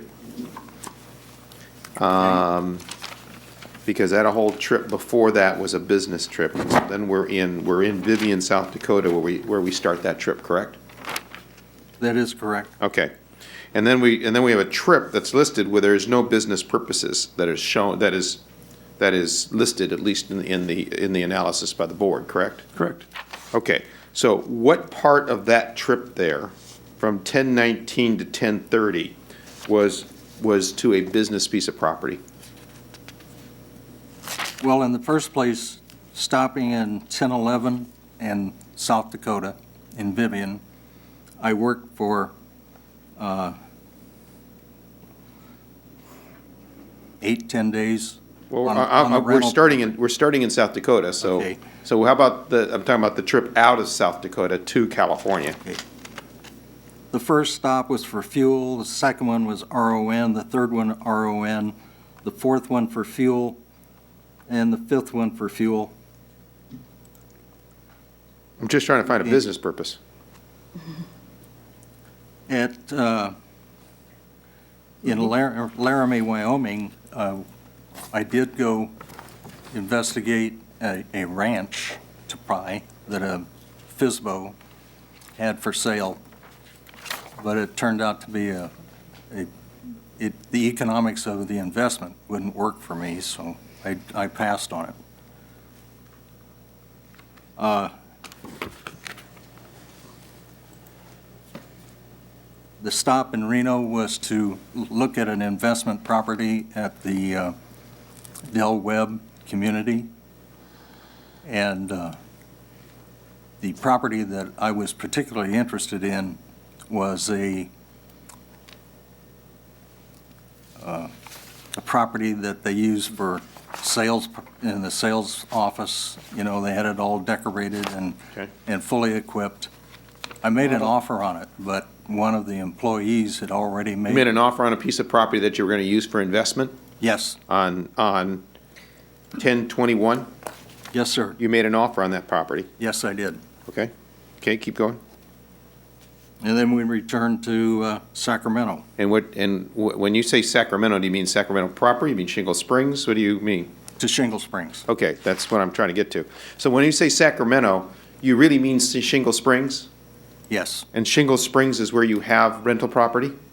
Shingle Springs, I have a rental property, yes. Okay, so that's really not Sacramento, that's really Shingle Springs. But there's two properties there. That's fine, I don't care how many. But there, so that's just Shingle Springs. Okay, let me go to staff then. Why would that not be acceptable business mileage based upon the fact that he was moving from Vivian, South Dakota? I guess it's interesting that he looked at property and that he actually made an offer on some property, but yet he did end up in his own in business rental property in Shingle Springs. Why would that not qualify? Well, so first of all, he just didn't provide any evidence to show that there was a business reason for those trips. Any information about properties he was looking at, he's never stated that previously. Okay, but let's say he is right now. Right now he is. Right. Right now he's saying, I made an offer. I assume that we can demonstrate that he made an offer, and we do know that he has property then, rental property in Shingle Springs, right? Well, and I will note that his log says, and I mean, it appears that he was going to Sacramento because he went to UC Davis for his wife's doctor's appointment. So now he's saying Shingle Springs, but the log says. Shingle Springs, it's a short drive to UC Davis. Okay. But Shingle Springs does not show up on his log? Right. Shingle Springs does not show up on his log. It's listed as Sacramento and then West Sacramento, which I assume would be a campground that they have in West Sacramento. But it does not list Shingle Springs. And I think So in his log, he did not identify the fact that he stopped it, that he went to Shingle Springs and looked at property, or dealt with his business property. Right, and I believe if we knew that now, and he would say, oops, I forgot, I should have put Shingle Springs, because we did go up there and I did check on my property, would those miles then count as business? it would be helpful, but I believe his wife owned property in Shingle Springs, so I'm not sure if he was living there with her. It was never really clear to me what the Shingle Springs arrangement was, just based on what he's provided. So we don't, okay, so right now, you're unclear as to whether Shingle Springs is an income property or rental property? Right. And I'll also note that he never listed Shingle Springs on his tax returns as an income property. He listed some of the other properties, but not that. Okay, let me ask the taxpayer, why is Shingle Springs not listed on your tax return? It is. 3141 Carlson Drive has always been a scheduled property. Okay, so I guess we just kind of have a disagreement. So the original entry into California was to do these emergency repairs to this property in Shingle Springs. On that trip? No, on the first trip. Again, On this let's trip- focus on this one trip, because this is the issue in regards, I mean, this is all about building some more miles for your business purposes. Right now, this has not been identified as business purpose. Okay. But when we got back to Shingle Springs, I went back and spent a day inspecting the work that had been done on this rental property. During October of 2003? Yes. During this trip, you went and inspected the work that was done? Correct. Okay. Because I had a disgruntled tenant. Okay, that's fine, you don't need to tell me why. So again, and the problem that you all have is that in his logbook, he never identified it that way. Correct. He never lists Shingle Springs. Okay, let me ask, when you were preparing for this, did you ever then have conversations or give information back to the board that indeed was the purpose of the trip? They never asked me to explain anything. They just, and I had very few verbal conversations with the board over the last 12 years. Okay. Okay. And I'm done. Okay, who else? Sorry, I would point out. Okay, go ahead, real quick. Just lastly, that the rationale of, it still remains, and still has not been answered, about, number one, why would a trip one way be considered business, but the return trip not be? Well, I think I know at least because there's no indication that when he left his home in Vivian, South Dakota, that he was actually going on a business trip in order to get the mileage back to Vivian, South Dakota. That's the problem. So that's why I'm going through these questions in regards to trying to identify what you did during that trip in order for you to get both directions. Does that make sense? Yes, sir. Okay. Let me ask you this, right now, if he could demonstrate, and there was more time for him to be able to say, hey, no, I said Sacramento, it really was Shingle Springs, I dealt with my tenant, would that then change some of your calculations? To an extent, it might, but there's also the problem with the order of things. If he came to Sacramento to go with his wife to the doctor, and then after that went to Shingle Springs, that would certainly be a commercial trip, but that would be a trip entirely within California and not interstate commerce. We have a problem that we have to have both interstate commerce and a commercial purpose. Okay, hold on, I'm confused at that point. You mean if he was going here to do commercial work, right? And a part of that trip then was also going to be his wife going to UC Davis for whatever medical issues. You mean you can't do both? Well, it would be whether the primary purpose of the trip into California was to go to his wife, and then while he was here, he went to a business purpose. But if the primary purpose was to take his wife or go with his wife to UC Davis, and while he was here, he decided to visit his property in Shingle Springs, the trip to Shingle Springs. So it's going to come down to the fact as to whether or not he decided he had a business trip coming to California, and while he was in California, he was going to go ahead and see the doctor. Or whether or not he was coming to the doctor first and then decided to do some business trips. That would make all the difference? Not all the difference. The point I'm trying to make is that the trip has to be both interstate and for a commercial purpose. So once he's in California, he can have all the commercial purpose he wants, but if he's traveling strictly in California, He's not. none of those miles. He started in South Dakota. But he started in South Dakota, and He's saying that the trip, so from South Dakota to the doctor's appointment is a trip to the doctor's appointment. Then when he gets to the doctor's appointment. Well, no, he stopped in Reno and actually made an offer on property before he got to Sacramento. Well, we had no evidence of that previous to today. Previous, So, that's what, and yeah. that was my question. My question is if it could make a difference. Yes, that could make a difference if indeed there was some more information given in regards to those If there were issues. more business purposes that were not previously identified. Okay, thank you. I see where we're going. Okay. Anybody else, Ms. Harkey? I have in my information that you lived in Shingle Springs as well.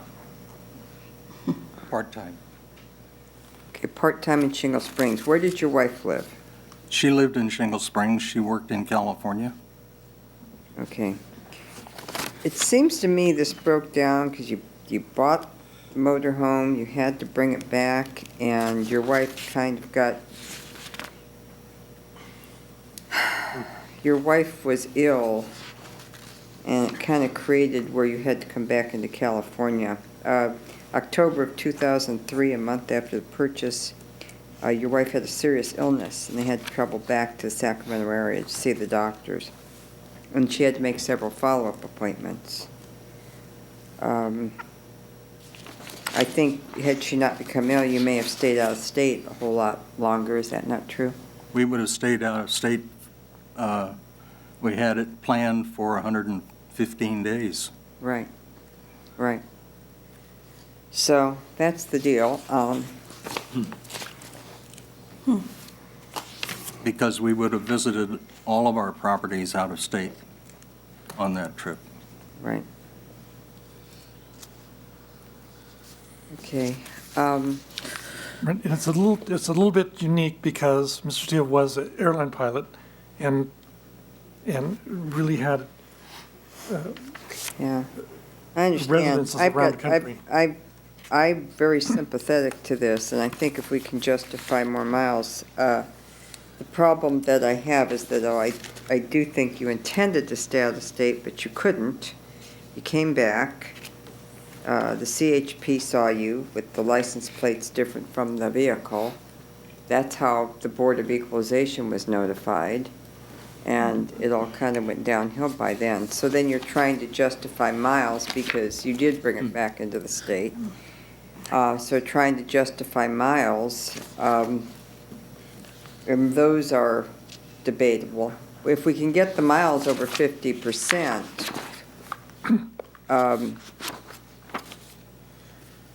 it works, but Counting the California miles and counting the return trip puts it well over 50%. yeah, but like they're saying, if you left Vivian, South Dakota strictly to get to the doctor, and then, oh, by the way, you decided to stop off at a few places, but your intent was to get there, then that's kind of a gotcha on the tax code. So That was a different trip. a different trip. Okay, and then we've got trips from 11/20 of 2003 till 2004, all in California. And visiting, and then the trips that Mr. Runner was, Member Runner was reviewing. That's all intrastate. From 10/22 to 10/30, they were either taking your wife to the doctor or visiting your family. I made an offer on a property. Well, that was before, so we got half of that. We got some of these offered to kind of get back here. I guess the ranch to buy an investment in Del Webb. Right. So. Ripon is not UC Davis. It's a return from there. And those miles you're talking about, 11/20, is a return from the miles from 11/16 that were counted. So 11/16 ended up at Nellis Air Force Base, and then. I'm talking about 10/20. I see where you. Oh, I see. I see what you're doing. I'm looking at this first page. I've got mine all printed up nicely on an Excel spreadsheet, so I kind of can view it pretty clear. But if you look at from 10/19, which Member Runner was looking at, 10/19 through 10/30 of 2003, it looks like you brought it back in for whatever reason, but you've got another 66, 88, 321, 47, and 635. I don't know what that total is. And those would be out of state, Nevada, Wyoming, the Air Force It's bases and whatnot. 1,568 miles. Yeah. And so then the Reno, Nevada, I think too, you could add another 278, but I'm not sure what we're getting there. So those are areas where I think could be, but then certainly the rest of it was even if those were business, then the rest of it was certainly personal because you had wife's doctor and you had visiting family, and you have your part-time residence in Shingle Springs as well as maybe a rental, but looks like you live there too. So let me do a, I think Mr. Horton has a couple questions. sure. Madam Chair, I just was thinking that as I listened to the testimony, maybe there needs to be further clarification of the various rules that are here. The interstate commerce rule, principal purpose rule, and the rule of evidence. And then once that there is an understanding, it seems to be a lack of understanding or a difference of opinion, or it doesn't even seem to be an opinion of the law. It just seems to be an understanding. I gather from the testimony of the task, if the department explained to them the law as it relates to interstate commerce and principal purpose, they could go back and maybe gather sufficient evidence to either support or not support, or at least come to a reasonable conclusion that you're satisfied that within the law you did or did not meet these various different tests. And it's always a little uncomfortable when there is just when there's not clear understanding as to what the law says. I mean, if it was a factual determination that we had, that it would be different, but it seems the more you know about the law, the more you may be able to develop the facts. But I did have a question. When you refer to we, I'm assuming you're referring to your wife traveling with you? On most of these trips, she did several when she was at work. I did on my own, but that's outside the scope of this 6-month test. I made several trips by myself back to Mississippi and Tennessee and to Montgomery, Alabama, where I own properties. And all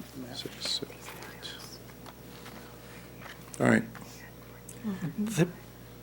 And I follow what you're saying regarding evidence. And there's two sides to that. I would say that the federal government requires keeping a log of miles. And in order to justify writing off the miles in taxes. And Mr. Steele did keep, in fact, a log. The federal government, that I would be aware, is not going to say you need to produce evidence that stop, you looked at house, or this. And so that testimony of itself, combined with the fact that Mr. Steele was in the business of having rental property and has submitted a list of his extensive rental property holdings all over the country. So it's reasonable to conclude that a trip. As it relates to, these 3 different tests are integrated, and so they all have to be met. And so in determining the miles that he traveled, I would stipulate to whatever's in your record, your log, that he traveled those miles. Then you go to the question of whether or not the intent of going from point A to point B, that the principal purpose was a commercial business purpose, and then you look, or vice versa, at the interstate commerce. But I don't want to, Madam Chair, with your permission, go to Njija. Maybe he can kind of clarify the law. Actually, just listening to the testimony, if the board were to find that trip to Reno was a commercial trip, we're looking at the miles from Dakota to Reno is 1,400, added to what the department has already allowed at 37-something. That puts you over. That's kind of where I'm looking at, is basically just that trip to Reno where there was an offer made. If the board finds those facts. We haven't had that. Where there's an offer made, that's a pretty specific business attempt at that point, gets over the 50%. And we haven't had those facts prior to this testimony, but if the board were to find that, if my math is right, that does it. That's kind of, yeah. It's like 56. Yes, we only have to get to Reno. Yeah, we only I have have to get to Ringo. Okay, Ms. Stowers. So to the petitioner, I'm sorry. Do you have any evidence to support that offer was made at the Reno location? You know, I know it's been a while. 2030. I have moved twice, and in doing those moves, anything over 7 years was probably shredded as part of prior business and tax files that were no longer required to be kept. I can certainly go back through my files and look for an offer, but I can't promise you any success. Well, there again, I think we go back to the principal purpose, even in that determination, is to, in looking in any further testimony as a result of the questioning, I would encourage you to be conscious that the intent of traveling from one spot to another has to be, the purpose of going there has to be that you were going there, not that you went there and then while you were there you went there for another reason, whatever that might be, and then while you were there, you performed some commercial activity. Then you get into debate as to what the principal purpose of that travel time was. And if the principal purpose of going from A to B, let's say that's, I don't want to put it out there, but let's say that's a non-business purpose, and then you go from B to C to take care of business transaction, then there's the assessment on the activity, the travel from B to C versus the personal travel from A to B into the area. And so that initial travel, if that initial purpose was non-business or personal, and then from there you went somewhere and made an offer, then, but if you started out, and don't want to put words in your mouth, just want to, if you started out going there you were in South Dakota, and you were going on the internet, you saw this property, and you say you want to drive to Las Vegas to see it and make an offer. That's the only reason you were going there. Well, I had previously visited that property with my brother, and on a trip from Roseville to Reno, we went up and looked at the properties along with several others. And mind you, I haven't asked a question, and I don't want to ask a question, but if you want to continue with the testimony, I don't want to stop you either.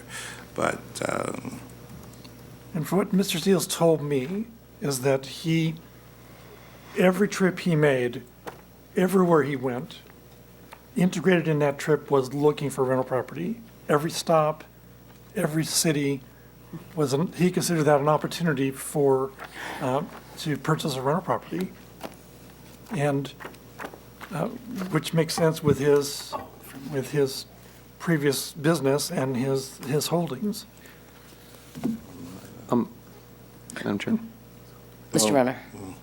I'll make a motion to grant for the taxpayer based on the fact that the trip from Vivian, South Dakota to Reno was indeed a business miles. I find the testimony from the taxpayer to be believable at that point with his intent to make offer and buy a piece of property. I will second.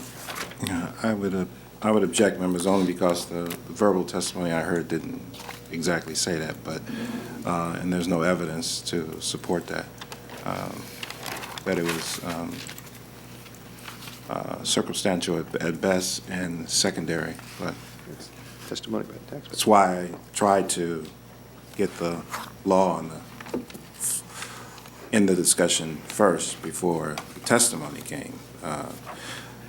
But Okay, well, let me just try to clarify why I second. I mean, this is one of these cases, but I do think the intent was to keep it out of the state. There was an illness, but also, if you go back here from 10/19/2003, when he or when 11, 2000, 10, 11, 10, 19 began the trip south, back into California. But he did South Dakota, the Air Force Base, Laramie, Wyoming, which is where he claims he looked at a ranch to buy, Carlin, Nevada, and then Reno investment in Del Webb, which kind of rolled off the tongue quite easily. I don't think he was trying to obfuscate. And then ended up in Sacramento for wife's doctor. I don't think you'd have to make all these side trips. If you wanted to take her to the doctor, you could probably get there maybe a little bit quicker. So although he did the doctor trip and then did visiting family, he did appear, or at least his testimony indicated, without what I felt a feeling, without any trying to deceive us, that he visited those properties. He had a ranch, and he was pretty specific on that. And then you get back, he gets back again. Yountville, Bakersfield, North Las Vegas, Nellis Air Force Base, business trip again. So, I think he did travel around with this and look at properties. And since it's less than, let me see, I did 278 here, but it's only, he's only, if you add those miles, I added another 278 here for the other Reno trip, but I get another 1,435 miles of business use. And that brings him up to like 56%. I think my staff got to 54 doing something, maybe leaving out one of these miles, but he's over the 50%. This case is just really, the law is weird. It's like you got to keep it out of here, or you got to justify 50% of business. And I think he can justify the 50% of business. Even if we send him out here on the 30-30-30, I think he could come up with maybe something to beef that up. And so he was close before we did any analysis, and with the analysis, he comes to over 50%. I don't necessarily agree. I think you should have to keep it out. 6 months is 6 months, but the law allows for a 50% business miles. And so that's why I seconded it. Can I ask maybe our board, on his tax return, you said that he did not report the RV on his Schedule E or depreciate it. So what kind of vehicles did he have on his Schedule E? It doesn't say the exact type of vehicles. So under the depreciation schedule, he doesn't list any vehicles. Then he has a couple other schedules where he lists vehicles, but both those that said were purchased, I want to say they were like the early 90s. Is it Schedule C or Schedule E report?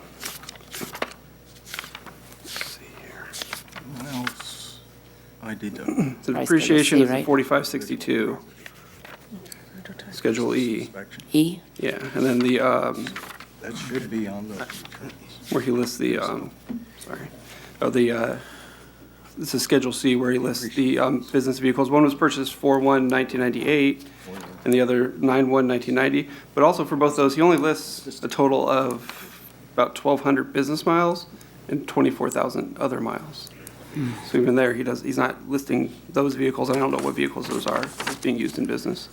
So that's a question, Mr. Steele. If you bought an RV, which is kind of expensive, and you're traveling around to check out all your properties, why wouldn't you report it on your tax return as a business car? For each individual property, there was a mileage charged against each property.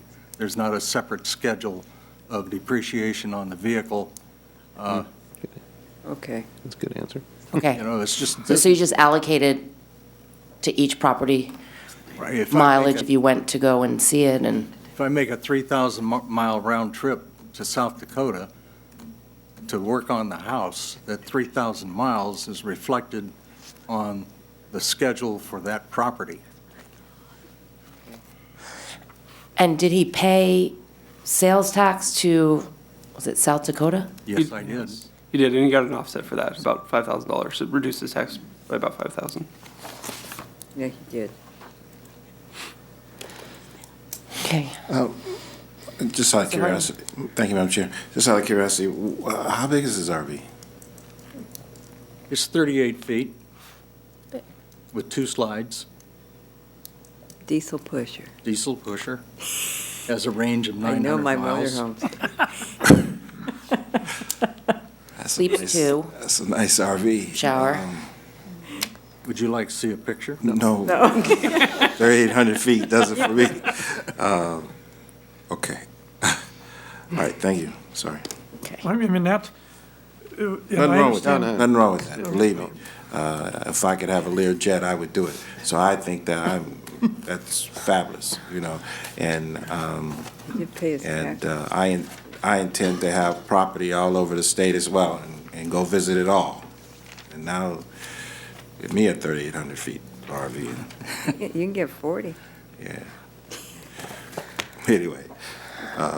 You can get a 42 and not have to have a special license in California. There you go.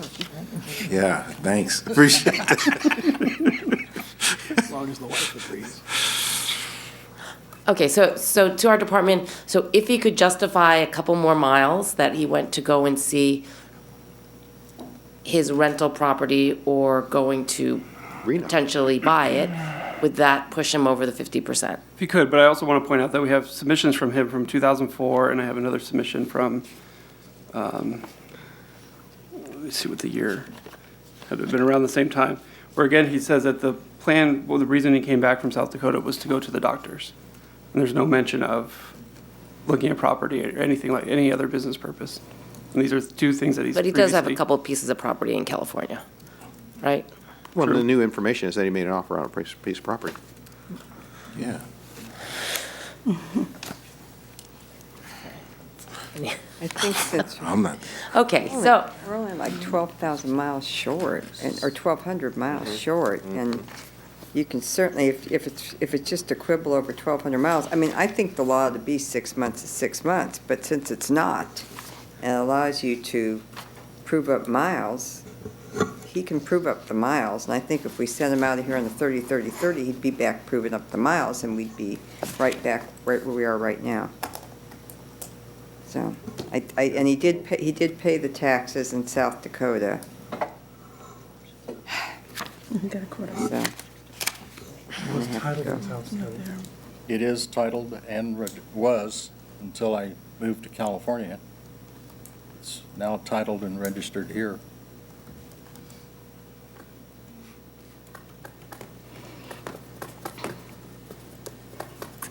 Well, it's always, Madam Chair? Yes. It's always challenging for the board to put ourselves in the place of the auditor and examine evidence from this point, and particularly when that evidence is verbal evidence that has evolved at the time of the hearing. And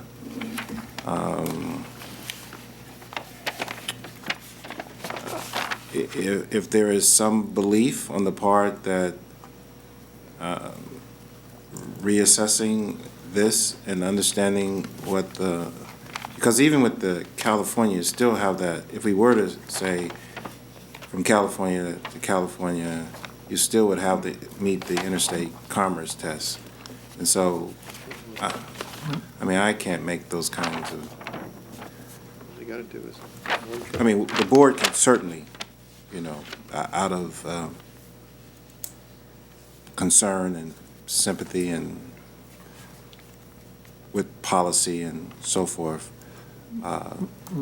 if you were to provide a testimony to that effect, which I haven't necessarily heard, but want to recant what you've said on record. Yeah. I don't know. There's a motion. I think it's and a just getting late. second. Anyway. Where are you? Okay, there's a motion and a second for the taxpayer, right? Right, and based upon the fact that the miles get over 50% by identifying the trip from 10/11 10/03 to 10/21/03 to Reno as business miles. The business, based upon the offer made on property. Okay. 10/11, I'm sorry, 10/11/03 all the way through, Yeah, the whole, through the 10 to, 10/19/2003 is where this next trip begins, and it ends in 10/21/2003 in Reno. well, you got to start in Vivian, I think, but that's not. Yeah, that's well, only a few miles, yeah, right? okay, but this is his Yeah, mile yeah, log. yeah. So from Vivian To Reno. to, Reno. It's just Reno. what you guys are taking Right. as testimony to Right. be business purpose. Right. And when he got there, he made an offer on the property. Right. Yes, sir. and he looked at investment in Delray, And Nevada. that was his intended purpose of traveling to that destination. But he just made stops Yeah, right. in the other locations. The motion doesn't say that. The motion just says that those are business miles. Gotta have a Okay, let's take a roll call, shall we? There we go. Okay. Chairwoman Ma, No. Ms. Harkey, Aye. Mr. Horton, No. Mr. Renner, Aye. Ms. Stowers. No. Motion fails.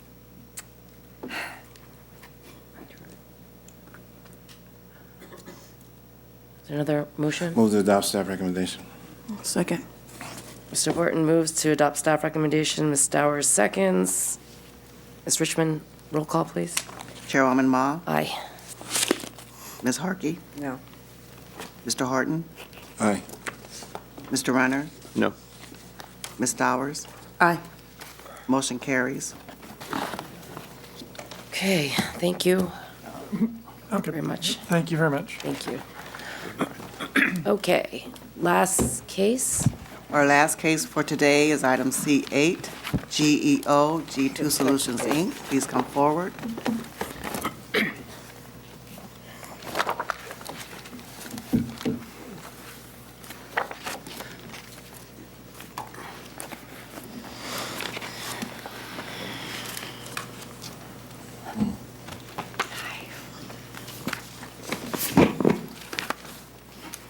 Which one are we? I'm sorry, which one is it? C8.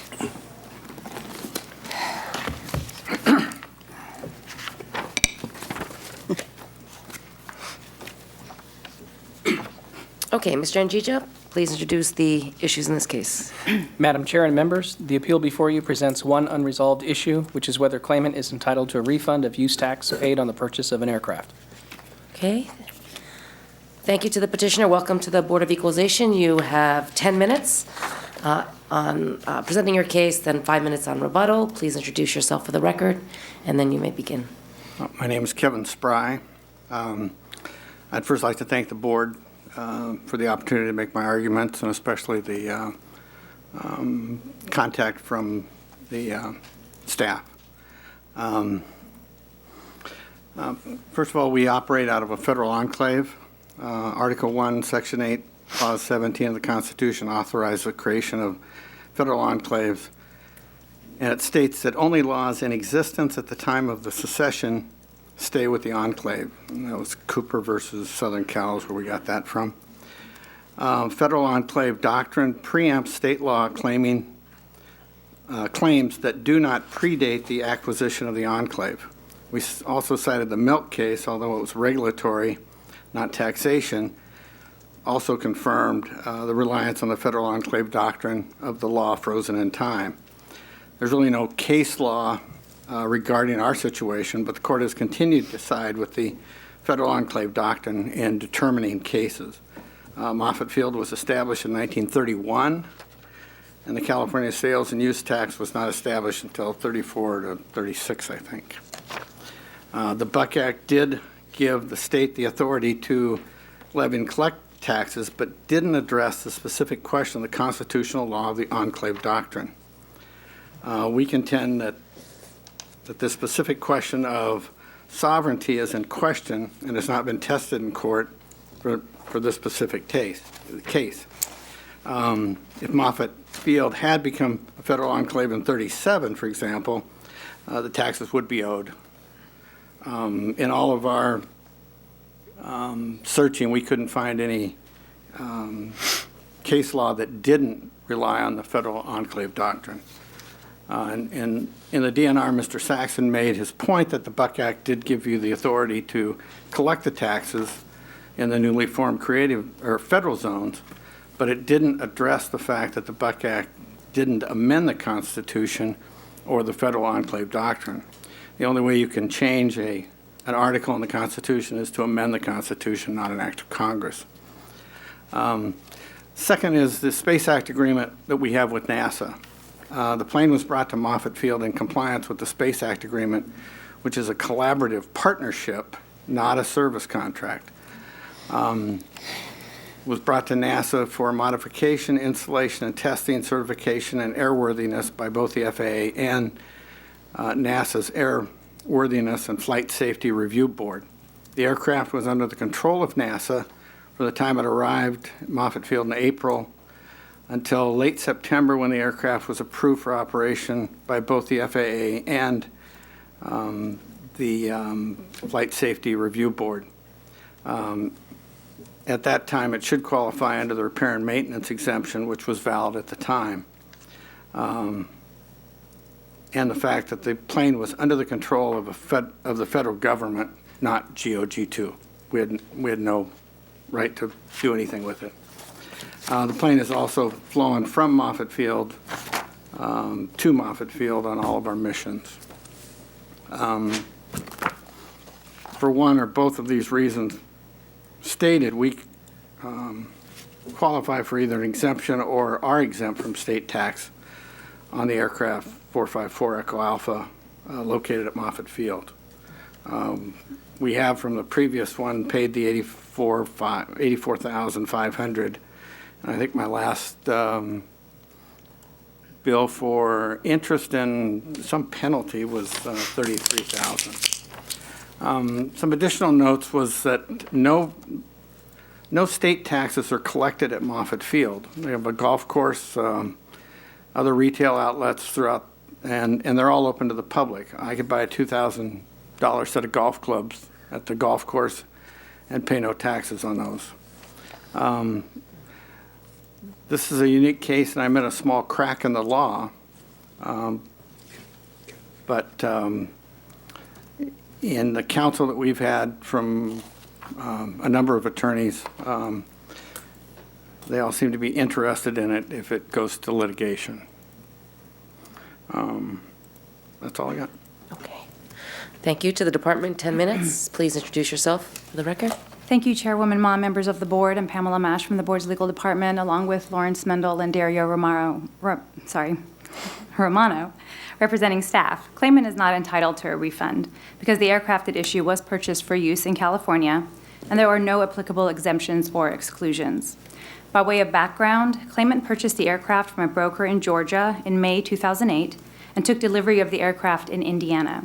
The very next day, the aircraft was flown from Indiana into California and stored at Moffett Field. Claimant filed a return for the aircraft and claimed that no use tax was due because Moffett Field is a federal enclave operated by ARC, which is a department of the federal government. After looking into the matter, the department concluded that the aircraft was purchased for use in California and issued a notice of determination, which claimant petitioned. A decision and recommendation was issued, recommending that the petition be denied, and the board heard the matter in May 2014. The board also concluded that claimant owed the use tax and denied the petition. Claimant then filed a request for a rehearing, which was denied by the board in 2014 because the board concluded that there was no basis for a rehearing.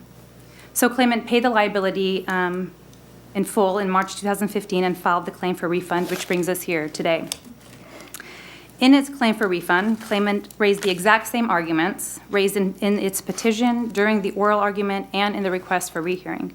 So I won't go into those arguments again because the board has already rejected those at every level of appeal. But claimant also raised 3 additional arguments, which I will discuss in a moment. As you're aware, an aircraft purchased and first functionally used outside the state and then brought into California within the first 90 days of ownership is presumed to be purchased for use in California.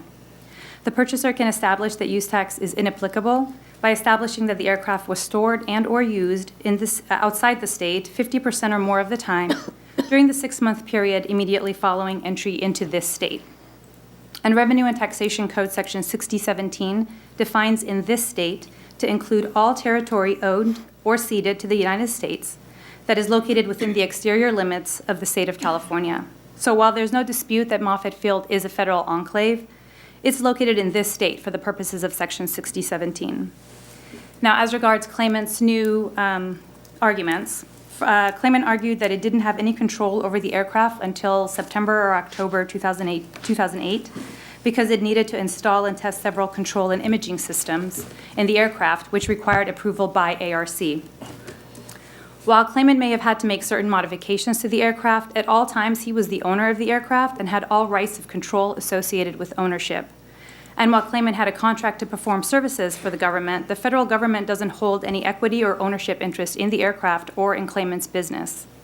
And it's already been established that the aircraft was brought into California within 90 days of purchase, so the use tax presumption doesn't just go away simply because the purchaser has some work done on the aircraft after transporting it into California. Claimant has already admitted that it stored the aircraft at Moffett Field when it's not otherwise in use continuously since the aircraft's first entry into California on May 10th, 2008. So this new argument about not having control of the aircraft has no merit. Claimant also argues that only state laws passed prior to the creation of the federal enclave apply to the federal enclave. However, the Federal Buck Act expressly authorizes states to collect tax on tangible personal property used in a federal enclave. And consistent with the Buck Act, Regulation 1616 provides that tax applies to sale or use of tangible personal property upon federal areas to the same extent that it applies with respect to the sale or use elsewhere within the state. And that has been in effect specifically with respect to all sales and purchases since 1941, which certainly applies in this case. Finally, claimant argues that the department treats all other transactions taking place on Moffett Field as non-taxable transactions. I'm not sure on what claimant bases that argument, but the fact is that there were 17 sales and use tax permits located at Moffett Field during the period at issue, and that included several retail businesses, including restaurants, a bookstore, photography store, and they all reported and paid sales tax to the board, as well as multiple government contractors that reported and paid use tax. So this argument is just contrary to the facts. Claimant paid the correct amount of tax, there was no overpayment of tax, and there is no exemption or exclusion that applies to claimant. And for those reasons, the claim for refund should be denied. Thank you. Okay, to Mr. Spry, 5 minutes on rebuttal. Once again, our point is that the Buck Act did allow you to collect it, but there's just a gap between 1931, when Moffett Field was ceded, and then 35, when your sales and use tax came into play. The plane was brought to Moffett Field not for services, but as a partnership with NASA. We could not operate the airplane until it was approved by the NASA. So they had complete control of the airplane. We couldn't fly it. We couldn't leave Moffett Field. So we had ownership, but we had no control over the airplane. That was controlled by the federal government. Also at Moffett, the exchange operates all the facilities on Moffett Field, at least in the secure side. And I don't, the non-secure side, which is not part of the enclave, when I asked the attorneys at Moffett Field, none of them paid any taxes in the golf course or the retail stores or the restaurants. So. Okay, I do have a couple questions. Sure. What does this partnership with NASA mean? It's a Space Act agreement, so we entered into it in the development of remote sensing equipment and processes for agriculture. And so we work with our Earth Science group, and we fly all of California every 28 days during the growing season. Provide that to growers, but we also work with the Earth Science group at NASA to do different types of research and development. We fly different sensors. We do a number of modifications to the airplane to fly. I think in addition, they also have the Alpha Jet that Google flies their air research functions at Moffett. They're in the hangar next to us. And so, do you have a contract for that? Yes. Yeah, it was- And does it say anything in the contract about this partnership, or? Yeah, it was in my original package that you got from our first trip up here. Okay, I wasn't here. Yeah. So I don't have that information, but I'm just wondering. And Yeah. then what kind of planes? I mean, you store your plane there? Is that? It's a Cessna Conquest 2. It's a twin-engine turboprop. We keep it at hangar 211A, which is one of the big hangars at Moffett. And are there other commercial planes there? The only other planes that are there are, the Army has some planes that they're testing, Black Hawk helicopters. Google has the planes next to us. They're personal use planes, and then they also have the Alpha Jet, which is the hook to get the other planes in there. Since we've been there, I think this last year, Google, through Planetary Ventures, has taken over the airfield, but the hangar 211 that we're in and our ramp has stayed in the federal enclave. And is that true, like at Moffett Field, that everything you do, even if it's a civilian, I go out and golf there, I don't buy golf clubs, I don't have to pay tax? No, that's not true. That's, Like I yeah. said, there are 7, at the time that that issue here, and I don't know how many permits are there now, but there were 17 sales and use tax permits open there for businesses on Moffett Field. And several of them, including restaurants and a photography store and a bookstore, all reported sales tax to us and paid sales tax. And there's also multiple government contractors that reported use tax to us. So if they didn't collect it from the consumer, maybe they didn't, but they reported and paid it to us because they owe it to us. So there's no requirement that they collect it from a consumer, but they owe the money to the board and they paid it. There is a federal statute that exempts certain sales by BXs and things like that to specific authorized persons. And the definition of an authorized person is a person authorized by a branch of the military. Right. But, so there are non-taxable sales going on at BXs. Sure, there's some. And we've seen that case on the restaurant selling to military personnel, for example, but you have to. Like I said, there were have a 17 card. permits, and some were considered exempt, and some weren't. So the argument that there were no taxable transaction on Moffett Field is just not correct. Okay. well, what I'm referring to is the enclave part of there's two parts of Moffett Field. There's the enclave part, and then which is the secure side of the air base. And I think it's even been reduced, well, it's been reduced now that that Planetary Ventures took over the airfield itself. They also took over the golf course. I don't know if I think they may have taken over one of the restaurants, but not the other. So it's been divided up So the since then. restaurant in the enclave is not taxable? Is that right? If a restaurant's in the non-enclave section of Moffett Field, it'd be taxable? Correct, I think that's. Is that correct? The statute doesn't relate specifically to enclaves. It relates to certain BXs and commissaries and other things of that nature. But what we're dealing with here is his claim that the enclave is not part of the state of California. And that's simply not true. And his claim that the Buck Act does not affect this is not true. The Buck Act was specifically retroactive to 1941. And so this plane was purchased well after 1941. So it's been located and used in California. And so this is an issue completely separate from whether sales by base exchanges are taxable. Okay. But the enclave doctrine, which is in the Constitution, was not changed by the Buck Act. The Buck Act only gave you the authority to collect taxes that were due in the federal zones. And so our contention is that it's still by the federal enclave doctrine, that we are exempt because of that little window between 1931, when the enclave doctrine itself was put in. Like I said, had it been 37 when the enclave doctrine, or when Moffett Field was formed, the taxes would be due. But when you read the law, and you can't, my understanding is that an act of Congress can't override the Constitution.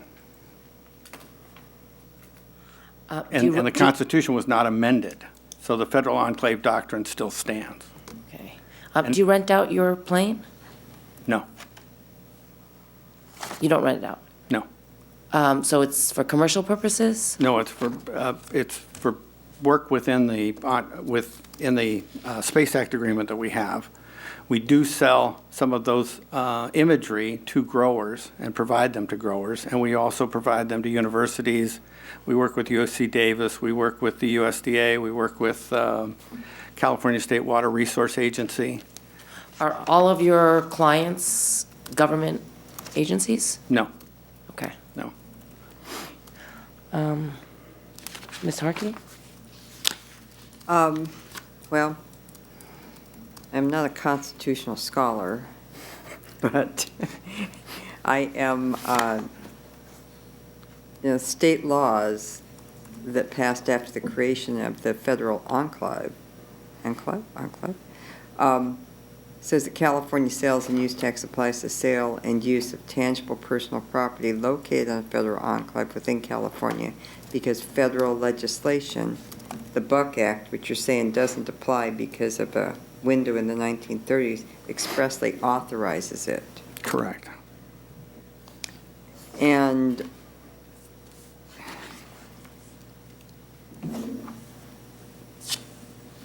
I'm just having a hard time saying that because the enclave was established in 1931 or something, that the laws passed since don't apply to it.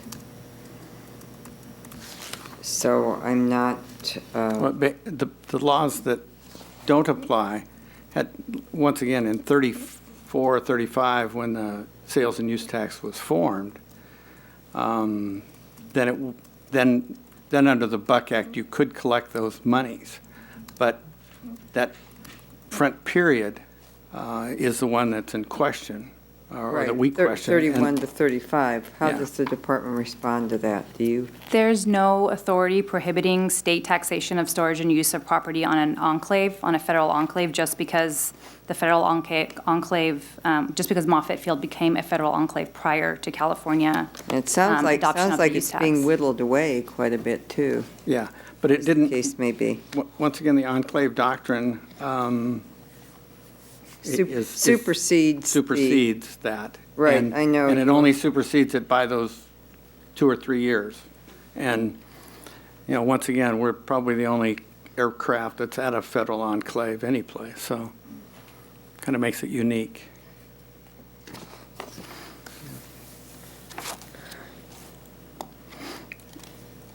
The other thing, Chairman Ma's office suggested that we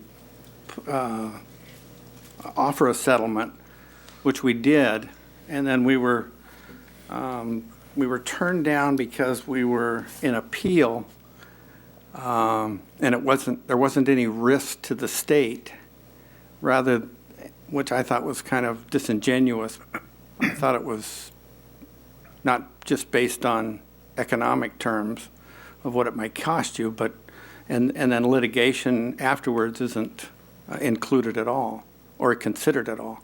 So I was just confused by that opinion by the staff on the settlement.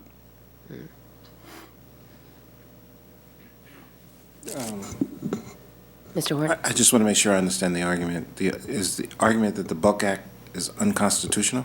No, well, no. Oh. It's just that the Buck Act allowed you to collect it, but when you go to the federal enclave law, doctrine, it's got a gap in there. It's got a gap from 31 to 35. So in reality... And this plane was purchased in 1931? No. 35? No, it's just that the point of law at Moffett Field does not apply because of that gap. I think the Buck Act is constitutional. I think the Constitution provides that states have the sovereign right to tax tangible personal property in their state unless the federal government says otherwise, and that the federal government has that authority to go in actually and say, you can't tax us under these circumstances, and unless they've passed something subsequent to the Buck Act where they've said that, then that governs. Yeah, when I went to the legal department, NASA's legal department, they were the ones who gave me the information on that no state taxes are collected on any of the facilities that are in the enclave. All right, thank you.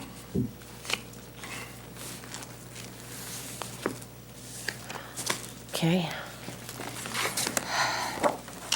Move to adopt staff recommendation. Okay. There's a motion to adopt staff recommendation. Second. Seconded by Ms. Stowers. We need to take a roll call? No? Okay. I think motion carries. Thank you. Thank you very much. Okay, Ms. Richmond? So our Can we next, take, we take a 5-minute break? Oh, are you good? Are we through? Keep rolling. Okay. Let's keep going. Yeah, I think we have 2 more items, and then one case on submission. yes. So would you like to take the committees next? Yeah, well, why don't we take the case that's been on submission, the first, I'm ready. Which one was that?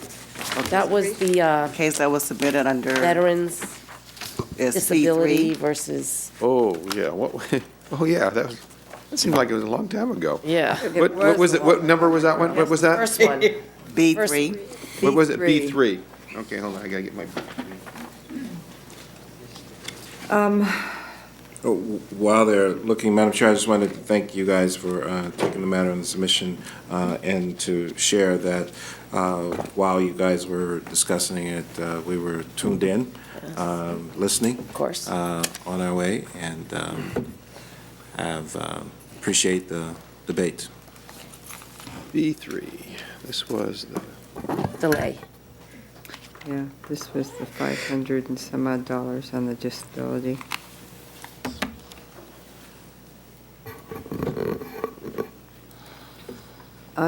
I'll make a motion to support staff recommendation because I really did think that this was Second. refunded. Okay, motion by Ms. Harkey, seconded by Mr. Horton to adopt staff recommendation. Without I'll a, vote no. okay. I think there was clear confusion on the fact of. I don't ordinary doubt taxpayers, that. So I'm not comfortable, so I'll vote no. Okay, so 4-1 with Mr. Runner voting no. Yes. Okay, thank you. Okay, committee, I guess, is that me? Ledge committee, is that the next one? Yes. So our first committee this evening is the Legislative Committee. Ms. Ma is the chair of that committee. Ms. Ma? Okay, thank you, Ms. Peelsticker, welcome.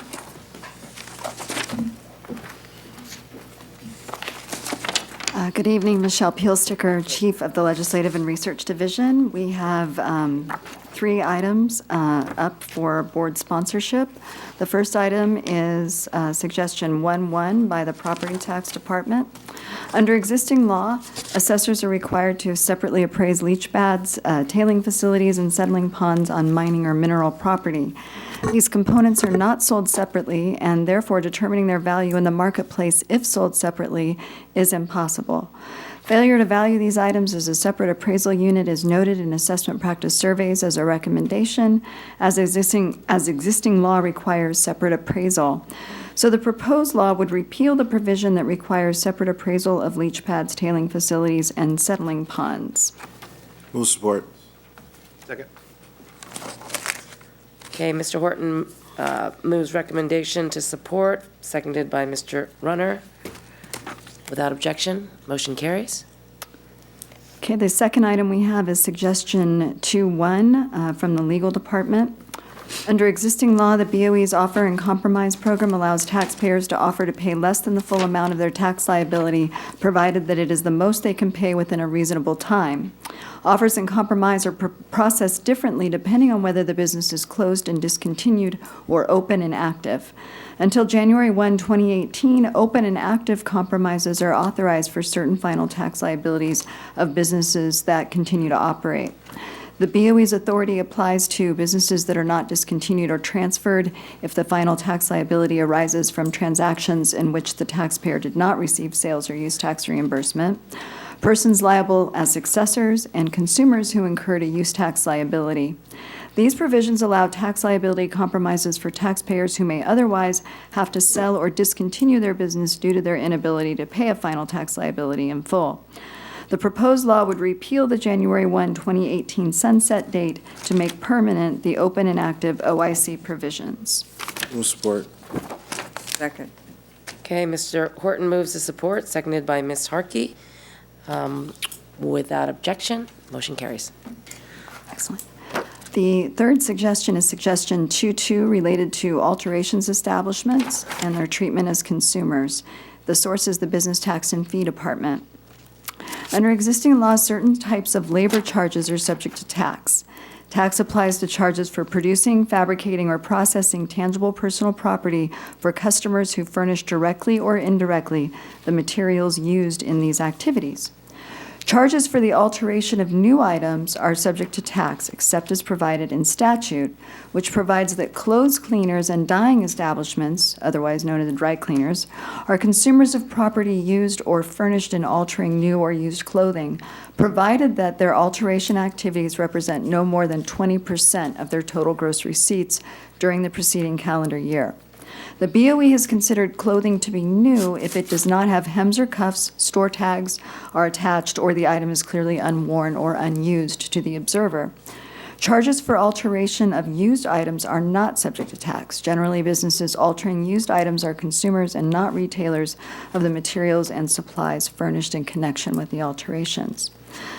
Under the proposed law, a taxpayer who alters garments is the consumer of property used or furnished in altering the new or used garments, provided that the alterations do not result in a new or different item, the taxpayer was not the retailer of the garment when sold as a new item, and the taxpayer does not have a formal or informal agreement to perform alterations for a clothing retailer's customers. Okay. Move support.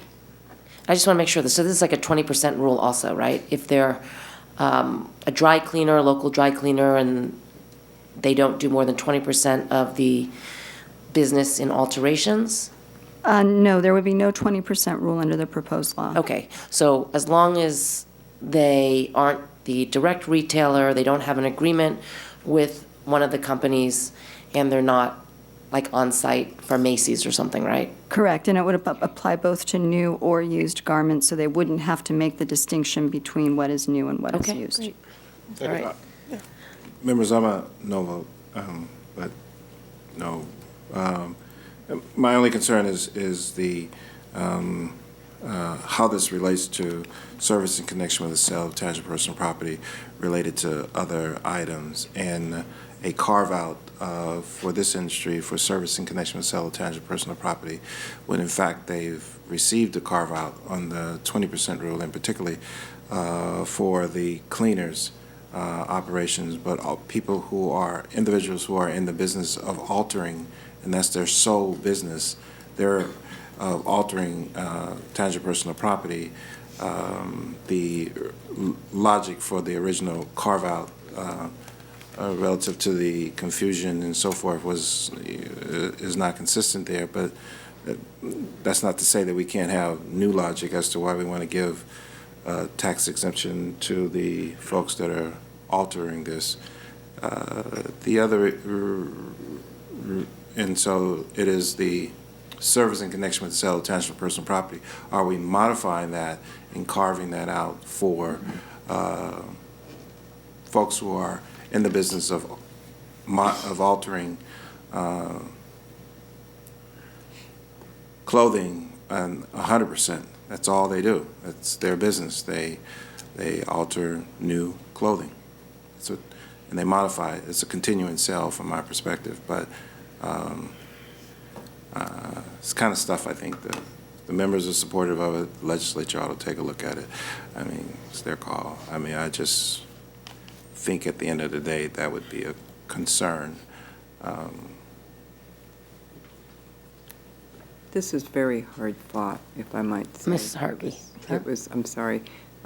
It went through many iterations to be sure that nobody was impacted. I think it was, if you have a tag, it's new. If without the tag, it's not. It just, this is such a small little bit of an exemption. It didn't, it's not what everyone wanted, which is why I think it's probably good. It seemed to, remedy a little bit of the issue, but not all. And I know this has been going around for quite a while.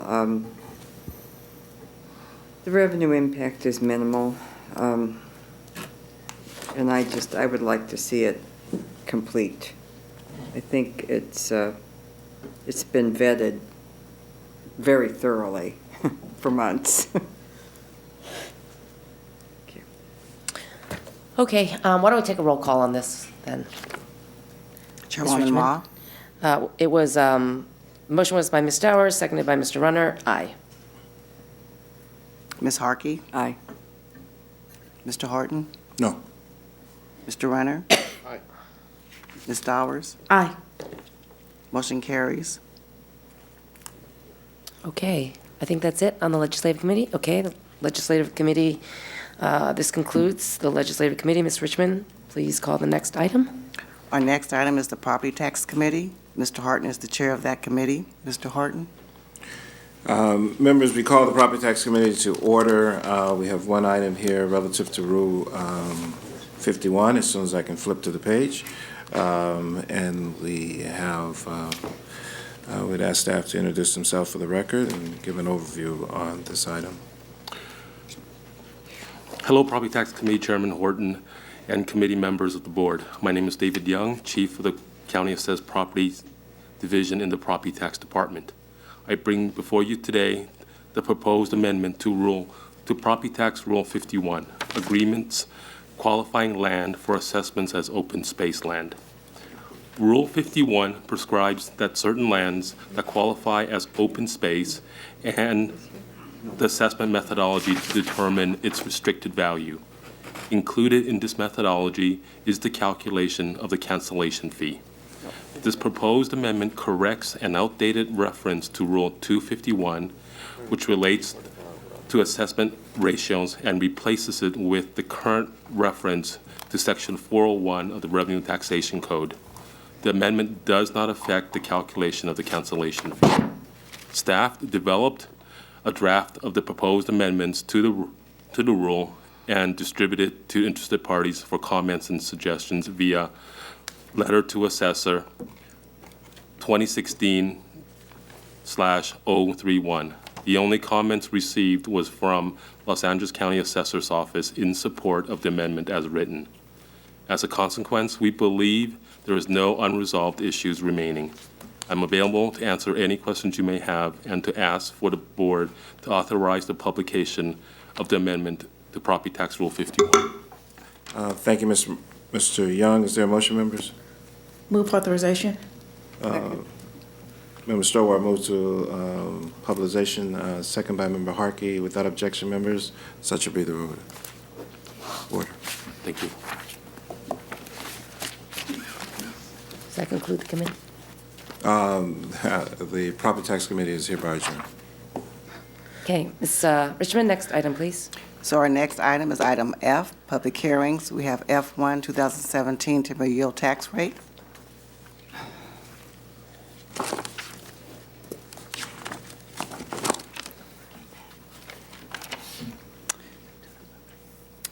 Thank you, Mr. Durham. Please commence your presentation by introducing yourself for the record. You will have 3 minutes for your presentation. Okay. Sorry about that. This should only take about 30 seconds. Good evening, Madam Chairwoman and members of the board. I'm Marc Durham, Chief of Research and Statistics The item before you today is the adoption of the timber yield tax rate for 2017. The annual adjustment of the rate is based on the change in the average rate of general property taxation in the 17 rate-adjusted counties between the current tax year and the preceding tax year. This year, as has been the case for a number of years, the computation results in no adjustment of the rate. Therefore, we recommend that the board adopt the rate for the 2016 timber yield tax rate of 2.9%. Move adoption of staff recommendations. Second. Okay, Mr. Horton moves, Ms. Stowers seconds staff recommendation without objection. Motion carries. Great. Thank you, Mr. Durham. Next item, Ms. Richmond. Our next item is F2, timber harvest values and modified harvest values.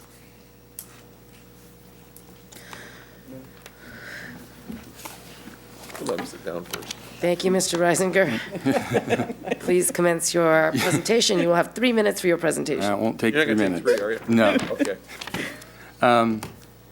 Good evening, Chairman Ma and members of the board. I'm Dick Reisinger from the State Assessed Properties Division. I'm here today to ask for your consideration and approval of the timber harvest schedules for timber that will be harvested between January 1st and June 30th, 2017. Move adoption. Excellent. Move second. I'm not done yet. Yeah, you are. Mr. Runner moves, Mr. Horton seconds to adopt staff recommendation without objection. Motion carries. Okay. Ms. Richmond, any other items? Our next item is item O, the adoption of board committee reports and approval of committee actions. I'd like to request that these items be put over to January. Okay, that sounds good. So our last item for today is P7, Technology Deputy Director's Report. Item P7-1, CROS Project Update and Actions. CROS in action. Okay, P7. Okay, thank you, Mr. Coyetti. Good evening, honorable members. I'm Chris Coyetti, CROS Project Director. I appreciate the opportunity to provide this month's brief update on our CROS project. Since our recent update at the November board meeting, preparation work for the upcoming implementation activities in 2017 continue. As we move into the new year, we will be moving from the project planning phase into the detailed implementation preparation phase of the project. The end of the project planning phase will include the completion of the key project management artifacts, including the detailed schedule. The implementation work from January through March will focus on the following: completion of the final implementation of the technical environments in January 2017, completion of the verification of the ability of our current legacy systems to operate with the new Gentac systems in February of 2017, completion of the business and technical preparation activities for sales and use tax rollouts in March 2017. And then after that, configuration activities will commence. We will provide detailed updates and status on each of these activities over the next few months' briefings. As we're early in the month of December, the budget status remains unchanged since the November report, but the next update will be available at the January meeting. This concludes this month's report, and I'm prepared to respond to any questions that you may have. Any questions, members? Okay, no questions. Thank you very much, Mr. Coyetti. Ms. Richmond, next item. That concludes our business for this meeting. Okay, well, thank you all for attending today. The meeting of the Board of Equalization is hereby adjourned until January. Thank you. And happy holidays. We